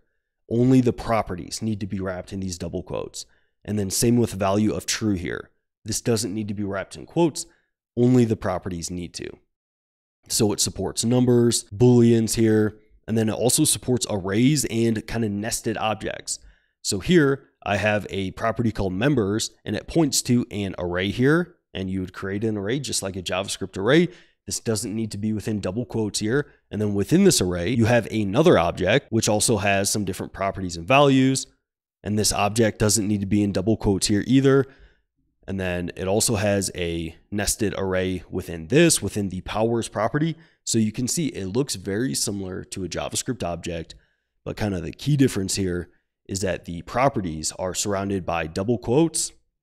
Just like I mentioned in these keynotes here, the properties are surrounded by the double quotes, and then they also only support the data types I mentioned earlier. They don't support a couple of the data types that JavaScript does. And then JSON can be a little bit finicky, meaning even a single comma or a single misplaced colon can result in invalid JSON and result in errors within your program. I literally just the other day within my professional career, I spent like a half hour trying to find a comma that was misplaced in some JSON. Now, you will get probably errors in your editor that show you like the file and the line of code in which your JSON is off. So I don't think you necessarily need to memorize all the rules when it comes to JSON commas and colons and stuff like that. Just know that it can be finicky. And if you're getting errors, you might need to just like Google search valid JSON rules and kind of go through and see where you're kind of wrong there. All right. But the kind of key differences are that all the properties must be within the double quotes here. And then JSON, it's not going to support dates, functions, and undefined. Now, let me show you an example of what this looks like or where you're going to see this often within your program. So like I said earlier, JSON is commonly used to send data across your network from computer to computer because this text-based format provides a lightweight way to send this data across your network. Now, JSON isn't the only data type format that will be used to send data across your network, but is likely the most common one that you're going to see. And often when you're working with external APIs or application programmer interfaces, which are just basically programs that you can interact with and use those programs within your own program, often those are going to return some sort of JSON data. And then when you get that within your JavaScript program, you're going to have to parse that data to then use it. So let me show you an example of this. And I highly recommend MDN, Mozilla Developer Network. They have a ton of great tutorials and examples on there of a bunch of different things. But here they have this open API at this URL to where when I hit this API here, or I hit this URL with a request, it's going to return this superheroes JSON. And then once I receive that JSON, I then need to parse that JSON. So what this is going to look like is that I have my URL here. So I'm just going to use the fetch method, and future tutorials are going to be coming on the fetch method here. But I use fetch method in which I can pass this URL. And basically this is just going to create a network request to this API here, or to this URL.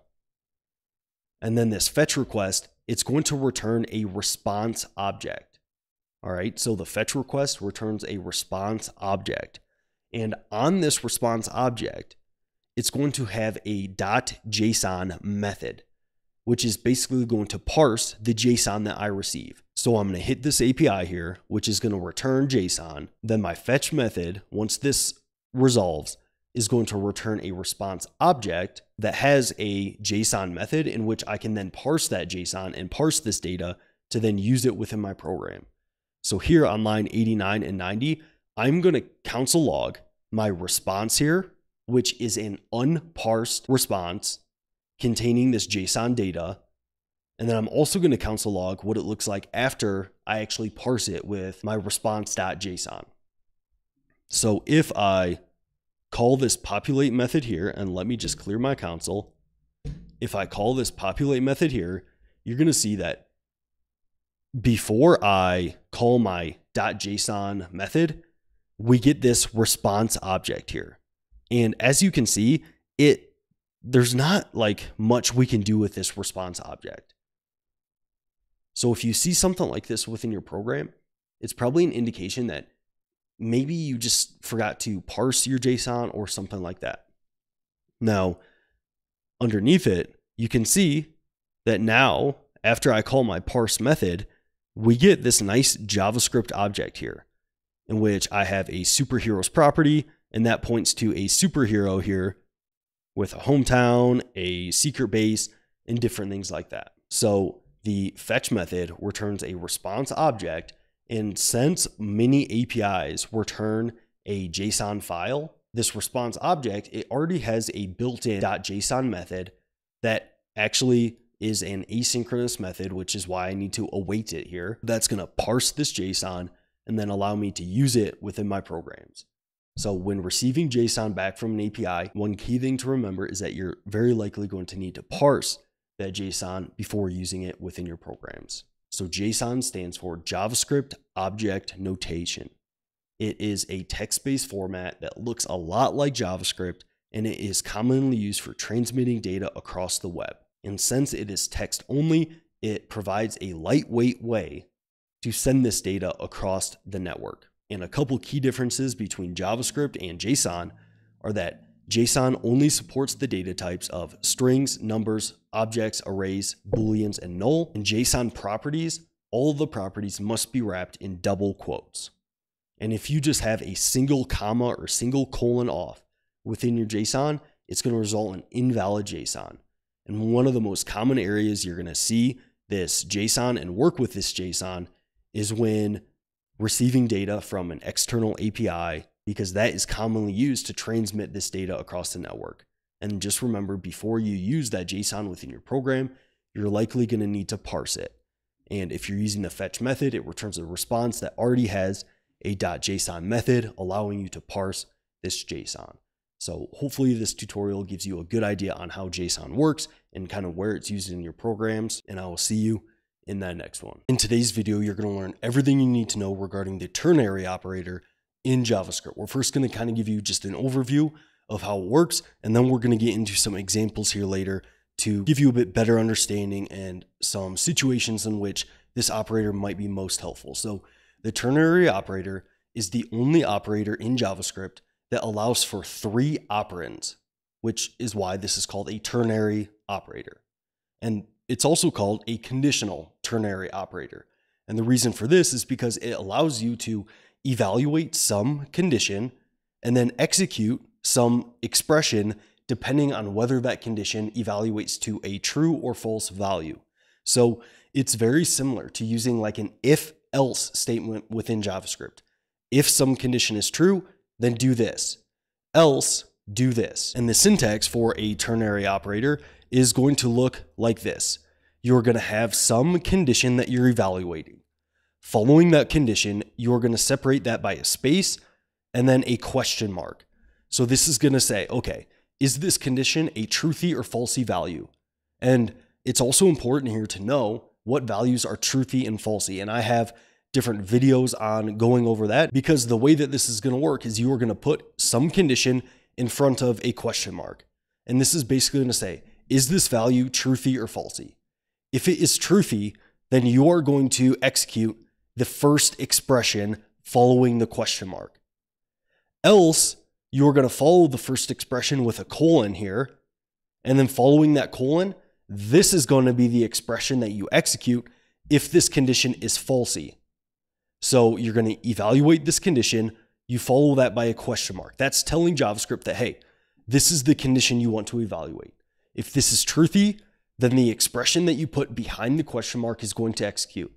If it is falsy, you are then going to put a colon behind this expression number 1, and the expression that follows your colon is going to be the expression that executes. So if this is truthy, execute expression 1.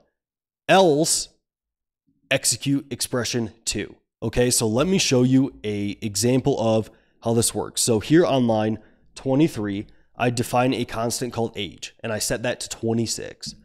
And then here on line 24, I define a constant called legal age, and I set that to 21.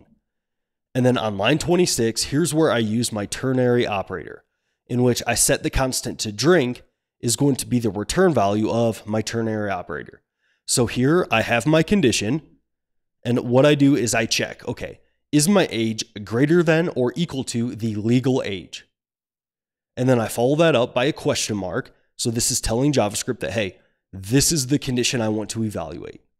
And then if this condition is truthy, then I want you to execute this first expression following the question mark.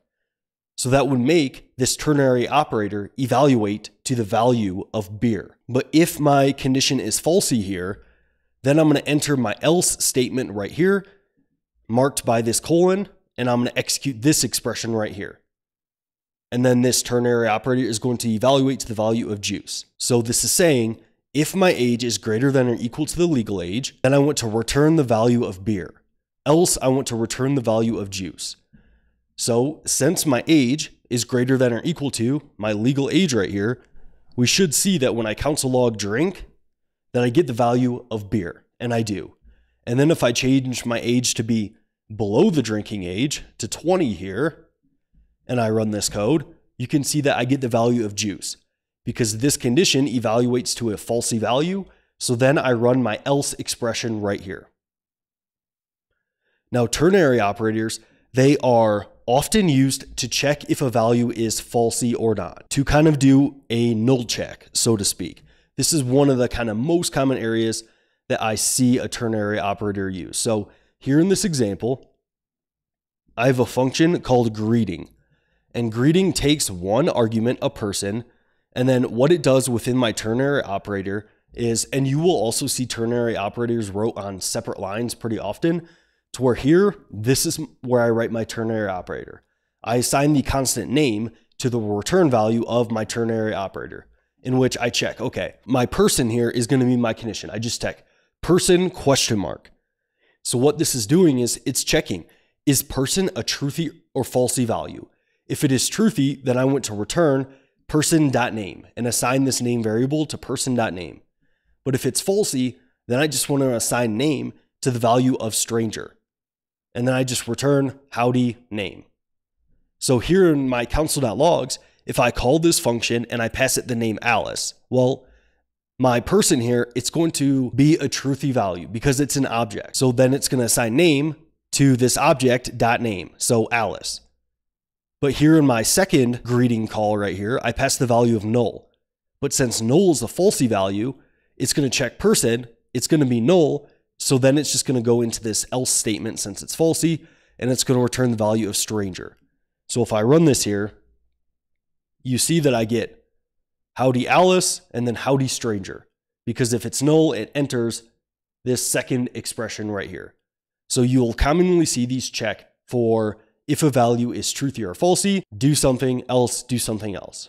All right. Now you can also nest your ternary operators here. And what this would look like is something like this.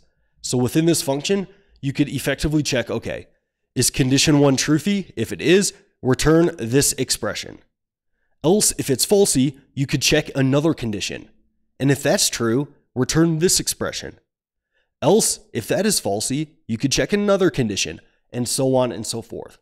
However, this is generally not good practice to nest your ternary operators, as if you're just like scanning through your code and you see this just sitting there. Now, it doesn't look terrible since this is formatted pretty well, but if this was like one long line of ternary operators here, like at a glance, if someone isn't super familiar with JavaScript, they might see this and be like, I have zero idea what's going on here. So in this situation, I would just avoid ternary operators. And this is where I would use a if, and then after your if statement, I would just do else if, check some condition, and then so on and so forth. I think that is going to be a more readable way of checking multiple conditions rather than having this big, long, nested ternary operator. And I would say, in general, ternary operators can be a little bit less readable, and I would be a little bit careful about when you use them. There's, of course, good situations in which you can use them. I think when you're assigning some variable to just like a single value based on a condition, so like you're just checking if a value is like truthy and then assigning it to a value, I think that's a good use case. But if you're really like branching down different paths of your code using a bunch of ternary operators, I think that can get a little bit tricky. So maybe use these a little bit sparingly just to help the readability of your code, but that's not to say you shouldn't use these and that you won't see them. You definitely will, and they can definitely actually look pretty clean in some situations. Like I think right here, this looks like a very clean way to do this. But then in this situation down here, this would get a little bit ugly, especially if the conditions were longer than just one word and those expressions were longer than just one word, okay? So hopefully this gives you a good understanding of how ternary operators work in JavaScript. Stay tuned for future videos, and I appreciate you checking in. In today's video, you're going to learn everything you need to know about the event loop in JavaScript. I think understanding this topic and understanding the JavaScript runtime is going to allow you to be a much better JavaScript developer. So JavaScript is a synchronous, single-threaded language, which means that by default, it goes through your code and executes it line by line, one thing at a time, because it's single-threaded, and it just synchronously goes one line after the other, executing your code throughout your program. Now, what happens when you have some task to perform in JavaScript that takes a long time?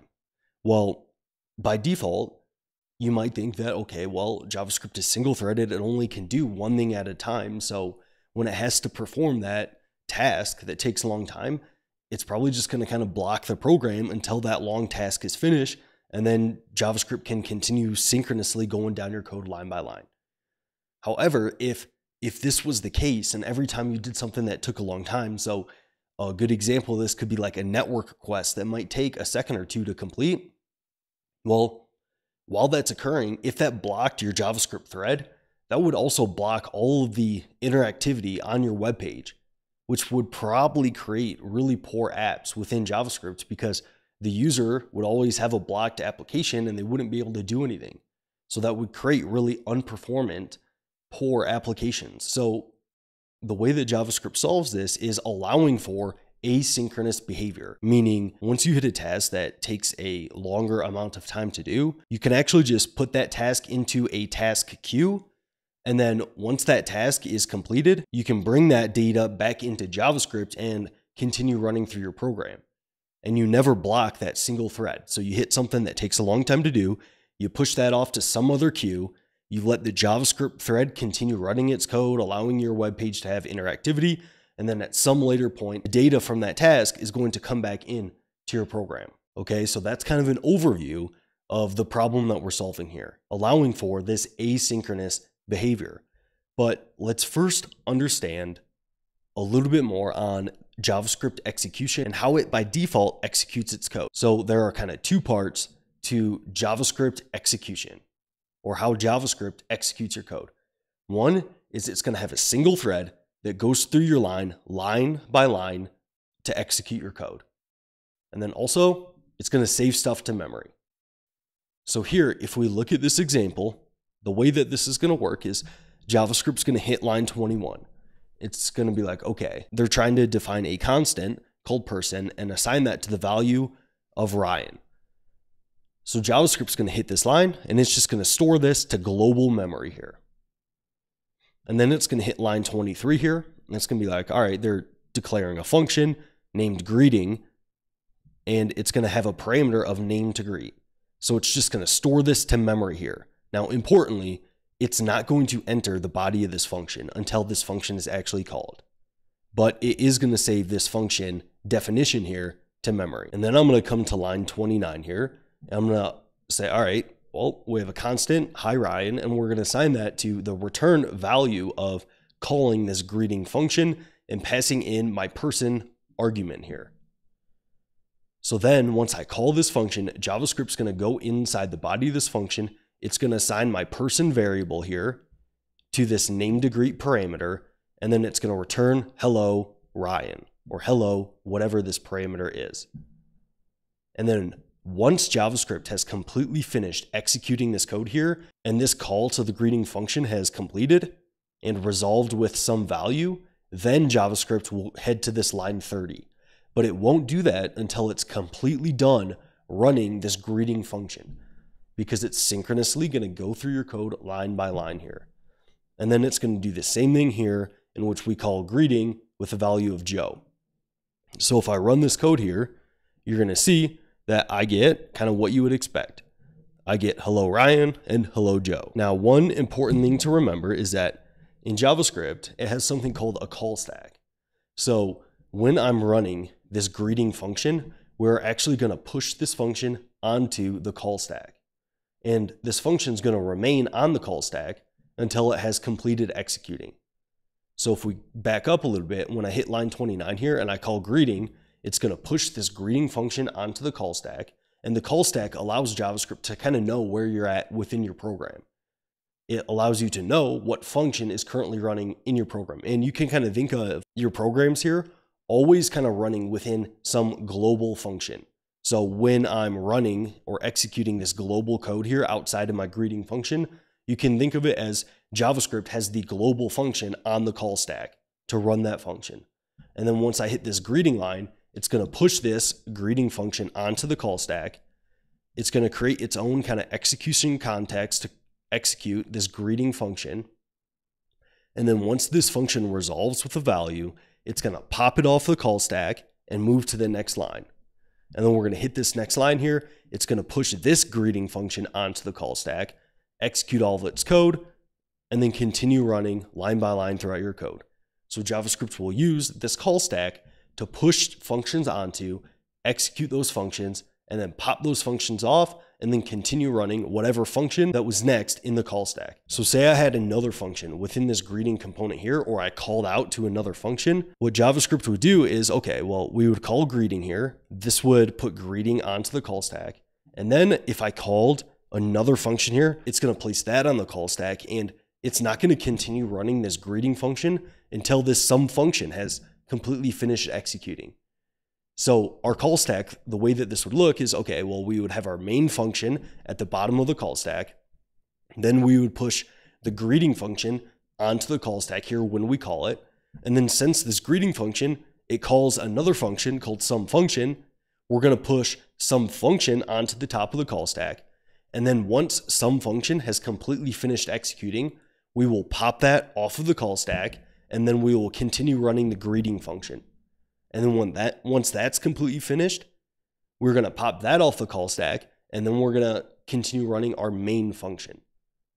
So this call stack allows JavaScript to kind of know where we're at in the program, and it's a way to kind of predictably order what functions are executing within your program here. So the default behavior of JavaScript is going to be synchronously going through your code line by line, executing it, and then when a function is executed or called, it's going to push that function onto the call stack, complete the running of that function, pop it off of the call stack, and continue running whatever function was kind of underneath it within the call stack. Now, like I said in my intro, this is a fine default behavior, but when we need to do some task that takes a long amount of time to do, like a network request, or if we have some set timeout or something like that, well, we don't want to block our main thread of execution until that is completed, because it's going to prevent a good user experience and it's going to make our programs much slower.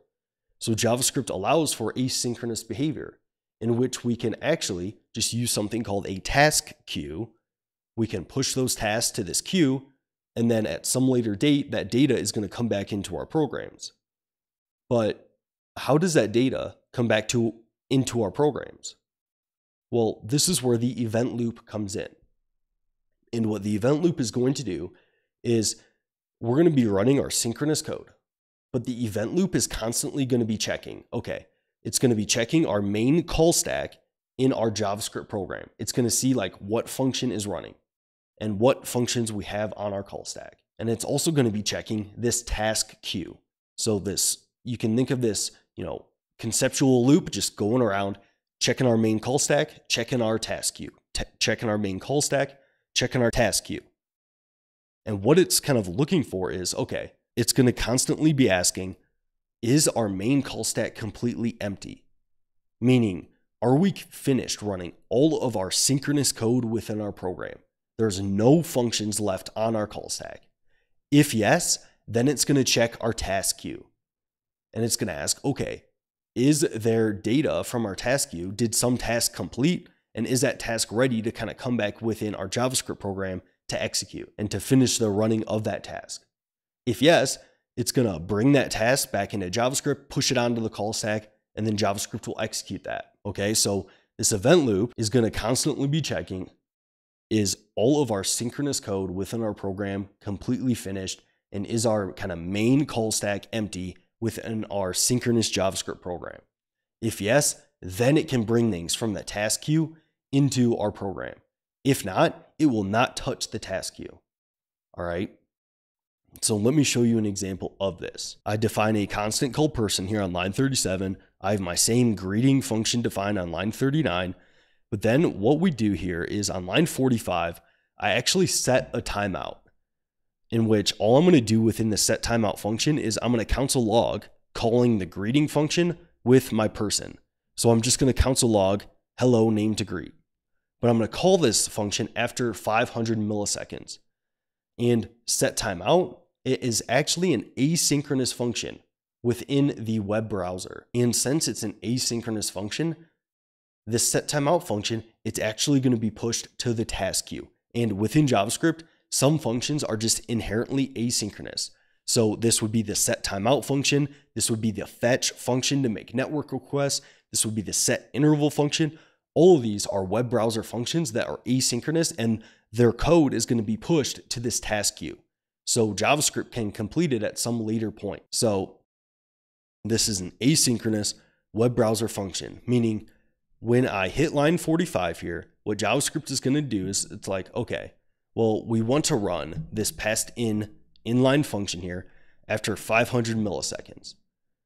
So it's going to push this function to the task queue, and then it's going to keep going through our code line by line.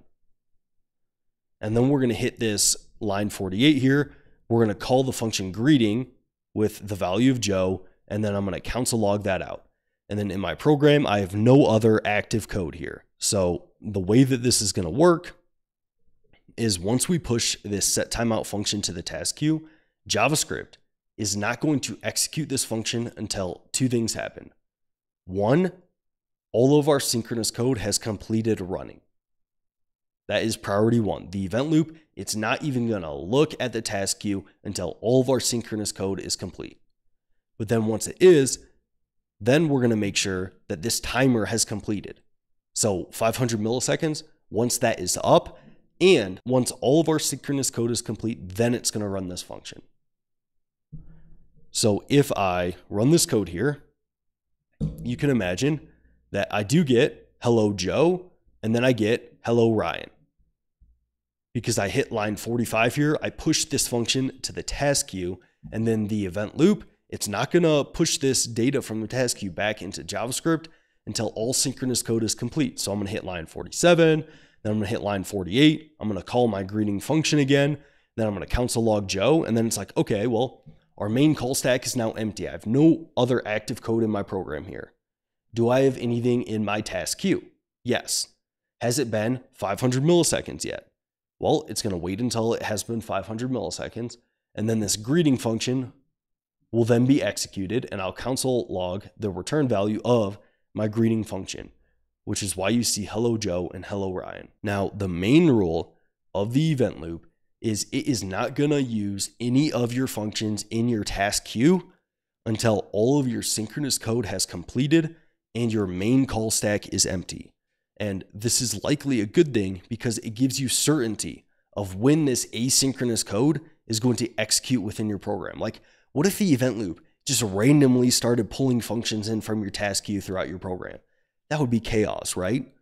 So it does this to give predictability of, okay, any asynchronous function here out in my task queue, it is not going to be pulled into JavaScript from the event loop until all synchronous code has completed. And then, like I said earlier, some asynchronous web browser functions that are just asynchronous by default, they aren't necessarily things that you have to like create or construct your own promises for and stuff like that, are fetch, set timeout, and set interval. Now, one thing to note is that there are indeed multiple queues. There is a task queue and a micro task queue within JavaScript. And I'm going to hand wave over that a little bit and not get into too much detail here, but just know that let's say you have multiple asynchronous tasks kind of queued up, ready to go. Sometimes JavaScript will prioritize some tasks over others. And if you see in your program that one asynchronous task is being performed over another one, and it seems kind of counterintuitive, it might come down to using multiple queues here and the micro task and task queue. But I will create videos on this in more depth in the future. All right. Now, one last thing I want to touch on here that I think is super important to understand is, what if I change this value to 0 milliseconds? Super common interview question here to kind of judge your understanding of the task queue and the event loop. Well, go back to the main rule of the event loop. The event loop is not going to pull in any of your asynchronous tasks until all of your synchronous code has completed and your main call stack is empty. And since this is the case, and since this is an asynchronous task here, well, JavaScript's going to hit line 45. It's going to push this task to the task queue, no matter what. It is asynchronous function. It's going to be pushed to the task queue regardless of the amount of time right here. So since that is true, how do you think that this is going to be run here? Often, if people don't understand that set timeout is asynchronous, it's going to be pushed to the task queue, and they don't understand the rules of the event loop, they're not going to know that JavaScript, it is not going to run this passed in function here until all synchronous code has completed and the main call stack is empty. So the way that this is actually going to work is the same way it worked before. We're going to console log, hi Joe, right here. We're going to finish all synchronous code. And then the event loop is going to say, okay, our main call stack is empty. Is anything in our task queue? Yes, we do have this function in our task queue. And it doesn't have any time on it. So we're not going to wait at all. We're just going to execute it right away. So if I run this function here, you're going to see I get the same result here, because even in a set timeout and you put 0 milliseconds, JavaScript's still going to push that to the task queue, and the event loop's not going to pull it back into JavaScript until all synchronous code has completed and the main call stack is empty. So the main rule, or the main thing to remember with the event loop, is that it is not going to pull in asynchronous tasks from the task queue within JavaScript until all of your synchronous code is completed and your main call stack is empty. It doesn't matter if there's a super long for loop or something like that. It's not just going to randomly pull in these asynchronous tasks. It is going to stick to this main criteria right here. I think understanding this really allows you to understand your JavaScript programs much better. So I hope this helped you understand how the event loop works and how asynchronous code works a little bit better, and also how JavaScript execution works with being single-threaded and going through your code line by line. So thanks for tuning into this, and I'll see you in that next one. In today's video, you're going to learn everything you need to know regarding the set interval function within JavaScript. I'm first going to go over just a high-level overview of how set interval works.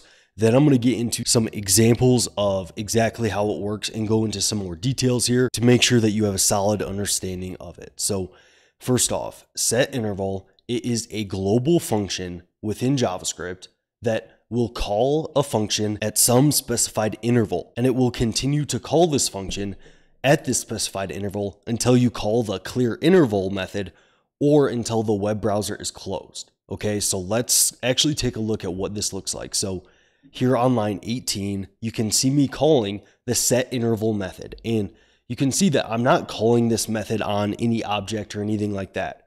I am just calling this method right away within my JavaScript program. And this is because it is a global method within JavaScript, and JavaScript gives us this method for free. It actually exists on the window object, but I don't need to do something like this. JavaScript will already implicitly know when I call setInterval that I'm calling it on the overall window object. So you can just call this within your programs for free. Now, when I call this method, it takes two required arguments. One is going to be a function, and that is going to be the first argument that you pass to setInterval. And then the second is going to be a time. And that time is going to be the amount of milliseconds that you want to elapse between your intervals before you call your function again. So here, what I'm telling JavaScript to do is, okay, I want you to set an interval in which you call this function right here, labeled myCallback, every 500 milliseconds. So then JavaScript will then go and call this function at an interval of every 500 milliseconds, or half of a second. And then you can see on line 20, I define a function called myCallback. That's the function I passed to setInterval. And then I just console.log running interval.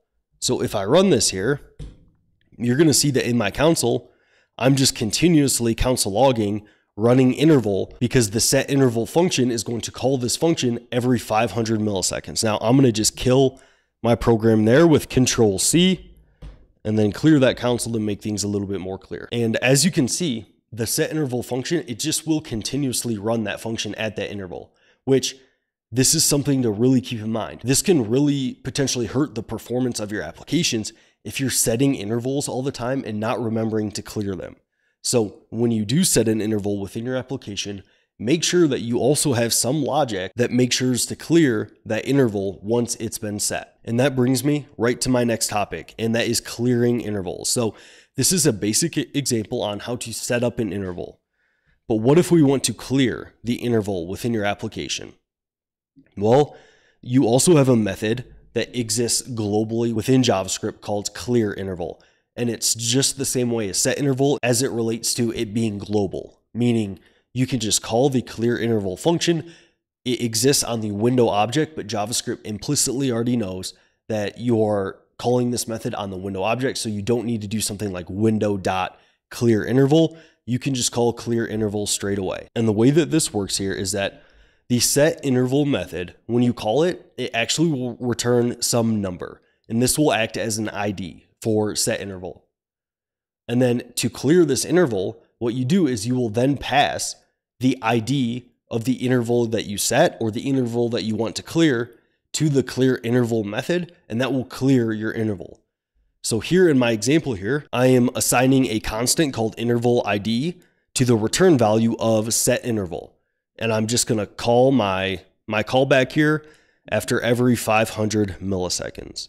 And I'm just going to console.log running interval like I do before. Now here on line 33, I'm actually going to set a timeout. And if you haven't seen my video on set timeout, that was my previous video, but I'm going to set a timeout in which I'm going to call the clearInterval method, and then I'm going to pass my interval ID. So the clearInterval method, it takes an ID of whatever interval you want to clear. And I'm going to clear this interval after 2000 milliseconds. So what you're going to see here is I'm going to first run this callback a few times before this timeout expires, and then I clear my interval. So if I run this function here, you're going to see that I'm running my interval a few times, but then it stops because I'm making sure to clear my interval after 2 seconds there. So you can use the clearInterval method to clear the intervals you set, or else they're just going to keep running until someone closes their web browser, which can create kind of memory leaks and performance issues that you probably don't want. Now, the setInterval method here, it can also take a couple more arguments, and you can set up different parameters for your kind of setInterval method. So the way that this works is that, say you have your function here that you're passing into setInterval, but you want to pass arguments into your function. Well, I can't do something like open up my pair of parentheses and add my parameters here, because this is immediately going to call my function here. And I don't want to do that with setInterval. I just want to pass a function reference and let setInterval call it at some interval. So to pass arguments to the function that you pass to set interval, you can actually pass those as arguments to the set interval method following your milliseconds arguments. So starting at your argument number 3, you can start passing different arguments to the function of set interval. So here, my 3rd argument to set interval is the string parameter 1, and my 4th is the string parameter 2, and I could have more arguments here just separated by commas. And then here, my callback function, you see that I'm expecting arguments A and B, and I'm just console logging those out. So what's going to happen here is set interval, since I'm passing these arguments to it here, it's just automatically going to know, hey, what they're trying to do here is pass these arguments in to this callback function. So A is going to get assigned to parameter 1, and then B is going to get assigned to parameter 2. And then I also make sure to clear my interval after 2 seconds here. So if I run this here, you're going to see that I console log my 2 different parameters here a few times until I clear my interval. So if you want to pass arguments to your callback of set interval, you can pass them just like this. Now, potentially an even easier way to do this would be, instead of passing those arguments there, you could just pass an inline function here to set interval. And then, since you're just passing an inline function reference, you can then call your callback with your parameters. So I'm going to just label this A and label this B here. So now I'm passing an inline function reference here, just an anonymous inline arrow function, and I'm passing this reference to set interval. So set interval, when it calls my anonymous inline function here, that function is then going to call my callback with my passed in parameters here. So if I run this here, you're going to see that I do get the values of AB, AB, AB until I clear my interval. All right, so those are 2 different ways that you can pass arguments to your callback function there. And that basically covers everything you need to know regarding the set interval function within JavaScript. So I hope you enjoyed this, and I will see you in that next one. In today's video, you're going to learn everything you need to know regarding set timeout within JavaScript. We are first going to go over just an overview of how it works. Then we're going to dive into some examples to give you a better understanding of how it works.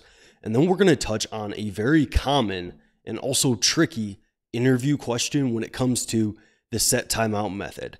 So first things first here, what is just kind of an overview of how it works? Well, set timeout is a global method within JavaScript that exists on the window object. It takes 2 arguments. The first is going to be a function, and then the second argument is going to be a certain amount of time. And you're going to specify this time in milliseconds. And then once that specific amount of time has elapsed, the set timeout function will then run your first argument, your passed in function. Okay, so set timeout, it's a global function that will run a function after a specified amount of time. Now, the set timeout method, it also returns one value, and that is going to be an ID. And you can then use this ID to then clear your timeout later in your program. And you can do that using the global clear timeout method that also exists. Now, with the set timeout method, it only runs your passed in function once the delay expires.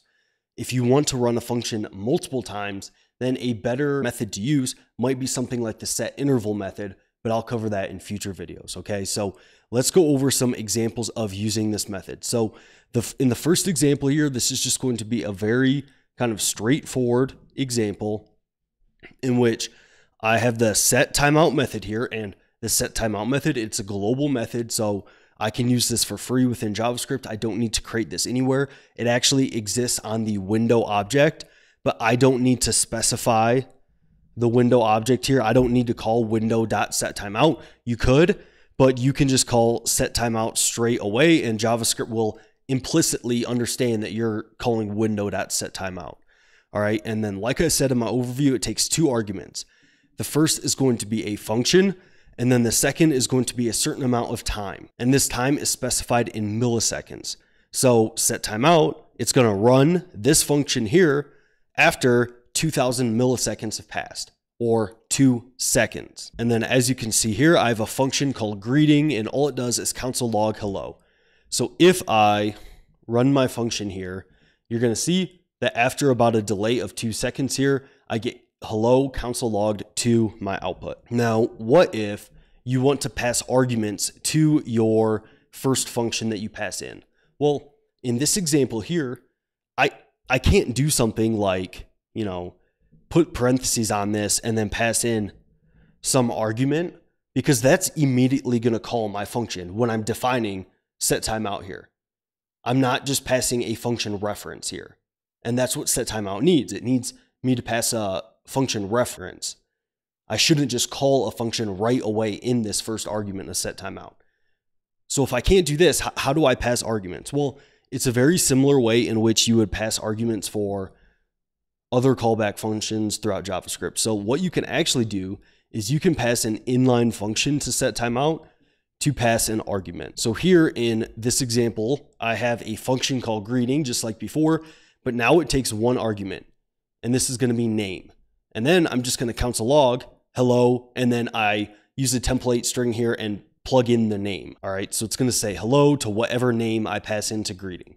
So to call this with setTimeout, I can pass an inline function to setTimeout here. So this is an inline anonymous arrow function here that I create. And what I'm going to do within this inline function is I'm going to call my greeting function with my passed in argument of Ryan. And this is okay to do because this inline function, I am just passing a reference to this inline function. I am not calling this greeting function here right away. I'm just passing in a function that when setTimeout calls this function, it's going to call this greeting function with my passed in argument.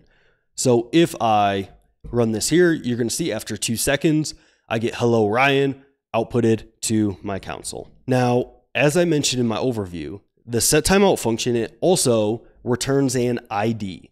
And this ID can be used to clear your timeouts. And you can use the clear timeout method and pass in your ID to do this.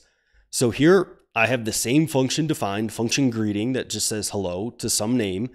And then on line 46, I call my setTimeout function just like I do before, passing in an inline function that calls my greeting component after 2000 milliseconds. But the setTimeout method, it's going to return an ID.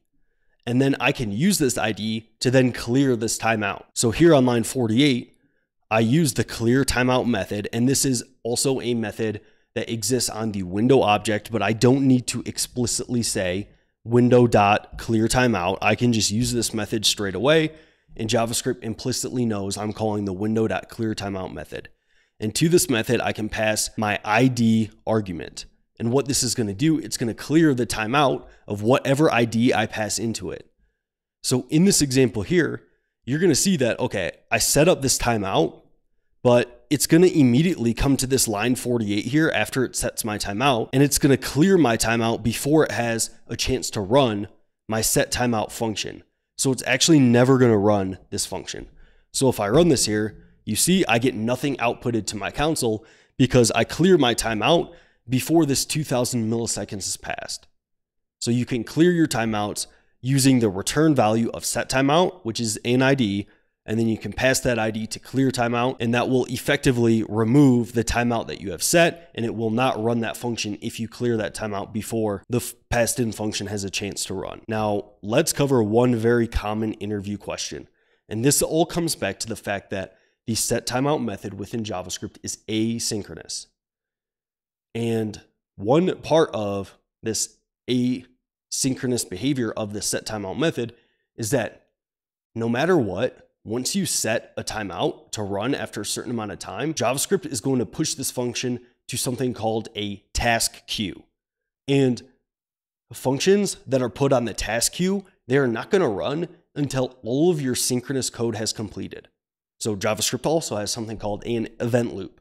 And the event loop, it's going to continuously check, okay, do I have anything in my task queue? And is all my synchronous code completed? Is my main call stack of all my synchronous code, is that empty? If yes, then the event loop is going to grab something from the task queue and it's going to run that function. And the event loop just kind of continuously checks, okay, is all synchronous code completed? If not, keep running synchronous code. If yes, check if I have any functions on my task queue. If I do, then run one of those functions. Push that onto the main call stack and run that. And then it kind of keeps doing this check.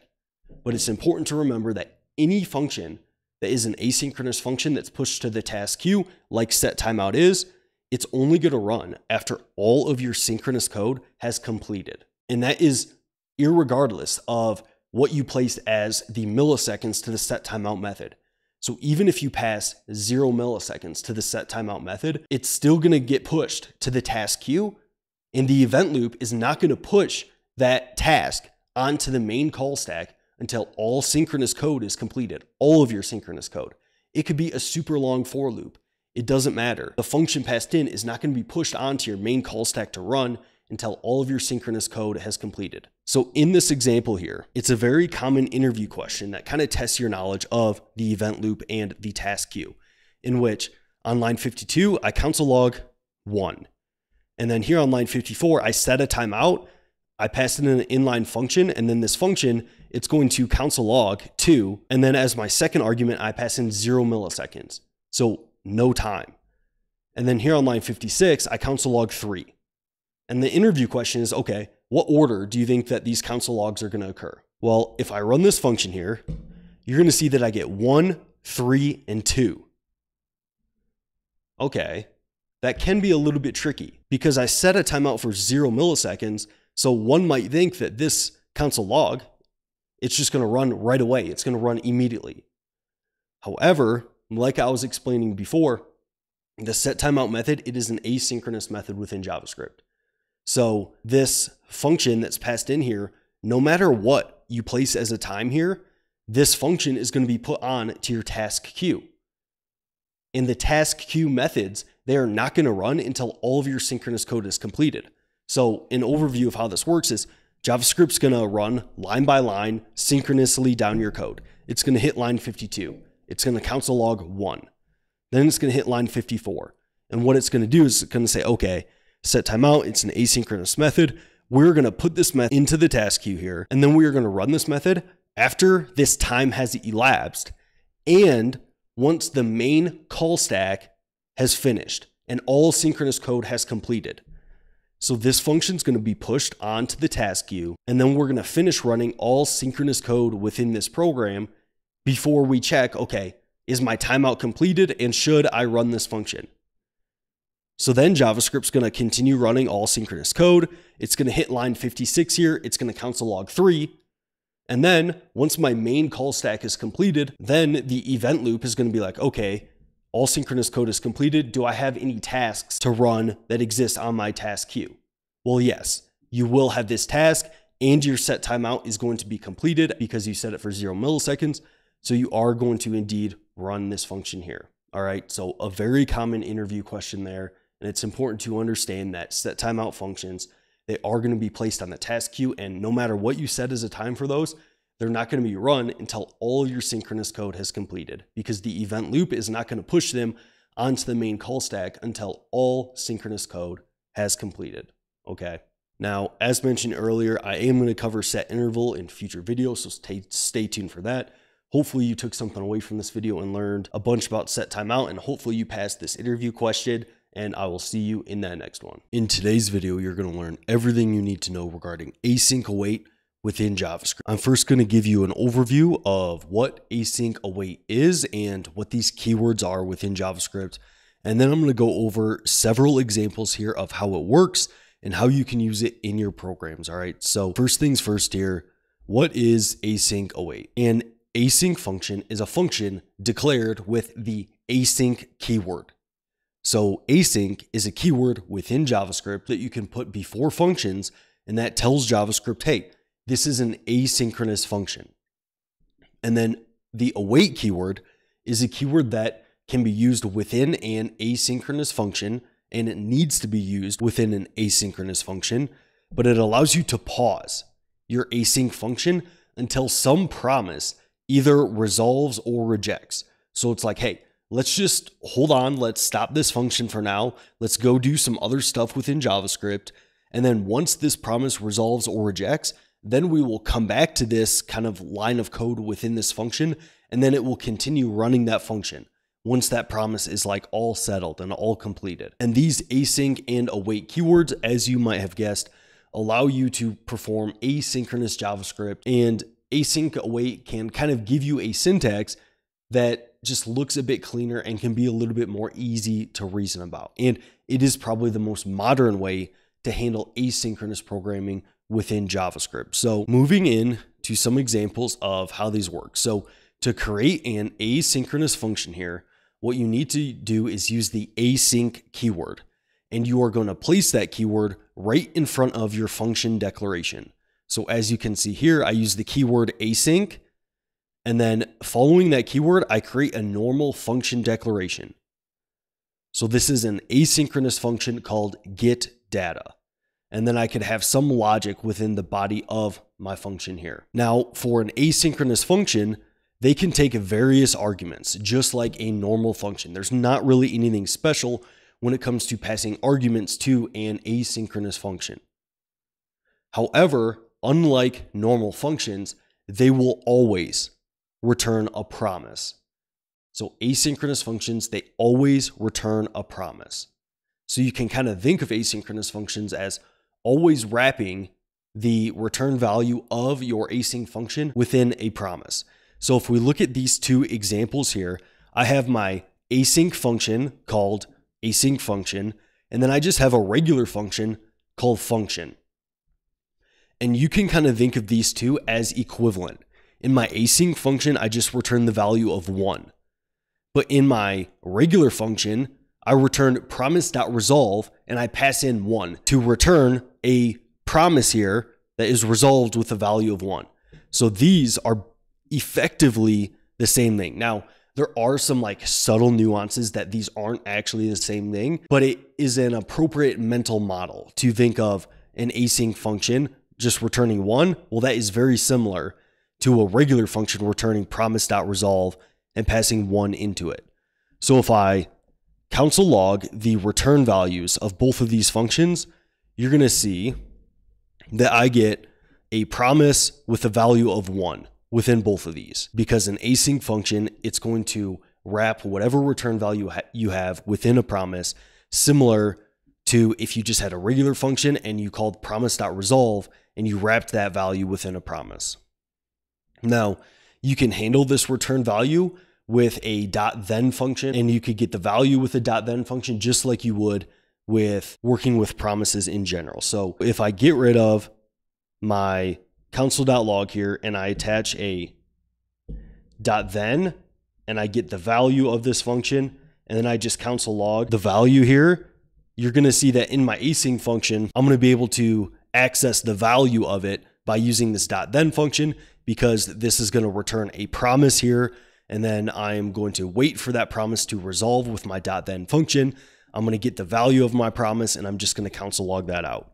So if you want to use the value of an async function, like I do here, you can just attach a .then, .catch, just like you would handle kind of regular promises there.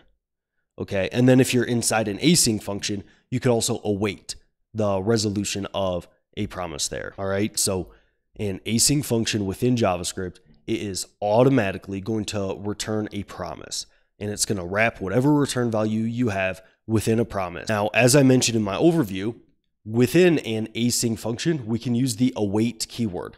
Now, the await keyword, it needs to be within an async function.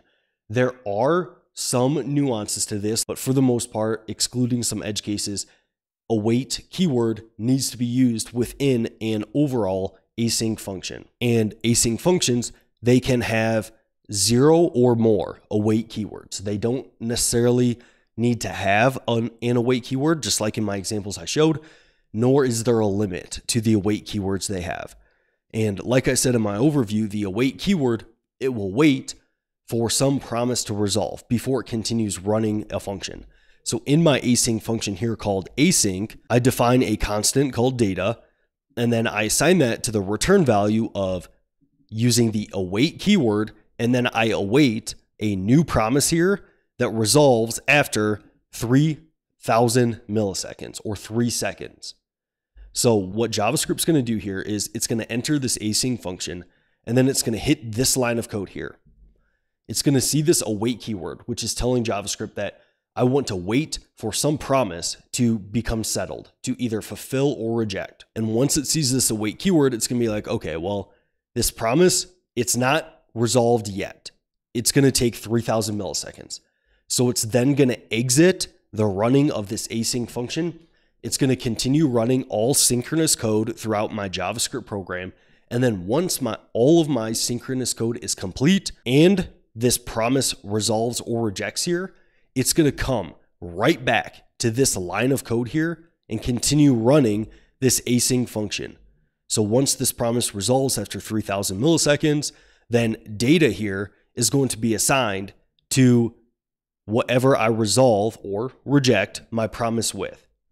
And then here I'm just going to console log my data. So if I run my async function here, what you should see is that I'm going to run it. There's going to be a slight pause of 3,000 milliseconds to where it runs the rest of my code here, which I don't call any functions in the rest of my code, so nothing else is going to happen. And then after 3,000 milliseconds, it's going to come back to this line of code and complete the running of this function. So if we look at my example, I ran my function and we see how it's waiting there for about 3 seconds, and then it console logs out 1.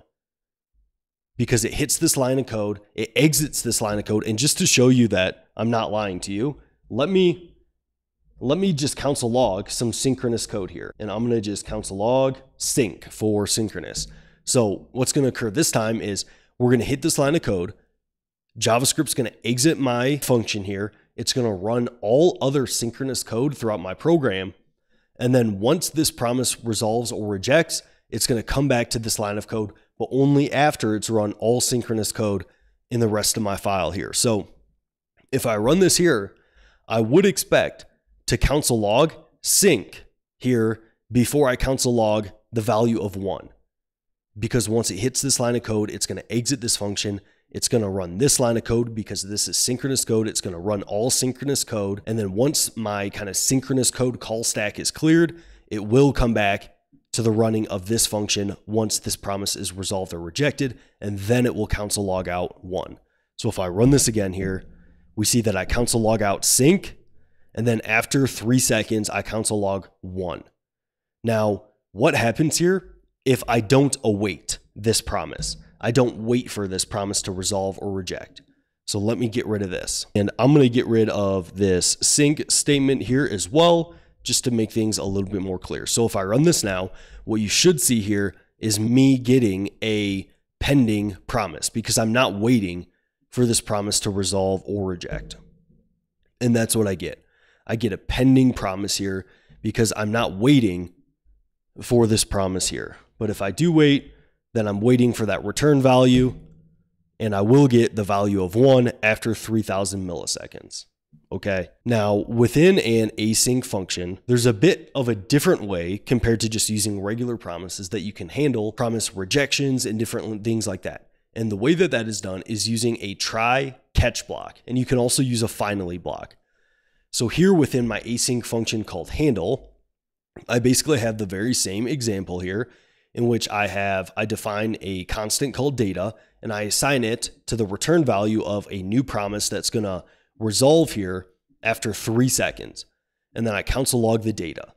But what I do here is I wrap that within a try block, which is basically telling JavaScript that, okay, I want you to try to run this asynchronous code here, but if there's some sort of error, like a network failure or something like that, if some error occurs while I'm trying to run this code within my try block, then it's going to enter this catch block here. And whatever error is thrown, that is going to be passed in to your catch statement here.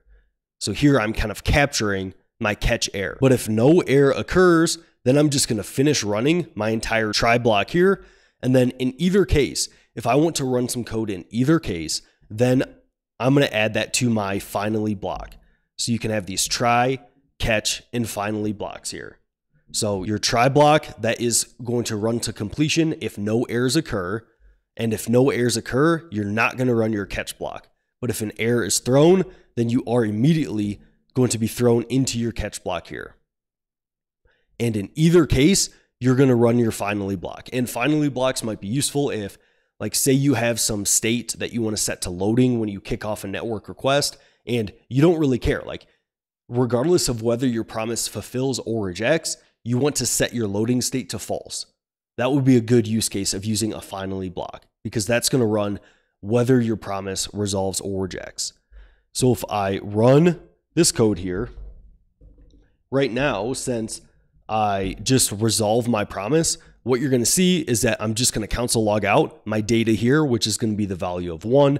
And then I am going to console log about time, because I am going to enter this finally block regardless in my program. So here you see that I'm first going to log out the value of 1, because I'm going to wait for my promise to resolve here. And then once that does resolve, I'm going to continue the running of this function, and I'm going to console log out 1. And then here, my finally block is going to run regardless. But if I change this to a reject here, what you're going to see is that this promise is actually going to reject.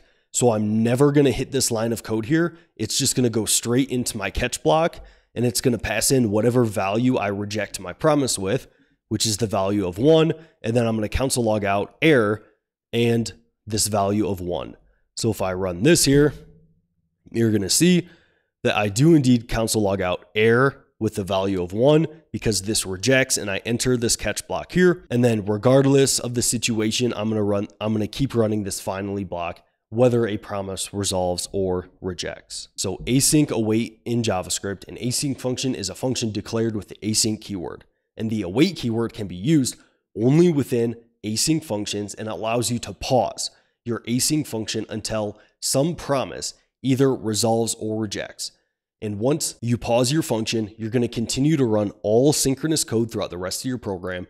But then once that promise resolves or rejects, you're going to come back into that function, and you're going to complete the running of that function. Now, async functions, they always return a promise. They will wrap their return value within a promise no matter what. And you can handle your async function kind of resolutions and rejections by wrapping your logic within try, catch, finally blocks to handle some different errors and things like that. So hopefully this video gives you a good understanding of how async await works within JavaScript, and that you took something away from it. So I appreciate you tuning in, and I'll see you in that next one. In today's video, you're going to learn everything you need to know regarding the Promise.race method within JavaScript. We're first going to go over a conceptual explanation of how this method works. Then we're going to cover some examples to kind of make things a little bit more clear. And then we're going to discuss some differences between Promise.race and Promise.any, Promise.all, and Promise.all.settled, the other promise methods that are useful within JavaScript. So first things first, what is Promise.race?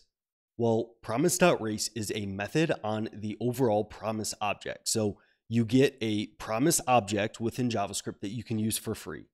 And Promise.race is a method that you can access on this object. And Promise.race will take one argument. And this will be an array or an iterable containing promises. So you pass an array of promises to the Promise.race method. And what this method will do is it will resolve, or it will return, a promise. And more specifically, it will return the first promise that either fulfills or rejects within your input array of promises. So you pass it this input array of promises, and the very first promise to either fulfill or reject, hence the name race, there's a race for the first promise to either fulfill or reject, and whichever promise either fulfills or rejects first, the Promise.race method will return a promise representing whatever promise either fulfilled or rejected first. Okay, so let's dive into an example here to make things a bit more clear. So in my example here on line 16, I have a promise that I create, and it's called Promise1. And I assign the constant Promise1 to a new promise. So I use the new keyword, and I invoke the overall promise constructor function, and I effectively create a promise that is going to reject after 100 milliseconds. So this code here is going to create a promise that rejects after 100 milliseconds with the value of quick. And then on line 18, I do something very similar, in which I assign a constant promise2 to a new promise, And this is effectively going to create a promise that resolves after 500 milliseconds with a value of slow. So knowing what you know about the Promise.race method, what do you think is going to happen when I take my promises array here and I pass it into Promise.race? Well, it's going to return a promise representing the first promise here that either fulfills or rejects. And in this case, the first promise that either fulfills or rejects is going to be promise1 with the value of quick. So since Promise.race returns a promise, you can handle that promise with the .then method, just like what I do here. And then here I just console log the value. And similarly, since it returns a promise, I can also handle it with the .catch method. So if a promise resolves, we're going to enter this .then block. And if a promise rejects, we're going to handle this .catch block. So in this example here, since promise1 is set to reject after 100 milliseconds, which is going to be before promise2 here, set to resolve after 500 milliseconds, I would expect this Promise.race method to handle its catch block here and console log the value of quick, because this promise1, it will reject before promise2 has the time to resolve. So if I run my code here, you're going to see that I console log quick because I'm console logging the rejected promise here because it rejects after 100 milliseconds. Now, if I switch this to 700 milliseconds, well, now promise1 is going to reject after promise2 resolves here. So if I run this code, you see that I console log slow because now promise2 is actually going to resolve ahead of promise1. So Promise.race is going to return a promise representing promise2 here because it's going to resolve first. So the Promise.race method within JavaScript, it takes an iterable or an array of promises, and then it is going to return a promise. And this promise that is returned by Promise.race is going to represent the very first promise that either resolves or rejects within your passed in promise array. And then it's going to ignore all other promises within that array. And there's just that race for the first promise to come back. It is going to return that within this method. Now, how is this different from the other promise methods? Well, when looking at the difference between Promise.race and Promise.any, it's actually very similar in which Promise.any, it's going to return the first promise that resolves. However, Promise.any actually ignores rejected promises. So Promise.any works the same way as Promise.race, except it only works for resolved promises. So in this example here, if I have this promise to reject after 100 milliseconds, well, Promise.race, we saw that it returns promise1 here.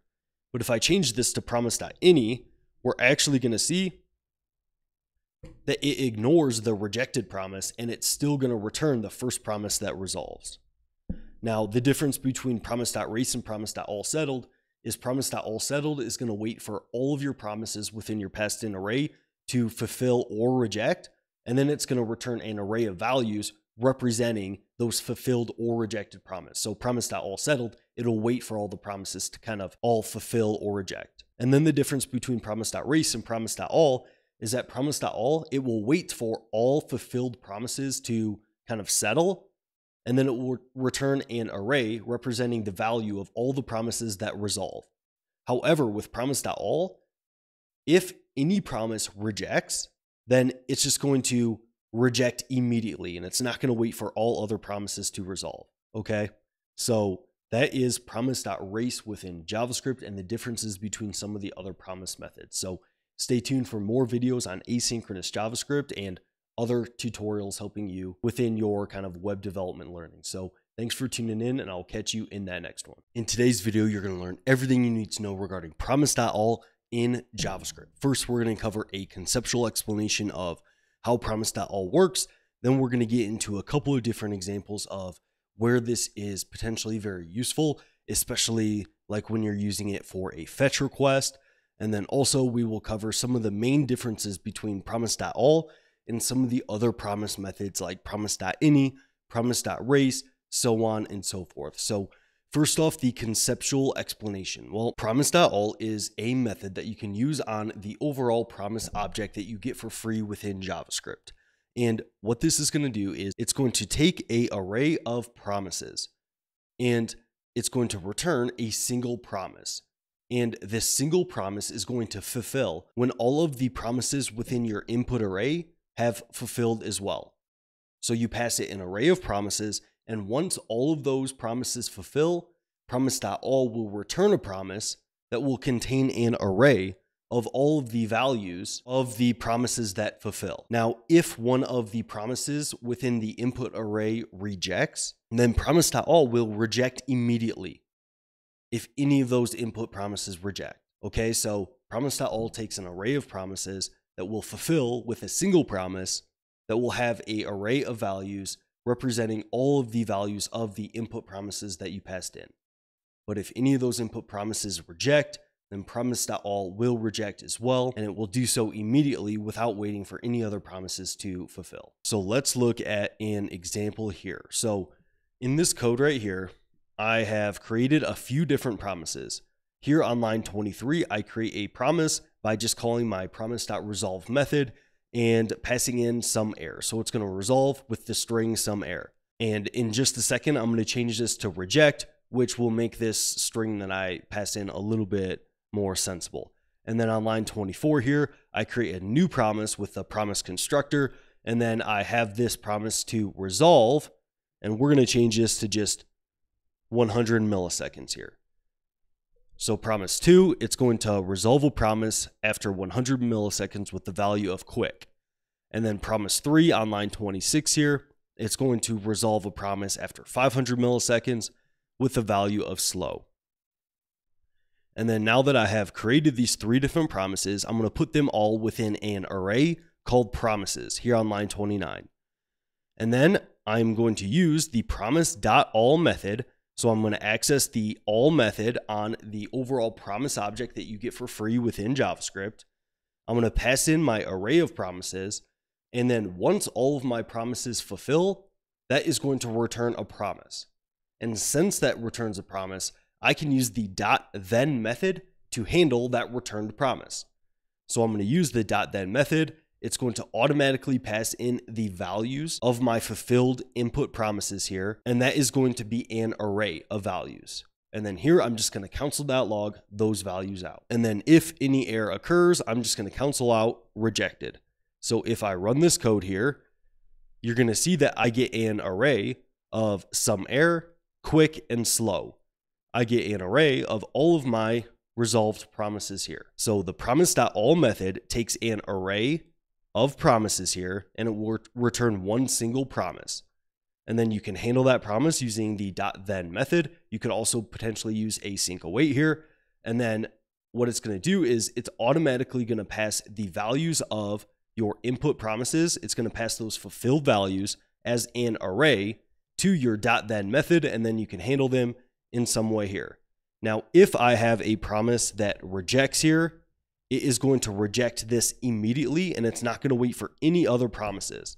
So you can see that now that I have a single rejected promise here within my promises array, it enters the .catch method because it rejects immediately, and it's not going to fulfill with any of the other values here, even if those promises resolve.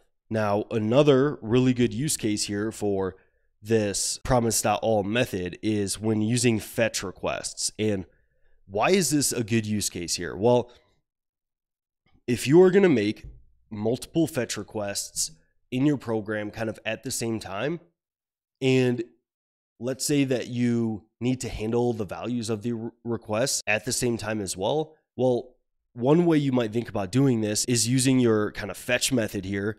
And then, you could, onto this fetch method, you could add a .then to this fetch method, and then you could handle the value here. And then once you have that value, you could do another fetch with inside of here.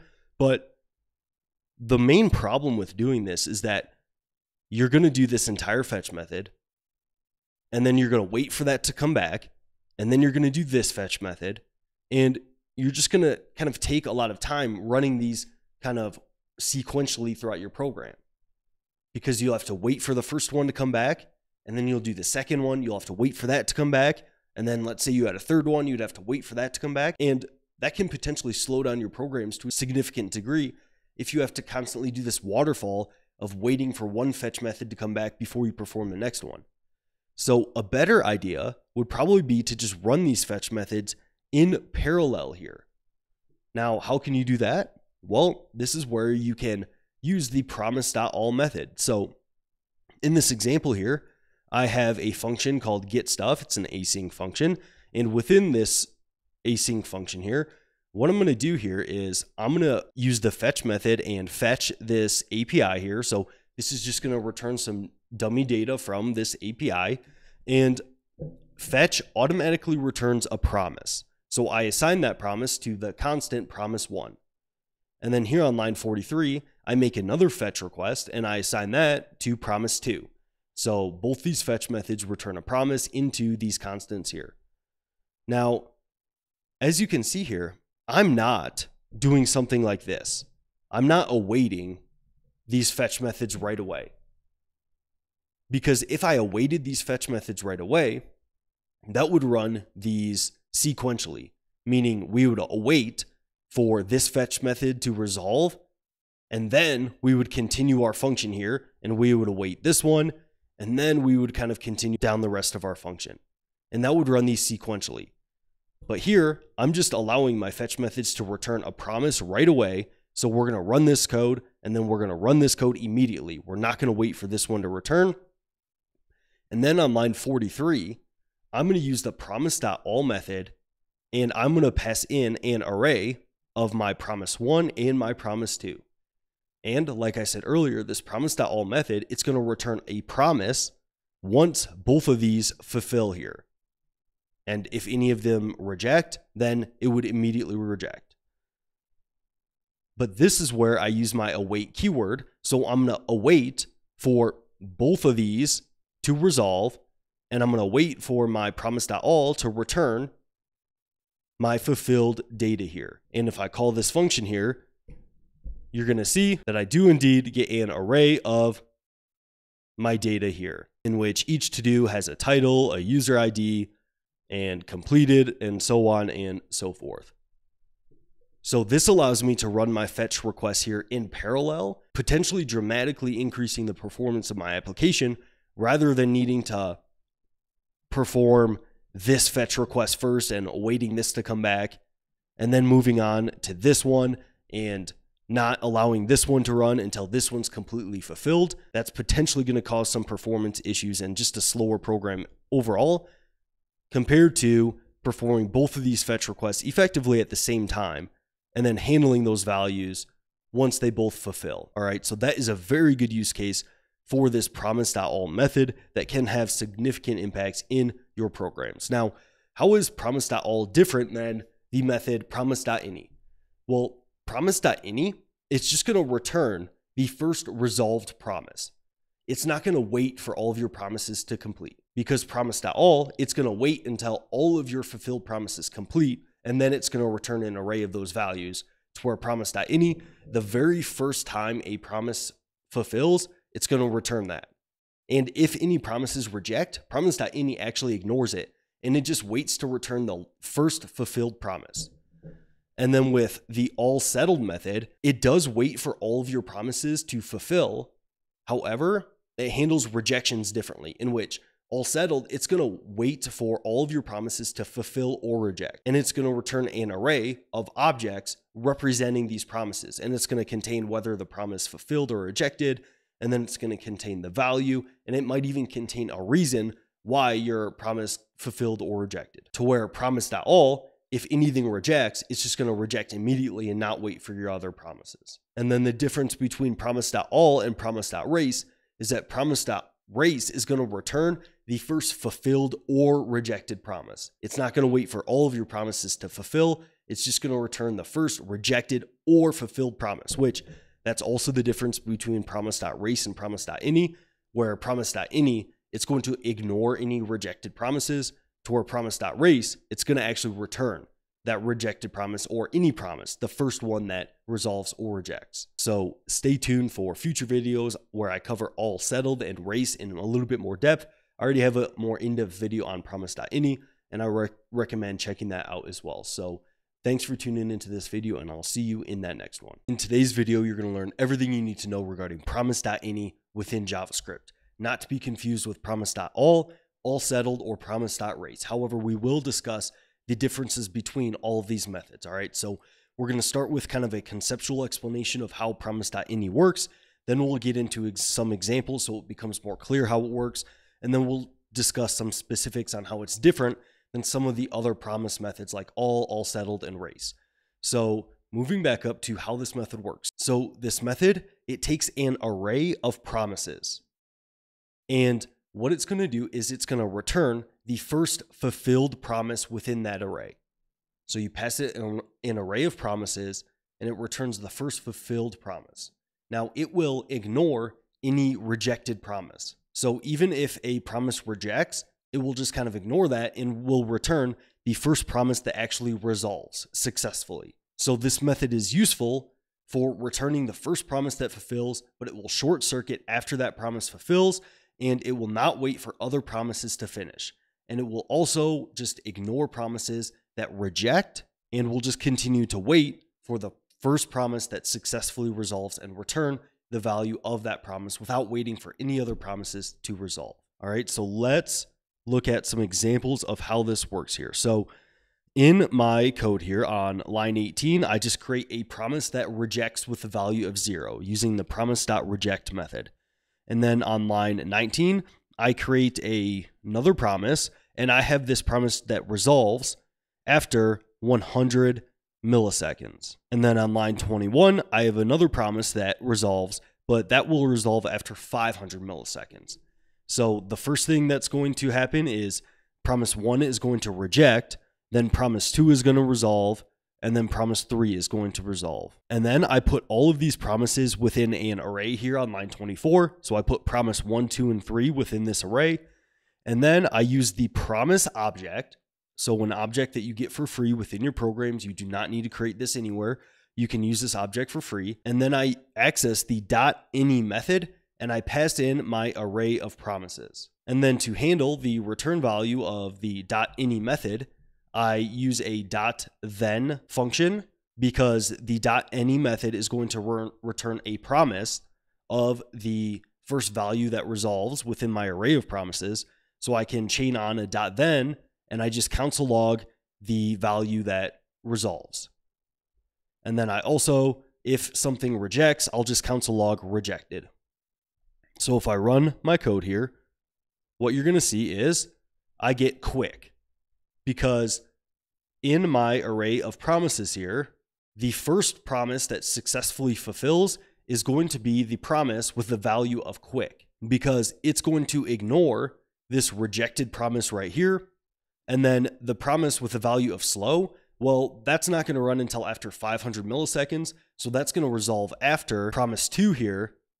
And the promise.any method is going to return the first successfully fulfilled promise. And as you will see, if I change this to be 800 milliseconds for promise 2, and then I run this, you're going to see that I get slow, console logged out, because now promise 3 is going to fulfill after 500 milliseconds with the value of slow, but it's going to short circuit and return the value of that promise. And we aren't actually going to handle promise 2 because it's going to resolve after. Okay, so the promise.any method within JavaScript, it takes an array of promises and it will return the first successfully fulfilled promise, but it will ignore any rejected promises.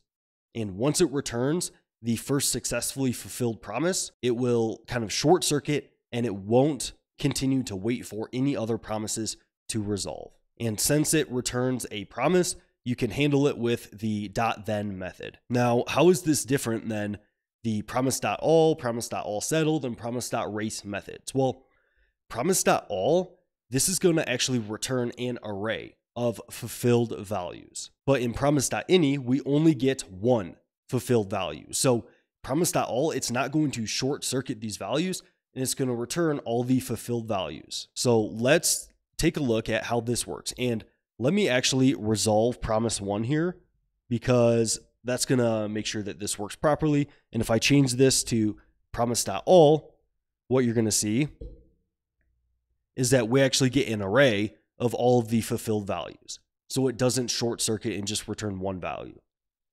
Now, Promise.all.settled, it's very similar to Promise.all. It returns an array, but it's going to return an array of all of the settled promises, regardless of whether they reject or they fulfill. So in my example here, if I reject this promise and I run my code, you're going to see that I console logged rejected. I no longer get an array of these fulfilled promises here because my promise array had a rejected promise in it. So that's going to reject all of them, and it's just going to go into my .catch method. So with Promise.all, if you have a rejection, it doesn't return the fulfilled values. But if I use Promise.all.settled here, it will return an array of all of the fulfilled values. So here you can see that I get an array of objects. So that's another kind of difference there. It gives you an array of objects. And then I get the status, whether it is rejected or fulfilled. And then I either get, if it's rejected, I will get a reason for it. And in this case, my reason doesn't make sense because I just reject it with a value of 0. But you might imagine that this would be a string describing the reason of some error here. And then if I run this again, you're going to see I do indeed get a reason as some error, but I still get the fulfilled values within my return value here. So Promise.all.settled, it's going to return an array of objects kind of describing all of the values, even if a value rejects. Now, Promise.race here, which I think is very similar to Promise.any, it's going to return the first value, whether it is a rejected value or a fulfilled value. But Promise.any, it's only going to return the first value that fulfills successfully. So if we look at this, we see that I get rejected because that is my first promise that kind of fulfills here. And I can change this to resolve, and we're still going to see the same output because I'm not waiting at all to resolve this promise. So that's going to be the first one that returns. But if I comment this out and I delete this, you're going to see that the first promise that resolves here is going to be my one with 500 milliseconds compared to one with 800. So if I run this, it's going to return slow because that is my first promise that fulfills here. And the difference between Promise.race and Promise.any is that Promise.race is going to return the first promise that either resolves or rejects, to where Promise.any, it's only going to return the first promise that resolves successfully. Okay, so hopefully that gives you a good idea of how Promise.any works and the differences between Promise.all, all-settled, and race.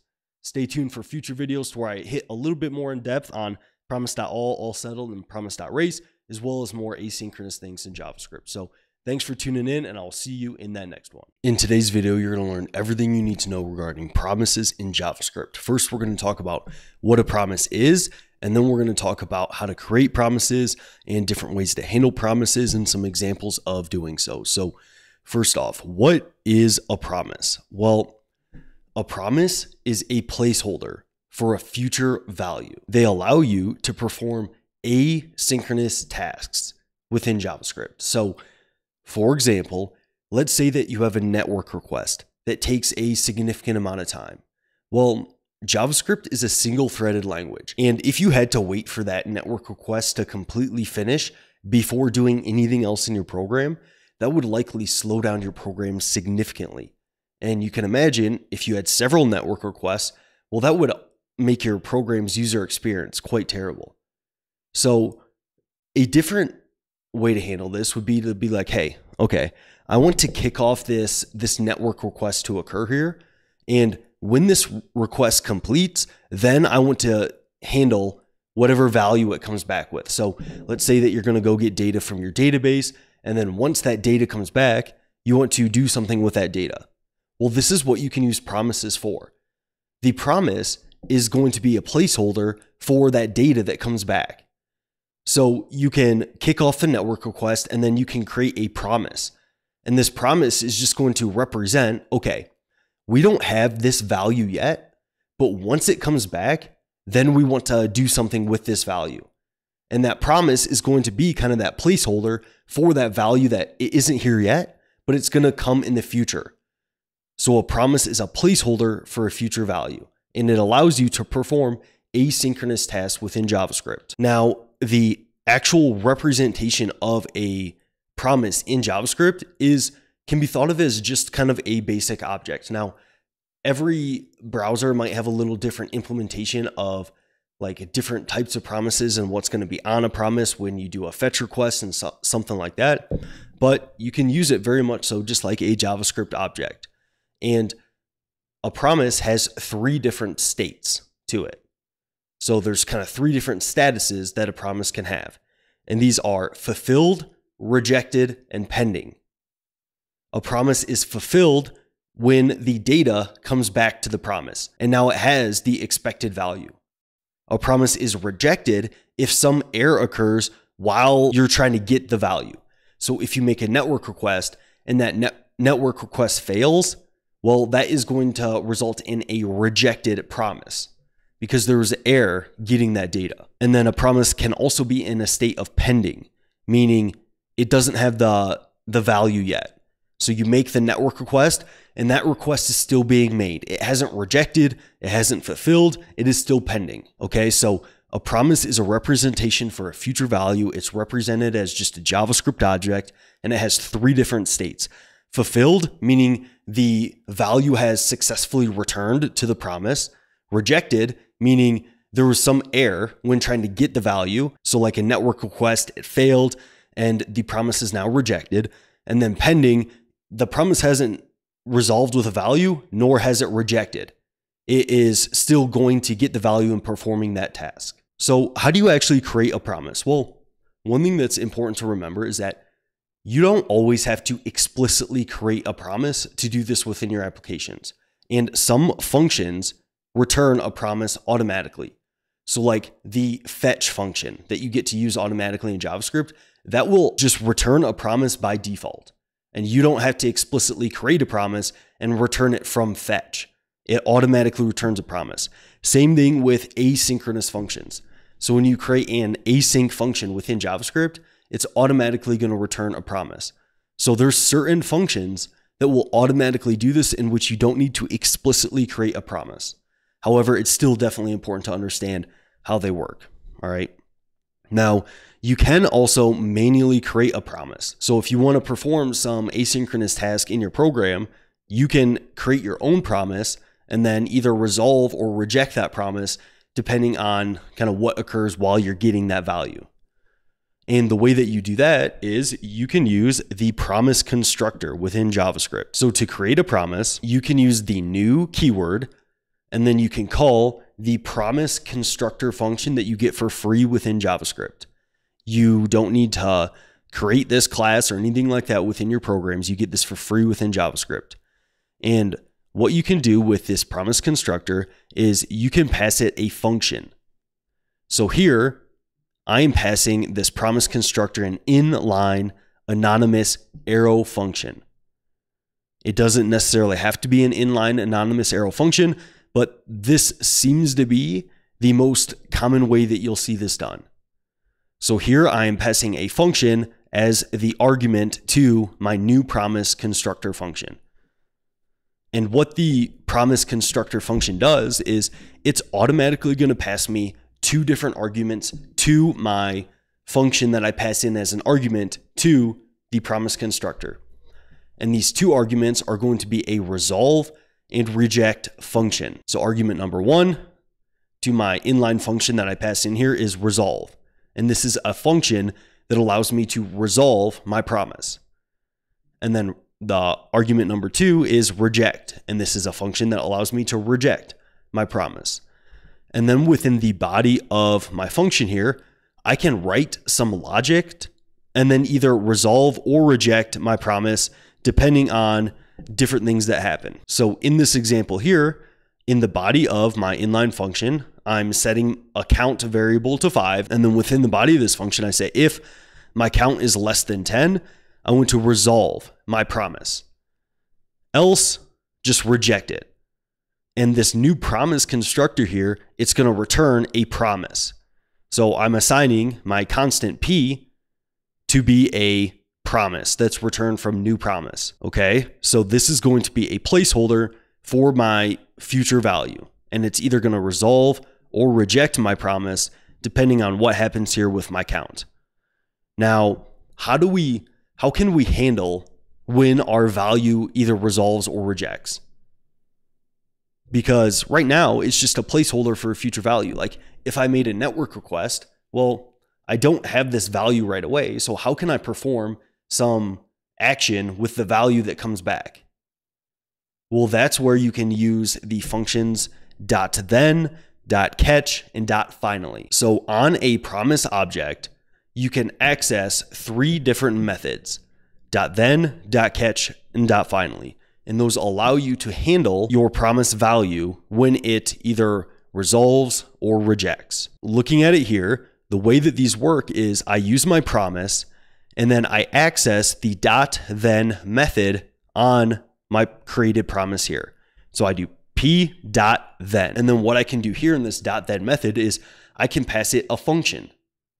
And this function is going to run when my promise fulfills. So here I pass in an inline function here to my .then method, and I console log my promise, and I just console log the string fulfilled. And this .then code, it only runs if your promise fulfills. It will not run if your promise rejects. So if I comment out my .catch block, which I will cover in just a second, and I just run this .then code, and if we look at the logic of my promise here, well, my count is 5. That is less than 10. So my promise should resolve here. And that is going to run my .then block, because .then methods are going to run the function that you pass into them once a promise resolves. So if I run my code here, you're going to see that my promise is undefined because my promise really doesn't have a value to it. Like I don't resolve my promise with any value, but I'll show you that in just a second. And then I get console logged fulfilled.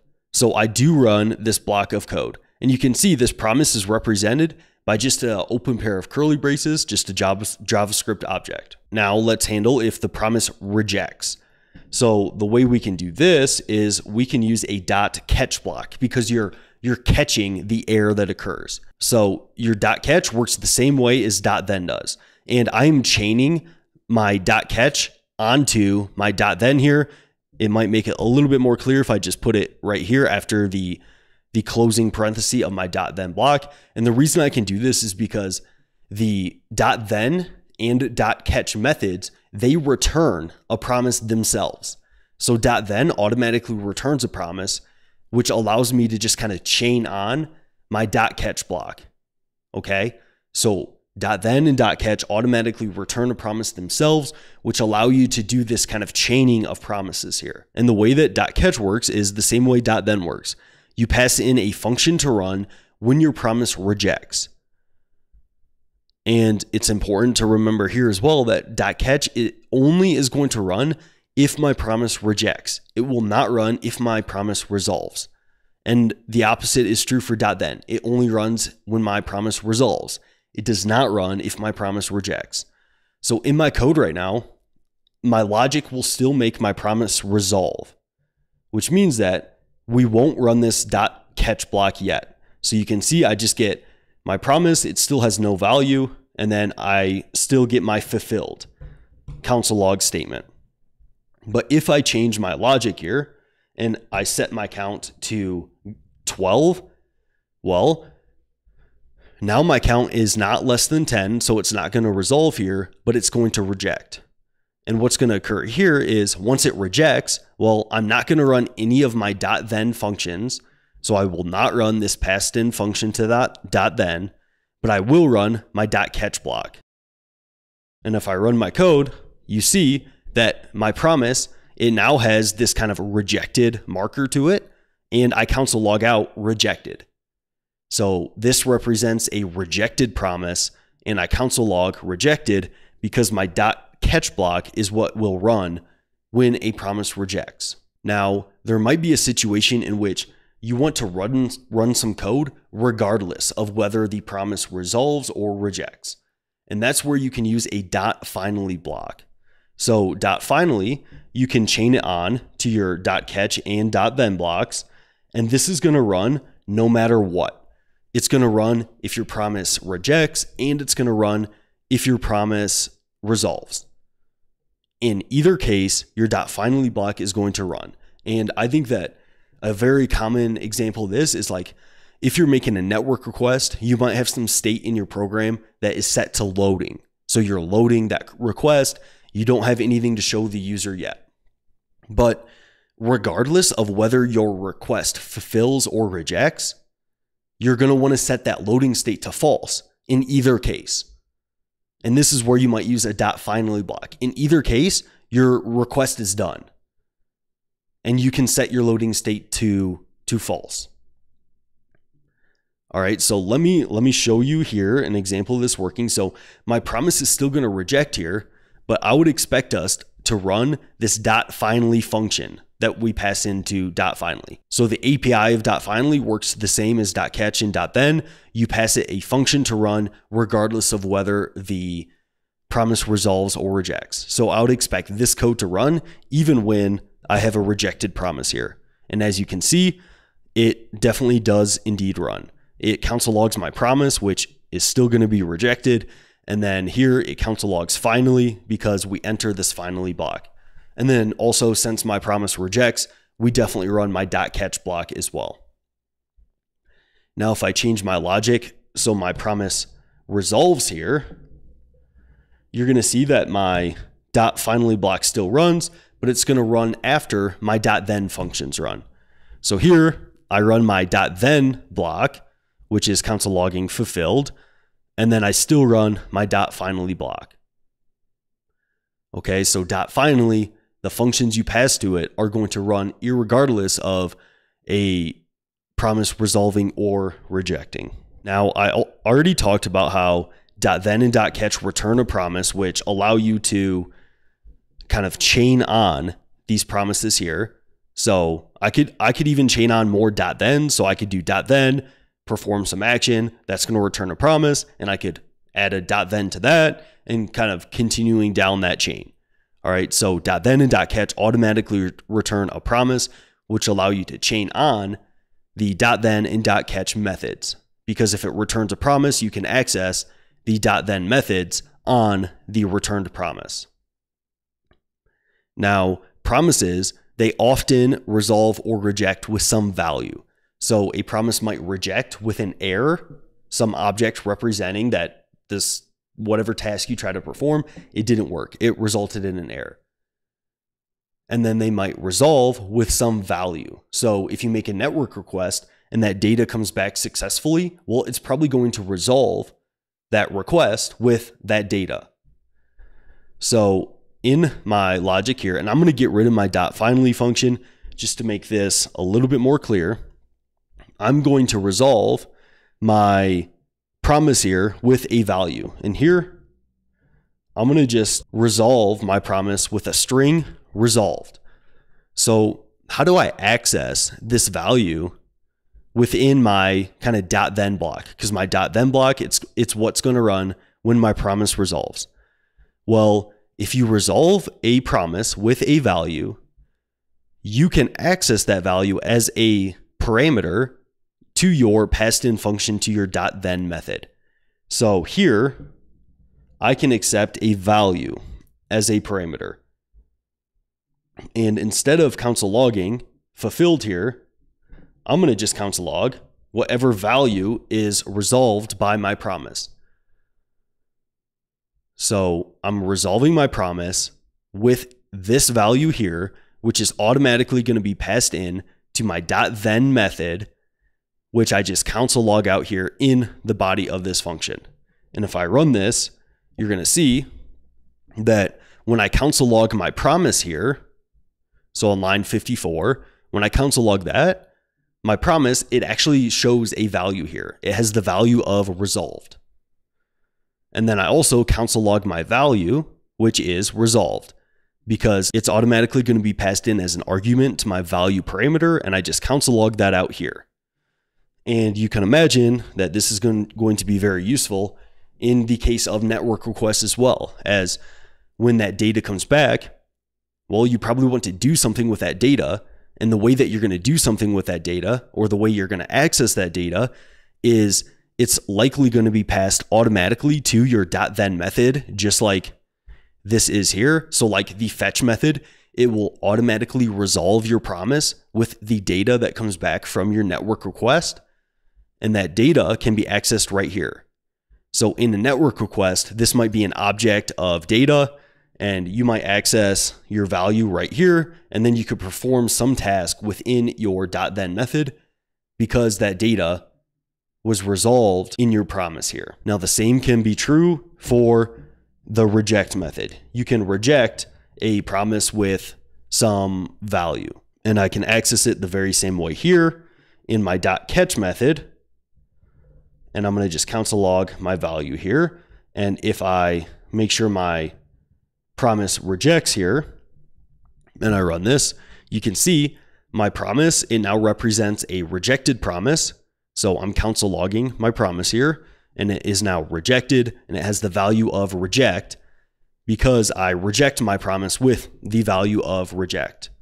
And then I also just console log my value here on line 58, and that yields reject. Because when I reject my promise, it works the same way as resolving it.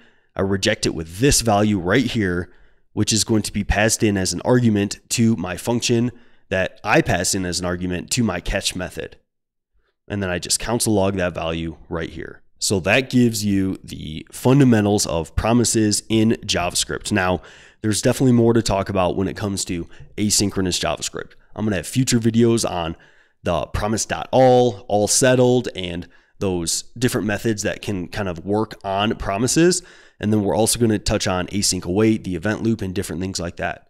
So I hope you enjoyed this video and learned a ton about promises here. Let me know below if you have any questions about promises, and I'll catch you in that next one. In today's video, you're going to learn everything you need to know regarding the document.querySelector method in JavaScript. We're going to talk about what it's used for, how it works, and then I'm going to show you some examples of it, some live examples in the web browser. So document.querySelector, it is used to retrieve elements from the DOM within a JavaScript program. So if you have your JavaScript file, within that file, you can write some code using this QuerySelector method to query and retrieve elements from the DOM. So it allows you to get these elements from the DOM, and then you could do some logic to those elements. You could add more text content to them. You could change their classes. You could change an ID, anything like that. It allows you some flexibility to add some interactivity and some different kind of dynamic things to your web programs. All right. So there are other ways to retrieve elements from the DOM, like document.getElementById or different things similar to that. However, I think that when it comes to just kind of really understanding one method that works for most use cases, I think the QuerySelector method is a great method to know. And personally, it's what I use almost in all cases for my web applications, because it is a flexible method that you can use, and really it fits nearly all use cases for retrieving elements. So it's helpful to just kind of know this one and know how this one works. And it could be kind of the single one that you know, and it would serve most use cases. All right. But you might see other ways of retrieving elements throughout your applications. But I think if I only knew one, this is the one I would know. So let's talk about how it works. So when you send your HTML to your web browser is going to create what is called a DOM, a document object model. And this will allow you to use this document object within your JavaScript program. And this document object is going to have different methods and different properties that are going to allow you to work with your web page, this document object model of your web page, within your JavaScript program. And on this document, you're going to be able to access a method called the QuerySelector method. And this QuerySelector method, it takes one argument, which is a string. And this string is going to be a CSS selector that is going to decide which element you want to retrieve from the DOM. So to this element, you're going to pass a selector, and I'll show you examples of this, but you're going to pass a CSS selector to this element. And what this QuerySelector method is going to return is the first element that matches your selector that you pass in. So if you pass in a string that is just a div, well, that's going to return the first div tag within your web page, just the first one. Now you can retrieve all elements that have a tag of div or all elements that match the selector you pass in, and that's where you would use QuerySelector.all. All right. So an example of what this would look like, and I'll show you more examples later that aren't commented out, but it'll look like document.QuerySelector. So you access the QuerySelector method on your document object that the web browser creates, and you can use this document object for free within your JavaScript programs. You do not need to create this anywhere.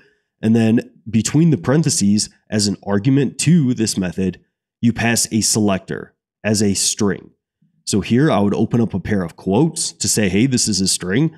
And then right here, I am passing a CSS selector to select an ID because I use the hashtag. That represents an ID in CSS. And then here, this would match an ID titled some-ID. So this would return the first element in my web page that has this ID right here. And if I didn't have any elements that had that ID, it would just return null.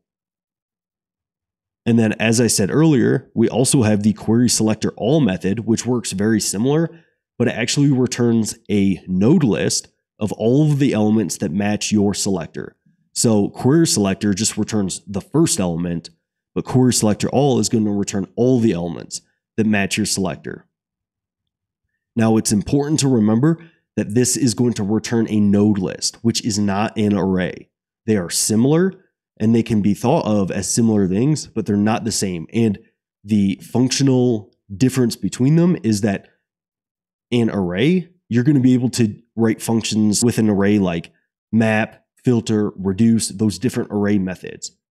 But in a node list, it's not going to have those available. You can write a forEach function on a node list, but for some of those other functions that are built into arrays, you're not going to be able to access them. So one common thing to do with a node list is to convert it to an array so you can perform these functions on it. And we'll cover how you might do that later on. So the QuerySelector.all method is going to look like you are going to use your document object, and on that document object, you are going to access the QuerySelector.all method on it.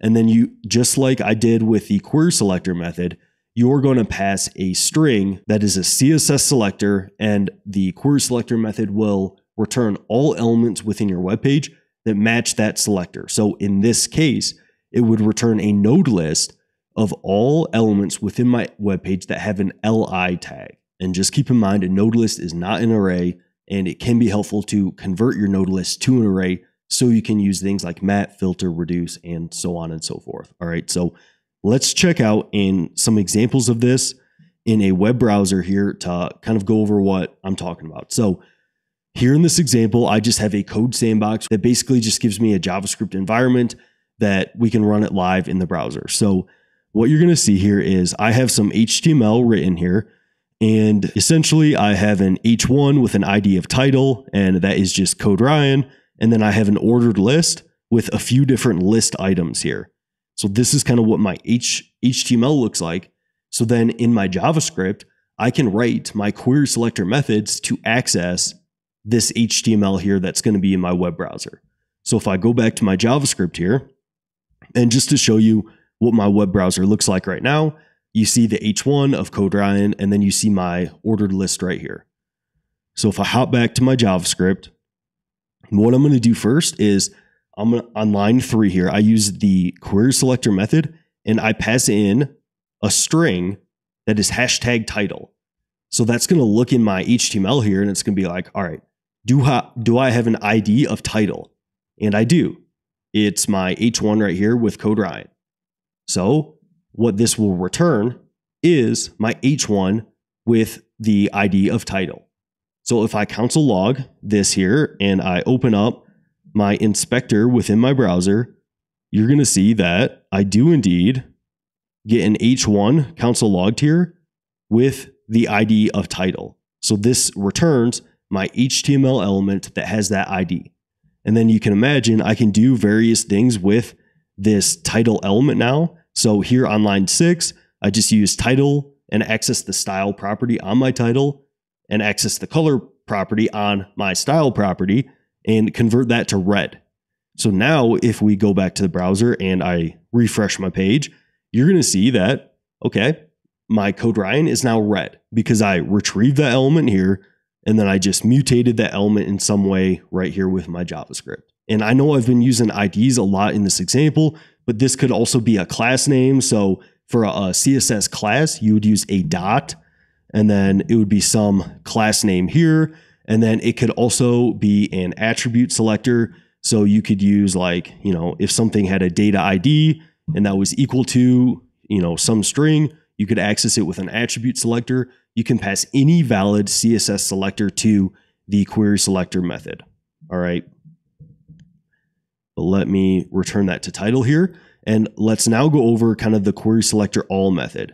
So the QuerySelector.all method, it works very similarly to the QuerySelector method here. And basically what I do here is I access the QuerySelector.all method on the document object and I pass in an li string. So this is going to return all elements that have an li tag.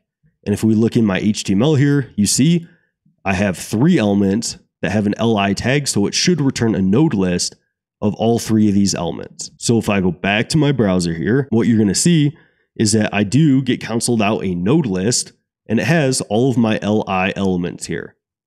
So this is my first one, my second one, and my third one here. Now, as you can see, the browser even tells you, hey, this is a node list. This isn't an array. So what if I want to convert my node list to an array? Well, it's very straightforward to do. You can use the array.from method and pass in your node list, and that will create an array from your node list. So this array object is going to be free within your JavaScript programs that you can use, and you don't need to create this anywhere. You can just call the array.from method, pass in some iterable, and that will create an array from that. So if I console log my array list here, and let me get rid of my list items console log, and I go back to my browser, you're going to see, and let me refresh this so it's just a little bit more clear. What you're going to see is that now instead of seeing node list here, it's actually an array. So I get an array of these 3 elements here, and this would allow me to use the map method, filter method, reduce method, anything that you can do on an array. Now, instead of the array.from method, you could also take a different approach, and you could actually use the spread operator and create an array that way. So here, I open up a pair of square brackets here, and that's saying, hey, I want to create an array. And then all I do here is I use the spread operator, the ... operator, and I spread my list items node list into my new array that I'm creating here.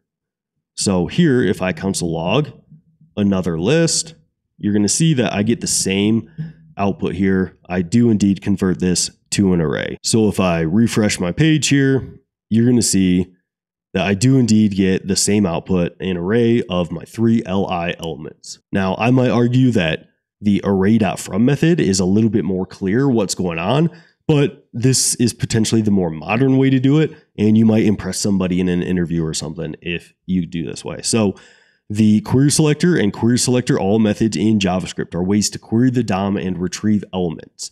The QuerySelector method, it takes one argument, a string that is a CSS selector, and it will return the first element that matches that selector.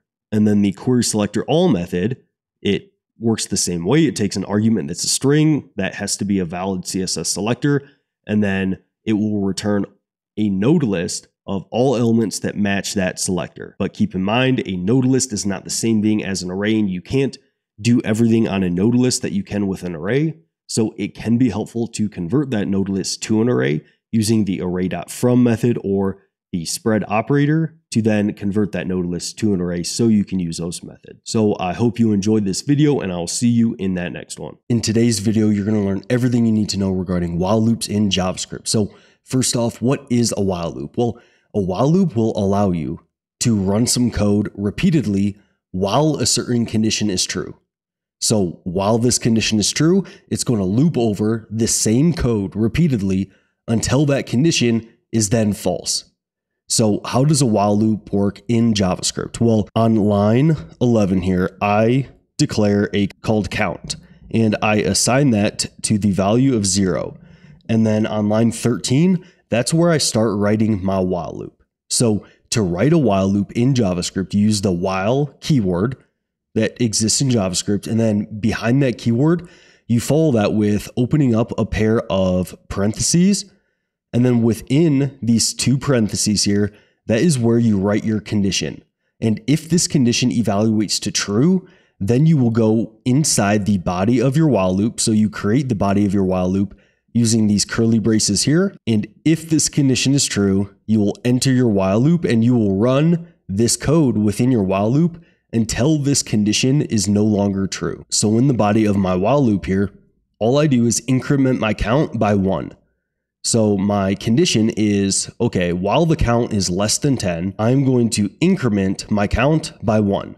So what I would expect here, since my count is starting at 0, I will console log out 0, increment my count by 1, console log out 1, increment my count by 1, console log out 2, so on and so forth until my count is no longer less than 10, and then I will exit my while loop. So if I run this here, you're going to see that I get the count is 0 and then all the way down to the count is 9. And that is because on my last iteration of this while loop, my count is going to be incremented to 10.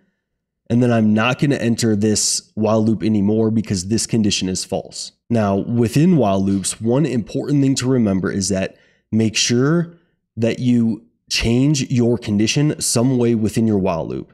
As if I didn't have this increment count here, it's actually going to cause a error in my program. As my condition, it's never going to evaluate to false if I don't change it at all within my while loop here. And this would cause what's called an infinite loop. This while loop would just keep running and running and running because this condition, it would always remain true. Count would always be 0.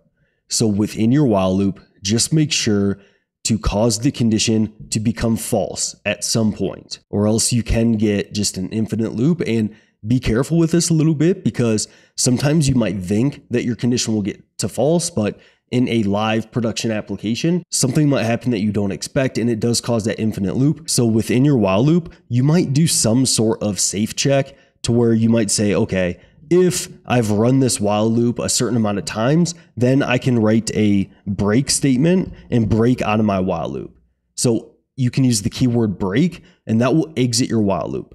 So you could do something like this as a failsafe just to make sure that you don't get caught in an infinite loop, as in a live production application, you might run into something in which you didn't expect that causes an infinite loop. And it can be helpful to have these so you're not crashing your browser or stuff like that. So now let's touch on why a while loop is kind of useful. Well, let's say like in this example, I want to increment the count and make sure that it is 10 by the time I exit this loop. Well, if I didn't use a while loop, I might have to do something like, repeatedly up to like 10 different times, right? If my count is less than 10, increment my count.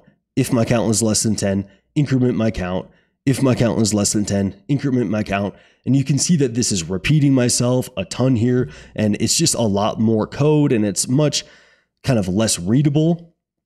And then plus I have to repeat this logic here. So let's say in the future, I wanted to increment my count by 2. Well, I would have to come change that at every line of code here. But if that logic is in my while loop here, I just have to change it in one place. All right. So they can prevent you from needing to do something like this, making your code a bit more readable and a bit more dry. Now, with while loops, there are also something called do while loops in JavaScript, in which you basically write the while statement after the body of your loop. But I very rarely ever see those. And I think that for those, it's just kind of, know that there's something in JavaScript called a do while loop that exists. And if you see it, it's basically like a while loop, except you perform your code and then you check your condition instead of checking your condition and then performing your code. So it just kind of flips it, but it works very similarly. And I think it's going to be pretty rare for you to see those. All right, but just wanted to mention it here so you do know that that exists. And if you run across it in a program, you're not like totally thrown for a loop. Pun is definitely intended as well. So a while loop allows you to run some code over and over again while a certain condition remains true. And it will not break out of that loop until the condition then evaluates to false. And the way that these work is use the while keyword in JavaScript. Following the keyword, you open up a pair of parentheses, and within those parentheses, you write your condition. And while that condition evaluates to true, you can open up a pair of curly braces and write some code in the body of your while loop. And that code is going to be looped over and over again until your condition returns false. And make sure that that condition will evaluate to false at some point within your while loop to prevent an infinite loop. And that's basically all you need to know about while loops in JavaScript. So I hope you enjoyed this video, and I'll see you in that next one. Nullish coalescing in JavaScript. I know that kind of phrase can sound a little scary, but in this video, you're going to learn exactly what that is, how it works, and then we're also going to go over how it's different than the double bar operator in JavaScript. So what is the nullish coalescing operator? Well, it is the double question mark operator. So two back-to-back question marks here. And what it is it's a logical operator that is going to return the right-hand side of the operator when its left-hand side is either null or undefined. But if that value on the left-hand side of the operator is anything other than null or undefined, it's just going to return whatever value is on the left-hand side of the operator, that first value. So here's how it works. On line 14, I declare a constant called y, and this is where I use my nullish coalescing operator. So what it's going to do is it's going to first check whatever is on the left-hand side of the operator here. So what's on the left-hand side here? The value of 0. And it's going to check, is that null or undefined? If it is null or undefined, then it's going to return whatever's on the right-hand side of the operator. So it's basically doing a null or undefined check. And if that's true, return whatever is on the right-hand side. But if this is not null or undefined, it's just going to return this first value here. So in this example, what do you think that y is going to be assigned to when I console log y? Well, it's not null or undefined here, so it's just going to return whatever is on the left-hand side of the operator. And here you can see y gets assigned to 0 because 0 is not null or undefined. But if I change this to null here, you're going to see it is now going to be falsy, because since it's null or undefined, it returns whatever's on the right-hand side of this operator. And if I change this value to undefined, I'm going to get the same thing, falsy. But if I change this to the value of false, then it's just going to return false, because false is not null or undefined. And you can see it gets assigned to false. And then same thing, if I do an empty string here, it's just going to return an empty string, because an empty string is not null or undefined. All right. Now, how is this different than the double bar operator in JavaScript? Well, as you can see, this double question mark operator, it only checks for null or undefined.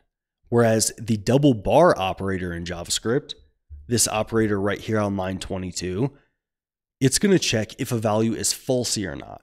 So it's going to check the left-hand side of the operator, and it's going to ask, okay, is this a falsy value?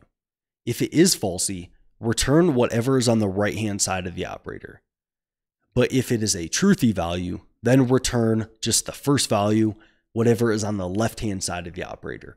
And these are also technically called operands. So this is the left-hand side operand, and this is the right-hand side operand. You might hear that from time to time. So if I run this code, what do you think X is going to be assigned to? Well, since 0 is a falsy value in JavaScript, then X gets assigned to the value of falsy, the right-hand side of the operator. And this is going to be true if I assign this to false here, we're still going to get falsy. Or an empty string, that is also a falsy value in JavaScript. So it's going to be falsy. But if I assign this to an actual string value, then you're going to see it just returns that string value. All right. So in JavaScript, the nullish coalescing operator is the double question mark operator, and it's going to check the left-hand side of the operator, and it's going to ask, okay, is this value null or undefined? If that's true, return whatever's to the right-hand side of the operator. But if it is not null or undefined, then return whatever's on the left-hand side of the operator. And this can prevent some bugs in JavaScript where people just use this double bar operator to check if something's falsy, but in reality, they actually don't care. If a value is 0 or if a value is an empty string, that might be totally fine. And it might lead to bugs by returning a value different than they think in those situations. So this nullish coalescing operator can kind of fix some of those bugs by just checking for null or undefined. Whereas the double bar operator, it's going to check for a falsy value on this left-hand side. And if it's falsy, it's going to return whatever's to the right-hand side. But if it is a truthy value, it's just going to return whatever's to the left-hand side of the double bars. So that is the nullish coalescing operator in JavaScript. I hope you enjoyed this, and I will see you in that next one. In today's video, you're going to learn exactly how to sort an array of objects in JavaScript. And I'm going to show you a few different solutions on how you can solve this problem. So here I have an array of objects in which each object has a first, last, and age property. And what I'm going to do is show you how you can sort this array of objects by any of these properties here. As in JavaScript, you do have the sort method that exists on arrays, so you can call .sort on an array. However, when you're trying to sort objects, the default behavior of that method is not going to work. So that's why this is a pretty common question that you'll get when working with JavaScript arrays of objects. So for the first solution here, we are still going to use the sort method, but the sort method in JavaScript, it also takes a function. And within the function that you can pass into the sort method, so here you can see I call .sort on my array of objects here. And what you can see here is that I am passing an inline function to my sort method. And the sort method is automatically going to pass 2 values to my inline function. And what these are going to be are 2 values of my objects array. So for example, the first time through here, it's going to pass this object as the parameter A, and then it's going to pass this object, and that's going to be assigned to my parameter B. So since it passes both of these objects here, I can return certain values within this sort method to tell JavaScript how I want these to be sorted.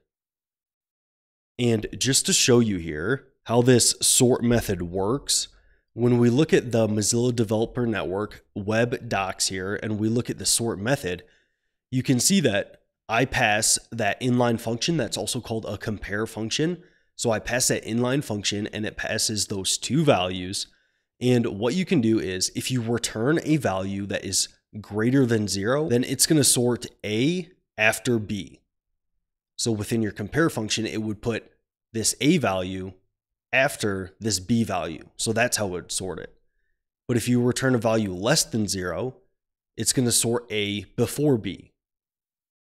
And then if you return 0, it's going to keep the original order of A and B. So when I go back to my code editor here, you can see that all we need to do is make some comparison here and then return either -1 or 1 to tell JavaScript whether we want the A value. So in the first iteration, this first object, do we want that to come first? Or do we want the B value to come first? And in the first iteration, that would be this second object. So what I can do here is within my logic here, I can access a.last. So that's going to be my object here, and it's going to access the .last property. I'm going to say if that is less than b.last, and what that's going to do is the less than operator on strings is going to compare the order in which these strings should be in. Then I'm going to return -1, and that's going to put A in front of B. But if that is not true, then just return 1 and put B in front of A. And this is going to effectively sort these objects here by their last name.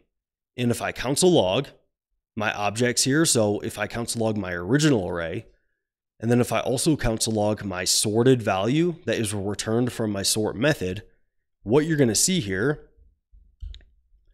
is that my sorted array, it is sorted by last name.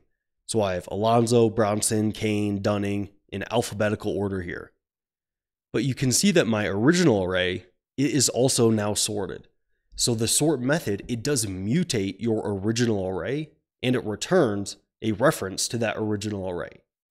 So that's why my sorted array is the same as my original array here. Now, what if you don't want to mutate your original array? Well, a very easy way to fix this is to first call the .slice method to create a copy of your original array, and then you can call the sort method to return a sorted array. So I'm making a copy and then I'm sorting that copy. And then if I run this here, you'll see that my sorted array is still completely sorted, but my original array, it stays intact. I do not touch this array because I use the slice method to create a copy of that original array first. All right. Now, right now, it's going to be case sensitive, meaning the capital X here, that's going to have a different value when it comes to this less than comparison compared to a lowercase x. But what if I just want to make this case insensitive? Well, I can either call the toUppercase or toLowercase method on these values. So I could do a.last.toLowercase. And then if I do the same thing here on my b.last, it's going to effectively make sure that these are all the same case, and it's going to remove the case sensitivity. And this is going to actually give us just the same result here. Nothing's going to change. It's still going to sort these all alphabetically, but if I had different casing within these, it would just remove the case sensitivity. So that's how you could kind of make that case insensitive. All right, so this is the first solution that you can do, and I think that this is a fine solution. In my opinion, is pretty readable as long as you know what's going on with kind of how the sort method works with returning different values there. Now, the second solution here is very similar, although you can just write this in a lot less lines of code using a ternary operator. So here I still use the sort method. I pass an inline function here, but here I use a ternary operator to where I say, okay, is a.last less than b.last? So the same comparison I make up here. If that is true, return -1, else return 1. So I use my ternary operator to just write this all in one line here. And then as you can see, I do indeed get my sorted array right here. Now, what if I wanted to switch this to reverse alphabetical order? Well, I could very easily do this by saying, if a.last is less than b.last, return 1, else return -1. And then if I sort this, you're going to see that now, if it's later in the alphabet, that's going to be at the top of my list. So you could pretty easily adjust this to sort it how you want. And you could also just pass an inline function here like so. And then you could also still do the little .slice here to create a copy and then sort it if you didn't want to mutate it. So that is another solution that you can do that's a bit more concise. However, I would still say that, you don't always want to just go for the concise route. Yes, it can just kind of seem more clever and, it strokes my ego a little bit when I could use a really short one-liner like this. But sometimes, for the sake of readability, the longer version is a little bit better. And, in this instance, I really don't think this is that unreadable here, so I would be fine with this. But, this is also plenty readable as well. Now, for another solution, you can also use the local compare function. And that is basically going to do kind of what we're doing here with the less than operator, or very similar to it. However, we can just call, so I access a.last, and then on a string here, I have the local compare method. So with that method, it's going to return either 1, 0, or -1 for strings on whatever order they should be in, which is very convenient when you're using the sort method. So here, it's going to compare b.last here to my a.last, and it's going to return what order that these should be in. And it's going to make that comparison for us.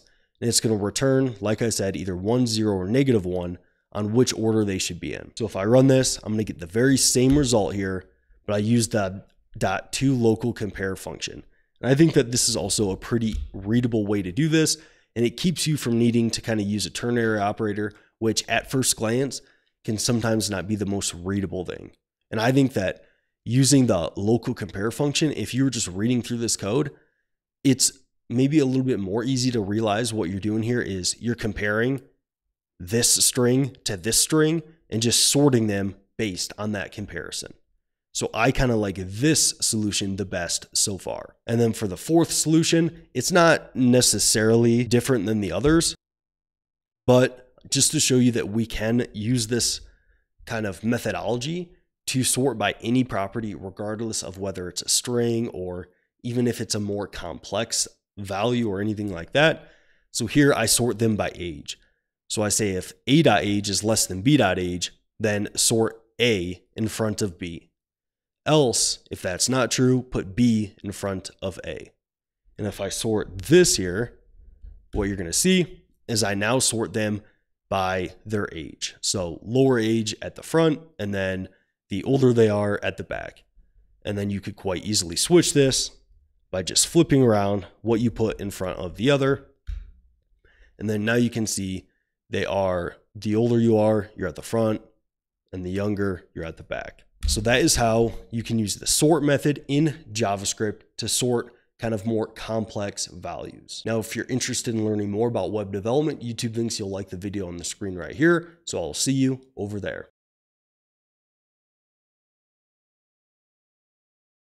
One mistake that is very easy to make as a JavaScript developer. So this mistake is thinking that an empty object is a falsy value.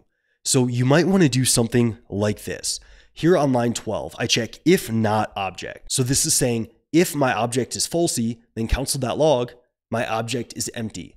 And then here on line 16, I check if object, and that's checking if my object is truthy, console.log, empty objects are truthy. And what you're going to see here is that even though this is an empty object here, it still evaluates to truthy within JavaScript. It is a truthy value, even if it's empty.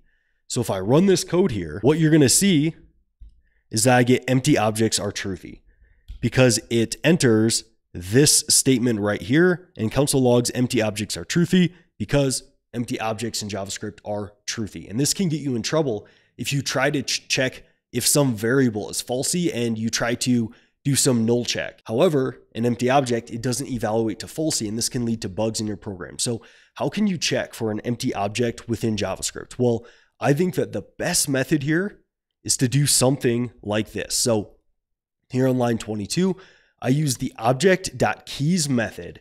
And what this method does is it takes an object as an argument, and you can use this object.keys method within your programs for free. You get this overall object that you can use for free within a JavaScript runtime. And you can access the .keys method and pass an object as an argument to that method. And that is going to return an array of all of the keys of whatever object that you pass into it.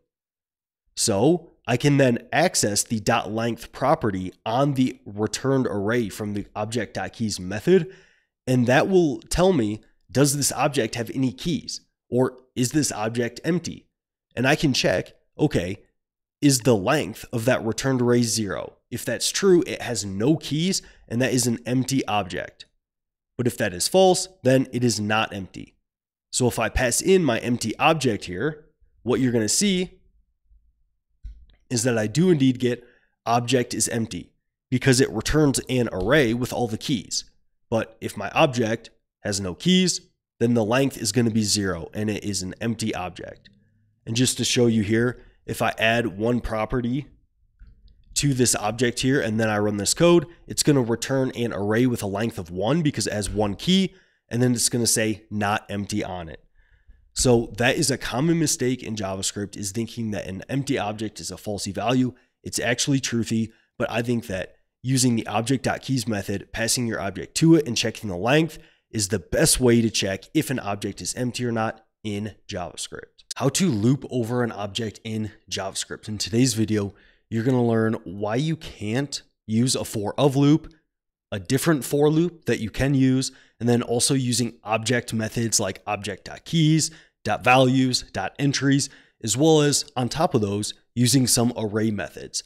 So first off, I have this object here on line 4, and it just has 4 different properties in it. Prop 1, prop 2, prop 3, prop 4. And on line 12 here, I try to use a for loop and just console log the value of each property of my object. So I do for const value of object. And what you're going to see here is when I run this, I actually get an error. Object is not iterable. You can't iterate over an object in JavaScript just using a for loop. So how can you loop over an object if you can't use just a for of loop? Well, JavaScript actually gives you a for in loop that allows you to loop over the keys of an object. So instead of using for const value of object, I can use for const key in object and use the in keyword here. And this is going to loop over all the keys of my object. And if I console log the key in each iteration of this for in loop, what you're going to see is I get prop 1, prop 2, prop 3, prop 4. And you might be thinking, okay, that's cool and all, but what if you want the values of the object? You don't actually just want the keys of the object. Well, you can still use the for in loop, but you just kind of have to take it one step further, in which here on line 22, I have for const key in object, so I use my for in loop here again. But what I do instead is first I console log the key, just like I did before. But if I want to get the value of all of my keys, then I can index my object and pass in the key. So I'm using my key variable. And if you haven't seen my video on accessing objects using variables, you can definitely check that out. I think that's my last JavaScript video, but you can check that out after this. But here, basically using square brackets, you can pass any expression into square brackets. So I can pass a variable in here, and this is gonna give me the value of my object at whatever key I pass in. So if I run this, you're gonna see that I console log the property key, and then I console log the value, and then the property key, and then the value. As you can see here, prop 1 is assigned to the string 1. Just like here, prop 1, console logs 1. So you can still access the values using a for in loop. You'll just have to index your object using the keys that you have. Now, JavaScript also gives you a few different ways to loop over objects. And one of those is using the object.keys method. So object.keys is a method in JavaScript that you can use for free.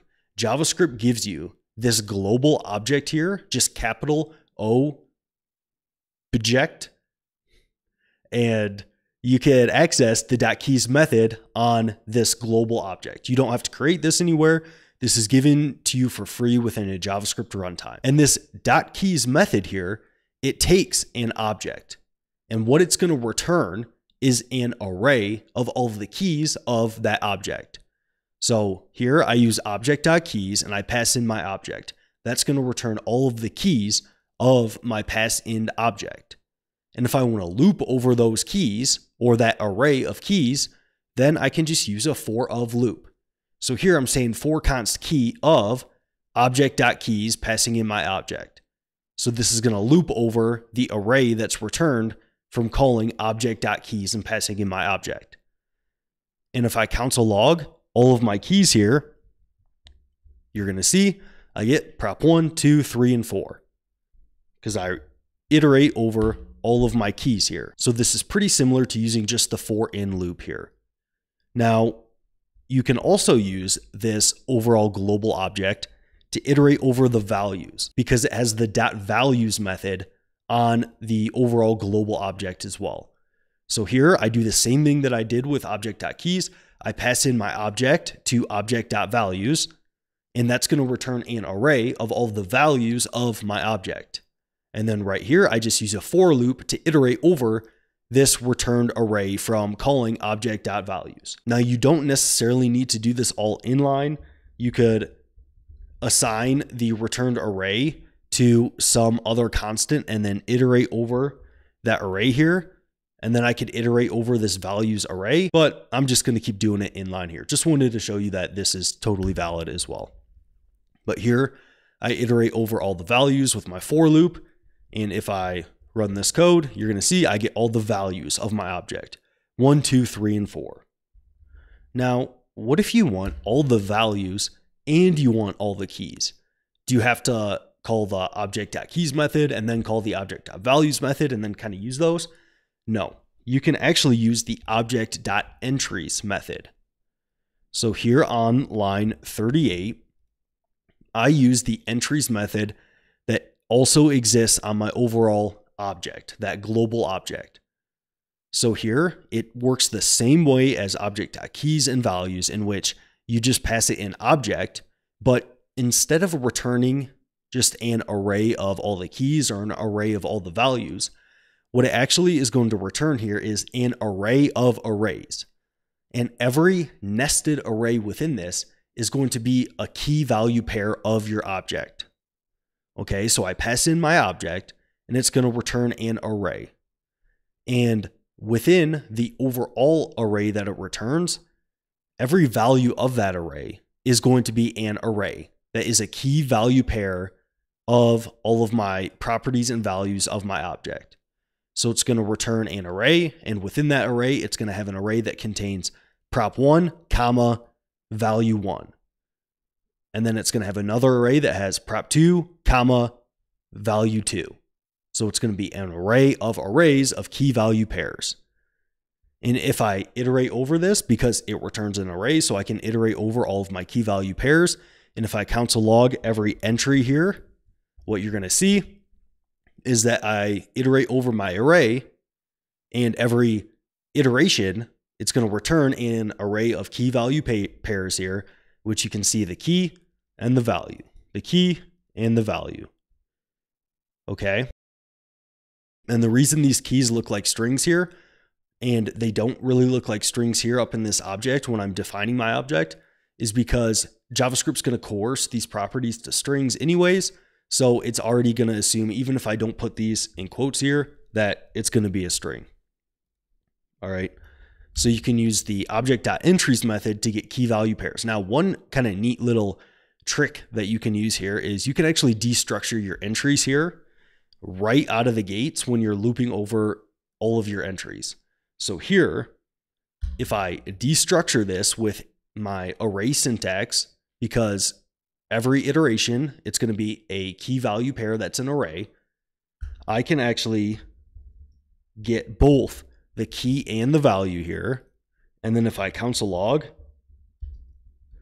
my key as well as my value, now you're going to see that I automatically pull out my key and value here, and I destructure them as I'm iterating over all of my entries. Okay. Now you can also combine your object.keys, object.values, and object.entries methods with all of the array methods. Because since object.entries, keys, and values returns arrays, then you can map over those arrays, you can forEach over those arrays, and that prevents you from even needing to use like a for of loop or something like that. So just to show you an example of that, here I use my object.values method. I pass in my object, and that's going to return an array of all of my objects. And then I can chain on the .map method to this returned array from calling object.values. So now I'm mapping over the returned array, and now I could perform some operation on these values. So here, let me just make all of these values plural. So I'm going to add an S to all of my values. So now what I would expect is that this is going to return an array of all of my values with my objects, but I'm going to make them plural. I'm adding an S to all of them. So if I console log my values now, you see that I now get an array of 1s, 2s, 3s, and 4s. Because my object.values method returns all of my values, then I map over those values and I return an array that has all of my values with an S appended to it. All right. So this can actually be a really clean way to work with your values or your keys and perform some operation on them by just chaining on the map method or the forEach or reduce or any of those kind of array methods that you have access to. All right.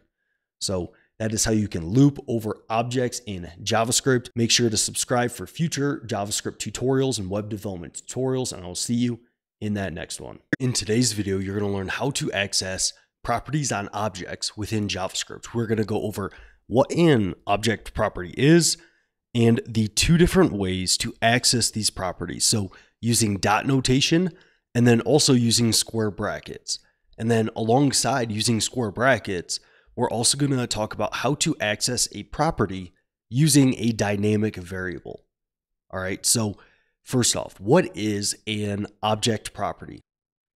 Well, as you can see in my object here defined on line 6, I have these kind of key value pairs in which I have property 1, colon, and then it points to a string 1. This is the property right here, property 1, and it points to this value. And you'll often hear properties used alongside keys. So we have this kind of property value pair. Now, with this object, how do I access these different properties so I can yield these different values and actually use these values? Well, one way to do it is using dot notation. So using the label of my object here, I can just say dot and then whatever the label of the property is, or the name of the property. So object.property1, that's going to return the value that property 1 holds or points to. And then object.property2, that's going to return the value that property 2 holds. So I'm assigning object.property1 to my constant 1 and object.property2 to my constant 2. And when I console log these, what you're going to see is that it returns the values of 1 and 2, the string 1 and the string 2, as those are the two values corresponding to those properties there. So the first way to access properties is using this dot notation. Now, you can also use square bracket notation. So instead of using dot and then the property name, you can use square brackets, and then with square brackets, if you use a property name, you actually need to pass in a string. So here you see I use object, and then right next to my object, I open up a pair of square brackets here. So a left square bracket and a right square bracket. And then within those square brackets, I place the string property 1. Okay. Because if I did something like property 1 here and I didn't place a string, well, what it's actually trying to do here is reference a variable called property 1. And that doesn't exist. So I need to actually pass a string. And also, one quick note is that JavaScript properties here, they're going to be coerced to strings. So even though I don't put this property in a string right here, JavaScript is going to automatically coerce this property here to a string. All right. So when I use square brackets, I need to place the property name in quotes. And if I console log these out here, what you're going to see is I get the very same result. I get 1 and 2. All right, so you can kind of use either. Now, one thing to note about using square brackets is you can actually pass any JavaScript expression into the square brackets, which this might be one of the reasons you would want to use square brackets rather than dot notation, as you can pass a JavaScript expression into the square bracket. So what do I mean by this? Well, if I comment this out and I move down here, you can see that right now I'm creating a constant called x, and within my square brackets here to access this object, I'm actually passing a ternary operator, as that's a JavaScript expression. So I can pass any expression to these square brackets. And what my ternary operator is saying is, right now I'm just using the Boolean false, and I'm saying false question mark, then return property 1, else return property 3. So right now, when this is false, this ternary operator is going to evaluate to property 3 because the ternary condition is false. So if I console log variable x here, you see I get 3 because this evaluates to property 3, so it accesses property 3 here. But if I change this to true, you can see that now I get 1 because since my condition here, my ternary is true, it's going to return property 1, which is going to access property 1 of my object. So you can pass expressions into square bracket notation. Now, you can also pass a variable into square bracket notation here. So if I remove this, you can see that I'm assigning the string property2 to some variable. And now I can pass a variable into these square brackets. And whatever this variable evaluates to, that is going to try to access whatever property it is. So I'm passing some variable in to my square brackets here. That's going to evaluate to the string property2, which is going to access this property right here. So if I console log this, I should expect it to be the value of 2. So that is how you can use dot notation, square bracket notation, different expressions within your square bracket notation, as well as variables to access properties in JavaScript. I think every JavaScript developer should know this skill. And what is this skill? It is merging arrays and objects. And at the end of this video, I'm going to show you 2 key things that you have to keep in mind when doing this. But let's first talk about merging objects. So here on line 6, you're going to see that I define an object just called obj1, and it has some different properties and values within it. And then on line 12, I define another object, obj2, with some more properties and values. And my goal here is to merge these objects together into one object that contains all of the properties and values from obj1 and all of the properties and values from obj2. And yes, I sound a little bit weird saying obj1 and 2. But here on line 18, this is where I'm going to do this here. And the way that you can do this is using the spread operator in JavaScript. So what I'm going to do here is I'm going to open up a pair of curly braces. And this is telling JavaScript that I want to create a brand new object. Okay. And then within these curly braces, this is where I'm going to use my 3-dot operator, my spread operator, to take all of the properties and values from obj1 and to spread all those properties and values into my new object here. Okay, so this syntax here of these 3 dots in front of obj1 is saying I want to take all of the properties and values of this object and spread those out into this new object that I'm creating. And then I just do the same thing for obj2. I use a comma here to separate these out, and then I use the 3-dot operator again right in front of my obj2 label.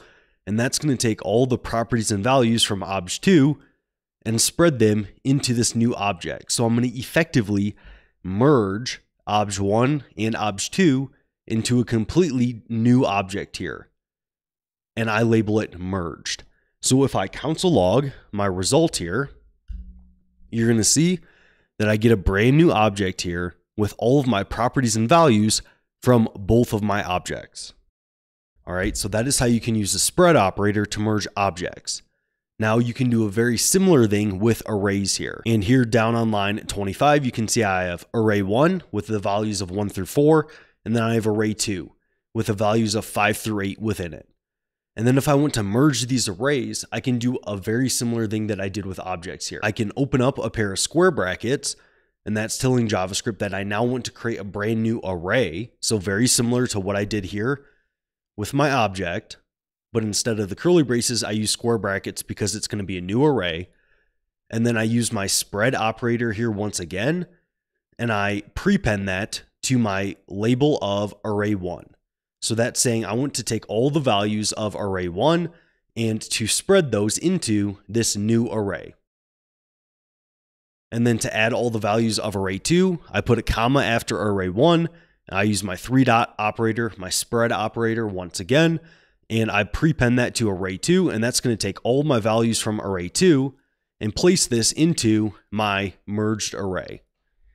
And if I now console log this, what you're going to see is I now have a brand new array with all of these values within it. So I've effectively merged this array. Now, 2 key things for you to keep in mind when doing this is that, for one, using the spread operator here, it's not going to mutate my original objects or my arrays. Okay, so if I go back up here and I remove this console log, and we look at my merged object, and now I console log object 1 and object 2, what you're going to see is that object 1 and 2, they are not mutated whatsoever. They remain their own object overall. All right, so you can see they remain intact and they're still just their standalone objects. I did not mutate those whatsoever. So one place that this is also going to have relevance is if I take my merged object here and I take my name and I reassign it to the value of Ryan, what you're going to see is that when I run this, my merged object, my name is Ryan here, but with my other object here in which I pulled the name property from, it's not going to change it because the spread operator is going to create copies of these objects. They are no longer going to reference these original objects anymore, okay? And this is true for when you use arrays as well and use the spread operator here. It is not going to mutate these original arrays. It creates a copy of those arrays. Now, one other thing to remember is that order matters if you have overlap, and especially for objects. So let's say that in object 2 here, I also have a sport, and let's do soccer here. Now, what you're going to see is that I'm going to spread object 1 here into my merged object, and it's going to have a sport called football. But then I'm then going to merge object 2 and has a sport soccer. So there's a collision between these sport properties. And what's going to happen here is that when I merge object 2, it is going to overwrite the sport property of object 1. So if I go to run this here, what you're going to see is that my sport is now soccer. Because since I merged object 2 after object 1, this is going to be the property that is written to my merged object, or this sport property is going to overwrite this sport property here. And if I switch this around here, when I merge object 1, my sport is then going to be football here. So if I run this, you see my sport is now football. So that is how you can use a spread operator to merge objects and arrays in JavaScript. Just keep in mind that when you use a spread operator, it's not going to mutate your original array or object.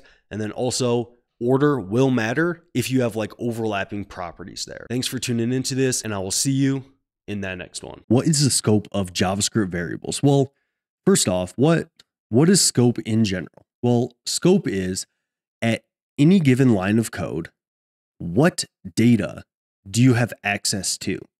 What data is within your scope, or can you access at that line of code? And I'll explain that a little bit further as I give you examples here. But JavaScript has 3 different types of this scope. It has block scope, function scope, and global scope. Starting with block scope here, before ES6, or a new version of JavaScript that was introduced in 2015, JavaScript had only global scope and function scope. But then in 2015, in this new version, JavaScript introduced 2 new keywords, and these 2 new keywords allow you to declare a new variable that has block scope. And variables that have block scope, if they are within a pair of curly braces, they cannot be accessed from outside that pair of curly braces. So let and const, these are block scope variables, and you cannot access them outside of the curly braces from within they are defined. So here in this example, you can see that they declare let x is equal to 2, but outside of these 2 curly braces here, you cannot access this x variable. Now, if there was a pair of inner curly braces, so if I had let x equals 2, and then immediately below this line, opened up another pair of curly braces and tried to access x, you could. Because within JavaScript, you can look up scopes, but you can't look down scopes. So if I'm in this outer scope here, I can't look within this pair of curly braces to access x here. But if within this pair of curly braces, I had another nested pair of curly braces, I could look up the scope chain and access this x variable. But let and const in JavaScript are both block scoped variables. Now, for the var keyword, the only keyword to declare a variable before ES6 in 2015, this is actually a function scoped variable. And these declarations can be accessed outside of a block. And just to define what a block is, it's anything in curly braces. So this could be an empty pair of curly braces. This could be a while loop, a for loop, an if statement, anything like that works as long as it's within a pair of curly braces.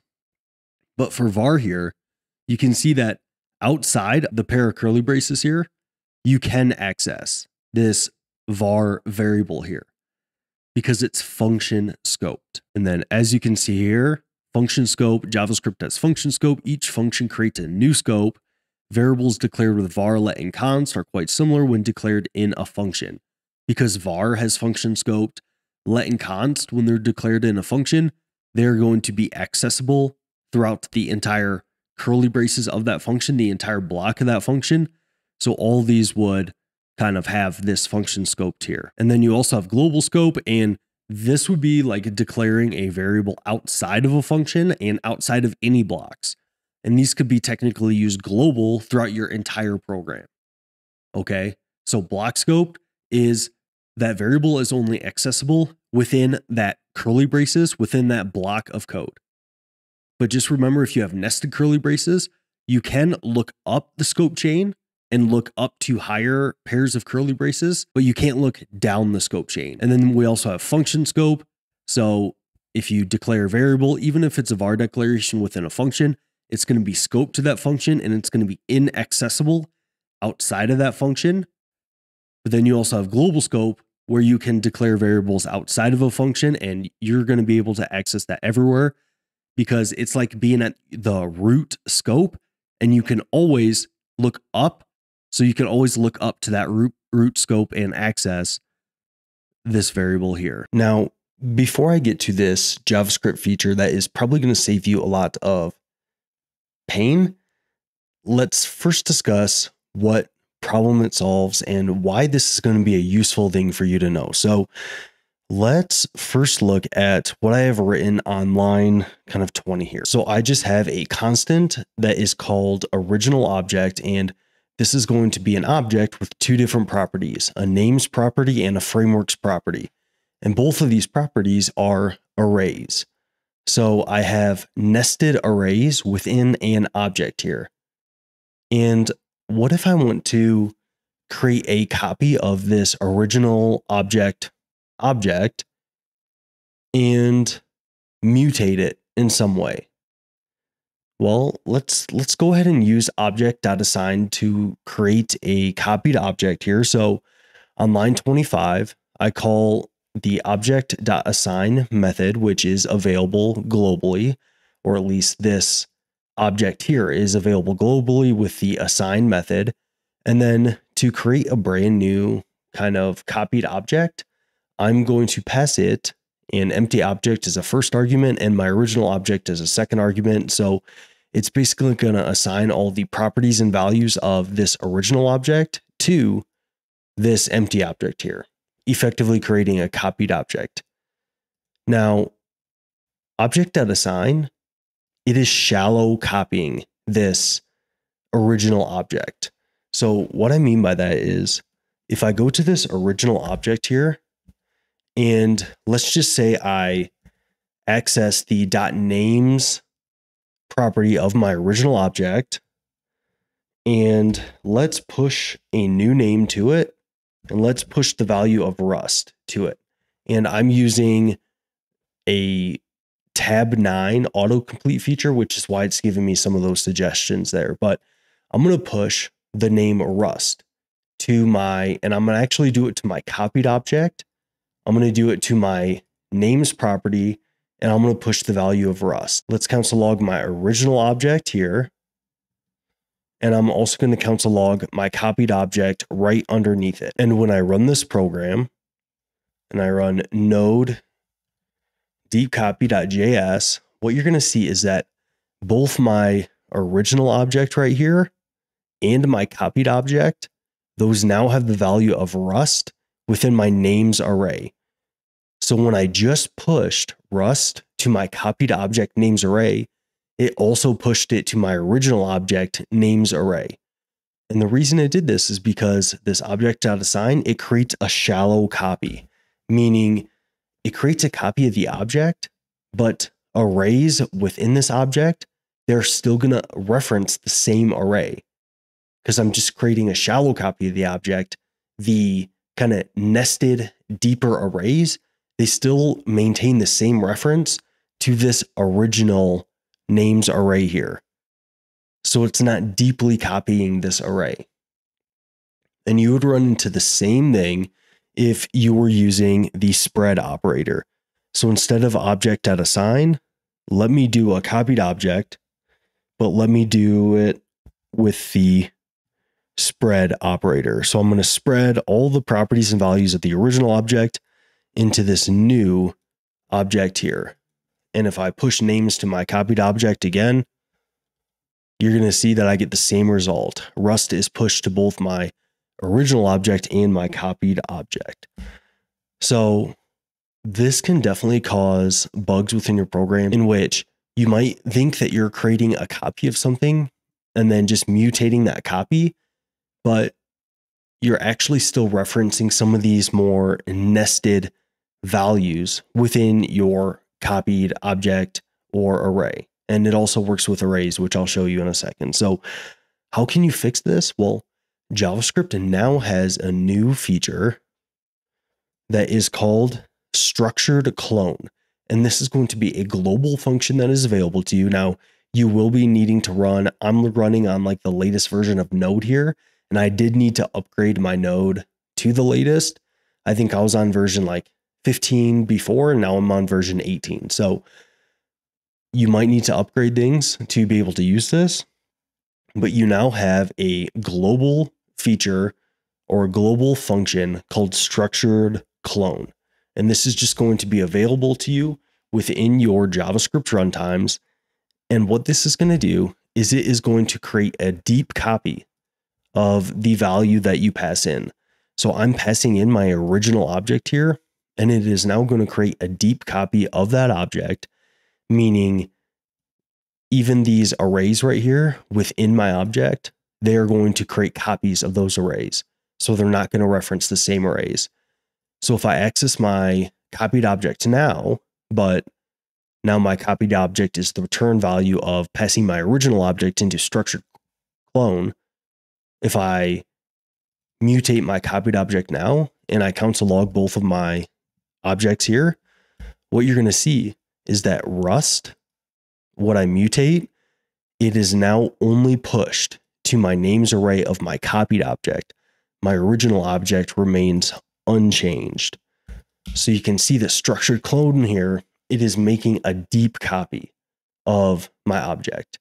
And as I said earlier, this works for arrays as well. So let me just show you with arrays. So const arr, and I will do an array of objects here in which I'll do name, or I'll do language is JavaScript, and I'll do another object and I'll do language instead of JavaScript. We'll do Python. So now I have my array, which has objects within my array. And if I create a copied array, well, let's first just do it with a spread operator. So I'm going to spread all of my values of my original array into my copied array. And what I'm going to do now is of my copied array, I'm going to access my 0th value. And then I'm going to say the language is now equal to, instead of JavaScript, let's reassign it to Rust. Okay. So in my copied array, I'm accessing this language and changing it to Rust. And if I console log my array as well as my copied array, you're going to see that when I just use the spread operator, it's going to change both of them to Rust right here. So it's going to mutate them both because it's just a shallow copy. But if I go back to using my structured clone and I pass in my array, and now I mutate my copied array, what you're going to see is that my original array keeps JavaScript right here, and my new one is Rust. So this is going to work for arrays, object, any kind of nested structure that you have. Okay, so this is one feature that can definitely help you prevent some of those bugs in which you're trying to copy these structured and nested objects and arrays, and can definitely save you some pain in the future. So that's all I got for this one. Thanks for tuning in. Hopefully this helps you, and I will see you in that next one.